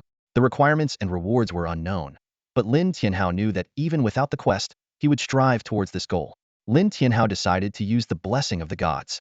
A beam of light descended from the sky, and he wondered which deity's favor he would receive. To his surprise, it was Yu Lao, the matchmaker god. Yu Lao? Lin Tianhao was puzzled. Do I need a blessing from the matchmaker? He silently hoped it wouldn't be anything strange. However, when the system revealed the blessing, Lin Tianhao raised an eyebrow in delight. He received the bonding red thread, a special item that could bind with a female character, granting him her attack speed and movement speed bonuses. This was exactly the attribute boost Lin Tianhao needed. Though it might not be as impressive as Zhou Xiaopeng's talent, for Lin Tianhao, the bonding red thread was a perfect fit. He had already decided on his first binding target, Leona. While she might not be the strongest in the late game, she was a formidable ally at this stage. Refocusing his thoughts, Lin Tianhao opened his attribute panel to check the changes. He noticed that his outstanding performance in the Snow Corpse ruins had boosted all his skills, and his guild had risen from 5 stars to 6, gaining a 5 increase in lifesteal. Lin Tianhao understood that this seemingly modest attribute boost represented a significant leap for a guild with tens, or even hundreds of thousands of players. For him personally, this lifesteal attribute compensated for his lower defenses. Standing outside the palace, Lin Tianhao began to plan his next steps. Obtaining the God-Ear hidden class for archers became his top priority. Though he had considered searching for a possible super God-Ear hidden class, he ultimately abandoned the idea. Without any guides, blindly pursuing such a class was like searching for a needle in a haystack. Given his less-than-stellar luck, Lin Tianhao decided to take a pragmatic approach, striving step by step towards the known God-Ear hidden class. Clenching his fist, his eyes gleamed with determination as he prepared to face the challenges ahead. Leaving the palace, Lin Tianhao began organizing the strategy for unlocking the hidden class of the God-level archer in the capital, Tianqing City. As soon as he stepped out of the palace gates, a shadowy figure appeared, blocking his path. It was none other than Kellen Fizio. Kellen Fizio's expression was serious, her sharp gaze fixed on Lin Tianhao. After a moment of silence, she spoke slowly. Shwedi, name your price. What will it take to keep that secret? Lin Tianhao raised an eyebrow, inwardly amused by her swift arrival. Unperturbed, he replied, how about this stick to the original demand from the great Hala God-level talent Awakening Stone? Kellen Fizio frowned, speaking softly. The God-level talent Awakening Stones in the palace are all accounted for. If the queen gives you one, it won't be easy to explain. Lin Tianhao chuckled lightly, saying, what's so hard to explain? I could officially join the queen's faction, and this God-level talent Awakening Stone could be my reward. Kellen Fizio shook her head, her expression stern. At this critical juncture, who in the palace would dare openly recruit you? You've been to the Snow Corpse's footprints and passed the trial, so you should know that our empire's deity resides there. Being recognized by our deity means your influence among the nobility of the Stellar Kingdom is second only to the king. Lin Tianhao was momentarily stunned, realizing the truth. Indeed, passing the Snow Corpse's footprints didn't necessarily require defeating the Ice and Snow Goddess. Gaining her approval was sufficient. However, Kellen Fizio assumed he had gained the goddess's approval. If she knew he had defeated the remnant soul of the Ice and Snow Goddess, her reaction would be quite different. Since you can't provide it now, we can discuss it later, Lin Tianhao said calmly. I know this secret is valuable, so you can rest assured that I won't reveal it unless absolutely necessary. Kellen Fizio gave Lin Tianhao a meaningful look, as if weighing the credibility of his words. Finally, she nodded. Fine. If you ever need anything, you can come to me. Just remember to keep your promise. Lin Tianhao waved his hand and turned to leave. He didn't rush out of the city to hunt monsters, but headed straight to Taohua Tower in Tianqing City, a place known for its many fallen women. His main goal was to trigger the hidden class for the God-level archer. Of course, if he could rescue a few of the fallen women along the way, that wouldn't be bad either. After all, this was a fully immersive virtual reality game. Those who know. At this stage, not many players could afford to spend money at Taohua Tower. The few who could wouldn't waste their gold here for pleasure. Unlike Lin Tianhao, they hadn't amassed nearly 10,000 gold coins in just a few days. While players were scarce, many NPCs frequented the place, especially merchants, who, in pursuit of profit, often became high-ranking members and entertained the nobles of the Stellar Kingdom here. This is called catering to their tastes. After all, women bought with their own money don't compare to those enjoyed for free. Lin Tianhao coughed lightly and stepped into Taohua Tower. A madam, who looked to be in her 30s and still charming, approached but clearly wasn't targeting Lin Tianhao. Her focus was on a viscount who entered with him. "Oh, Lord Flins, it's been half a day since you last visited. Ying Tao misses you dearly," the madam said ingratiatingly. The viscount named Flins waved his hand dismissively, saying arrogantly, "I'm not here for Ying Tao today. I've heard that today is the day Hua Kue Shui Ruyan is going to be available. As her first guest, it should be me." The madam nodded repeatedly, smiling. "Miss Shui Ruyan has been preparing. But many distinguished guests have come today." Hearing this, Lin Tianhao's eyes lit up. Shui Ruyan, one of the three great beauties of the Stellar Kingdom. This was voted by the players. If the NPCs voted, it would undoubtedly be the king's three princesses. However, Lin Tianhao knew that while the three princesses were indeed stunning, comparable to top-tier actresses in the real world, they were slightly less attractive than the three beauties chosen by the players. Lin Tianhao recalled that during the previous game life, Shui Ruyan had never been available. Many such events had been held, but no one could meet Shui Ruyan's criteria. Eventually, some suspected that Shui Ruyan's availability was just a gimmick to make money for Taohua Tower. Although his mission wasn't related to Shui Ruyan, some eye candy wouldn't hurt. Lin Tianhao found a seat, and a woman in a light green gauze dress immediately came to greet him. Lin Tianhao casually tossed a pouch of gold coins and asked, "Is the 9 Phoenix room still available?" The green-clad woman widened her eyes at the sight of the gold coins. 10 or so coins were enough for a night here, and this pouch easily had over 100. "You're in luck," the green-clad woman said respectfully. "All the big shots tonight are here for Miss Ruyan. So the 9 Phoenix room is still available?" Lin Tianhao's eyes brightened. "Lead the way." "Yes, sir." The green-clad woman led Lin Tianhao to the door of the 9 Phoenix room. As the name suggests, the 9 Phoenix room housed 9 beautiful women, each with her own charm, to provide guests with the utmost pleasure. However, Lin Tianhao's purpose was not to seek pleasure, at least not yet. Inside the 9 Phoenix room, Lin Tianhao looked around and quickly spotted a vase about half his height in the corner. According to his knowledge from his past life, this vase contained a quest scroll. Completing the quest would grant access to a god-level hidden archer class. Previously, a player had gotten too excited and accidentally knocked over the vase, ending up paying 100 gold coins. Such a small amount was nothing compared to the value of a god-level hidden class. Just as Lin Tianhao was about to accidentally break the vase, he heard hurried footsteps outside, followed by an anxious voice, "General Kazhan, the 9 Phoenix room is already occupied." "I don't care who it is," a rough voice roared. "Tonight, the 9 Phoenix room is mine. No exceptions." Before the words even settled, the door to the 9 Phoenix room was kicked open. A fierce-looking general in armor stormed in. Lin Tianhao frowned slightly, looking at the uninvited guest. General Kazhan's eyes fell on Lin Tianhao, and he barked, "Kid, get lost if you don't want to die." "Get lost?" Lin Tianhao smiled nonchalantly. "What if I don't?" "Don't." General Kazhan sneered. "Do you know who I am?"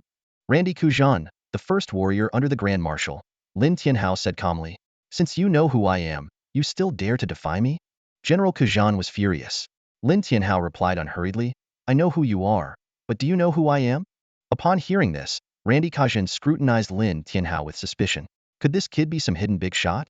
The thought was quickly dismissed. As the Grand General of the Star Kingdom, he knew well who could not be offended, and this adventurer was definitely not on that list. Randy felt a sense of relief that he had just returned from a mission abroad and was unaware of the current situation in the capital. Otherwise, he would never have dared to be so reckless. But now, burning with rage, he couldn't care less. "I don't care who you are.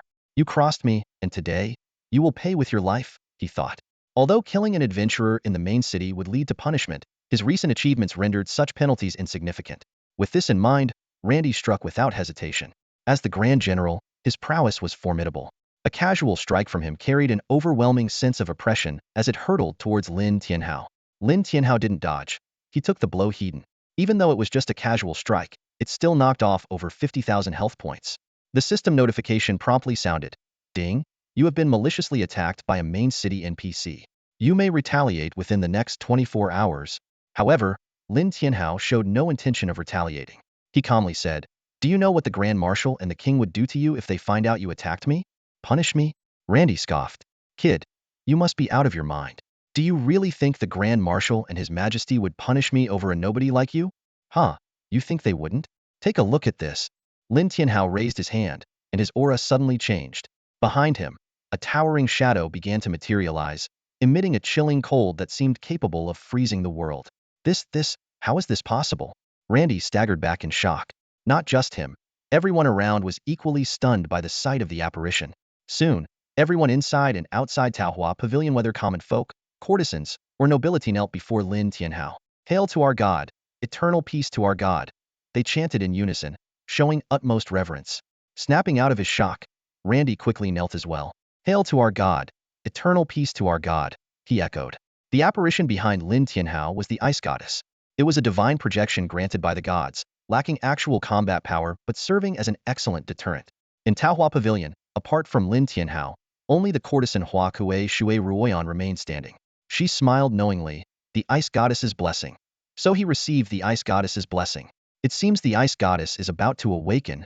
To Shui Ruoyan, Lin Tianhao receiving the Ice Goddess's blessing likely meant he had gained her approval. After all, to clear the footsteps of the Snow Corpse dungeon, one either needed the Ice Goddess's approval or had to defeat her remnant spirit. Since he received the blessing, the answer seemed obvious. However, Shui Ruoyan couldn't have imagined that Lin Tianhao was a trickster, bold enough to deceive even the gods. Was it Lin Tianhao's fault?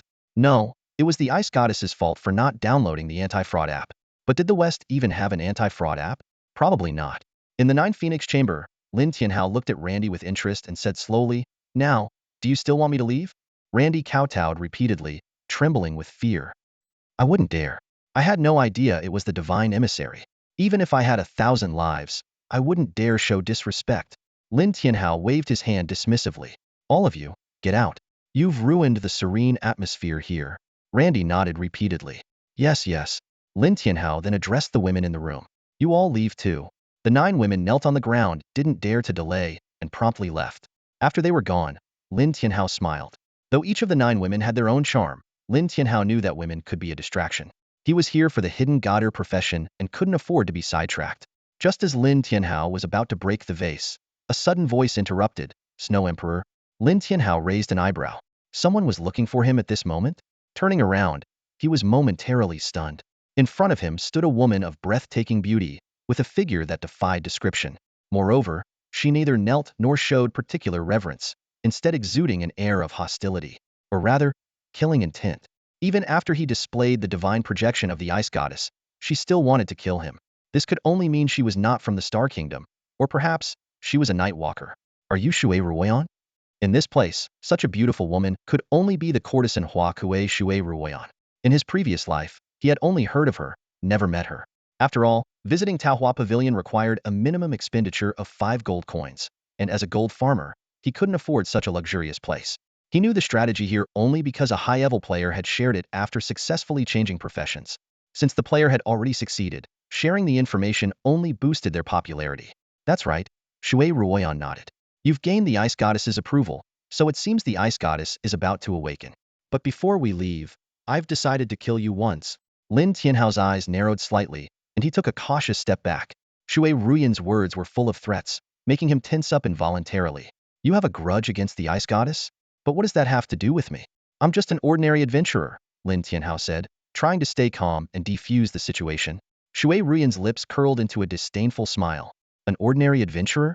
"Yes, just an adventurer who can be revived if killed." "In that case, let me have some fun." Her tone carried a hint of fanaticism, sending a chill down Lin Tianhao's spine. He instinctively took another step back, looking around for possible escape routes. "This is the capital. Aren't you afraid you won't make it out alive if you start something here?" Lin Tianhao tried to reason with her. Shui Ruoyan didn't answer. She silently raised her hand, and a dark gray longbow materialized in front of her. The moment the bow appeared, Lin Tianhao felt an intense sense of foreboding, as if he was facing a formidable artifact. "Traitor to the East, I, on behalf of the Master of the Mortal Hall, bring divine punishment upon you," Shui Ruoyan declared coldly, her bowstring already drawn. "Wait," Lin Tianhao shouted hastily. "Do you think I destroyed the Mortal Hall? What else?" Shui Ruoyan retorted icily. Lin Tianhao shook his head. "No, you've got it wrong. I didn't destroy the Mortal Hall." "Humph, you think I'll believe you? If you didn't destroy the Mortal Hall, how did you get his blessing?" Shui Ruoyan questioned. Lin Tianhao chuckled softly and touched his forehead. A unique mark appeared. Shui Ruoyan's pupils contracted sharply. "The Godslayer mark? Impossible. Even if the village chief gave it to you, It would vanish once you destroyed the mortal hall. Lin Tianhao's heart skipped a beat. His guess was correct. Destroying the mortal hall would indeed cause the Godslayer mark, once held by its master, to disappear. He was glad he chose to kill the ice goddess's remnant soul instead of destroying the mortal hall. The Godslayer mark not only grants immunity to divine power but also allows the wielder to absorb the powers of slain deities, Lin Tianhao explained. For example, the ice goddess killed by the mortal hall's master granted immunity to ice damage. Since you know this, you should understand that I didn't destroy the mortal hall. Shui Ruyan stared at Lin Tianhao with uncertainty. Then how did you get the ice goddess's blessing? Lin Tianhao smiled mysteriously. Have you heard this saying? What saying? Vimi 50, show your strength? Shui Ruyan looked puzzled, clearly not understanding the modern internet slang. Seeing this, Lin Tianhao elaborated. The ice goddess wanted me to destroy the mortal hall, promising me the Star Kingdom in return. Of course, I didn't believe her. So I asked her to Vimi 50, to show her strength. VU 50? You mean her blessing? Shui Ruyan asked, still skeptical. Lin Tianhao nodded. Exactly. And you took the blessing without destroying the mortal hall? Shui Ruyan pressed. Yes, Lin Tianhao admitted. After seeing her strength, I decided to kill her instead. Shui Ruyan's pupils contracted again, clearly shocked by Lin Tianhao's actions. She reassessed the young man before her, realizing she couldn't see through him. The Godslayer mark couldn't be faked, and the return of the Eastern Novice Village seemed to support Lin Tianhao's claims. Shui Ruyan slowly lowered her bow, easing the tension slightly. May I ask? Lin Tianhao took the opportunity to inquire. What's your class? I haven't chosen mine yet. I am Heaven's Judgment, Shui Ruyan replied coldly. Heaven's Judgment? Lin Tianhao's interest was piqued. He hadn't heard of this class in his previous life, but the scene of Shui Ruyan summoning the bow indicated it was a powerful archer class. The pressure he felt convinced him it was no ordinary class. What? Are you thinking of taking my class? Shui Ruyan asked mockingly. Lin Tianhao nodded frankly. Something like that. Is your class a holy or divine level? Shui Ruyan's eyes flashed with disdain, as if holy and divine classes were beneath her. Lin Tianhao's heart pounded. Heaven's Judgment, a name that matched his super divine talent. Could this be a super divine hidden class? If so, Lin Tianhao was determined to obtain it.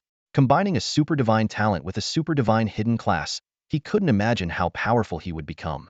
The entire Arlet galaxy, the Western gods, the ancient deities of all races, none would stand a chance against him. If you want my legacy, Shui Ruyan said calmly, revive the Eastern Kingdom first. Then come find me. I can give you a chance to obtain my legacy. With that, she waved her hand and vanished in an instant. Lin Tianhao pondered for a moment and waved his hand. A nearby vase shattered, revealing a quest scroll among the fragments. Unrolling the scroll, the task appeared before him. As a person of the East, how can you grovel in a Western kingdom? Even if your strength is lacking, you must contribute to the revival of the Eastern Kingdom. Quest requirement: kill 100 Star Kingdom government NPCs. Quest penalty: unknown. Quest reward: unknown. Lin Tianhao raised an eyebrow. It seemed information about the Eastern Kingdom had existed in his previous life, but wasn't widely known. The person who shared this strategy only revealed how to obtain the quest scroll, not the specific content or follow-up tasks. Now that he had encountered Shui Ruyan, Lin Tianhao didn't take the quest immediately. Since all clues pointed to reviving the Eastern Kingdom, he decided to focus on that goal first. Triggering the super divine hidden archer class could be a game changer. According to the master of the Mortal Hall, he needed the blessings of 10 Eastern deities to revive the Eastern Kingdom. So far, he had only received blessings from Yulao and Hotun Yangyang, leaving 8 more to find. Lin Tianhao thought for a moment, recalling various strategies from his previous life. Where else could he obtain divine blessings? He organized his thoughts and identified 2 reliable strategies and 1 potential lead. Such strategies were rarely shared by players, with only 1 or 2 out of 10 revealing their discoveries. But having these leads was already a good start. The rest would depend on his own exploration. Lin Tianhao believed his strength would allow him to trigger more divine blessings. With the quest scroll in hand, Lin Tianhao saw no reason to stay in the Peach Blossom Pavilion. Just as he was about to leave, another figure blocked his path. Snow Emperor. What a rare sight, the person sneered. You're probably the first adventurer to visit the Peach Blossom Pavilion, aren't you? Lin Tianhao was taken aback when he saw the newcomer. The woman before him exuded an aura of nobility. She was none other than Princess Tixuejin from the Star Kingdom. Princess? I wasn't planning on coming, but I saw a vision of our god's blessing from afar and decided to meet you. Lin Tianhao nodded, speaking calmly. Tixuejin got straight to the point. Shuedi, I don't know if you're helping Qing Fuyun or Leona, but supporting either of them isn't very wise. Lin Tianhao frowned. I don't like what you're implying. Tixuejin waved her hand dismissively and said confidently, Among the three princesses, my power is the strongest, and my resources are the deepest. Whatever benefits they promise you, I can offer you more. Lin Tianhao wasn't surprised. Blessed by the goddess of ice and snow, his influence in the Star Kingdom had grown significantly. It made sense for Tixuejin to try and win him over. So, what exactly can you offer me? Lin Tianhao asked, looking directly into Tixuejin's eyes. Tixuejin pondered for a moment, her gaze falling on the luxurious Taohua Tower behind her. Taohua Tower will be yours, and after everything is done, Qing Fuyun and Leona will also be yours. Clearly, Tixuejin thought Lin Tianhao was a lecherous man. Is that all? Lin Tianhao shook his head, a hint of disdain in his voice. I don't need more women. Tixuejin frowned slightly, thinking for a moment before asking, can you tell me what Qing Fuyun and Leona promised you? That's confidential. Lin Tianhao shook his head, then changed the subject. However, in the Star Kingdom, I do see potential in you. Qing Fuyun, though supported by the queen, is too straightforward to be of much use. Leona lacks depth. Without this incident, she might have had the chance to gain influence in the Star Chamber and challenge you. But now, she has lost that opportunity. Hearing this, Tixuejin's eyes lit up, and she spoke with a hint of anticipation. So, you're willing to help me? Yes, Lin Tianhao nodded, but then added, but I need the blessings of the gods. Do you know how to obtain them? Tixuejin frowned, clearly indicating that even she couldn't easily provide the blessings of the gods. Lin Tianhao continued, I can't tell you who has them, but you have to help me kill someone. Who? Tixuejin asked. Clintfist Bird. Lin Tianhao said, his eyes gleaming. Tixuejin seemed to understand. A test of loyalty? Something like that. Lin Tianhao nodded. Are you willing? At that moment, a system notification rang in Lin Tianhao's mind. Ding! Princess Tixuejin has issued you a quest. Do you accept? Quest objective. Kill the Clintfist Bird within half a month. Quest penalty. Unknown. Quest reward. Clues to 7 blessings of the gods. Lin Tianhao's eyes widened. The reward was incredible. 7 clues. Even though they were just clues, following them could likely lead to obtaining the blessings. Killing one NPC for such rewards was an offer he couldn't refuse. Accept. Lin Tianhao accepted the quest without hesitation. This quest was crucial for his goal of reviving the ancient Eastern Kingdom. Killing the Clintfist Bird was manageable for Lin Tianhao at his current level. He estimated the Clintfist Bird to be a level 50 gold tier boss with some special abilities, likely in a level 50 dungeon with hell level difficulty. Lin Tianhao calculated that a typical outdoor boss could be taken down by a team of 12 players of the same level. He recalled the Twisted Treant boss from the newbie village, which had around 100,000 health points. A team of 12 level 10 players with beginner gear had a decent chance of defeating it. A standard 12-person team usually consisted of 5 damage dealers, with mages and archers depending on the situation, 4 warriors to tank and manage aggro, and 3 healers to support the tanks and provide buffs or silence the boss. Such a team could effectively take down a standard outdoor boss. However, dungeon bosses were different. Even if they had the same title as outdoor bosses, their stats were higher, and the difficulty increased with the dungeon level. This was why Lin Tianhao often faced strong monsters in dungeons, as he always chose the hardest difficulty. Lin Tianhao estimated that the Clintfist Bird was a level 50 gold tier boss in a hell level dungeon.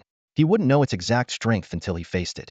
Meanwhile, Lin Tianhao considered whether to first switch to a regular class to boost his stats and continue leveling up.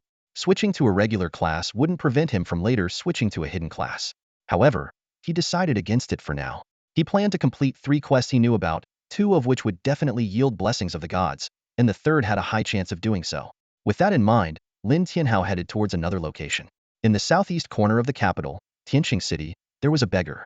Many players initially thought the beggar had a hidden quest and gave him food and coins, but they received nothing in return. However, Lin Tianhao knew they were approaching it wrong. The beggar didn't trigger a quest, but killing him would drop a quest scroll.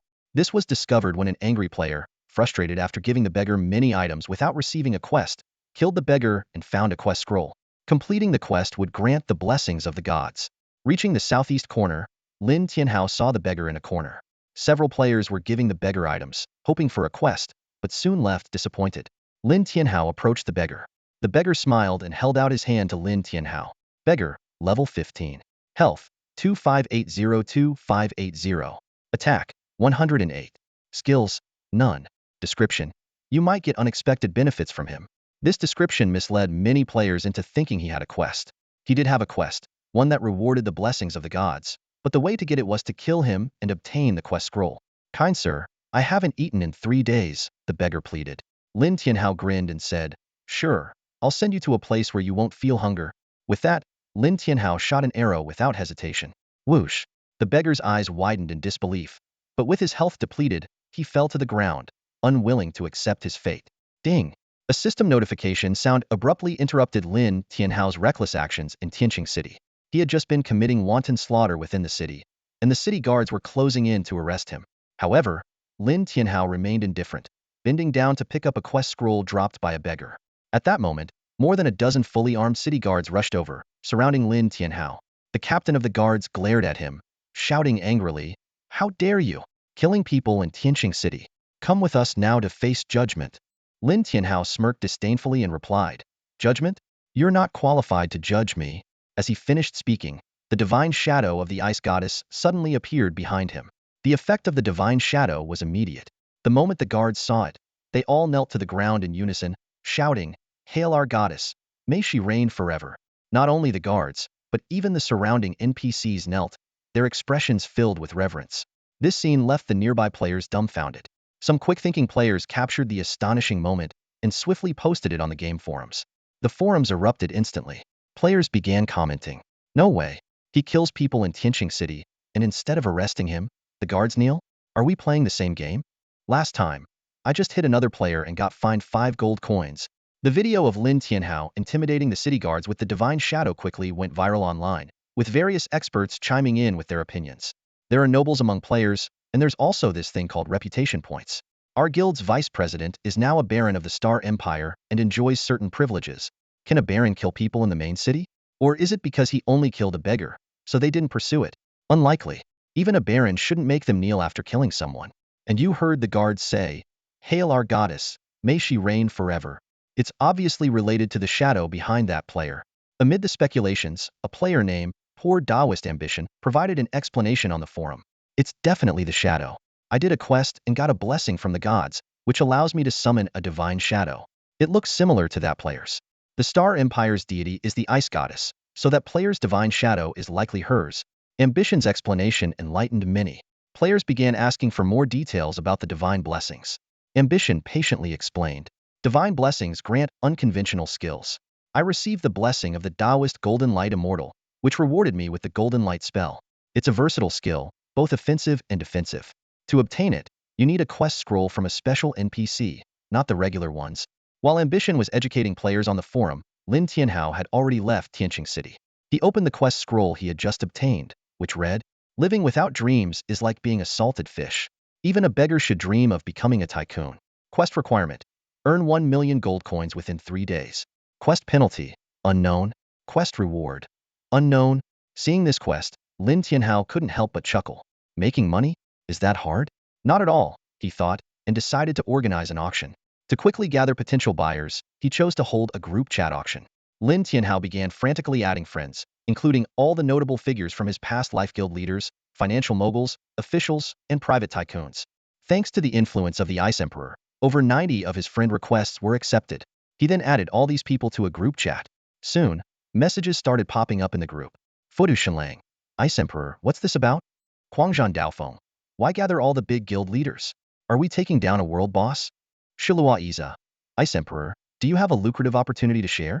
Seeing that most people were present, Lin Tianhao spoke up in the group. "I need gold coins, so I'm auctioning some equipment, ranging from level 10 to level 50. With that, he posted a few sets of level 10 gear he had looted from the newbie village. Jinghong Mingshuang, Ice Emperor, this gear is a bit outdated, level 10 is too low. Lin Tianhao hesitated for a moment before posting a bunch of level 45 gear, which he had obtained from defeating the Bloodback Black Tortoise. Shilua Iza, Ice Emperor, our elite players are only around level 21 or 22 right now. We can't invest heavily in level 45 gear yet." Lin Tianhao face-bombed, realizing he had been a bit too presumptuous. He had plenty of gear, but the level gaps were too large. Most of the skill books he had obtained were fed to his Withered Wood Rejuvenates skill. "Hold on," Lin Tianhao responded. He suddenly thought, gear might get outdated quickly, but skills wouldn't. He decided to farm more skill books. However, he seemed to have a better option: the Heart of the Lord. Thinking of this, Lin Tianhao posted the attributes of the Golden Heart of the Lord. Golden Heart of the Lord. You can establish a territory immediately upon obtaining it. Since it's golden grade, the territory will have 5 unique traits. The group chat went silent for a moment. Then, Shilua Iza spoke up. "Not bad. I'll offer 2,000 gold coins." Futu Shenlang. If Shilua Iza doesn't want it, our Futu Guild will offer 200,000 gold coins. Jinghong Mingshuang, Ice Emperor, you're really generous. Our Jinghong Guild has always wanted to establish our own territory. We'll offer 250,000 gold coins. Quangzhan Daofeng, stop arguing. Our Quangzhan Guild offers 400,000 gold coins. The price shot up quickly, but after reaching 400,000 gold coins, the bidding stalled. These guilds, even pooling their resources, could only muster around 300,000 to 400,000 gold coins. Shilua Iza, Ice Emperor, we really don't have more gold coins. How about 400,000 gold coins plus 5 million in cash?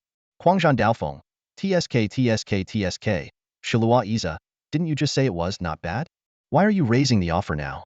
Su Luoize, just kidding, don't take it so seriously. Quangzhan Daofeng's voice broke the tense atmosphere of the auction. He took a deep breath and announced his final offer, 500,000 gold coins plus 5 million in cash, Shuedi. That's my limit. Lin Tianhao didn't respond immediately, but the others couldn't help but start discussing.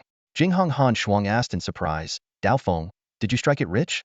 Our guild supports over 1,500 gold farmers, with monthly salaries costing 8 million, and we still can't compete with you. Quangzhan Daofeng calmly replied, I have 6,000 gold farmers. This statement left Jinghong Han Shuang in awe. No wonder you're the big boss. Having money really makes a difference. In the end, Quangzhan Daofeng successfully won the heart of the Golden Lord with his bid of 500,000 gold coins plus 5 million in cash. As soon as the transaction was completed, an announcement echoed across the game. Congratulations to player Quangzhan Daofeng for establishing the territory Quangzhan Ling, becoming the first player to establish a territory. Rewards, 50 free attribute points, 1 territory attribute bonus, and 1 unrestricted golden set. This is a public announcement, encouraging all players to keep striving. This announcement caused a sensation in the game, especially the unrestricted golden set, which drove everyone crazy. Lin Tianhao's group chat exploded instantly. Whoa, a golden unrestricted set as a reward, someone exclaimed. This is beyond ridiculous. The key thing is that anyone can equip it. Players in the group chat demanded that Quangzhan Daofeng reveal the set's attributes. He didn't hold back and quickly shared the details. Lord's Battle Armor Set Golden Level. Requirements, none. Attributes, Attack 19,580, Armor 20,000, Magic Resistance 18,500, Health 300,000, Attack Speed 4, Lifesteal 20. Set features, 1. Universal Reflection 20. 2. Recover 10,000 health per second, uninterrupted by attacks. 3. 1 chance to be immune to damage. 4. In territory defense battles, summon 3 level 50 golden bosses to assist territory only, last 1 hour, 24-hour cooldown. Seeing these attributes, everyone in the chat was stunned. Wow, Daofeng, you really hit the jackpot, someone exclaimed. Equip this on a berserker, and they're practically a walking health tank. Quangzhan Daofeng, however, remained humble. It's just okay. Honestly, the 4th effect is a bit limited right now since it can't be taken out of the territory. Others expressed their envy, with some jokingly asking to be carried. Quangzhan Daofeng didn't get carried away and instead reminded, Mingshuang, stop pretending to be pitiful. I heard your guild has someone who switched to an Earth-level hidden class. Then, the group began discussing the territory bonuses. Quangzhan Daofeng shared more details. Quangzhan Ling Golden Level. Lord, Quangzhan Daofeng. Residence, 13. Construction value, 0.1 billion. Note, the bonus applies to all residents, and attributes are doubled during territory defense battles. This information sparked even more discussion, with some even dreaming about the prospects of guild and territory development. Lin Tianhao also shared his guild's bonus information upon request. Guild bonuses, damage 1, crit 10, attack 20, attack speed 1, movement speed 3, health 10,000, universal lifesteal 5. After sharing this information, Lin Tianhao reminded everyone, there will be a guild establishment token up for auction soon, so be prepared. With that, he closed the group chat and headed to the level 50 twin-headed demon wolf area. According to previous strategies, the first kill of the twin-headed demon wolf king would drop a guild establishment token. Lin Tianhao began efficiently taking down the monsters. The ordinary twin-headed demon wolves were no match for him, falling with a single arrow. Even the black iron level twin-headed demon wolves were easily defeated. Soon, the system announced to all players, congratulations to player Shuedi for achieving the first black iron kill of the twin-headed demon wolf. This is a public announcement, encouraging all players to keep striving. After a quick loot check, Lin Tianhao found several items, but none caught his interest. Although there were some gold coins, he was still far from the 1 million mark. Lin Tianhao was just 300,000 gold coins away from reaching 1 million. He thought to himself that once he got the guild creation order, gathering the rest of the money would be a piece of cake. The trigger mechanism for the two-headed demon wolf king was similar to that of the blood-eye dragon turtle. With enough farming, it would eventually drop. As the two-headed demon wolves respawned, Lin Tianhao acted without hesitation. His arrows sliced through the air, and the ordinary two-headed demon wolves fell easily before him. Even the black iron-grade wolves could only withstand 6 arrows, but under Lin Tianhao's astonishing attack speed, they fell in less than 5 seconds. Repeating this process, Lin Tianhao farmed the wolves 5 times, reaping substantial rewards.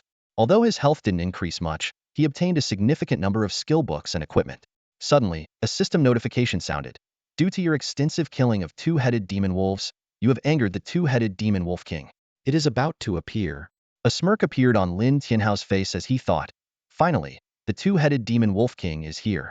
Two-headed demon wolf king, bronze grade, level 50. Health, 6990, 0006, 990, 000. Attack, 19,180.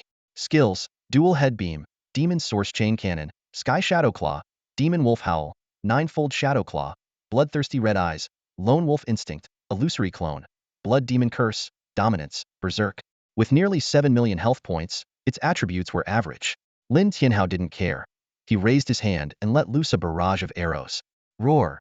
The two-headed demon wolf king howled, unable to comprehend how a human, as insignificant as an ant, dared to challenge a level 50 boss. Both of its heads opened their gaping maws, and beams of light shot out. Boom! The beams struck Lin Tianhao, reducing his health by almost 1.5. The high damage made Lin Tianhao feel lucky, and even the two-headed demon wolf king was momentarily stunned, forgetting to continue its attack.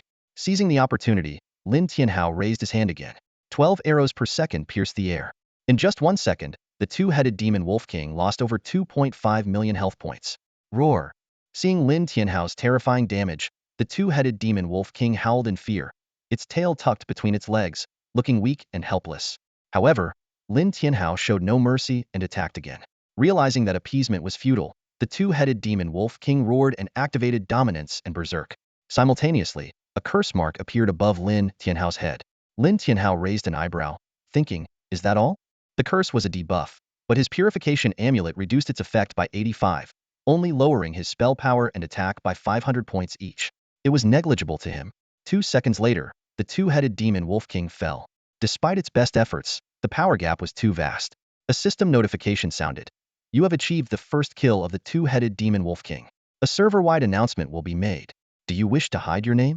Lin Tianhao chose no. Immediately, a server-wide announcement echoed. Congratulations to player Snow Emperor for achieving the first kill of the two-headed demon wolf king. Keep up the good work, everyone. The announcement repeated 3 times. Such announcements were nothing new to Lin Tianhao. Since ordinary players completed their first class change, first kill announcements had become less rare. Lin Tianhao focused on farming high-level monsters and hadn't bothered with bosses below level 40. Next came the exciting loot phase. System notifications continued. You obtained Equipment 11. You obtained Skill Book 5. You obtained Guild Creation Order 1. You obtained Free Attribute Points 50. You obtained Dungeon Opening Scroll 1. Lin Tianhao's haul was impressive, especially the Guild Creation Order, which was his main goal. He immediately posted the Guild Creation Order's attributes in the group chat. Everyone Guild Creation Order. Starting bid 100,000 gold coins. Any takers? The group chat buzzed with activity. Shura Iza, as expected of Snow Emperor, you got the Guild Creation Order so quickly. Our Shura Guild bids 150,000. Jinghong Mingshuang. Hey brothers, don't fight with your sister. I'll bid 200,000 gold coins. Berserker Blade. 300,000. Jinghong Mingshuang and Shura Iza immediately started cursing Berserker Blade. Fu Shenlang chimed in. Iza, calm down. But Blade, where did you get so many gold coins? You just spent 500,000 gold coins, and now you have another 300,000? Berserker Blade explained. Ahem, lots of gold farmers. Shura Iza didn't believe it. I don't believe your few thousand gold farmers can farm that many coins. Do you have a good spot for farming gold? Don't hog it, share it with us. Futu Shenlang analyzed calmly. Everyone has their own opportunities. But we also have 300,000 gold coins. However, it feels like the Guild Creation Order isn't worth that much now. In half a month, we should be able to get one ourselves. Futu Shenlong's words were reasonable. Now that they had completed their first class change, in half a month, their elite teams could reach level 30. The demand for the Guild Creation Order would naturally decrease. The key was the price. In the early stages of the game, when gold coins were scarce, not many could afford 300,000 gold coins. In the end, Berserker Blade won the guild creation order for 300,000 gold coins. After selling the guild creation order, Lin Tianhao was only 100,000 gold coins away from his goal of 1 million. He had just over 100,000 gold coins on hand, plus 500,000 from the Heart of the Overlord and 300,000 from the guild creation order, totaling just over 900,000. Next, Lin Tianhao decided to sell a batch of skill books, also through an auction. He had farmed many skill books from the level 52-headed demon wolf, thanks to the high drop rate from first kills. He bundled 50 skill books together for 200,000 gold coins. Berserker Blade immediately responded, "Alright, Snow Emperor, I'll take them all." Seeing this, others in the group demanded Berserker Blade share his gold farming strategy. Jinghong Mingshuang, Blade, just share your gold farming strategy with us. Shuraiza, Shenlang Mingshuang, it's time we team up. If Blade keeps this up, we won't stand a chance. Fudu Shenlang warned, Blade, don't push us. Share your gold farming strategy willingly. You've earned enough already. Lin Tianhao knew everything about the situation with Berserker Blade. The boss behind the Berserker Guild had close ties with the War Department, a fact that had been exposed in the midst of the game in his previous life. As for gold coins, Da Xia had already seen over 1 million soldiers enter the game, and that was a conservative estimate. By the time the game fully merged with reality, this number had exceeded 10 million, and the actual data might be even more astonishing. Therefore, even if Berserker Blade took out 10 million gold coins, Lin Tianhao wouldn't be too surprised. The system quickly issued a server-wide announcement, congratulating Berserker Blade for becoming the second player to establish a guild, rewarding him with 100 free attribute points. The announcement was broadcast twice, causing quite a stir. Lin Tianhao didn't pay much attention to this. He now had 1.1 million gold coins, enough to submit the mission scroll. The system indicated that the mission was complete, rewarding him with a blessing of the gods and 50 free attribute points. Lin Tianhao's free attribute points had accumulated to 1101, but he was in no rush to allocate them, planning to save them for critical moments. After using the blessing of the gods, Lin Tianhao obtained the high-interest passive skill. This skill automatically increased his money by 1 daily without any cost or cooldown. Initially, Lin Tianhao thought the skill seemed insignificant, but he quickly realized it would be crucial to becoming the richest player. He immediately sent a message in the group chat, offering to store gold for others at a daily interest rate of 0.1. The reactions were mixed, with some questioning its legality and others worrying about the risks. Lin Tianhao openly shared the skill's effect, causing a huge uproar. Berserker Blade proposed a 5,050 split, which Lin Tianhao politely declined. Shilua Iza suggested a 7,030 split, but Lin Tianhao remained firm on 9010 and mentioned that withdrawals could be made at any time. After closing the group chat, Lin Tianhao prepared to challenge a new dungeon. He messaged Zhou Xiaoping and then opened the mutated Demon Wolf dungeon. The system promptly issued a server-wide announcement, congratulating Lin Tianhao for unlocking a new dungeon, rewarding him with 50 free attribute points and 100 gold coins. Lin Tianhao chose the Hell difficulty level, but due to the significant level gap, he couldn't enter alone. While waiting for Zhou Xiaoping, Berserker Blade arrived first and again brought up the interest negotiation, but Lin Tianhao politely refused. Zhou Xiaoping arrived late, explaining that he had been fighting a boss. The two teamed up and entered the Hell-level dungeon. Despite the high difficulty, Lin Tianhao showcased incredible strength. He could kill even the Black Iron level 2-headed demon wolves with over 2 million health in a single second. Zhou Xiaoping initially thought he could help, but soon realized he was unnecessary. The final boss, a bronze level 2-headed demon wolf king with over 30 million health, seemed formidable but was still no match for Lin Tianhao. For Lin Tianhao, the entire dungeon was a breeze, a relentless march of overwhelming power. In just 15 seconds, the bronze level twin-headed demon wolf king fell. Lin Tianhao and Zhou Xiaoping crushed everything in their path, effortlessly completing the first clear of the mutated demon wolf. The system notification chimed. Ding! Your team has completed the first clear of the mutated demon wolf. A server-wide announcement will be made. Do you wish to hide your names? Lin Tianhao chose no. Immediately, a server-wide announcement echoed twice through the game world. Congratulations to players Xuedi and Xinpeng Wudi for completing the first clear of the mutated demon wolf. Keep up the good work, everyone. At that moment, Quangzhan Daofeng, who was leading a team through a normal difficulty dungeon, was stunned. Xuedi has already cleared it? How is that possible? Could it be that he wasn't tackling the Hell difficulty this time? He was filled with doubt. After the first clear of a dungeon, the record board would display the completion times for all difficulties. The player with the shortest time would have their name engraved on a stone monument at the dungeon's entrance, a great opportunity for exposure. Guilds were eager to set dungeon records to boost their reputation. However, Quangzhan Daofeng and his team were currently only able to handle normal and hard difficulty dungeons, struggling even with nightmare difficulty. They also had to consider their completion times, as only the shortest time would make it to the leaderboard. In this regard, Lin Tianhao hadn't put much pressure on them since he mainly tackled dungeons ranging from level 10 to 30, while Lin Tianhao hadn't ventured into those level ranges. But Lin Tianhao always challenged the hell difficulty. So Guangzhan Daofeng initially thought they might have a chance at the first clear this time. Brother Daofeng, Shuedi probably chose the normal difficulty. Otherwise, it couldn't have been so fast. Let's clear the dungeon, and we'll find out afterward, a teammate reassured him.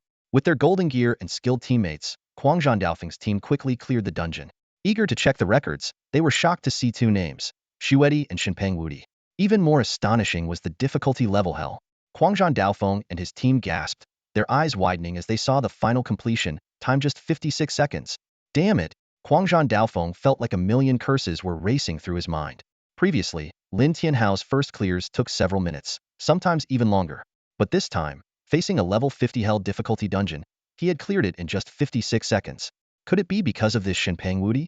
Guangzhan Daofeng pondered deeply, deciding to find out more about Shinpeng Wudi to see if there was any chance of recruiting him. Meanwhile, Lin Tianhao and Zhou Xiaopeng had finished looting and left the dungeon. Brother Hao, you're incredible, Zhou Xiaopeng exclaimed in awe. Lin Tianhao smiled. This first clear had earned him 50 free attribute points, bringing his total to 1200. He took out a saint-level talent awakening stone from his pocket. Pongzi, give this talent awakening stone to Hozi. Lin Tianhao recalled Hozi's talent from his previous life, Detsutimii, which couldn't be upgraded. Effect 1. All free attribute points gained are multiplied by 5, including those obtained before awakening the talent. Effect 2. Adding free attribute points to any attribute boosts all basic attributes health, mana, armor, magic resistance, attack, spell power, attack speed, movement speed, physical penetration, magic penetration, and points added before awakening still trigger this effect. These two effects were extremely powerful, far surpassing talents where players like Donga gained 25 free attribute points per level. Effect 1 applied not just to leveling up but also to points gained from quests, achievements, and other sources. Effect 2 meant 1 free attribute point could enhance 10 basic attributes simultaneously. Combined with the 5-fold multiplier, the actual benefit was 50-fold. Hozi's talent was immensely powerful, offering balanced attributes with no apparent weaknesses, as the name suggested, Detsutimii, all-around development. The strength of this talent lay in the utilization of free attribute points. While points gained solely from leveling up weren't overwhelmingly strong, accumulating them through quests and achievements, as Lin Tianhao did, could make a significant difference. Pongzi, I have many quests that I can't take you and Hozi on. With your current powerful attributes, you can help Hozi get some first clears. To fully realize Hozi's talent, he needs to gather more free attribute points, Lin Tianhao explained. In the game Ragnarok, there were many ways to obtain free attribute points, with numerous quests available. While most rewards weren't as abundant as Lin Tianhao's, they still added up significantly over time. Got it, Brother Hao, Zhou Xiaopeng responded. After giving Zhou Xiaopeng his instructions, Lin Tianhao began planning how to kill the Crinfis bird. The bird's strength was unknown to him, and if he failed to kill it after revealing his intentions, it would become much harder to kill if it hid in the palace. Lin Tianhao needed an excuse to lure the Crinfis bird out. After some thought, he found the answer: Black Wind Fortress. According to his previous information, Black Wind Fortress was under the Queen's influence. If he attacked Black Wind Fortress, the Queen would surely send the Crinfis bird. With a plan in mind, Lin Tianhao headed to Black Wind Fortress again. This level 30 dungeon was no longer a challenge for him. However, to his surprise, someone else was already attacking Black Wind Fortress. Zhumeng Yanxue? Lin Tianhao recognized the leader. The Zhumeng Guild's team had over 30 members, led by Zhumeng Yanxue. Most members were around level 21 or 22. Although they had all completed their first job change and were well equipped, they could only handle normal bandits easily. When elite bandits appeared, the Zhumeng Guild members struggled significantly. The teamwork of Zhuemeng Yanxue and her team was commendable, and they managed to withstand the elite bandits' assault. However, Lin Tianhao saw through the situation early and knew they were cornered. The bandits of Haifeng Village were known for their unpredictability. As expected, just as Zhuemeng Yanxue and her team defeated the elite bandits, dozens more surged in like a tide. To make matters worse, the second-in-command of Haifeng Village appeared in person. Zhuemeng Yanxue instantly realized the gravity of the situation. To avoid the painful consequence of losing levels, she decisively led her team to flee in haste. Watching their desperate retreat, the second-in-command of Haifeng Village laughed heartily. Ha ha ha, a bunch of cowards, that's all you are. Lin Tianhao shook his head silently, thinking, bullies. In a flash, he drew his bow and released an arrow that pierced through the air, striking the second-in-command right between the eyes. Critical hit. A massive damage number appeared, terrifying the second-in-command. Before he could react, Lin Tianhao's second arrow was already on its way. 12 arrows in a second. To be precise, Lin Tianhao didn't even need to shoot all 12 arrows. The second-in-command was already dead. After dealing with him, Lin Tianhao unleashed a barrage of arrows, leaving none of the elite bandits alive. After clearing the battlefield, Lin Tianhao stepped into Haifeng village once more, only to find it deserted. They fled fast, he muttered, though it was within his expectations. He had deliberately slowed his attack to give the village leader time to escape. His goal wasn't to wipe out Haifeng village, but to give the leader a chance to alert others. In the warehouse, he found a pile of standard weapons. Though their attributes were mediocre, they were decent transitional gear for new players in the main city. Lin Tianhao stored these weapons in the guild's warehouse, thinking, better than nothing. Having done all this, Lin Tianhao waited in Haifeng village for news. He didn't have to wait long before the person he was expecting appeared. Clin Faixiniao. Shuedi, Clin Faixiniao approached leisurely. I know the queen sent you to the Snow Corpse ruins and you're upset, but we can talk things over.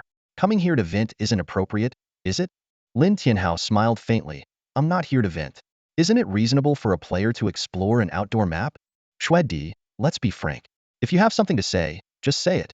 Clin Faixiniao said directly. Lin Tianhao nodded. Since you put it that way, I'll be straightforward. I helped you, but you schemed against me. It wouldn't be fair without some compensation. What do you want? Clin Faixiniao asked gravely. A special piece of equipment, preferably something with a lifesteal effect. Lin Tianhao stated his condition. Clin Faixiniao shook his head. That's unrealistic. Ask for something more reasonable.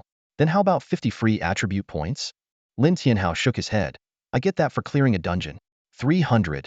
Impossible. Clin Faixiniao's expression darkened. 100. Lin Tianhao conceded. If you don't agree, we'll abandon Haifeng village. I doubt you can guard it forever. After weighing his options, Clin Faixiniao finally nodded. All right, 100 it is. The system notification chimed. Ding. Clin Faixiniao has given you 100 free attribute points. Lin Tianhao smiled in satisfaction. Very well. I won't trouble Haifeng village anymore. Clin Faixiniao nodded. Shuedi, the queen wishes to ally with you. This was just a test. I hope you understand. An alliance? Perhaps, Lin Tianhao thought to himself, already having other plans. Before he finished speaking, Lin Tianhao suddenly attacked, an arrow tearing through the air. Clin Faixiniao reacted swiftly, dodging the attack almost instantly. Impressive reflexes. Lin Tianhao smirked. Let's see how you handle my arrow rain. Lin Tianhao fired 5 arrows at once, with a firing speed of 12 per second, sending 60 energy arrows at Clin Faixiniao in an instant.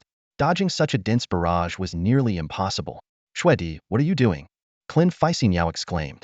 Lin Tianhao didn't respond, raining arrows down on her. Ice shield. Clin Faixiniao raised her hand, conjuring a massive ice shield. However, the seemingly impenetrable shield shattered under Lin Tianhao's fierce attack. Such shields had a time limit and damage threshold, and Lin Tianhao's arrows easily broke through. As the shield shattered, Clin Faixiniao vanished. Not good. Lin Tianhao realized the danger, quickly turning and unleashing more arrows. But it was too late. A large magic circle appeared beneath him, and countless ice spikes shot up. Yet Lin Tianhao remained unfazed, continuing his relentless assault. Massive damage numbers kept appearing, his attack power far exceeding Clin Faixiniao's expectations. The ice spikes, seemingly lethal, barely harmed him. How is this possible? Clin Faixiniao was horrified. But she had no time to ponder. At that critical moment, Lin Tianhao's death reincarnation skill activated. Clin Faixiniao, die. Lin Tianhao said coldly. The system notification chimed. Ding. You have killed Clin Faixiniao. A server-wide announcement will be made. Do you wish to hide your name? Normally, Lin Tianhao would choose to hide his identity. But this time, he decided to reveal it. He wanted the queen and everyone else to know that he had killed Clin Faixiniao for Di Shuejian. The server-wide announcement echoed through the game world. Server-wide announcement. Congratulations to player Shuedi for killing Clin Faixiniao. Keep up the good work, players. Server-wide announcement. Congratulations to player Shuedi for killing Clin Faixiniao. Keep up the good work, players. This announcement didn't cause much stir among regular players, but in the NPC world, especially among the nobility, it created a storm. Many knew how powerful Clin Faixiniao was, and more importantly, she was Queen Fei Ding Yu's trusted aide. To have her killed like this? Was Shuedi not afraid of death? His actions were incredibly audacious. In the Hall of Listening Rain, Queen Fei Yu slammed her hand down on the wooden table, shattering it into pieces. Amid the flying debris, Qing Fuyun asked with a grave expression, Mother, what should we do now?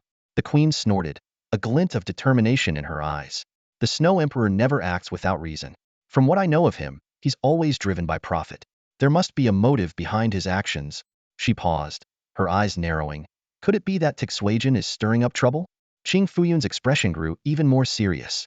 If the Snow Emperor has truly allied with Tixuejin, the situation could become even more unfavorable. The queen waved her hand dismissively, her gaze deep. The Snow Emperor is nothing but a greedy opportunist. As long as the benefits are sufficient, he will switch sides.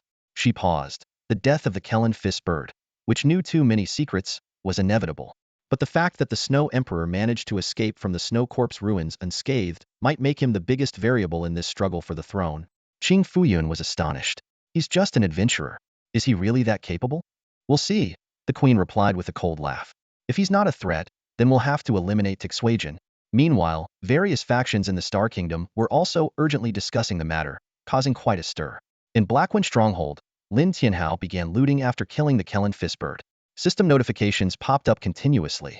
Ding, you have obtained Skill Book 5. Ding, you have obtained Equipment 13. Ding, you have obtained Free Attribute Points 50. Ding, you have obtained Underworld Command 1. Lin Tianhao carefully examined his haul. The skills were mostly large-scale mage spells, and among the equipment, there was 1 golden weapon, 5 silver weapons, and 7 bronze weapons. Although they weren't part of a set, their quality was decent. Unfortunately, the level requirement was 50, and they were magie-specific, making them currently unusable. He had accumulated a substantial number of free attribute points, totaling 1,350. Lastly, the Underworld Command was a unique item that allowed the holder to enter the Underworld King City without being affected by the Underworld aura. After storing his loot, Lin Tianhao prepared to seek information about the blessing of the gods from Tixuejin. Unexpectedly, Tixuejin appeared on her own, praising him. Snow Emperor, your speed exceeded my expectations. Here is your promised reward. Before she finished speaking, Lin Tianhao received a notification for his task reward. Ding, you have completed Tixuejin's task. Ding, you have obtained 7 clues to the blessing of the gods. In the Star Kingdom, those who can provide the pre-task scroll for the blessing of the gods are Tixuejin, Qing Fuyun, Leona, Queen Fei Odenyu, King Abra, Chancellor Kusan Luo, and Grand Marshal Lauren Muyuan. Lin Tianhao frowned. The clues seemed of little use.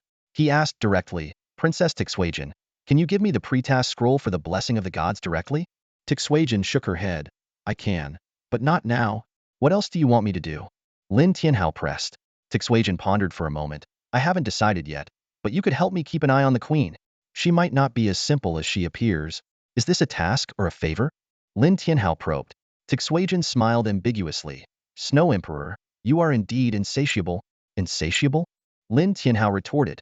I'm an adventurer. To me, you are all just passers. Tixuejin walked closer, her faint fragrance wafting in the air. She leaned in and whispered in Lin Tianhao's ear. Just passers-by? I don't think so. If I become the king, I will definitely elevate the Star Kingdom. Lin Tianhao was surprised by her ambition. Elevation meant upgrading from a kingdom to an empire, which was no easy feat. What? Don't believe it? Tixuejin circled behind Lin Tianhao.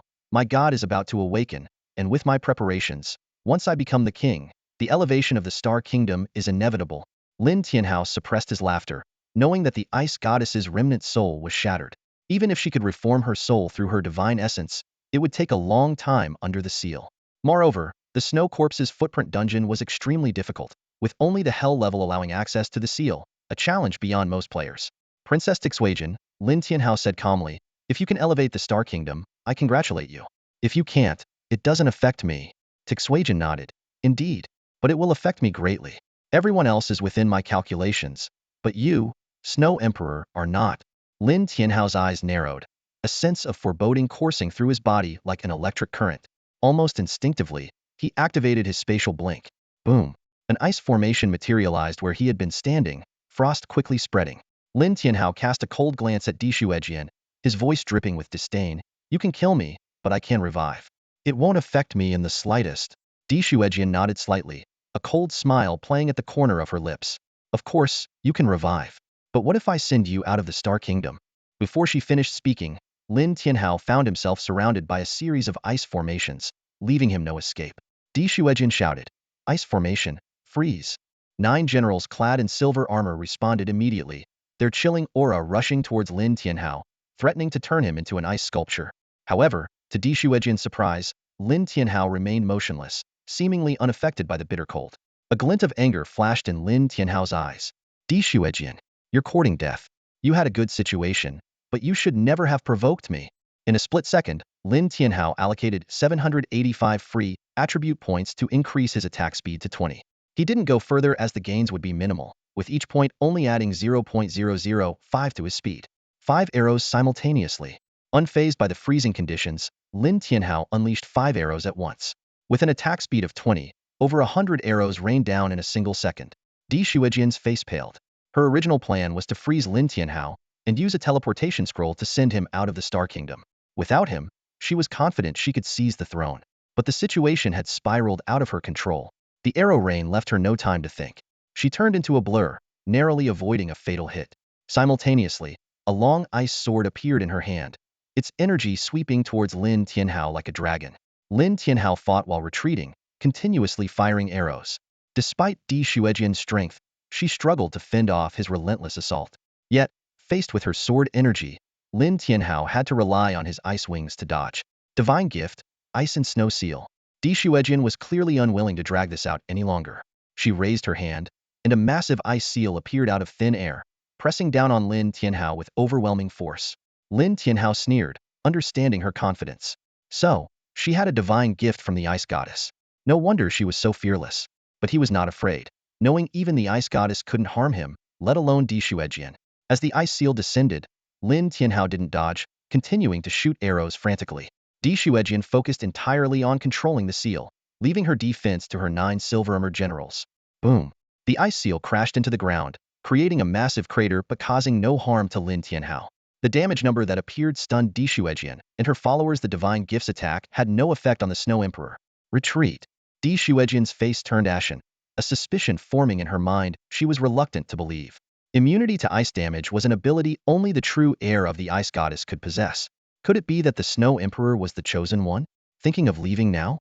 That's wishful thinking, Lin Tianhao said coldly, unleashing a relentless barrage of arrows.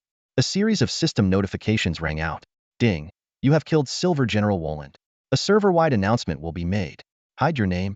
Ding! You have killed Silver General Woland. A server-wide announcement will be made. Hide your name. Ding! You have killed Silver General Wolanhai. A server-wide announcement will be made. Hide your name. Under Lin Tianhao's fierce attack, the 9 silver generals either fell to his arrows or perished in the cycle of death, none surviving. With 100 arrows per second, even without critical hits, the damage exceeded 20 million, too much for the silver generals to withstand. Di Shuejian witnessed the carnage, her face darkening. She took a step forward, flying away on her sword and disappearing into the horizon. Lin Tianhao's eyes burned with killing intent. He took out the Book of Life and Death and wrote Di Shuejian's name in it. As Di Shuejian fled for her life, she suddenly noticed her health dropping, losing over 40,000 HP per second, terrifying her. She hurried back to the royal palace, seeking refuge in the kingdom's altar. The royal altar functioned like a player's revival altar but was more powerful. As long as Di Shuejian stayed inside, Lin Tianhao's curse wouldn't work. However, if she remained there, how could she still compete for the throne? Hiding in the altar, Di Shuejian's expression was grim. She couldn't believe things had come to this. She had planned everything meticulously, even bringing 9 silver generals to ensure her success. Freezing the Snow Emperor would allow her to send him out of the Star Kingdom. Without him, she was certain she could claim the throne. Yet now, she faced a crushing defeat, inexplicably losing health. Though Di Shuejian doubted the bleeding would last long, the real problem was the Snow Emperor's immunity to ice attacks. This clearly meant he had inherited the Ice Goddess's legacy. As Di Shuejian brooded, a series of server-wide announcements began to ring out. Server-wide announcement. Congratulations to player Shuedi for killing Silver General Woland. Keep up the good work. Server-wide announcement. Congratulations to player Shuedi for killing Silver General Woland. Keep up the good work. Server-wide announcements echoed continuously, shaking the entire gaming world. Congratulations to player Shuedi for defeating the Silver General Wolanhai.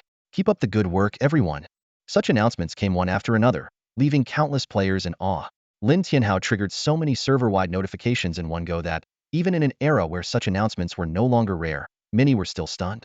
However, for the already renowned Shuedi, players quickly returned to their own activities after a brief moment of surprise. In contrast, the NPCs of the Star Kingdom were even more shocked. This time, Lin Tianhao did not hide his nickname, and they clearly knew that all of this was his doing. In the listening rain hall, Queen Feodingiu had a smug smile on her face. Tixuejin, oh Tixuejin, you couldn't hold back after all and actually made a move against Shuedi, she murmured to herself. Qing Fuyan asked in surprise, Mother, did you already guess that Tixuejin would attack Shuedi? Of course, Queen Feyadinjiu nodded. Tixuejin used Shwedi to eliminate my key supporters. And with you being so unmotivated, she naturally wouldn't take our lineage seriously.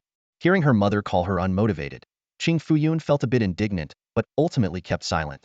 The queen continued, Leona just returned and lacks both strength and foundation. Neither of you poses a threat to Tixuejin. Her tone shifted, but in our Star Kingdom, there is a huge variable, and that is Shwedi. To ensure everything goes smoothly, Tixuejin must get rid of Shwedi. Qing Fuyun suddenly understood. I see. So, Tixuejin hit a hard wall this time and lost 9 generals. Don't be too happy just yet, Queen Feyadinjiu warned. Shwedi is not friendly towards us either. We need to strategize carefully from now on.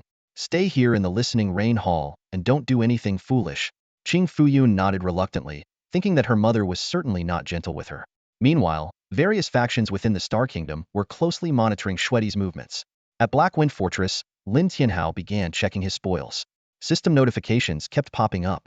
Ding, you have obtained Voline Family Heavy Armor Set 9. Ding, you have obtained Skill Book 42. Ding, you have obtained Special Item General's Order 9. Ding, you have obtained free attribute points 450.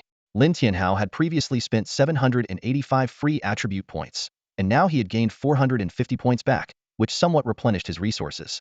He carefully examined the attributes of the Voline Family Heavy Armor Set. Silver Grade. Requires Level 50 Warrior Class. Attribute 1. Armor 22100. Attribute 2. Magic Resistance 19980. Attribute 3. Attack 33999. Attribute 4. Attack Speed 5. Attribute 5. Health 800000. Set Feature 1. Restores 15,000 health per second, uninterrupted by attacks. Set Feature 2. 25 chance to cause a bleeding effect on enemies upon attack. Set Feature 3.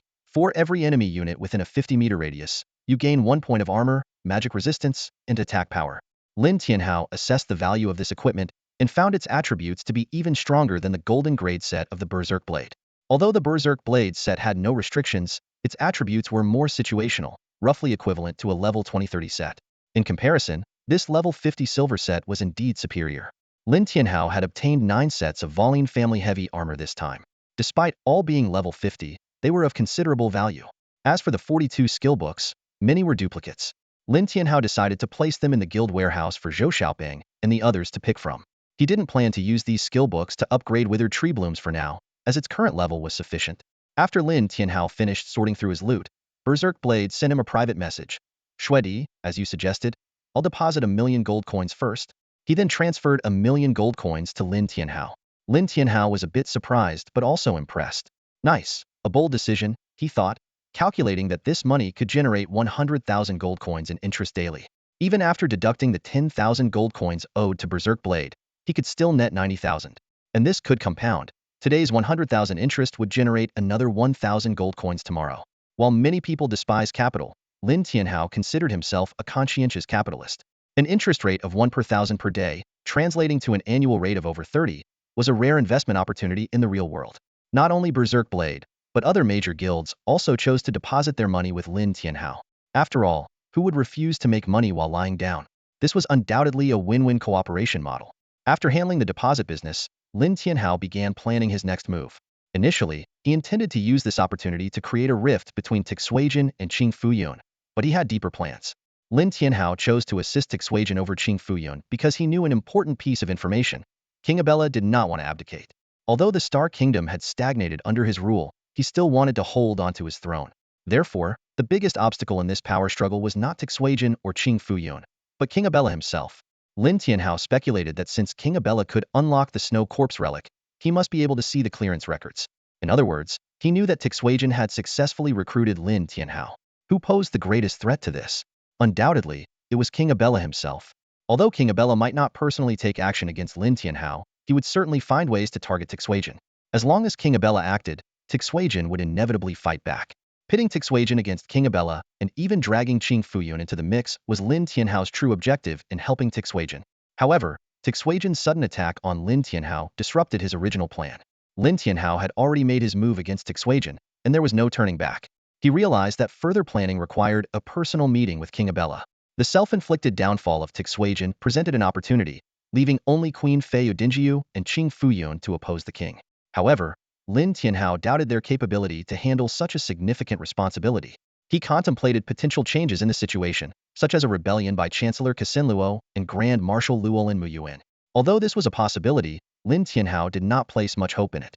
After encountering the fragmented law manuscripts, his vision expanded beyond becoming a deity through incense offerings. He now sought the path of enlightenment to godhood. After careful consideration, Lin Tianhao decided to bide his time. He needed to allow the situation to continue to ferment while breaking Tixujian's psychological defenses to obtain the pre-quest scroll for the blessings of the gods in her possession. At present, he had already secured scrolls from Yulao, the god of wealth, and Hutu Nyang, leaving 7 more to collect. Lin Tianhao calculated his remaining targets: Tixujian, Qing Fuyun, Leona, Queen Fei Odinjiu, King Abella, Chancellor Keluosuo, and Grand Marshal Luolin Muyuan. Besides these, he was aware of one confirmed strategy and one uncertain one. Deciding to let the situation develop further, Lin Tianhao chose to first complete these 1.5 strategies. He also considered the optimal use of the red thread of fate. Ideally, it would be used with Hutin Yang, but that was clearly unrealistic. Using the red thread required a face-to-face meeting and the other party's consent, both of which were hard to achieve. Leaving Haifeng Stronghold, Lin Tianhao headed deeper into Haifeng Mountains. Based on his past lives' memories, there was a group of rebels, their formerly elite troops of the Xingqian Kingdom. They had achieved great feats in a battle where they were outnumbered, but were not given the recognition and compensation they deserved. In their anger, they chose to leave the Xingqian Kingdom, becoming a fearsome rebel force. Lin Tianhao felt a sense of sympathy for these people.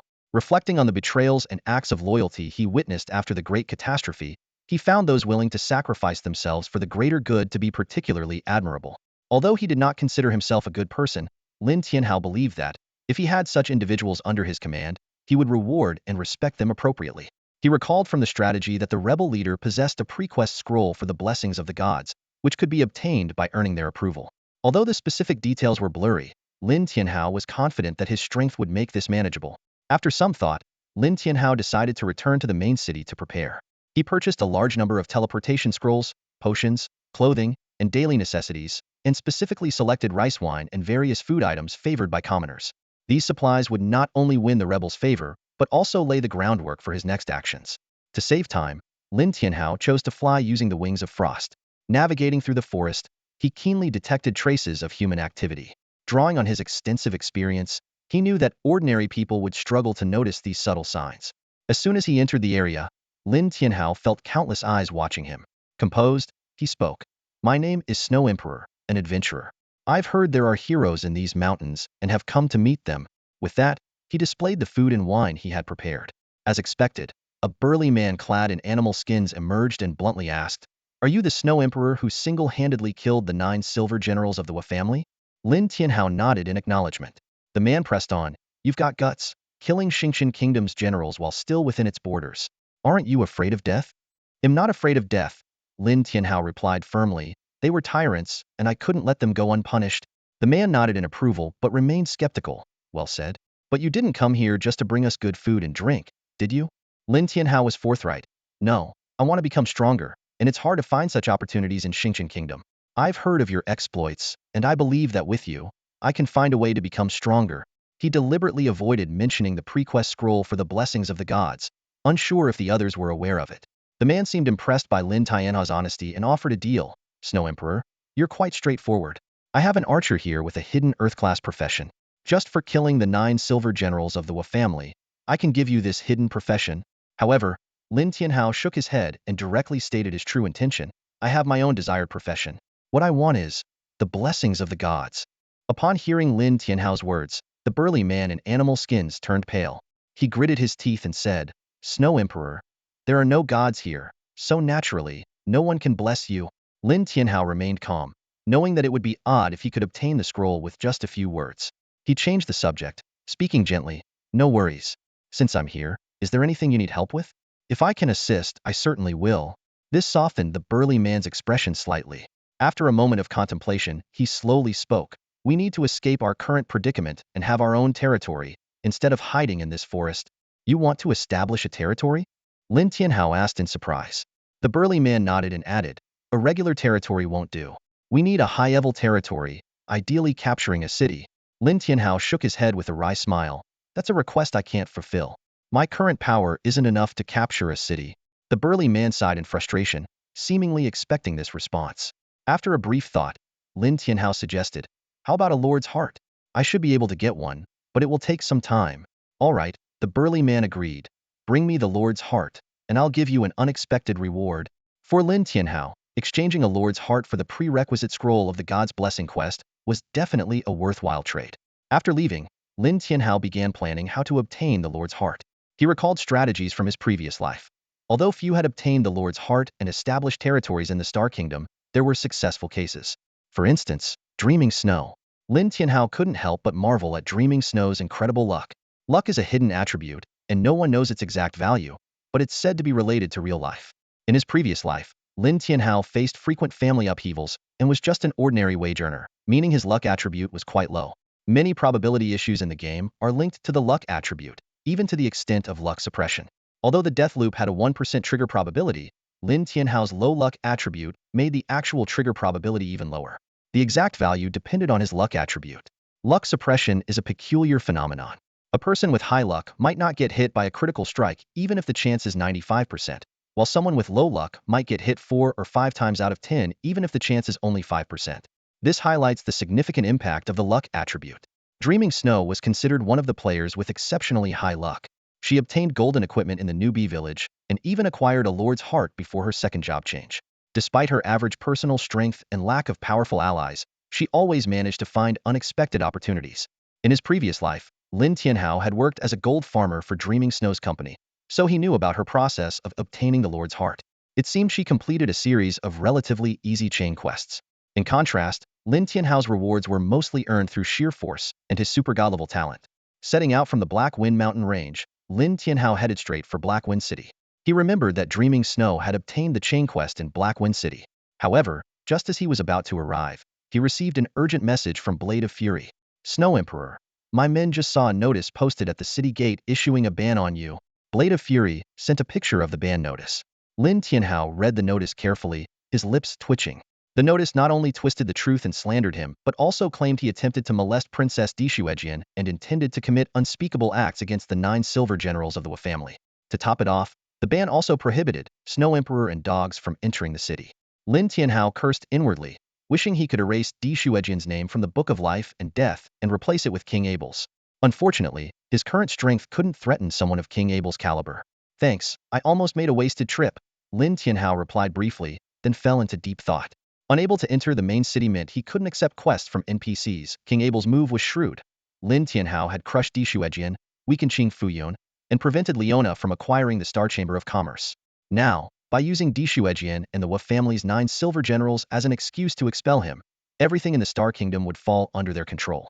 "Humph, I've done so much, only to benefit you in the end. Abel, you're quite the manipulator." Lin Tianhao's eyes flashed with cold determination. "But no matter how you scheme, if you want to play, I'll play along."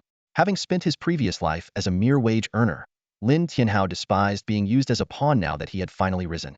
Even if the one plotting against him was King Abel, he wouldn't back down. "I thought attacking the main city was out of the question, but now, it seems entirely possible." Lin Tianhao's eyes gleamed with murderous intent, tinged with a hint of madness. Lin Tianhao originally planned to negotiate with the Star Kingdom to gather blessings from 10 Eastern deities. However, Abra's treatment of him as a mere pawn completely infuriated him. Given the circumstances, he decided to deliver a devastating blow to Abra. Despite his current strength making it challenging to combat other nations, Lin Tianhao possessed immunity to ice and snow damage. In the Star Kingdom, renowned for its worship of the snow goddess, this ability was a significant advantage. Most attacks would lose their potency against him, enabling him to fight opponents beyond his rank. He recalled Dixuajian, whose combat abilities, while not on par with the veteran fighters of the Star Kingdom, were not far behind. The Star Kingdom's power ceiling was limited to the 3rd tier, and higher-tier fighters rarely appeared. Even if they did, they were unlikely to intervene easily. Under these circumstances, Lin Tianhao believed he could achieve the monumental feat of citywide destruction. His confidence stemmed from multiple sources: his super god-level talent, the Purification Jade Pendant, the cycle of death and rebirth, the Godslayer's mark, and most crucially, his resurrection skill. Although dying would reduce his level, he could immediately revive, and most of his equipment was not level restricted. As long as he could revive on the spot each time he died, he could continuously challenge his opponent's limits. However, attacking the main city alone was clearly beyond his capability. Even with 85 immunity to control effects, he could still be controlled and killed. Therefore, He needed allies. The rebels in the Blackwind Mountains and the Nightwalkers of the Demon Lair were potential partners. But these were not his core support. Lin Tianhao knew that his ideal ally was none other than Hamba. In the previous game life, Hamba's storyline had not been triggered, but this time was different. Lin Tianhao, relying on his past lives' experience, deduced that Hamba was not a simple world boss. She wielded fire, contrasting sharply with the ice attributes of the Star Kingdom. There was likely some connection, perhaps even opposition, between them. However, Hanba's current whereabouts were a mystery. She had disappeared soon after appearing, possibly occupied with her own affairs. Turning to Daofeng, Lin Tianhao said, I need to log out in your territory. He couldn't log out just anywhere, wary of both player threats and the cunning individuals of the Star Kingdom who wouldn't let him off easily. Logging out in the wild was too risky. Lin Tianhao needed to log out because he had been online for 3 consecutive days and needed to check on his sister. Despite having arranged for her care, he was still worried after such a long absence. Daofeng responded after a moment of silence. All right. If you need anything in the main city, just let me know. I can help out with small tasks. Lin Tianhao's impression of Daofeng improved significantly. Arriving at Daofeng's territory, Lin Tianhao noticed construction in progress. The territory was situated on a mountain adjacent to the Blackwind Mountains, making it easy to defend and difficult to attack. This location was likely chosen by government analysts. For ordinary people, this site was excellent, possibly even outstanding. But to Lin Tianhao, it was just passable. Still, he said nothing more, seeing no need. After entering the territory, Lin Tianhao logged out. Back in the real world, he stretched. Although the nutritional pod provided the necessary sustenance, it couldn't compare to the pleasure of eating hot pot and skewers with cold beer. He called Zhou Xiaopeng to join him in visiting his sister at the hospital. On the way, Zhou Xiaopeng excitedly said, How, Monkey's talent has awakened, and guess what? It's insanely powerful. He's excelling in all areas: intellect, strength, beauty, everything. He chose the warrior class, and if it weren't for you, he might even surpass me. Lin Tianhao smiled slightly, already aware of Monkey's talent. Each level up granted 5 free attribute points, which multiplied to 25, affecting 10 basic attributes. In other words, every level up equated to 250 free attribute points. Of course, leveling rewards alone were far from sufficient. At the hospital, Lin Tianhao and Zhou Xiaopeng visited his sister. The hired nurse was taking good care of her, and there wasn't much required for a coma patient. Her recovery was progressing well, and she was expected to be discharged in about 10 days. After visiting his sister, they had hot pot before heading home. Once back online, Lin Tianhao began planning his main city attack. Before taking action, he decided to visit the Demon Lair first to negotiate with the Nightwalkers, seeking their support to distract the enemy. The Demon Lair was still deep within the Blackwind Mountains. Considering the opposition against the Star Kingdom, the Blackwind Mountains were a natural barrier. Entering the mountains, Lin Tianhao headed toward the Demon Lair's location from his memory. He recalled a past national war mission given by the Star Kingdom to attack the Demon Lair. The reward was 10 free attribute points for killing a Nightwalker and increased prestige in the Star Kingdom. He wondered if his presence this time would bring unexpected changes. Before reaching the Demon Lair, Lin Tianhao was stopped. Standing before him was a figure in a black robe, completely shrouded, face obscured. A system prompt appeared. Mysterious black-robed figure. HP. Attack. Skills. Description. A mysterious entity residing in the Blackwind Mountains, extremely powerful. Best to avoid him, as he won't hesitate to send you back to the city for free. Lin Tianhao recognized him as one of the Demon Lair's guardians, one of the 3 Nightwalker leaders. Always hidden beneath his robe, he was known as the Black Robe Leader. The Black Robe Leader spoke, his voice hoarse with a hint of menace. You killed the Demon King's son, Grey Lorenzen, and yet you dare to appear here. He had clearly noticed the mark left on Lin Tianhao by the Demon King, Gravelant. Lin Tianhao nodded and admitted to killing Grey Lorenzen, but claimed he was deceived by people from the Star Kingdom. The Black-robed leader responded coldly, saying it was Lin Tianhao's own fault because there were hardly any good people in the Star Kingdom. Ignoring the comment, Lin Tianhao got straight to the point. I'm not here to discuss this. You wanted to rescue Grey Lorenzen before, and it wasn't because of some supposed faith, was it? The Black-robed leader's demeanor subtly shifted, and he replied in a displeased tone, You're not very smart. Whether it was or wasn't, saying this only makes me unhappy. Lin Tianhao remained unfazed. Someone like you, swayed by a few words? If so, then I found the wrong person. The black-robed leader squinted. Speak. Why are you really here? I'm planning to attack the main city, with Hafeng City as the initial target, Lin Tianhao said calmly, causing the black-robed leader's face to register disbelief. You're not just foolish, you're insane, the black-robed leader said with a hint of mockery in his voice. Even we Nightwalkers wouldn't dare attack the main city. What makes you think you can? Lin Tianhao smiled indifferently. Whether you believe me or not is your business. But I will attack the main city, that's certain. I'm just here to inform you.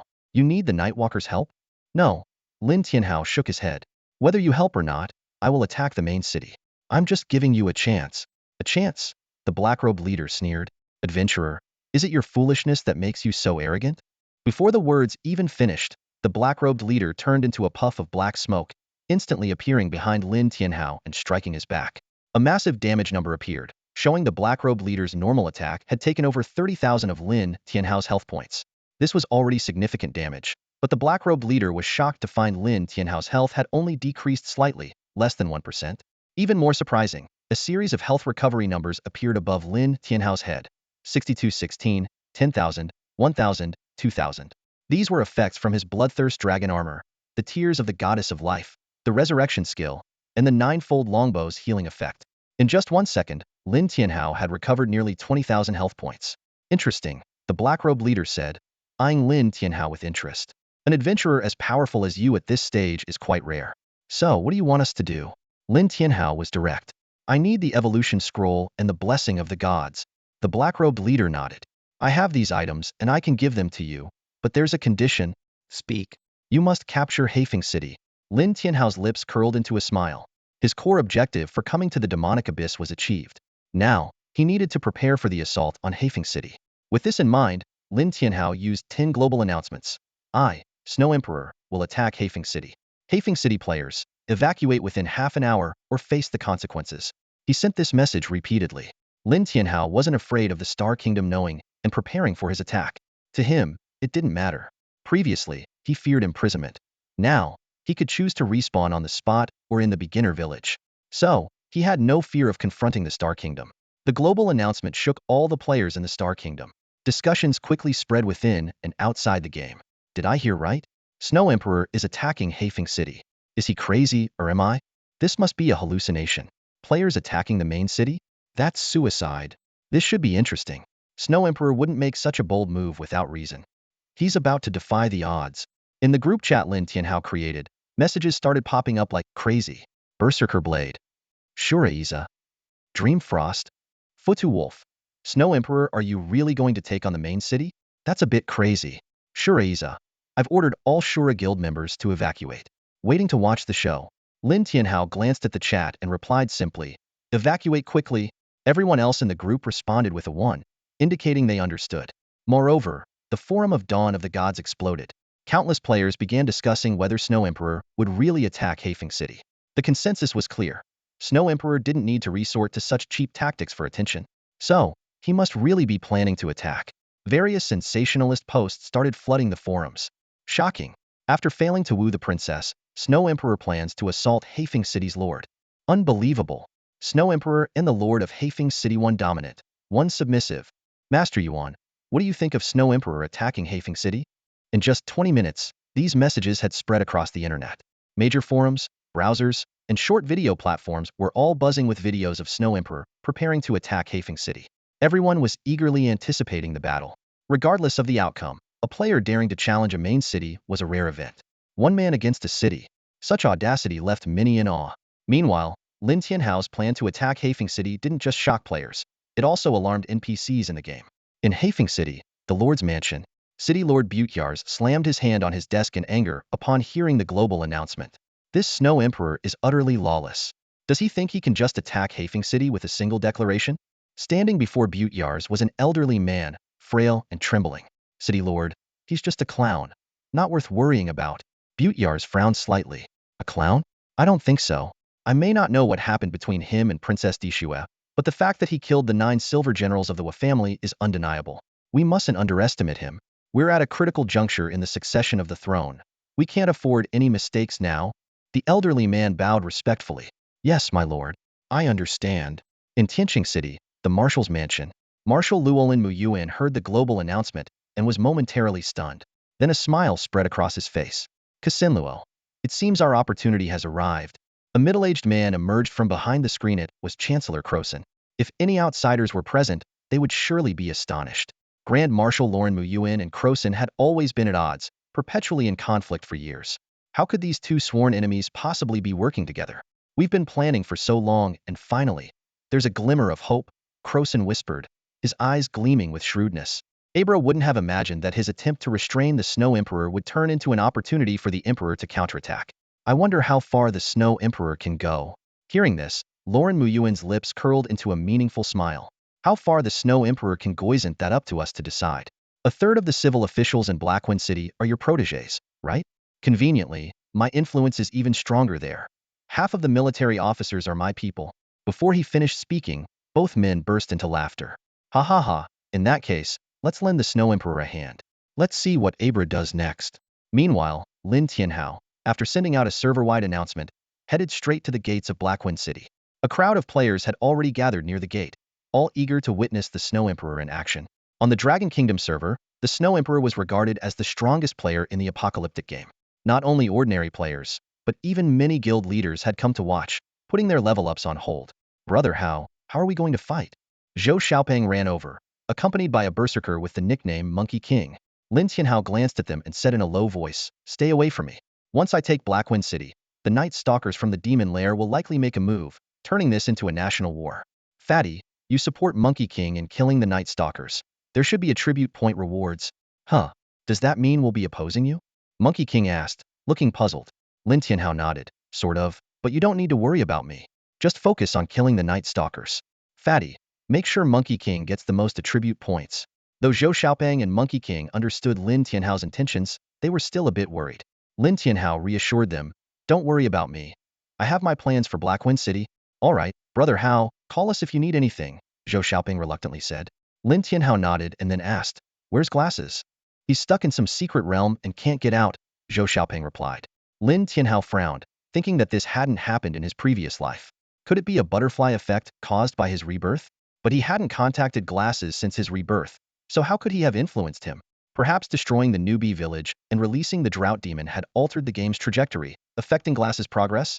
"All right, I'm going in. Be alert, you two," Lin Tianhao said as he stepped forward. With all eyes on him, Lin Tianhao walked toward Blackwind City. The city guards on the walls were already in formation, and a tense atmosphere filled the air. A middle-aged man stood on the city wall, staring coldly at Lin Tianhao. "Snow Emperor," he said, "attacking the main city is a grave offense. Leave now, and there may still be room for negotiation. Otherwise, you will bear the consequences of provoking the Kingdom of Stars."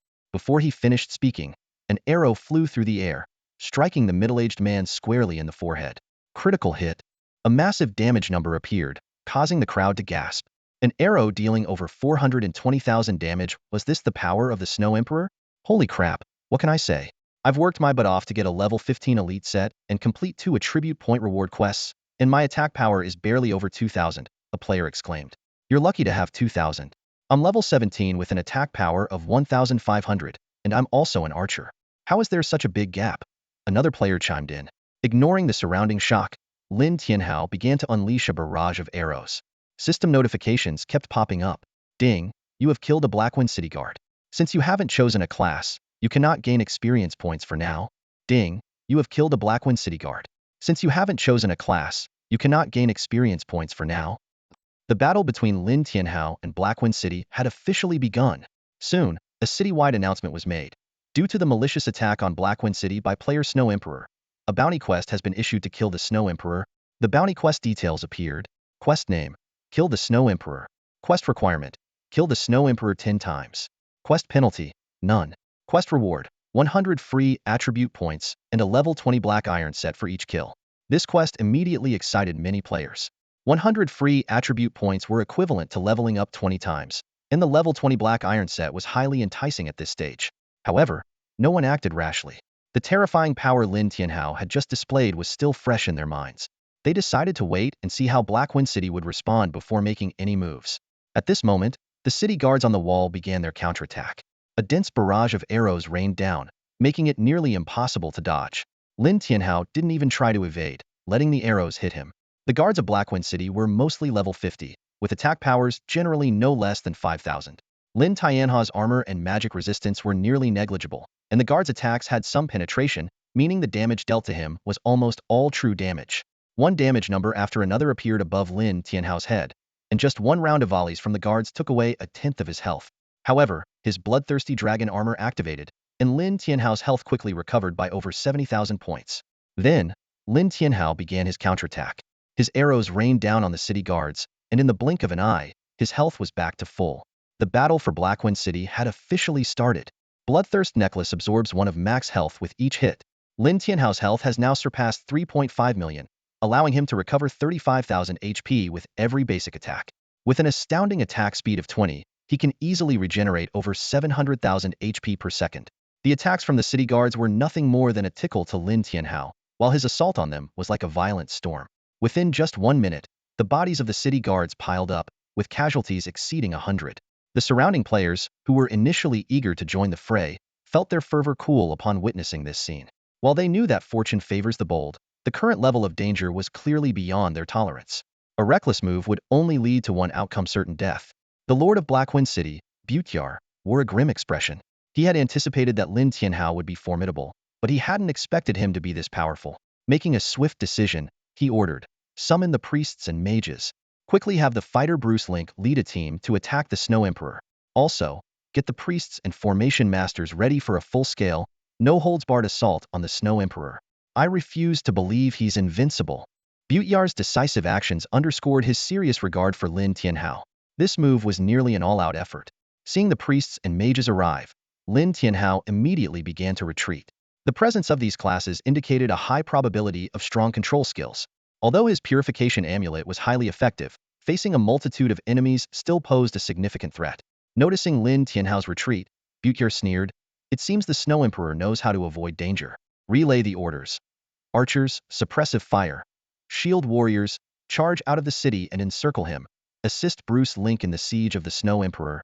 Lin Tianhao observed the appearance of shield warriors and the hidden fighters among them, a cold smile curling on his lips. "Butyar, you've fallen into my trap," he thought to himself as he continued his feigned retreat. Once the shield warriors approached the predetermined distance, Lin Tianhao attacked without hesitation. 5 arrows shot simultaneously, 100 arrows per second, with his attack speed and damage skyrocketing. Arrows rained down like a storm, triggering effects such as critical hits, lightning jumps, slowing, and death cycles. Even the heavily armored shield warriors fell like paper before Lin Tianhao, collapsing in droves within moments. Lin Tianhao knew that the true threats were not the range classes but the melee units. Despite his 85 control immunity, the sheer number of shield warriors using taunts, knockbacks, charges, and stuns in succession could still overwhelm him. The fighters were even more troublesome. Though their attack range was short, long-range skills scarce, and defenses weak, their continuous control abilities were a major headache. Once close, they could immobilize him, just like the predicament he faced when battling the old village chief in the novice village. Thus, Lin Tianhao's retreat was a calculated risk to lure the shield warriors and fighters out of the city. Eliminating these threats would make the subsequent battle much easier. Utilizing the slowing effects of the Ice Command and the freezing power of the Ice Goddess's Eye, the shield warriors found it nearly impossible to escape once outside the city. Lin Tianhao began his target practice. Just like a modern sniper targeting key enemy units, Lin Tianhao's arrows seemed to have eyes, precisely hitting over 50 fighters concealed among the shield warriors. This incredible marksmanship left everyone present gasping in awe. Even top archers like Blade of Fury and Arrow Piercer, who prided themselves on their skills, were leagues behind Lin Tianhao. Such mastery could only be honed through life and death experiences. "We've underestimated the Snow Emperor's strength," Jing Hongmingshuang said, her voice trembling. She had witnessed many skilled players in action, but Lin Tianhao's archery was beyond belief. This was not just about taking out a general in a 1,000-strong army, it was 100 arrows per second, each one lethal. The players who had been eager to act were now paralyzed with fear. The Snow Emperor is terrifying. Lin Tianhao's assault showed no signs of slowing, arrows whistling through the air non-stop. Fighters fell one after another, and the remaining shield warriors were also doomed. The slowing effects of the Ice Command, combined with Lin Tianhao's terrifying output, left them with no escape. Thanks to his strategic positioning, the city guards on the walls couldn't effectively target him. "Hurry! Activate the city barrier!" Butyar shouted in panic. In less than 15 minutes of battle, he was utterly defeated. Lin Tianhao's overwhelming power left him in terror. Seeing the surrounding players hesitate, he realized victory was out of reach. Lin Tianhao's lips curled into a faint smile. He halted his attack and messaged Blade of Fury, "Blade, I need to use your territory. I want my brother to kill me 10 times. Blade of Fury was momentarily stunned but quickly agreed. Lin Tianhao then contacted Monkey, instructing him and Zhou Xiaopeng to head to Blade's territory. Upon arrival, Lin Tianhao unequipped all his gear and said to Monkey, "Go ahead, kill me." Monkey was initially confused but soon understood Lin Tianhao's intent. You want me to claim the bounty from Blackwind City? Exactly, Lin Tianhao replied with a smile. No point in letting others benefit. Kill me 10 times, and you get 1,000 free attribute points. After a brief hesitation, the monkey nodded in agreement and launched a fierce attack on Lin Tianhao. A series of critical hit damage numbers flashed above Lin Tianhao's head. Since he didn't resist, most of the attacks triggered critical hits. Despite not wearing any equipment, Lin Tianhao's bloodthirsty dragon armor and resurrection skills continuously healed him, and the withered tree rejuvenation skill restored his low health. It wasn't easy for the monkey to kill him. However, the level 20 monkey had invested at least 500 points in attack speed due to his innate talent. With equipment bonuses, joining Lin Tianhao's guild, and the buffs from the frenzied blade territory, his attack speed had surpassed 7.5. He could deal over 40,000 damage per second, even after accounting for the healing from the bloodthirsty dragon armor and resurrection, causing Lin Tianhao to lose about 30,000 health per second. That amounted to 1.8 million damage per minute, enough to kill Lin Tianhao in under 2 minutes. Without the tears of the goddess of life, Lin Tianhao's health was reduced by 20, leaving him with less than 3 million health. Killing him 10 times would take less than 20 minutes, and considering the withered tree rejuvenation skill only triggered once, an extra minute would negate its healing effect. The frenzied blade watched all this unfold without intervening. The monkey couldn't hide his excitement and thought to himself, "Brother Hao, I remember your kindness. Your sacrifice is worth it." The monkey's innate talent granted him 5 times the free attribute points, giving him 5,000 points for killing Lin Tianhao 10 times. His balanced enhancement talent amplified these points to an effect of 50,000 points. After allocating all the points, the monkey's attributes underwent a dramatic transformation. His attack increased by 10,000, health by 100,000, mana by 25,000, and attack speed skyrocketed to 26.8. Other attributes like movement speed, armor, magic resistance, and penetration also saw significant boosts. This was equivalent to the rewards a regular player would get from leveling up 200 times. Overjoyed, the monkey gave Lin Tianhao a bear hug. "Brother Hao, I love you to death." The frenzied blade asked, "Snow Emperor, were you using unlimited, penalty-free respawns?" Lin Tianhao nodded, confirming that he chose to respawn in place every 3 seconds after being killed. "That's insane," the frenzied blade couldn't help but remark. He then turned to the monkey. "Monkey King, interested in a collaboration? How about giving me the black iron set you just acquired?" The monkey didn't answer immediately, but looked at Lin Tianhao. Lin Tianhao smiled. "You can keep it for yourself or sell what you don't need." The monkey nodded. "Brother Hao, these are all yours. The proceeds from selling them are also yours." Lin Tianhao waved it off. "I don't need it. I'm leaving now." After exiting the protective array of Blackwind City, Lin Tianhao didn't continue his attack. Besides helping the monkey, he had 2 important reasons. To mislead the Star Kingdom into thinking he couldn't break through the protective array, making them complacent, and to spur various factions into action. The attack on Blackwind City would inevitably provoke a response from the Star Kingdom, but Lin Tianhao's goal wasn't just Blackwind City. He wanted to use this opportunity to earn more. Now, he just needed to wait for someone to come looking for him. After leaving the Frenzied Blade territory, Lin Tianhao headed straight for Blackwater Lake to grind the Dragon Turtle dungeon. Although the rewards from this dungeon were negligible now, he came here because the monsters had high health, allowing him to stack more health points. Meanwhile, the forums of Twilight of the Gods were in an uproar. Lin Tianhao's solo assault on Blackwind City had left the city in shambles, forcing them to activate their protective array. Numerous players recorded videos that went viral online, sparking another wave of internet frenzy. Players from various countries weighed in. An Empire of Rice player questioned, "This has to be fake. Dragon Nation people always exaggerate. 42,000 damage with one basic attack? Even a full set of gold equipment wouldn't achieve that." A Stick Nation player claimed, "The Snow Emperor is one of us, just playing professionally in Dragon Nation. Who else could be that powerful?" A Cherry Blossom Nation player mocked, "I've seen many Dragon Nation movies about resisting Cherry Blossom warriors. I'm familiar with their tricks. 42,000 damage with one arrow, 100 arrows per second? Even our Emperor isn't that powerful. How could any player achieve that?" Lin Tianhao's feat of single-handedly taking on a city made him famous, with players from various countries voicing their opinions. Apart from the Stick Nation claiming the Snow Emperor as their own, most people thought it was fake news. To them, both the 42,000 damage per arrow and 100 arrows per second seemed too far-fetched. The most miserable person at this time was Game Brother Dong. Earlier, he had belittled Lin Tianhao to gain attention. Now, his comment section was flooded with ridicule and mockery, leaving him unable to respond. He had once believed that with his 5 times free attribute point talent, he would eventually catch up to the Snow Emperor. However, recently, he felt the gap between them widening.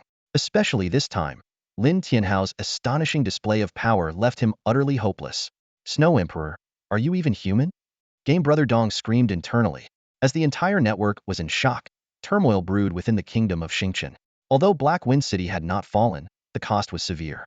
The casualties among the city guards and fighters were approaching 1,000, a significant blow to a main city that typically housed only 5,000 to 6,000 soldiers. In a mere 15 minutes of battle, the losses were staggering and alarming. Within the Black Wind City Lord's mansion, Beautyasi turned to the elder behind him with a grim expression. Have the reinforcements been informed? When will they arrive? The elder shook his head. Lord, the message has been sent, but there's no response yet. Beautyasi's face contorted with fury. Such an urgent matter, and still no reply.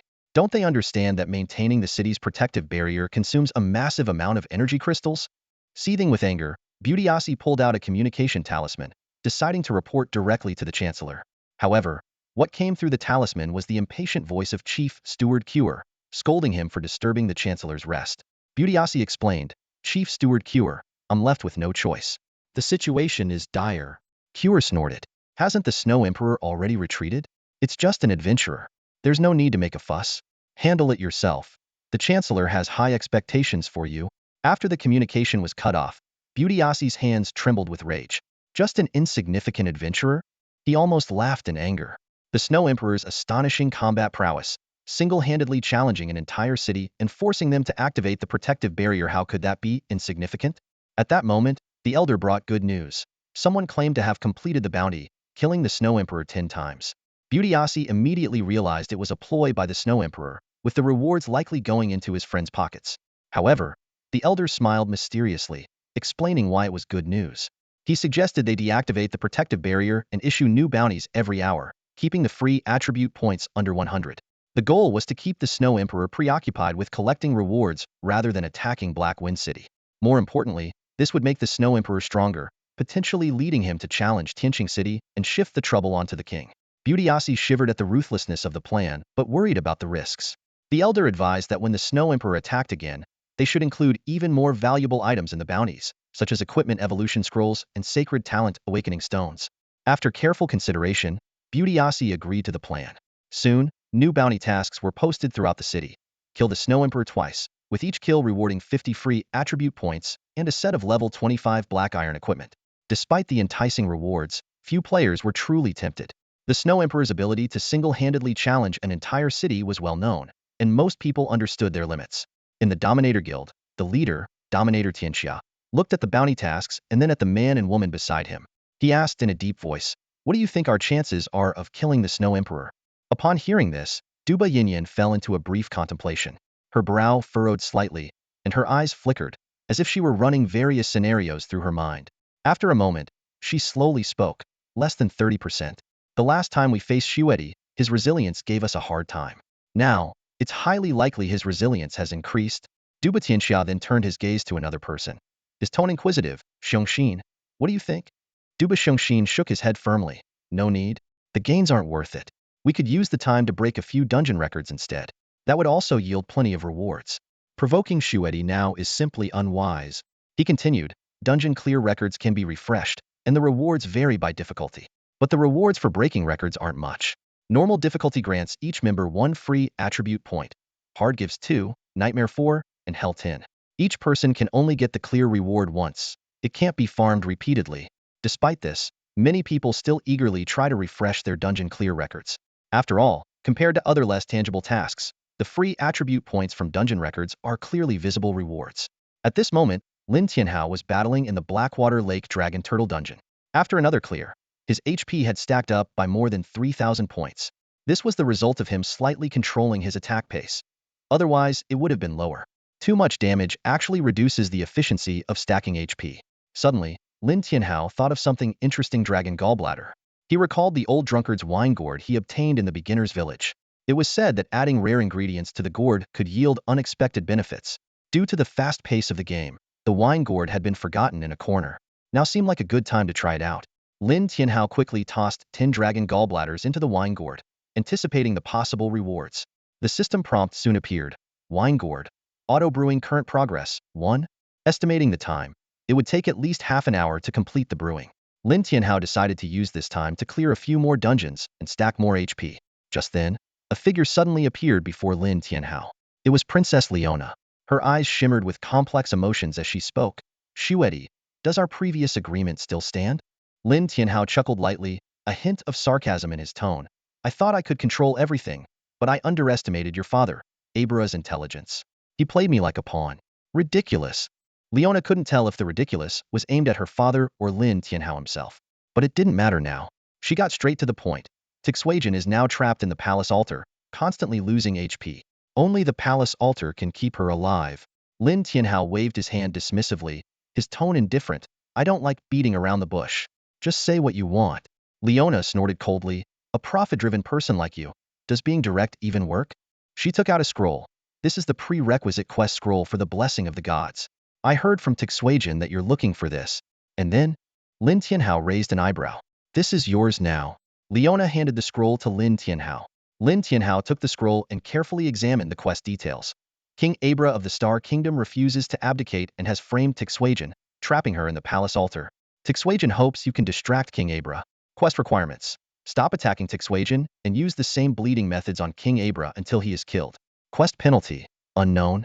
Quest reward. Blessing of the Gods 1. Free attribute points 1000. Lin Tianhao raised an eyebrow and asked, this is Tixuejin's prerequisite quest scroll for the blessing of the gods? Leona nodded affirmatively. Yes. Although I agreed to cooperate with Tixuejin, such a valuable item naturally had to be presented by her personally. Lin Tianhao didn't accept the quest immediately. Although he urgently needed the blessing of the gods, this quest was too risky and had strict attack method limitations. Simply put, the effort didn't match the reward. Seeing Lin Tianhao's hesitation, Leona added, it is indeed difficult. So she also added an extra 1,000 free attribute points, which should be very helpful to you. Lin Tianhao smiled noncommittally and asked, can you tell me why you chose to cooperate with Tixuejin? Don't give me the excuse that it's because King Abra refuses to abdicate. I believe you've seen through that long ago and have been prepared. Leona said frankly, I need someone to act as bait. In the Star Kingdom, we're not the only ones eyeing the throne. This generation, we're all women, and foreign ministers have long been restless. Lin Tianhao pondered for a moment and suggested, if you want my help, how about adding your prerequisite quest scroll for the blessing of the gods? That's impossible.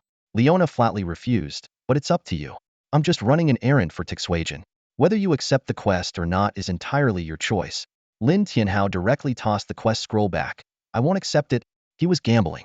If he accepted Tixuejin's quest, it would reveal his desperate need for the blessing of the gods, even to the point of accepting the absurd task of killing Abra. This concerned the revival of the ancient Eastern Kingdom. He couldn't expose his cards so easily. Seeing Lin Tianhao refuse the quest, Leona frowned. Kill Abra?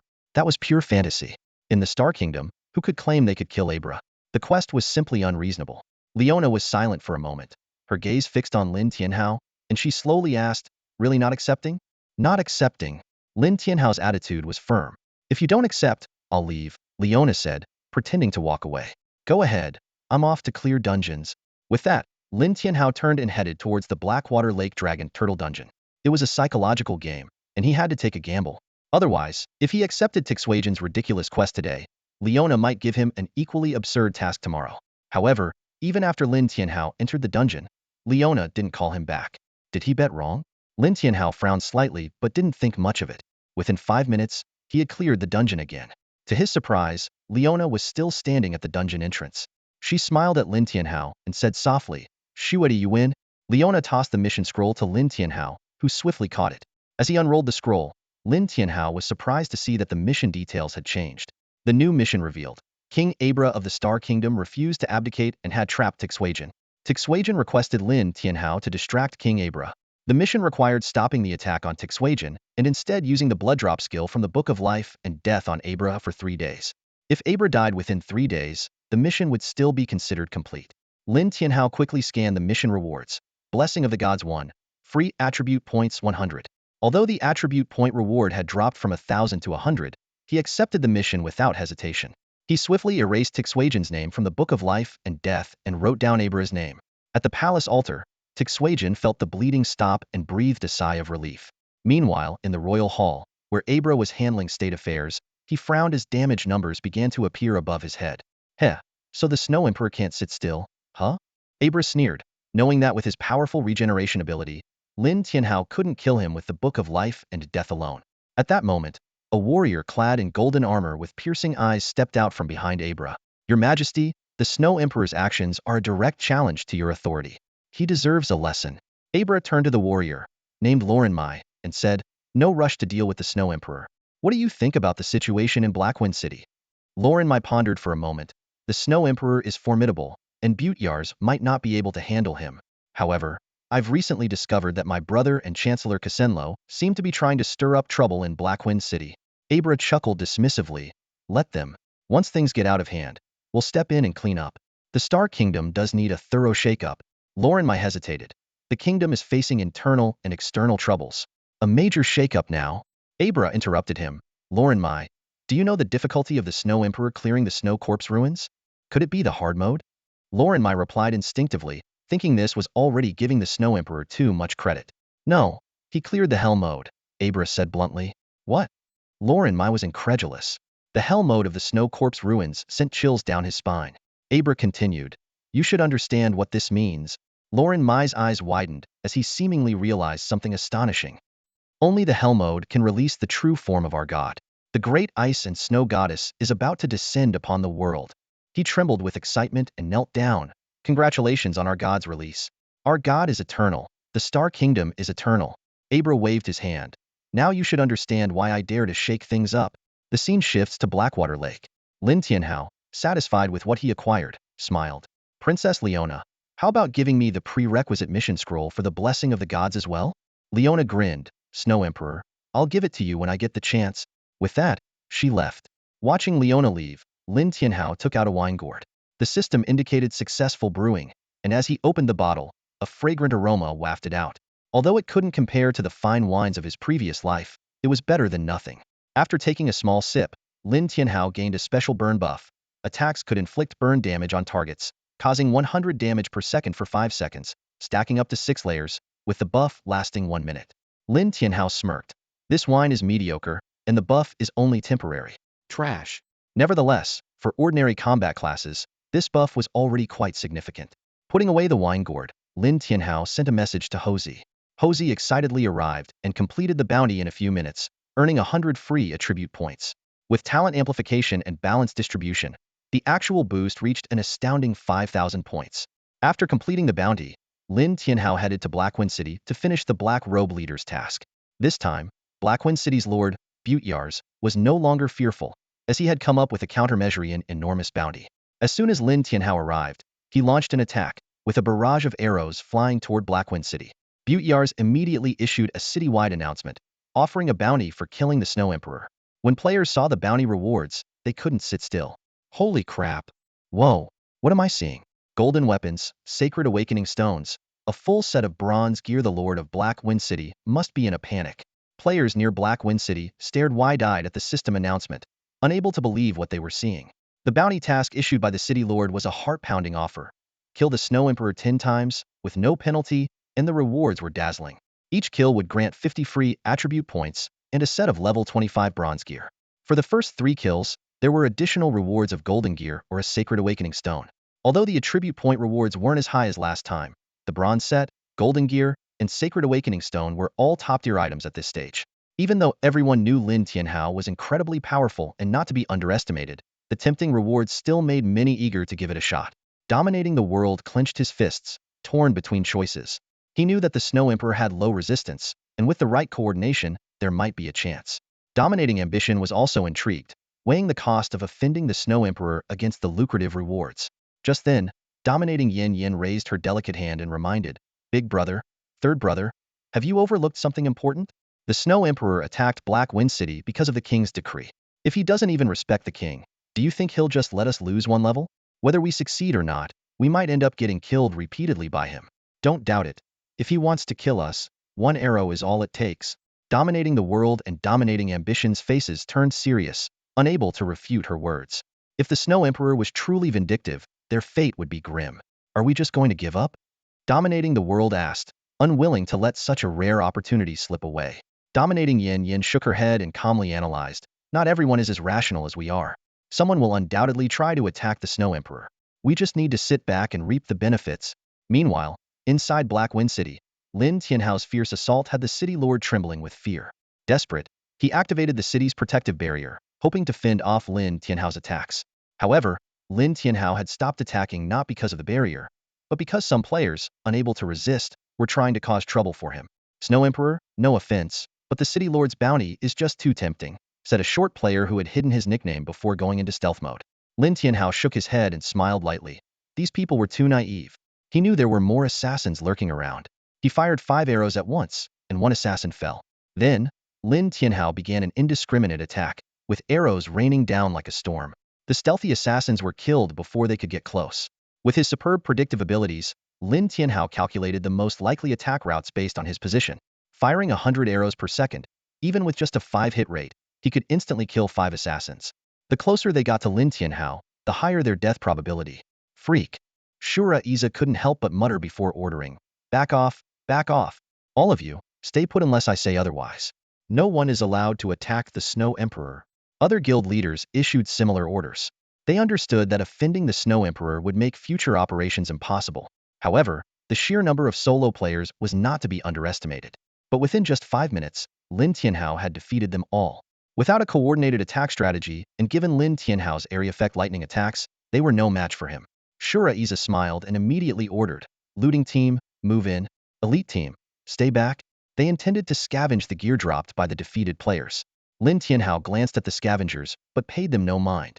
Initially, he planned to break through Black Wind City in one go, but now he hesitated. If Black Wind City could offer such bounties, would other main cities do the same? If so, he could fully exploit this, using the rewards to aid Monkey and Zhou Xiaoping. With this in mind, Lin Tianhao decided to retreat temporarily. He arranged for Monkey to kill him 10 times to cancel the bounty on his head, gaining 500 free attribute points, 10 sets of bronze gear, a golden ring, and 2 sacred awakening stones. Adding to his previous 1100 points, Lin Tianhao had amassed 1,600 free attribute points for Monkey from Black Wind City. Next up, Ice Snow City. Lin Tianhao smirked, planning to see if he could unlock more bounties there. A server-wide announcement soon blared. Snow Emperor, will attack Ice Snow City in 15 minutes. Ice Snow City players, leave or be killed. This message greatly displeased the players of Ice Snow City. When he attacked Black Wind City, many watched for entertainment. But now that it was their city, they felt the Snow Emperor was disrupting their tasks. Emperor Shue's decision to attack caused a strong backlash among the regular players in Frost City. The streets were filled with angry complaints. Does Emperor Shue think we're nothing? If he's so powerful, why doesn't he attack Star City? He's just bullying the weak. What a coward. One player, who was in the middle of a class change quest, shouted in frustration. Being in the same server as Emperor Shue is the worst luck ever. My quest is halfway done, and now it's all ruined. However, Lin Tianhao ignored these complaints. Upon arriving in Frost City with his army, he launched an attack without hesitation. Arrows flew through the air, and the city failed to mount an effective defense. A confident smile appeared on Lin Tianhao's face. He realized that there was likely discord within the Star Kingdom, and someone wanted to use him to stir the waters. Neither Black Wind City nor Frost City had shown any formidable resistance, which could only mean one thing. Someone wanted him to escalate the situation. As expected, Frost City soon issued a citywide notice. Due to the malicious attack by the player Emperor Shue, a bounty is now placed on his head. This reaction was identical to that of Black Wind City, confirming Lin Tianhao's suspicion that the NPCs of these main cities weren't fools. They probably knew the bounties were benefiting their own people. Yet, they continued to put bounties on him, which was essentially handing him benefits on a silver platter. Lin Tianhao pondered, trying to understand the motives behind the scenes. The cause of this siege was the king's decree, yet the main cities were not opposing it. Instead, they were rewarding him through bounties. The real target of the mastermind behind this was evidently King Abra. Who could it be? Leona seemed unlikely. She didn't have the influence over these main cities. That left Qing Fuyun or Di Shuejin. One had the support of Queen Fei Odenyu, and the other was a powerful princess, both formidable in their own right. But then Lin Tianhao considered that a princess's power typically remained within the capital, Star City. The ones who could directly influence the main cities were the civil and military officials. And who managed these officials? Chancellor Kasan Luo and Grand Marshal Luo Lin Muyuan. Could it be these two pulling the strings? Even though he knew Kasan Luo and Luo Lin Muyuan were usually at odds, enough benefits could definitely lead them to collaborate. Until the city's protective barrier was activated, Lin Tianhao encountered little resistance. Seeing the barrier go up, he decided to withdraw. It was time for Monkey to step in and kill him to maximize the rewards. In Blade's Edge, Monkey had completed all the bounty tasks. Black Wind City offered 500 free attribute points, and Frost City offered 1,000, totaling 1,500 points. With his talent, Monkey actually gained 75,000 attribute points. This single event increased his health by 150,000 and significantly boosted his armor, magic resistance, attack, magic power, and attack speed. Lin Tianhao suddenly thought of a hidden class perfect for Monkey, the Arcane Warrior. This was a heavenly level hidden class that allowed dual mastery of magic and martial arts, making full use of Monkey's magic power and attack attributes. Although it was rated as heavenly level, not saint level, this was because it required high attack and magic power simultaneously, a rarity among warriors who wouldn't typically invest precious free attribute points in magic power. But for Monkey, this class could perform at a level comparable to, or even surpassing, saint-level hidden classes. Lin Tianhao shared the trigger conditions for the Arcane Warrior's pre-class change quest with Monkey, who eagerly agreed to try it. Monkey then handed Lin Tianhao a light blue ring, the Spring Ring. This was a gold quality item, wearable by all classes at level 25, with attributes like 3,999 magic power, 10 magic penetration, and 5 spell vamp. It also reduced the magic resistance of all enemy units within 50 meters by 50 points and provided additional health and mana bonuses. Lin Tianhao glanced at the attributes and shook his head. It's not useful for me. Except for the last two attributes, the ring didn't benefit him much. He decided to ask if Blade's Edge Berserker was interested in buying it. Seeing the Spring Ring's attributes, Blade's Edge Berserker immediately offered 500,000 gold coins. Considering its value to early game mages, Lin Tianhao agreed to the price. After completing the trade, Monkey gave Lin Tianhao 2 Saint-grade Talent Awakening Stones. Just then, Blade's Edge Berserker sent another message. Emperor Shui, you should be able to get 2 Holy Awakening Stones and 10 sets of bronze gear this time. Lin Tianhao glanced at the message on his phone screen, a slight smile playing on his lips. He instantly saw through Berserk Blade's intentions. Each set of bronze gear was worth 200,000 gold coins, while the Holy Awakening Stones were priceless. He shook his head lightly, calculating in his mind. Gear was just a transitional item. He could easily farm it later. But those Holy Awakening Stones were crucial for his future. He realized these stones would be key in establishing his territory and recruiting top-tier talent. To combat the Irate star system after the Cataclysm, he needed to build his own force. Berserk Blade seemed to understand Lin Tianhao's thoughts and completed the transaction without further comment. Lin Tianhao furrowed his brow, his thoughts drifting to his past life. Back then, both the chubby guy and the monkey had decent abilities, but they ultimately fell short. Now, because of his presence, many things were quietly changing. His gaze swept into the distance as he calculated silently. Though Go Dao Wanggu missed the first opportunity to watch the promotional video, there was still hope for the future. That person had a firm stance on major issues and was worth recruiting. Snapping back to reality, Lin Tianhao began planning his next move.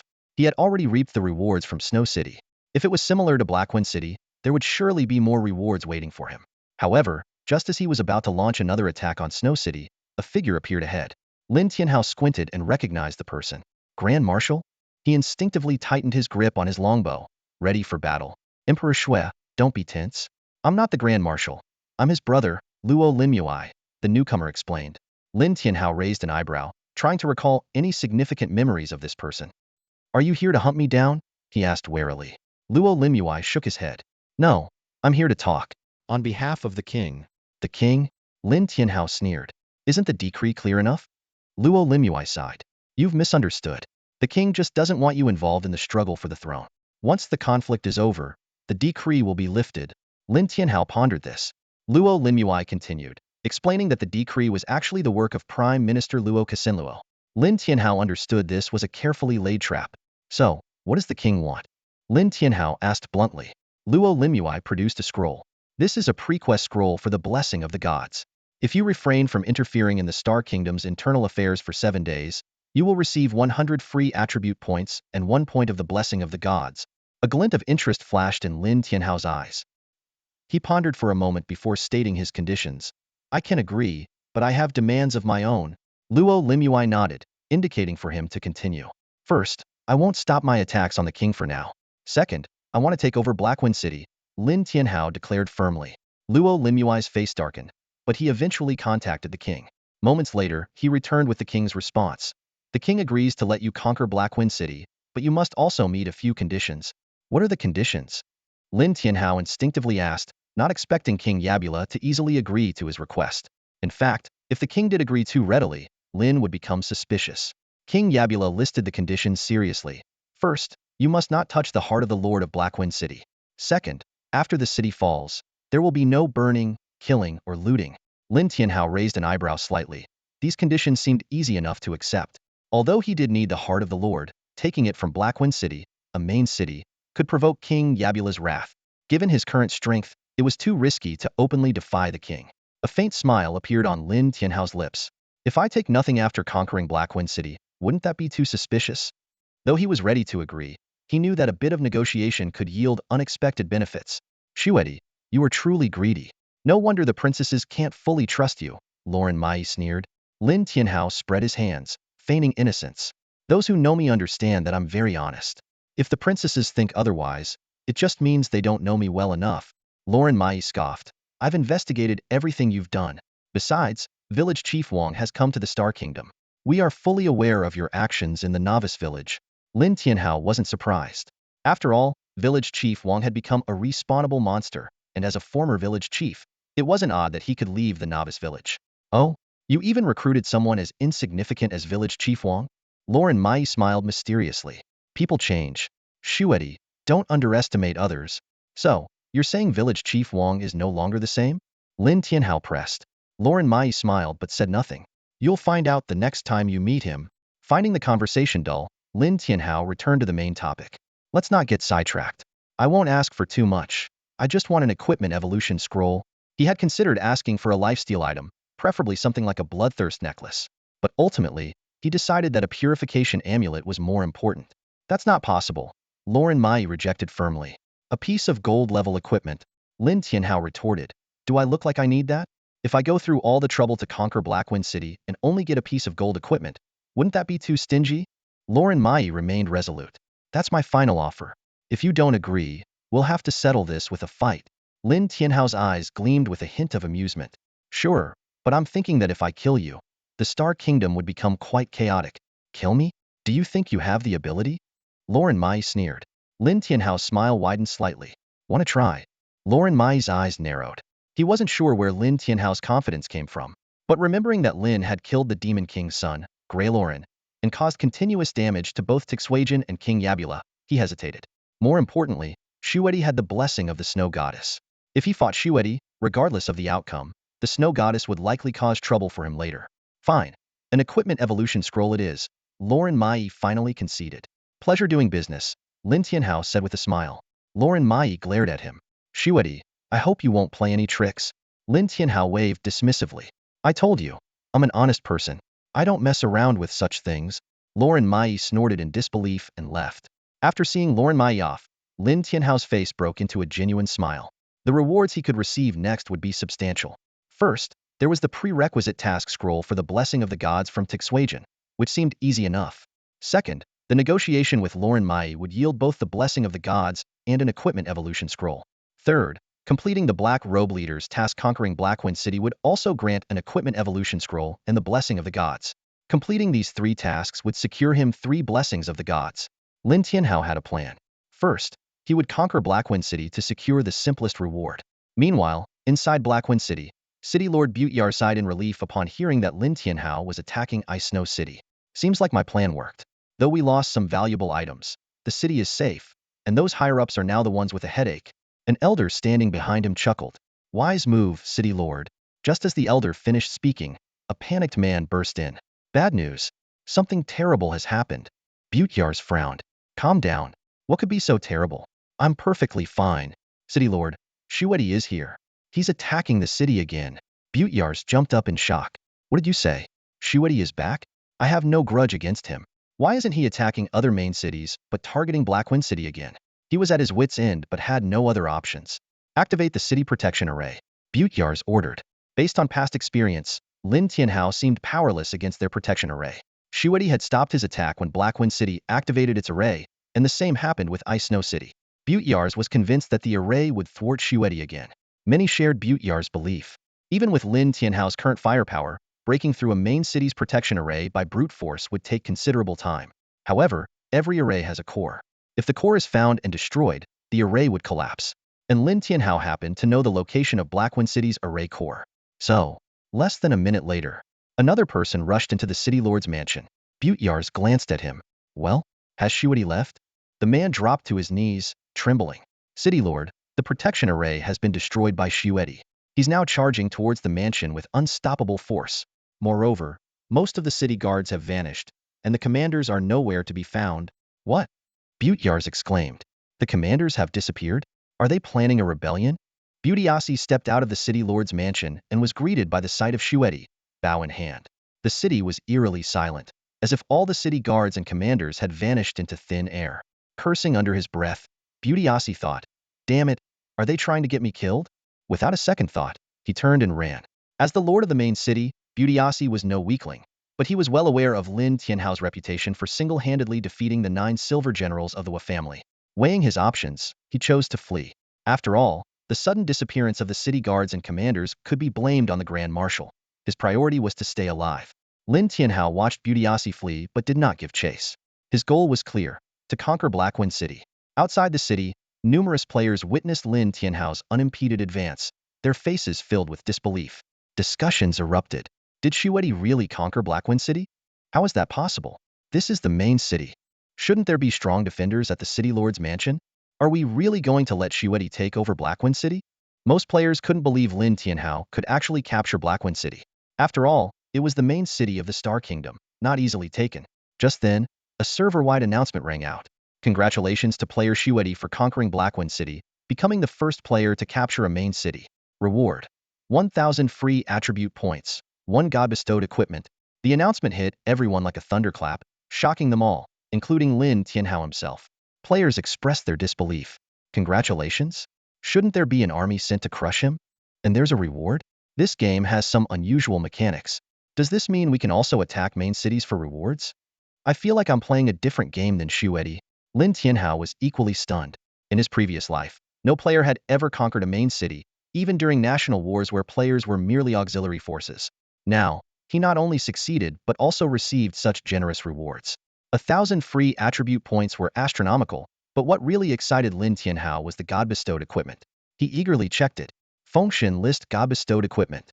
Requirements: only Shueti, cannot be dropped, stolen, gifted, transferred, or traded. Effect: can record the souls of non-player units killed, restoring them to their peak state with absolute loyalty. Can record up to 365 units, cannot be changed once recorded. If a recorded unit dies permanently, the slot is not replenished. Durability: indestructible. Lin Tianhao's hands trembled with excitement. Although he had missed the chance to record the Ice Goddess, he believed greater beings awaited his conquest in the future. At that moment, Luolin Muyue appeared beside Lin Tianhao, handing him an equipment evolution scroll. This is what you wanted. The king is about to lift the ban. You can leave now. Lin Tianhao took the scroll but didn't move immediately. Just walk out like this? Luolin Muyue handed him a teleportation talisman. This will get you out of the city. Lin Tianhao was candid. Honestly, I don't trust you that much. Luolin Muyue's tone grew stern. Shueti, the king needs to save face too. Don't make things difficult. Using the teleportation talisman is the best option. Lin Tianhao thought of the rebels in the Blackwind Mountains and smirked. All right, give me 1 more lord's heart, and I'll leave immediately. Reluctantly, Luolin Muyue handed him a common lord's heart.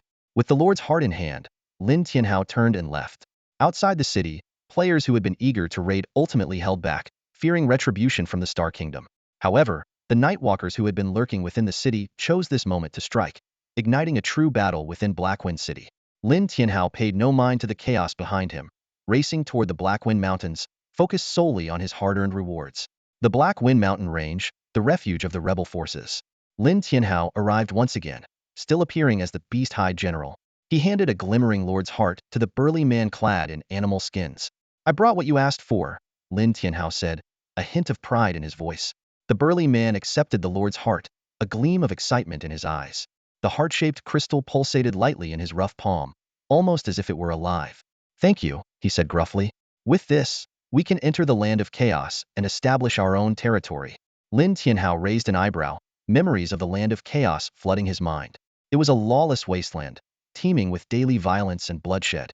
But if they could carve out their own territory there, the situation might improve significantly. Not a bad idea. Lin Tianhao nodded in agreement. The burly man pulled out a badge from his coat and handed it to Lin Tianhao. We're leaving the Star Kingdom now, so this badge is of no use to us anymore. Lin Tianhao took the badge, his brow furrowing. He had assumed it was just a regional emblem, but upon closer inspection, he realized it was far more valuable. Guildmaster badge. Type: special. Requirement: none. Effect: grants the wearer the title of Guild Master of the Adventurers Guild in the Star Kingdom, enabling them to manage the guild independently within the kingdom. Durability, 100. Lin Tianhao was momentarily stunned. Then a spark of excitement flickered in his eyes. This seemingly ordinary badge held immense potential. A plan quickly formed in his mind. Transform the Adventurers Guild into a bank, attract deposits with high interest rates, and rapidly accumulate wealth. After bidding farewell to the burly man, Lin Tianhao headed towards the demon lair to claim his reward from the Black Robe leader for completing the mission. Inside the demon lair, the Black Robe leader greeted Lin Tianhao with a smile. I knew you'd be back, but I didn't expect it so soon. He handed Lin Tianhao a quest scroll and an equipment evolution scroll. Lin Tianhao accepted the items but frowned. The quest scroll for the God's Blessing pre-quest came with additional requirements. Quest: help the Night Walkers establish a regime in the Star Kingdom. Penalty: unknown. Reward: 100 free attribute points, 1 God's Blessing. This doesn't seem fair, Lin Tianhao protested. You originally said capturing Black Wind City would be enough. The Black Robe leader shrugged nonchalantly. I don't see anything unfair. If you don't want to do it, you can return the quest scroll to me. Lin Tianhao sneered. Fortunately, you said to help the Night Walkers establish a regime, not to help you. This means, even if you die, I can still complete the quest. The Black Robe leader burst into laughter. Haha, Shuedi, you're quite an interesting player. Do you think capturing Black Wind City means you can challenge me? Why don't we find out? Lin Tianhao said, launching a barrage of arrows. The Black Robe leader turned into black smoke and vanished, but reappeared only to be hit by Lin Tianhao's precise arrows. This sight astonished the Black Robe leader. How is this possible? Lin Tianhao didn't answer, continuing his assault. He had already deciphered the Black Robe leader's infinite displacement skill. Though it seemed powerful, it had fixed relocation points. Once understood, predicting his reappearance was easy. Refusing to believe it, the Black Robe leader turned into smoke again. But each time he reappeared, Lin Tianhao's arrows found their mark. How are you doing this? The Black Robe leader asked, his expression grim. Even the other 2 leaders of the demon lair struggled to track his movements. Lin Tianhao remained silent, shooting arrow after arrow. Damage numbers popped up above the Black Robe leader's head, fueling his rage. Shuedi, do you really think you can treat me like a pushover? The Black Robe leader roared, his body turning into a shadowy blur as he charged at Lin Tianhao. Lin Tianhao activated the passive effect of his frozen eye, successfully freezing the Black Robe leader. Seizing the opportunity, he fired multiple arrows, inflicting significant damage. As the freeze effect wore off, the Black Robe leader roared and lunged again, his blackened hand aimed at Lin Tianhao's chest. Lin Tianhao blocked with his 9-fold bow, only to find the black energy rapidly corroding his weapon. In moments, the durability of the 9-fold bow dropped to 90. Lin Tianhao quickly withdrew his bow and retreated, but the Black Robe leader matched his speed. With no other choice, Lin Tianhao braced himself and took the hit. A massive damage number appeared above his head, his health plummeting by over 100,000 points. You think that was impressive? Lin Tianhao raised an eyebrow. You only knocked off a little over 100,000 HP. The remark nearly made the Black Robe leader spit blood in fury. Over 100,000 HP in one hit isn't impressive? How many adventurers can withstand that right now? If one hit isn't enough, try a few more, the Black Robe leader roared, launching another fierce assault. The leader in the black robe moved his hands so fast it became a blur, striking 100,000 times in a single second, reducing Lin Tianhao's health bar by almost 1,000,000 points. Lin Tianhao raised an eyebrow, a glint of interest flashing in his eyes. Not bad. Let me show you what I can do. Before the words even finished, Lin Tianhao's arrows rained down like a storm. In the blink of an eye, his health bar began to recover at a visible rate, regaining 800,000 points in a second, almost back to full health. This astonishing rate of health recovery was due to 2 key pieces of equipment: the Bloodthirst Necklace, which granted 1 lifesteal of his maximum health, allowing him to regain 70,000 points per second, and the 9-fold longbow, which provided 5 damage lifesteal, adding another 100,000 points per second. Combined, they resulted in this terrifying recovery speed of 800,000 points per second. The leader in the black robe's pupils contracted in shock, utterly stunned by Lin Tianhao's damage output and recovery ability. His health was thick, his damage high, and his recovery speed was outrageous. For a moment, he couldn't find any weaknesses in Lin Tianhao. If there was a flaw, it might be his mediocre defense against magic and physical attacks, but in the current situation, it didn't matter. No one could genuinely threaten Lin Tianhao's life. Shuedi, I was just testing your strength earlier. Please don't misunderstand. Now, I'd like to change the mission. The leader in the black robe attempted to ease the tension. Lin Tianhao's voice was low but carried a strong sense of pressure. Do you think I'm someone who can be easily negotiated with? Shuedi, we should be friends, shouldn't we? I considered you a friend and was just joking. The leader in the black robe clearly didn't want to continue fighting Lin Tianhao. Lin Tianhao's expression remained cold as he responded, even jokes come with a price. How about this? Give me the key to the demon lair dungeon, and I won't pursue this further. The leader in the black robe narrowed his eyes, staring at Lin Tianhao. Shuedi, I'm curious about your identity. You seem to know everything about my infinite black smoke teleport and the fact that I have the key to the demon lair dungeon. Lin Tianhao didn't explain and directly asked, so, are you going to give it to me or not? After a long silence, the leader in the black robe finally spoke. I can give you the dungeon key, but the mission remains unchanged. Lin Tianhao shook his head. That's just a joke condition. If you want me to help you establish a regime in the Star Kingdom, you'll need to offer more benefits. Otherwise, I'll just kill you and take the key myself. The leader in the black robe clenched his fists, struggling internally. He knew that opposing Lin Tianhao would bring disaster not only to himself, but also to the entire demon lair. After weighing the pros and cons, he decided to compromise. Fine, I'll give you the demon lair dungeon key. What benefits do you want for helping us Nightwalkers establish a regime? That depends on what you can offer. The leader in the black robe revealed a mysterious smile and produced a withered flower. Do you recognize this? Lin Tianhao frowned, then showed a look of disbelief. The flower of talent evolution? Interesting, Shuedi. You continue to intrigue me. Lin Tianhao didn't elaborate. If it's this, then we have a deal. The leader in the black robe briefly explained the flower of talent evolution's effects. It could enhance the user's talent, though it couldn't significantly upgrade a talent in one go. It could still provide minor improvements, such as increasing the number of bonded talents or adding more inheritable attributes. Lin Tianhao pondered the potential impact of the flower on his super divine talent. According to what he knew, the higher the talent level, the lesser the effect. Among the known 20-plus cases, only one had directly upgraded from Shin level to D level, while most others saw minor enhancements. The system notification sounded, and the leader in the black robe issued a new mission. Lin Tianhao accepted without hesitation and requested a modification to the mission scroll. With a wave of his hand, the leader in the black robe changed the mission from help the Nightwalkers establish a regime to give the leader in the black robe a copper coin.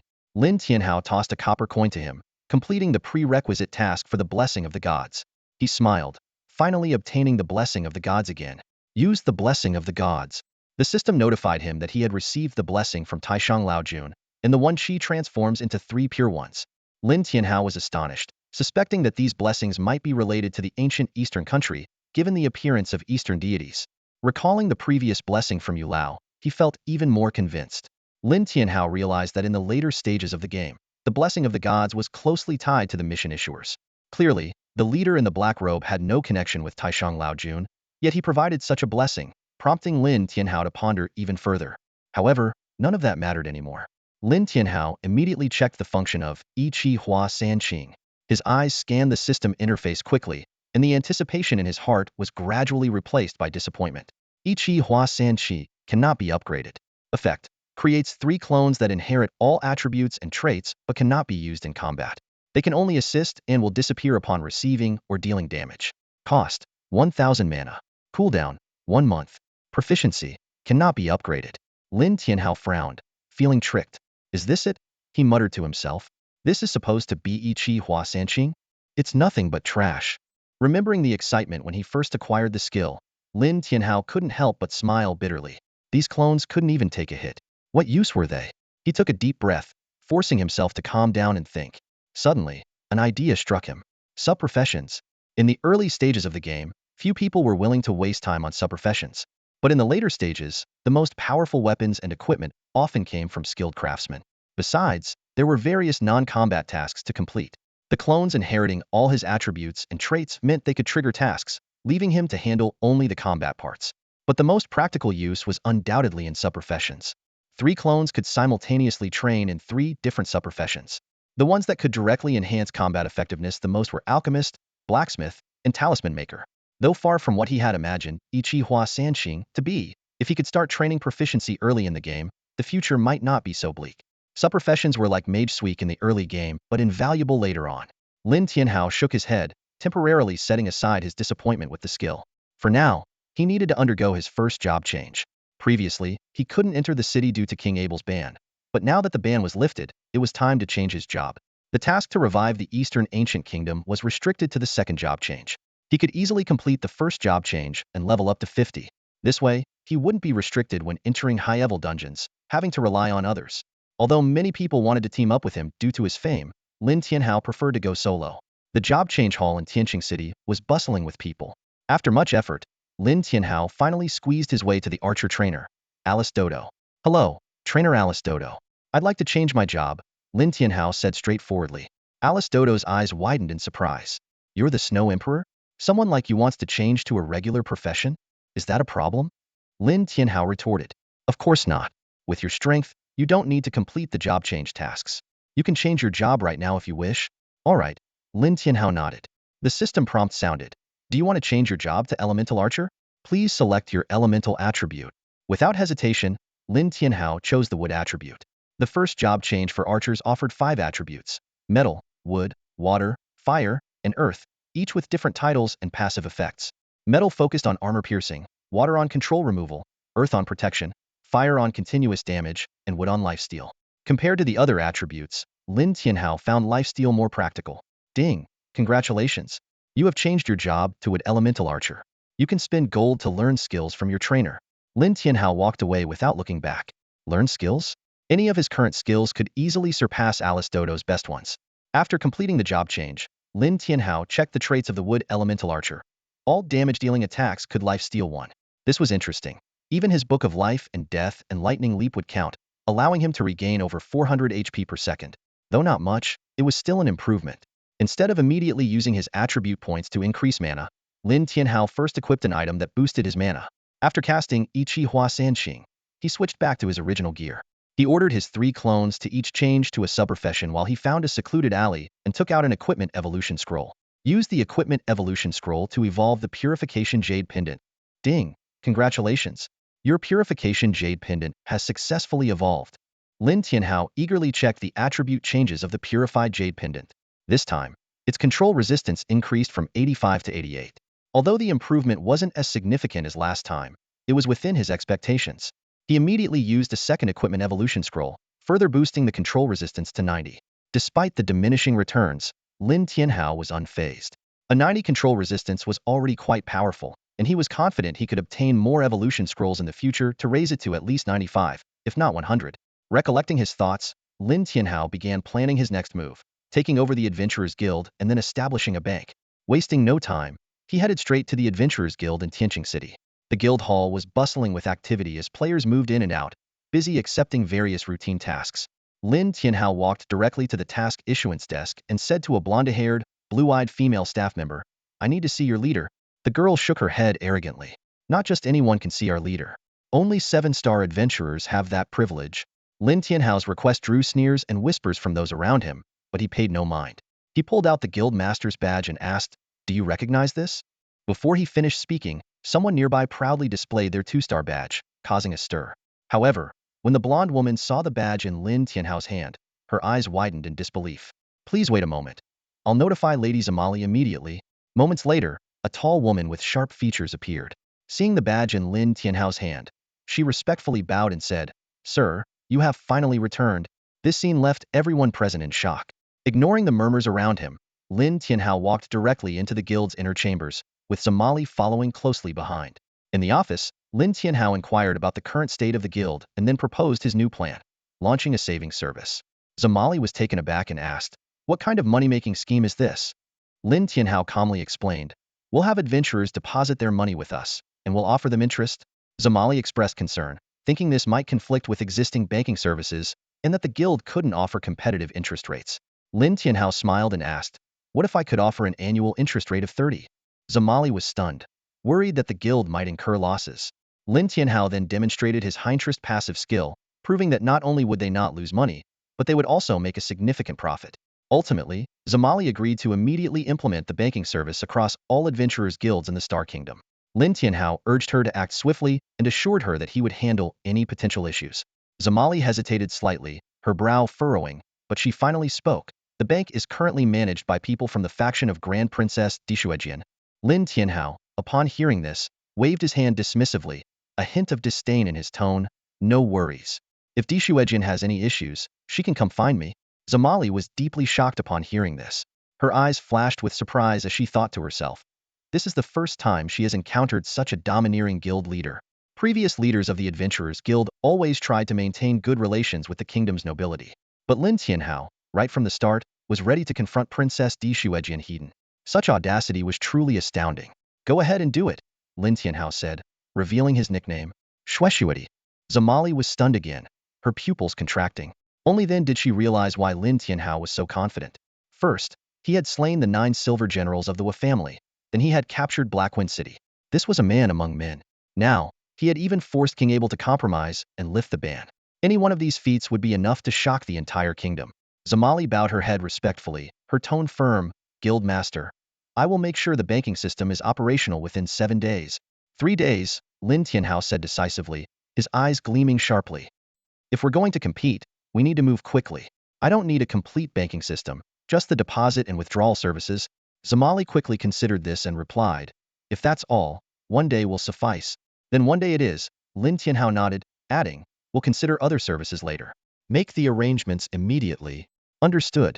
Zamali nodded respectfully. After delegating the banking tasks, Lin Tianhao left the Adventurers Guild. He calculated that in just a few days, both Di Zuajian's task and King Abel's task would be completed. As for helping the Nightwalkers establish a regime in the Star Kingdom, that task was still rather daunting.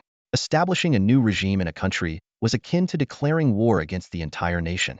But Lin Tianhao was determined to obtain the evolution flower of talent. Even a slight enhancement of his super god talent would be immensely beneficial. Although he was currently not strong enough to confront the Star Kingdom, he believed that with time, he could achieve it. Especially once the banking system was up and running, money would indeed make the world go round. After leaving the city, Lin Tianhao focused on leveling up. His goal was to reach level 50 as quickly as possible, allowing him access to all dungeons below that level. With his current attributes, leveling up was as fast as a rocket, limited only by the respawn rate of the monsters. Even so, it took him just 5 hours to reach level 50. He opened the level ranking to check the current standings. Level ranking. 1. Shuedi, level 50, 100. 2. Shunpeng Wudi, level 35, 92. 3. Jian Wushuang, level 31, 11. 4. Yi Eci, level 29, 65. 5. AI Sha Zhu Da AI Do, level 28, 93. The competition in the level rankings wasn't intense at this point. Aside from Lin Tianhao and Zhou Xiaopeng, the highest level was Jian Wushuang. Thinking of Jian Wushuang, Lin Tianhao felt a complex emotion. One person, one sword, guarding a city, protecting millions. Lin Tianhao had once been a devout fan of Jian Wushuang. Her heroic demeanor and unparalleled swordsmanship were mesmerizing. Moreover, behind this valiant name was a beautiful and formidable woman. Lin Tianhao felt a sense of regret for Jian Wushuang because her ending was far from happy. She defended a city with her sword alone, and though the city was never breached, she ultimately died due to betrayal by her own people. Lin Tianhao couldn't help but draw parallels to his own fate, having also been betrayed by those he trusted. As for the players ranked 4th and 5th, Lin Tianhao wasn't familiar with them. Like Zhumeng Yanxue, many players temporarily rose due to some fortuitous event. Zhumeng Yanxue had performed well with the Golden Staff below level 20, but now that most players had surpassed level 20, her advantage was no longer significant. Next, Lin Tianhao opened the equipment ranking to check the current equipment status. Equipment ranking. 1. Fengshen Bang. 2. Shengxi Bu. 3. Jinghua Yupei. 4. Farong Baoding. 5. Shimi Hulu.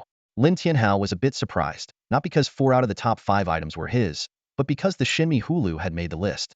The Shimi Hulu seemed to have some utility, but Lin Tianhao hadn't yet discovered its true power. As for the Farong Baoding, he wasn't familiar with it either. It was an item from the early game equipment list, and its true strength remained to be seen. At least in the later stages of the game, the Farong Baoding wouldn't appear on the rankings.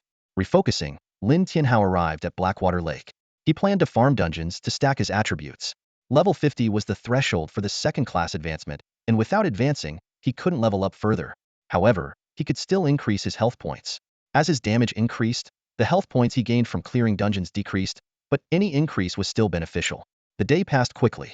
In 1 day, Lin Tianhao's health increased by over 1.5 million, bringing his total health to over 5 million. This health level was higher than most field bosses of the same level. On the second day, Lin Tianhao continued to farm health points. Due to his increased damage, his health only increased by 900,000, a drop of 600,000 from the previous day. On the third day, his health increased by 500,000, a further decrease. His total health now stood at 6.4 million.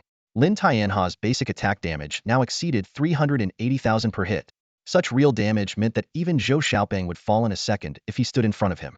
3 days passed. Ding! Congratulations on completing Princess Di Shuejin's pre-task scroll. You have received 100 free attribute points and 1 blessing of the gods. At last, Lin Tianhao obtained another blessing of the gods. He immediately used this precious reward. Ding! Fire God Zhu Rong is bestowing a blessing upon you. You have received the skill Meteor Shower Da. Meteor Shower passive, 1 star. Effect. Your attacks have a 1 chance to trigger Meteor Shower, summoning 1,000 meteors to fall within a 100-meter radius, each dealing damage equivalent to your basic attack. Cost? None. Cooldown? None. Proficiency? 0-100. Each trigger adds 1 proficiency point. Lin Tianhao pondered the skill description. This skill seemed incredibly powerful. Even at 1 star, if triggered, it could clear out all monsters within a 100-meter radius. This, however, could become a problem for him. If a single trigger cleared a large area of monsters, how would he continue to stack his health points? Lin Tianhao's Death Rebirth skill has leveled up again, reaching 3 stars. This means the trigger probability has increased from 1 to 1.5. Despite his low luck attribute, making it less likely for such probabilistic skills to activate, the increased probability means it will trigger more often. This situation led Lin Tianhao to consider a special item, the Book of Light and Dark. This is a special piece of equipment often deemed quite useless because its only function is to disable passive skills. Normally, players can't deactivate passive skills voluntarily, and most wouldn't want to. However, for Lin Tianhao, both Heavenly Fire Meteor and Death Rebirth hinder his efficiency in stacking attributes to some extent. The existence of the Book of Light and Dark offered Lin Tianhao a glimmer of hope. He imagined that if he could obtain this special equipment, he could disable his passive skills while stacking health points and re-enable them during actual combat. This flexibility would undoubtedly greatly enhance his efficiency. With these thoughts in mind, Lin Tianhao re-entered the dungeon. However, this time, the dungeon experience proved even more frustrating. Although triggering Death Rebirth and instantly killing small monsters didn't significantly affect his health stacking, Heavenly Fire Meteor became a problem. Each time it triggered, it would wipe out a large group of monsters. Even with the current low trigger probability, it severely hindered his health stacking progress. A day passed, and Lin Tianhao had only managed to stack 250,000 health points. While this number might seem substantial, it was far from enough for someone who pursued extreme efficiency. Besides the increased damage making the Blackwater Lake Dragon Turtle Dungeon easier to farm, some inherent issues with the dungeon itself began to surface. Lin Tianhao realized that acquiring the Book of Light and Dark had become an urgent task. His expression grew serious. Although stacking over 200,000 health points in a day seemed impressive, his ambitions extended much further. He craved more and sought faster progress. Currently, Lin Tianhao had accumulated 6.65 million health points, and his basic attack damage had surpassed 400,000. At this stage, aside from boss-level opponents, there were hardly any foes who could withstand his attacks. Just as Lin Tianhao was about to re-enter the dungeon, a figure suddenly appeared before him. It was Princess Leona.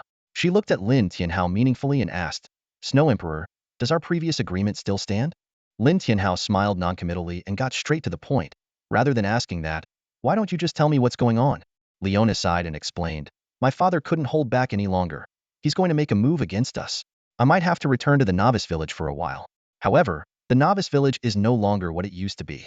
I might need your help to go back." Lin Tianhao raised an eyebrow and declined. "Sorry, I can't help you with that." He explained that he had promised King Abra not to interfere in the Star Kingdom's internal affairs for 7 days. It had only been 4 days, leaving 3 more to go. Leona immediately offered to negotiate, but Lin Tianhao insisted on waiting 3 more days, saying it was non-negotiable at the moment. Hearing this, Leona frowned. She couldn't afford to wait that long, as her father wouldn't give them that much time. Lin Tianhao suggested, "At this point, maybe only Queen Fiat Rain can help you?"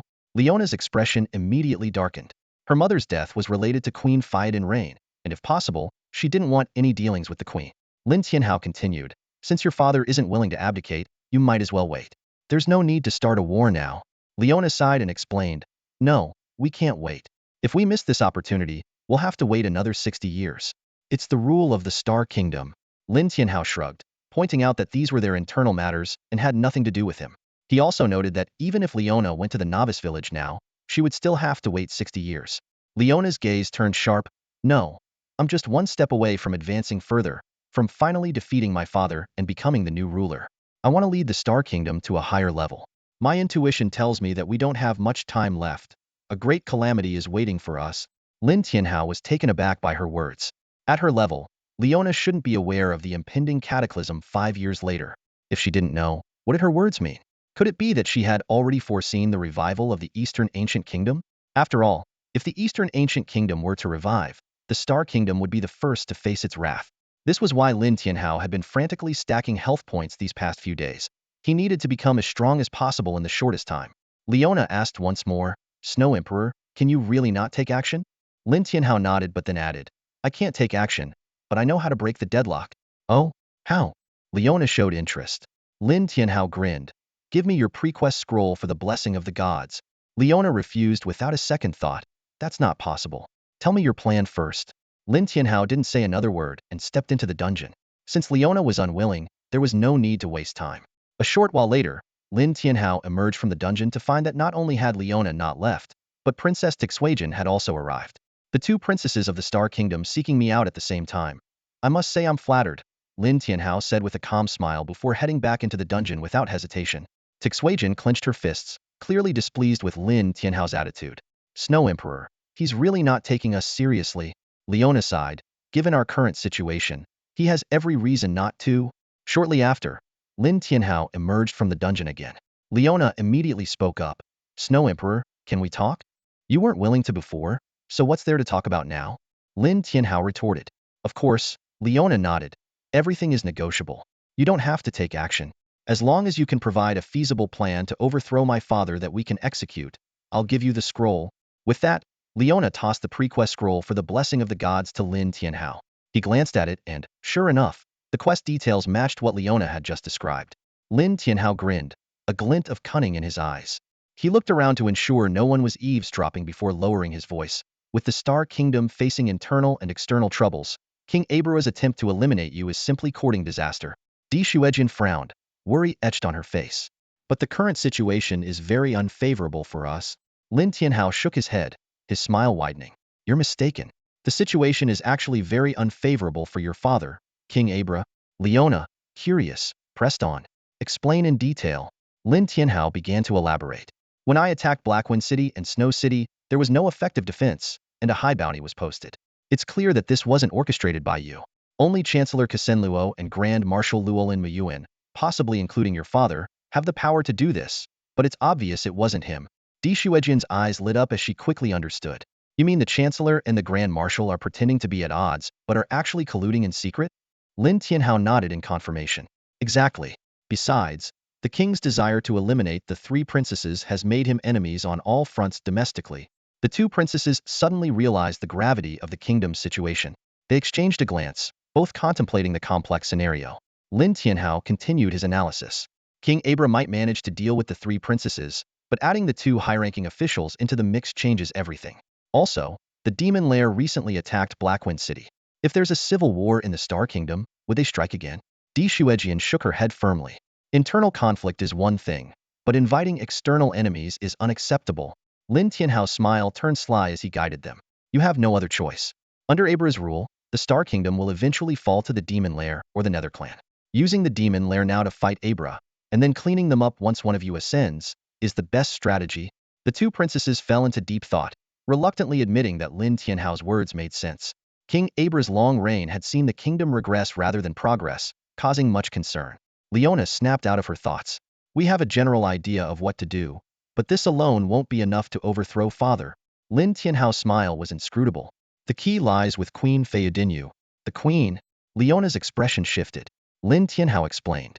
She's keen on supporting King Fuyan to ascend, but she knows King Fuyan lacks the capability. You only need to convince the queen to seriously injure King Abra. Promise her that whoever becomes the new ruler will ensure King Fuyan's lifelong prosperity. The princesses were silent, realizing that in the current situation, the queen might indeed agree to this plan. After all, the king had already shown intent to kill the three princesses. Di Shuejin finally said, All right, Snow Emperor, we hope your plan succeeds. Lin Tianhao shrugged. It's up to you to make it work. After sending off the princesses, Lin Tianhao checked his mission scroll and saw that the task was still incomplete. He understood that he would only receive his reward once the king was overthrown. Lin Tianhao then checked his gold balance. Over 1.65 billion. He recalled the Adventurer Guild's new deposit and withdrawal service, which offered an annual interest rate of 30, far higher than other investments.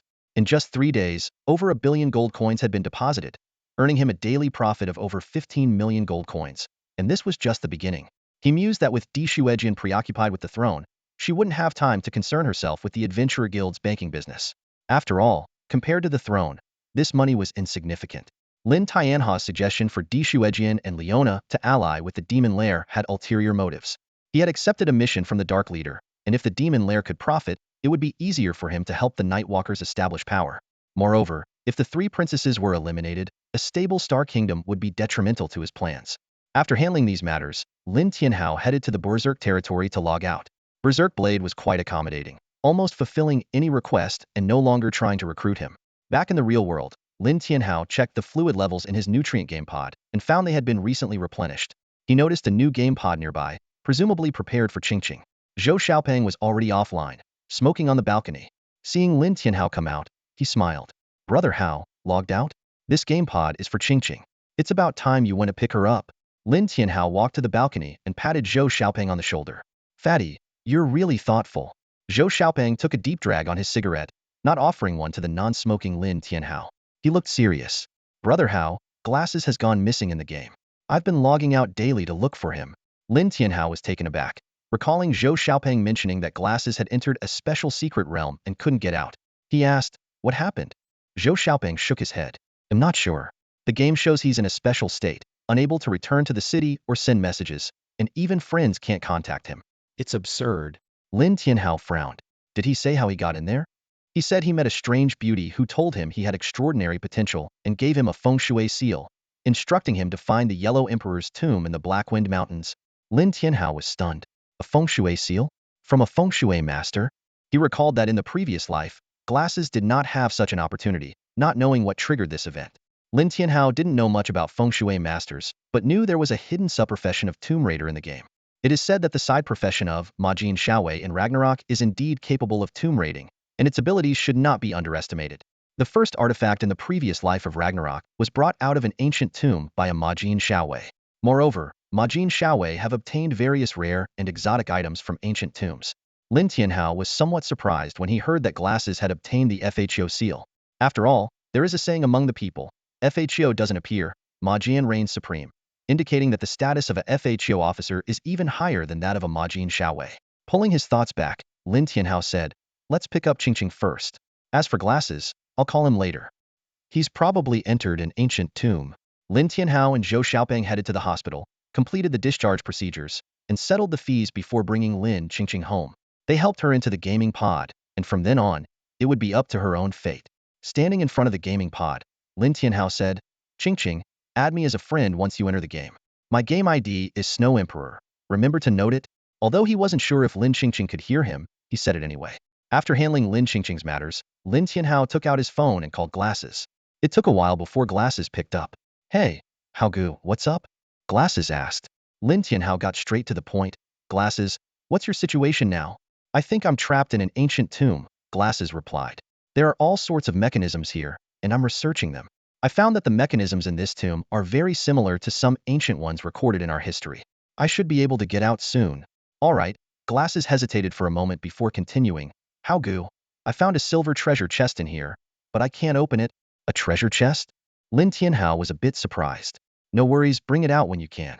Only thieves can open treasure chests. Okay, got it, Glasses said. Haogu, you go ahead with your game. I'll continue researching and let you know once I get out. After hanging up the phone, Lin Tianhao re-entered the game. As soon as he logged in, he received a message from Berserk Blade. Snow Emperor, interested in tackling a hidden dungeon? Lin Tianhao was a bit taken aback. What hidden dungeon? The lair of the Drought Demon. Lin Tianhao was intrigued. A dungeon related to the Drought Demon piqued his interest. Has anyone from your team been inside? He asked. Yes, Berserk Blade replied. But even on normal difficulty, everyone loses health at a rate of 100 per second. The monsters inside are also absurdly strong. Lin Tianhao raised an eyebrow. He had been looking to talk to the Drought Demon, and now this dungeon appeared. Berserk Blade continued. One of my guys got a quest to clear this dungeon, but we haven't found a good way to complete it. Lin Tianhao nodded. You want me to help your team clear it? Exactly, Berserk Blade said. With your skills, I believe we can even clear it on hell difficulty. Lin Tianhao smiled non-committally. We'll see, but I can give it a shot. Also, any loot we get inside is mine. After a brief hesitation, Berserk Blade agreed. Soon, a burly woman in novice gear approached. Lin Tianhao didn't ask but understood that she didn't plan on surviving the dungeon, so she wore beginner's gear to avoid losing valuable equipment. Snow Emperor, I'm Han Shui Pia Piao, the burly woman said. We both have snow in our names. Isn't that a coincidence? As she approached, Lin Tianhao instinctively took a step back. Han Shui Piao's large frame made him wary. In Ragnarok, game avatars closely resemble their real-life counterparts. Lin Tianhao recalled a renowned player from his past life, known as the 300-pound assassin, whose name vividly conjured an image. Clearly, Han Shui Piao's physique was similarly grounded in reality. Did you get this quest? Lin Tianhao asked. Han Shui Piao nodded. Yes, I was lucky enough to trigger it. But it's too difficult. You lose health continuously without being attacked, and it stacks if you do get hit. Alright, then I'll join you in the dungeon, Lin Tianhao said. Great. Han Shui Piao took out a dark red stone with light blue cracks on it. Portal stone for the dungeon? Lin Tianhao was surprised. He had only heard of these after the second class change in his previous life, yet someone had one now. Han Shui Piao's stone emitted a light that formed a portal. She then sent Lin Tianhao a party invite. Lin Tianhao accepted and said, let's choose hell difficulty. Han Shui Piao's face twitched. Hell difficulty? She hadn't even dared to consider it. She couldn't even handle normal difficulty, let alone hell. Berserk Blade said, you can try. I have absolute confidence in Snow Emperor. Han Shui Piao nodded and entered the dungeon with Lin Tianhao. Following his instructions, she selected hell difficulty. As soon as they entered, Lin Tianhao received a notification. Ding, your teammate Han Shui Piao has died. Lin Tianhao glanced up. He was losing health at a rate of 100,000 per second. Han Shui Piao's health was below 100,000, so she was instantly killed. Back at Berserk's territory, Berserk Blade saw Han Shui Piao revive at the altar and was stunned. So soon? Hell difficulty, losing 100,000 health per second. I was killed instantly, Han Shui Piao explained. Berserk Blade gasped. Is it that hard? What about Snow Emperor? I don't know. I died instantly, so I don't know his situation. 15 seconds passed, and Snow Emperor hadn't come out. Berserk Blade was shocked again. He noticed that Lin Tianhao was still alive. Inside the Drought Demon's lair, Lin Tianhao realized he was continuously losing health. With over 6 million health, he could last 66 seconds. But it wasn't enough. He needed to leech health. So he started searching for monsters. The layout of this dungeon was strikingly similar to the frozen corpse's footsteps. However, instead of icy landscapes, there were boiling lava pools, and the ground was cracked with molten lava. Lin Tianhao quickened his pace and moved forward. That's all for today. Thank you so much for watching. I hope you guys enjoyed. If you wish to have another part of this recap, please give us at least 1,000 likes. Please don't forget to comment and subscribe to our channel for more content like this. Until next time.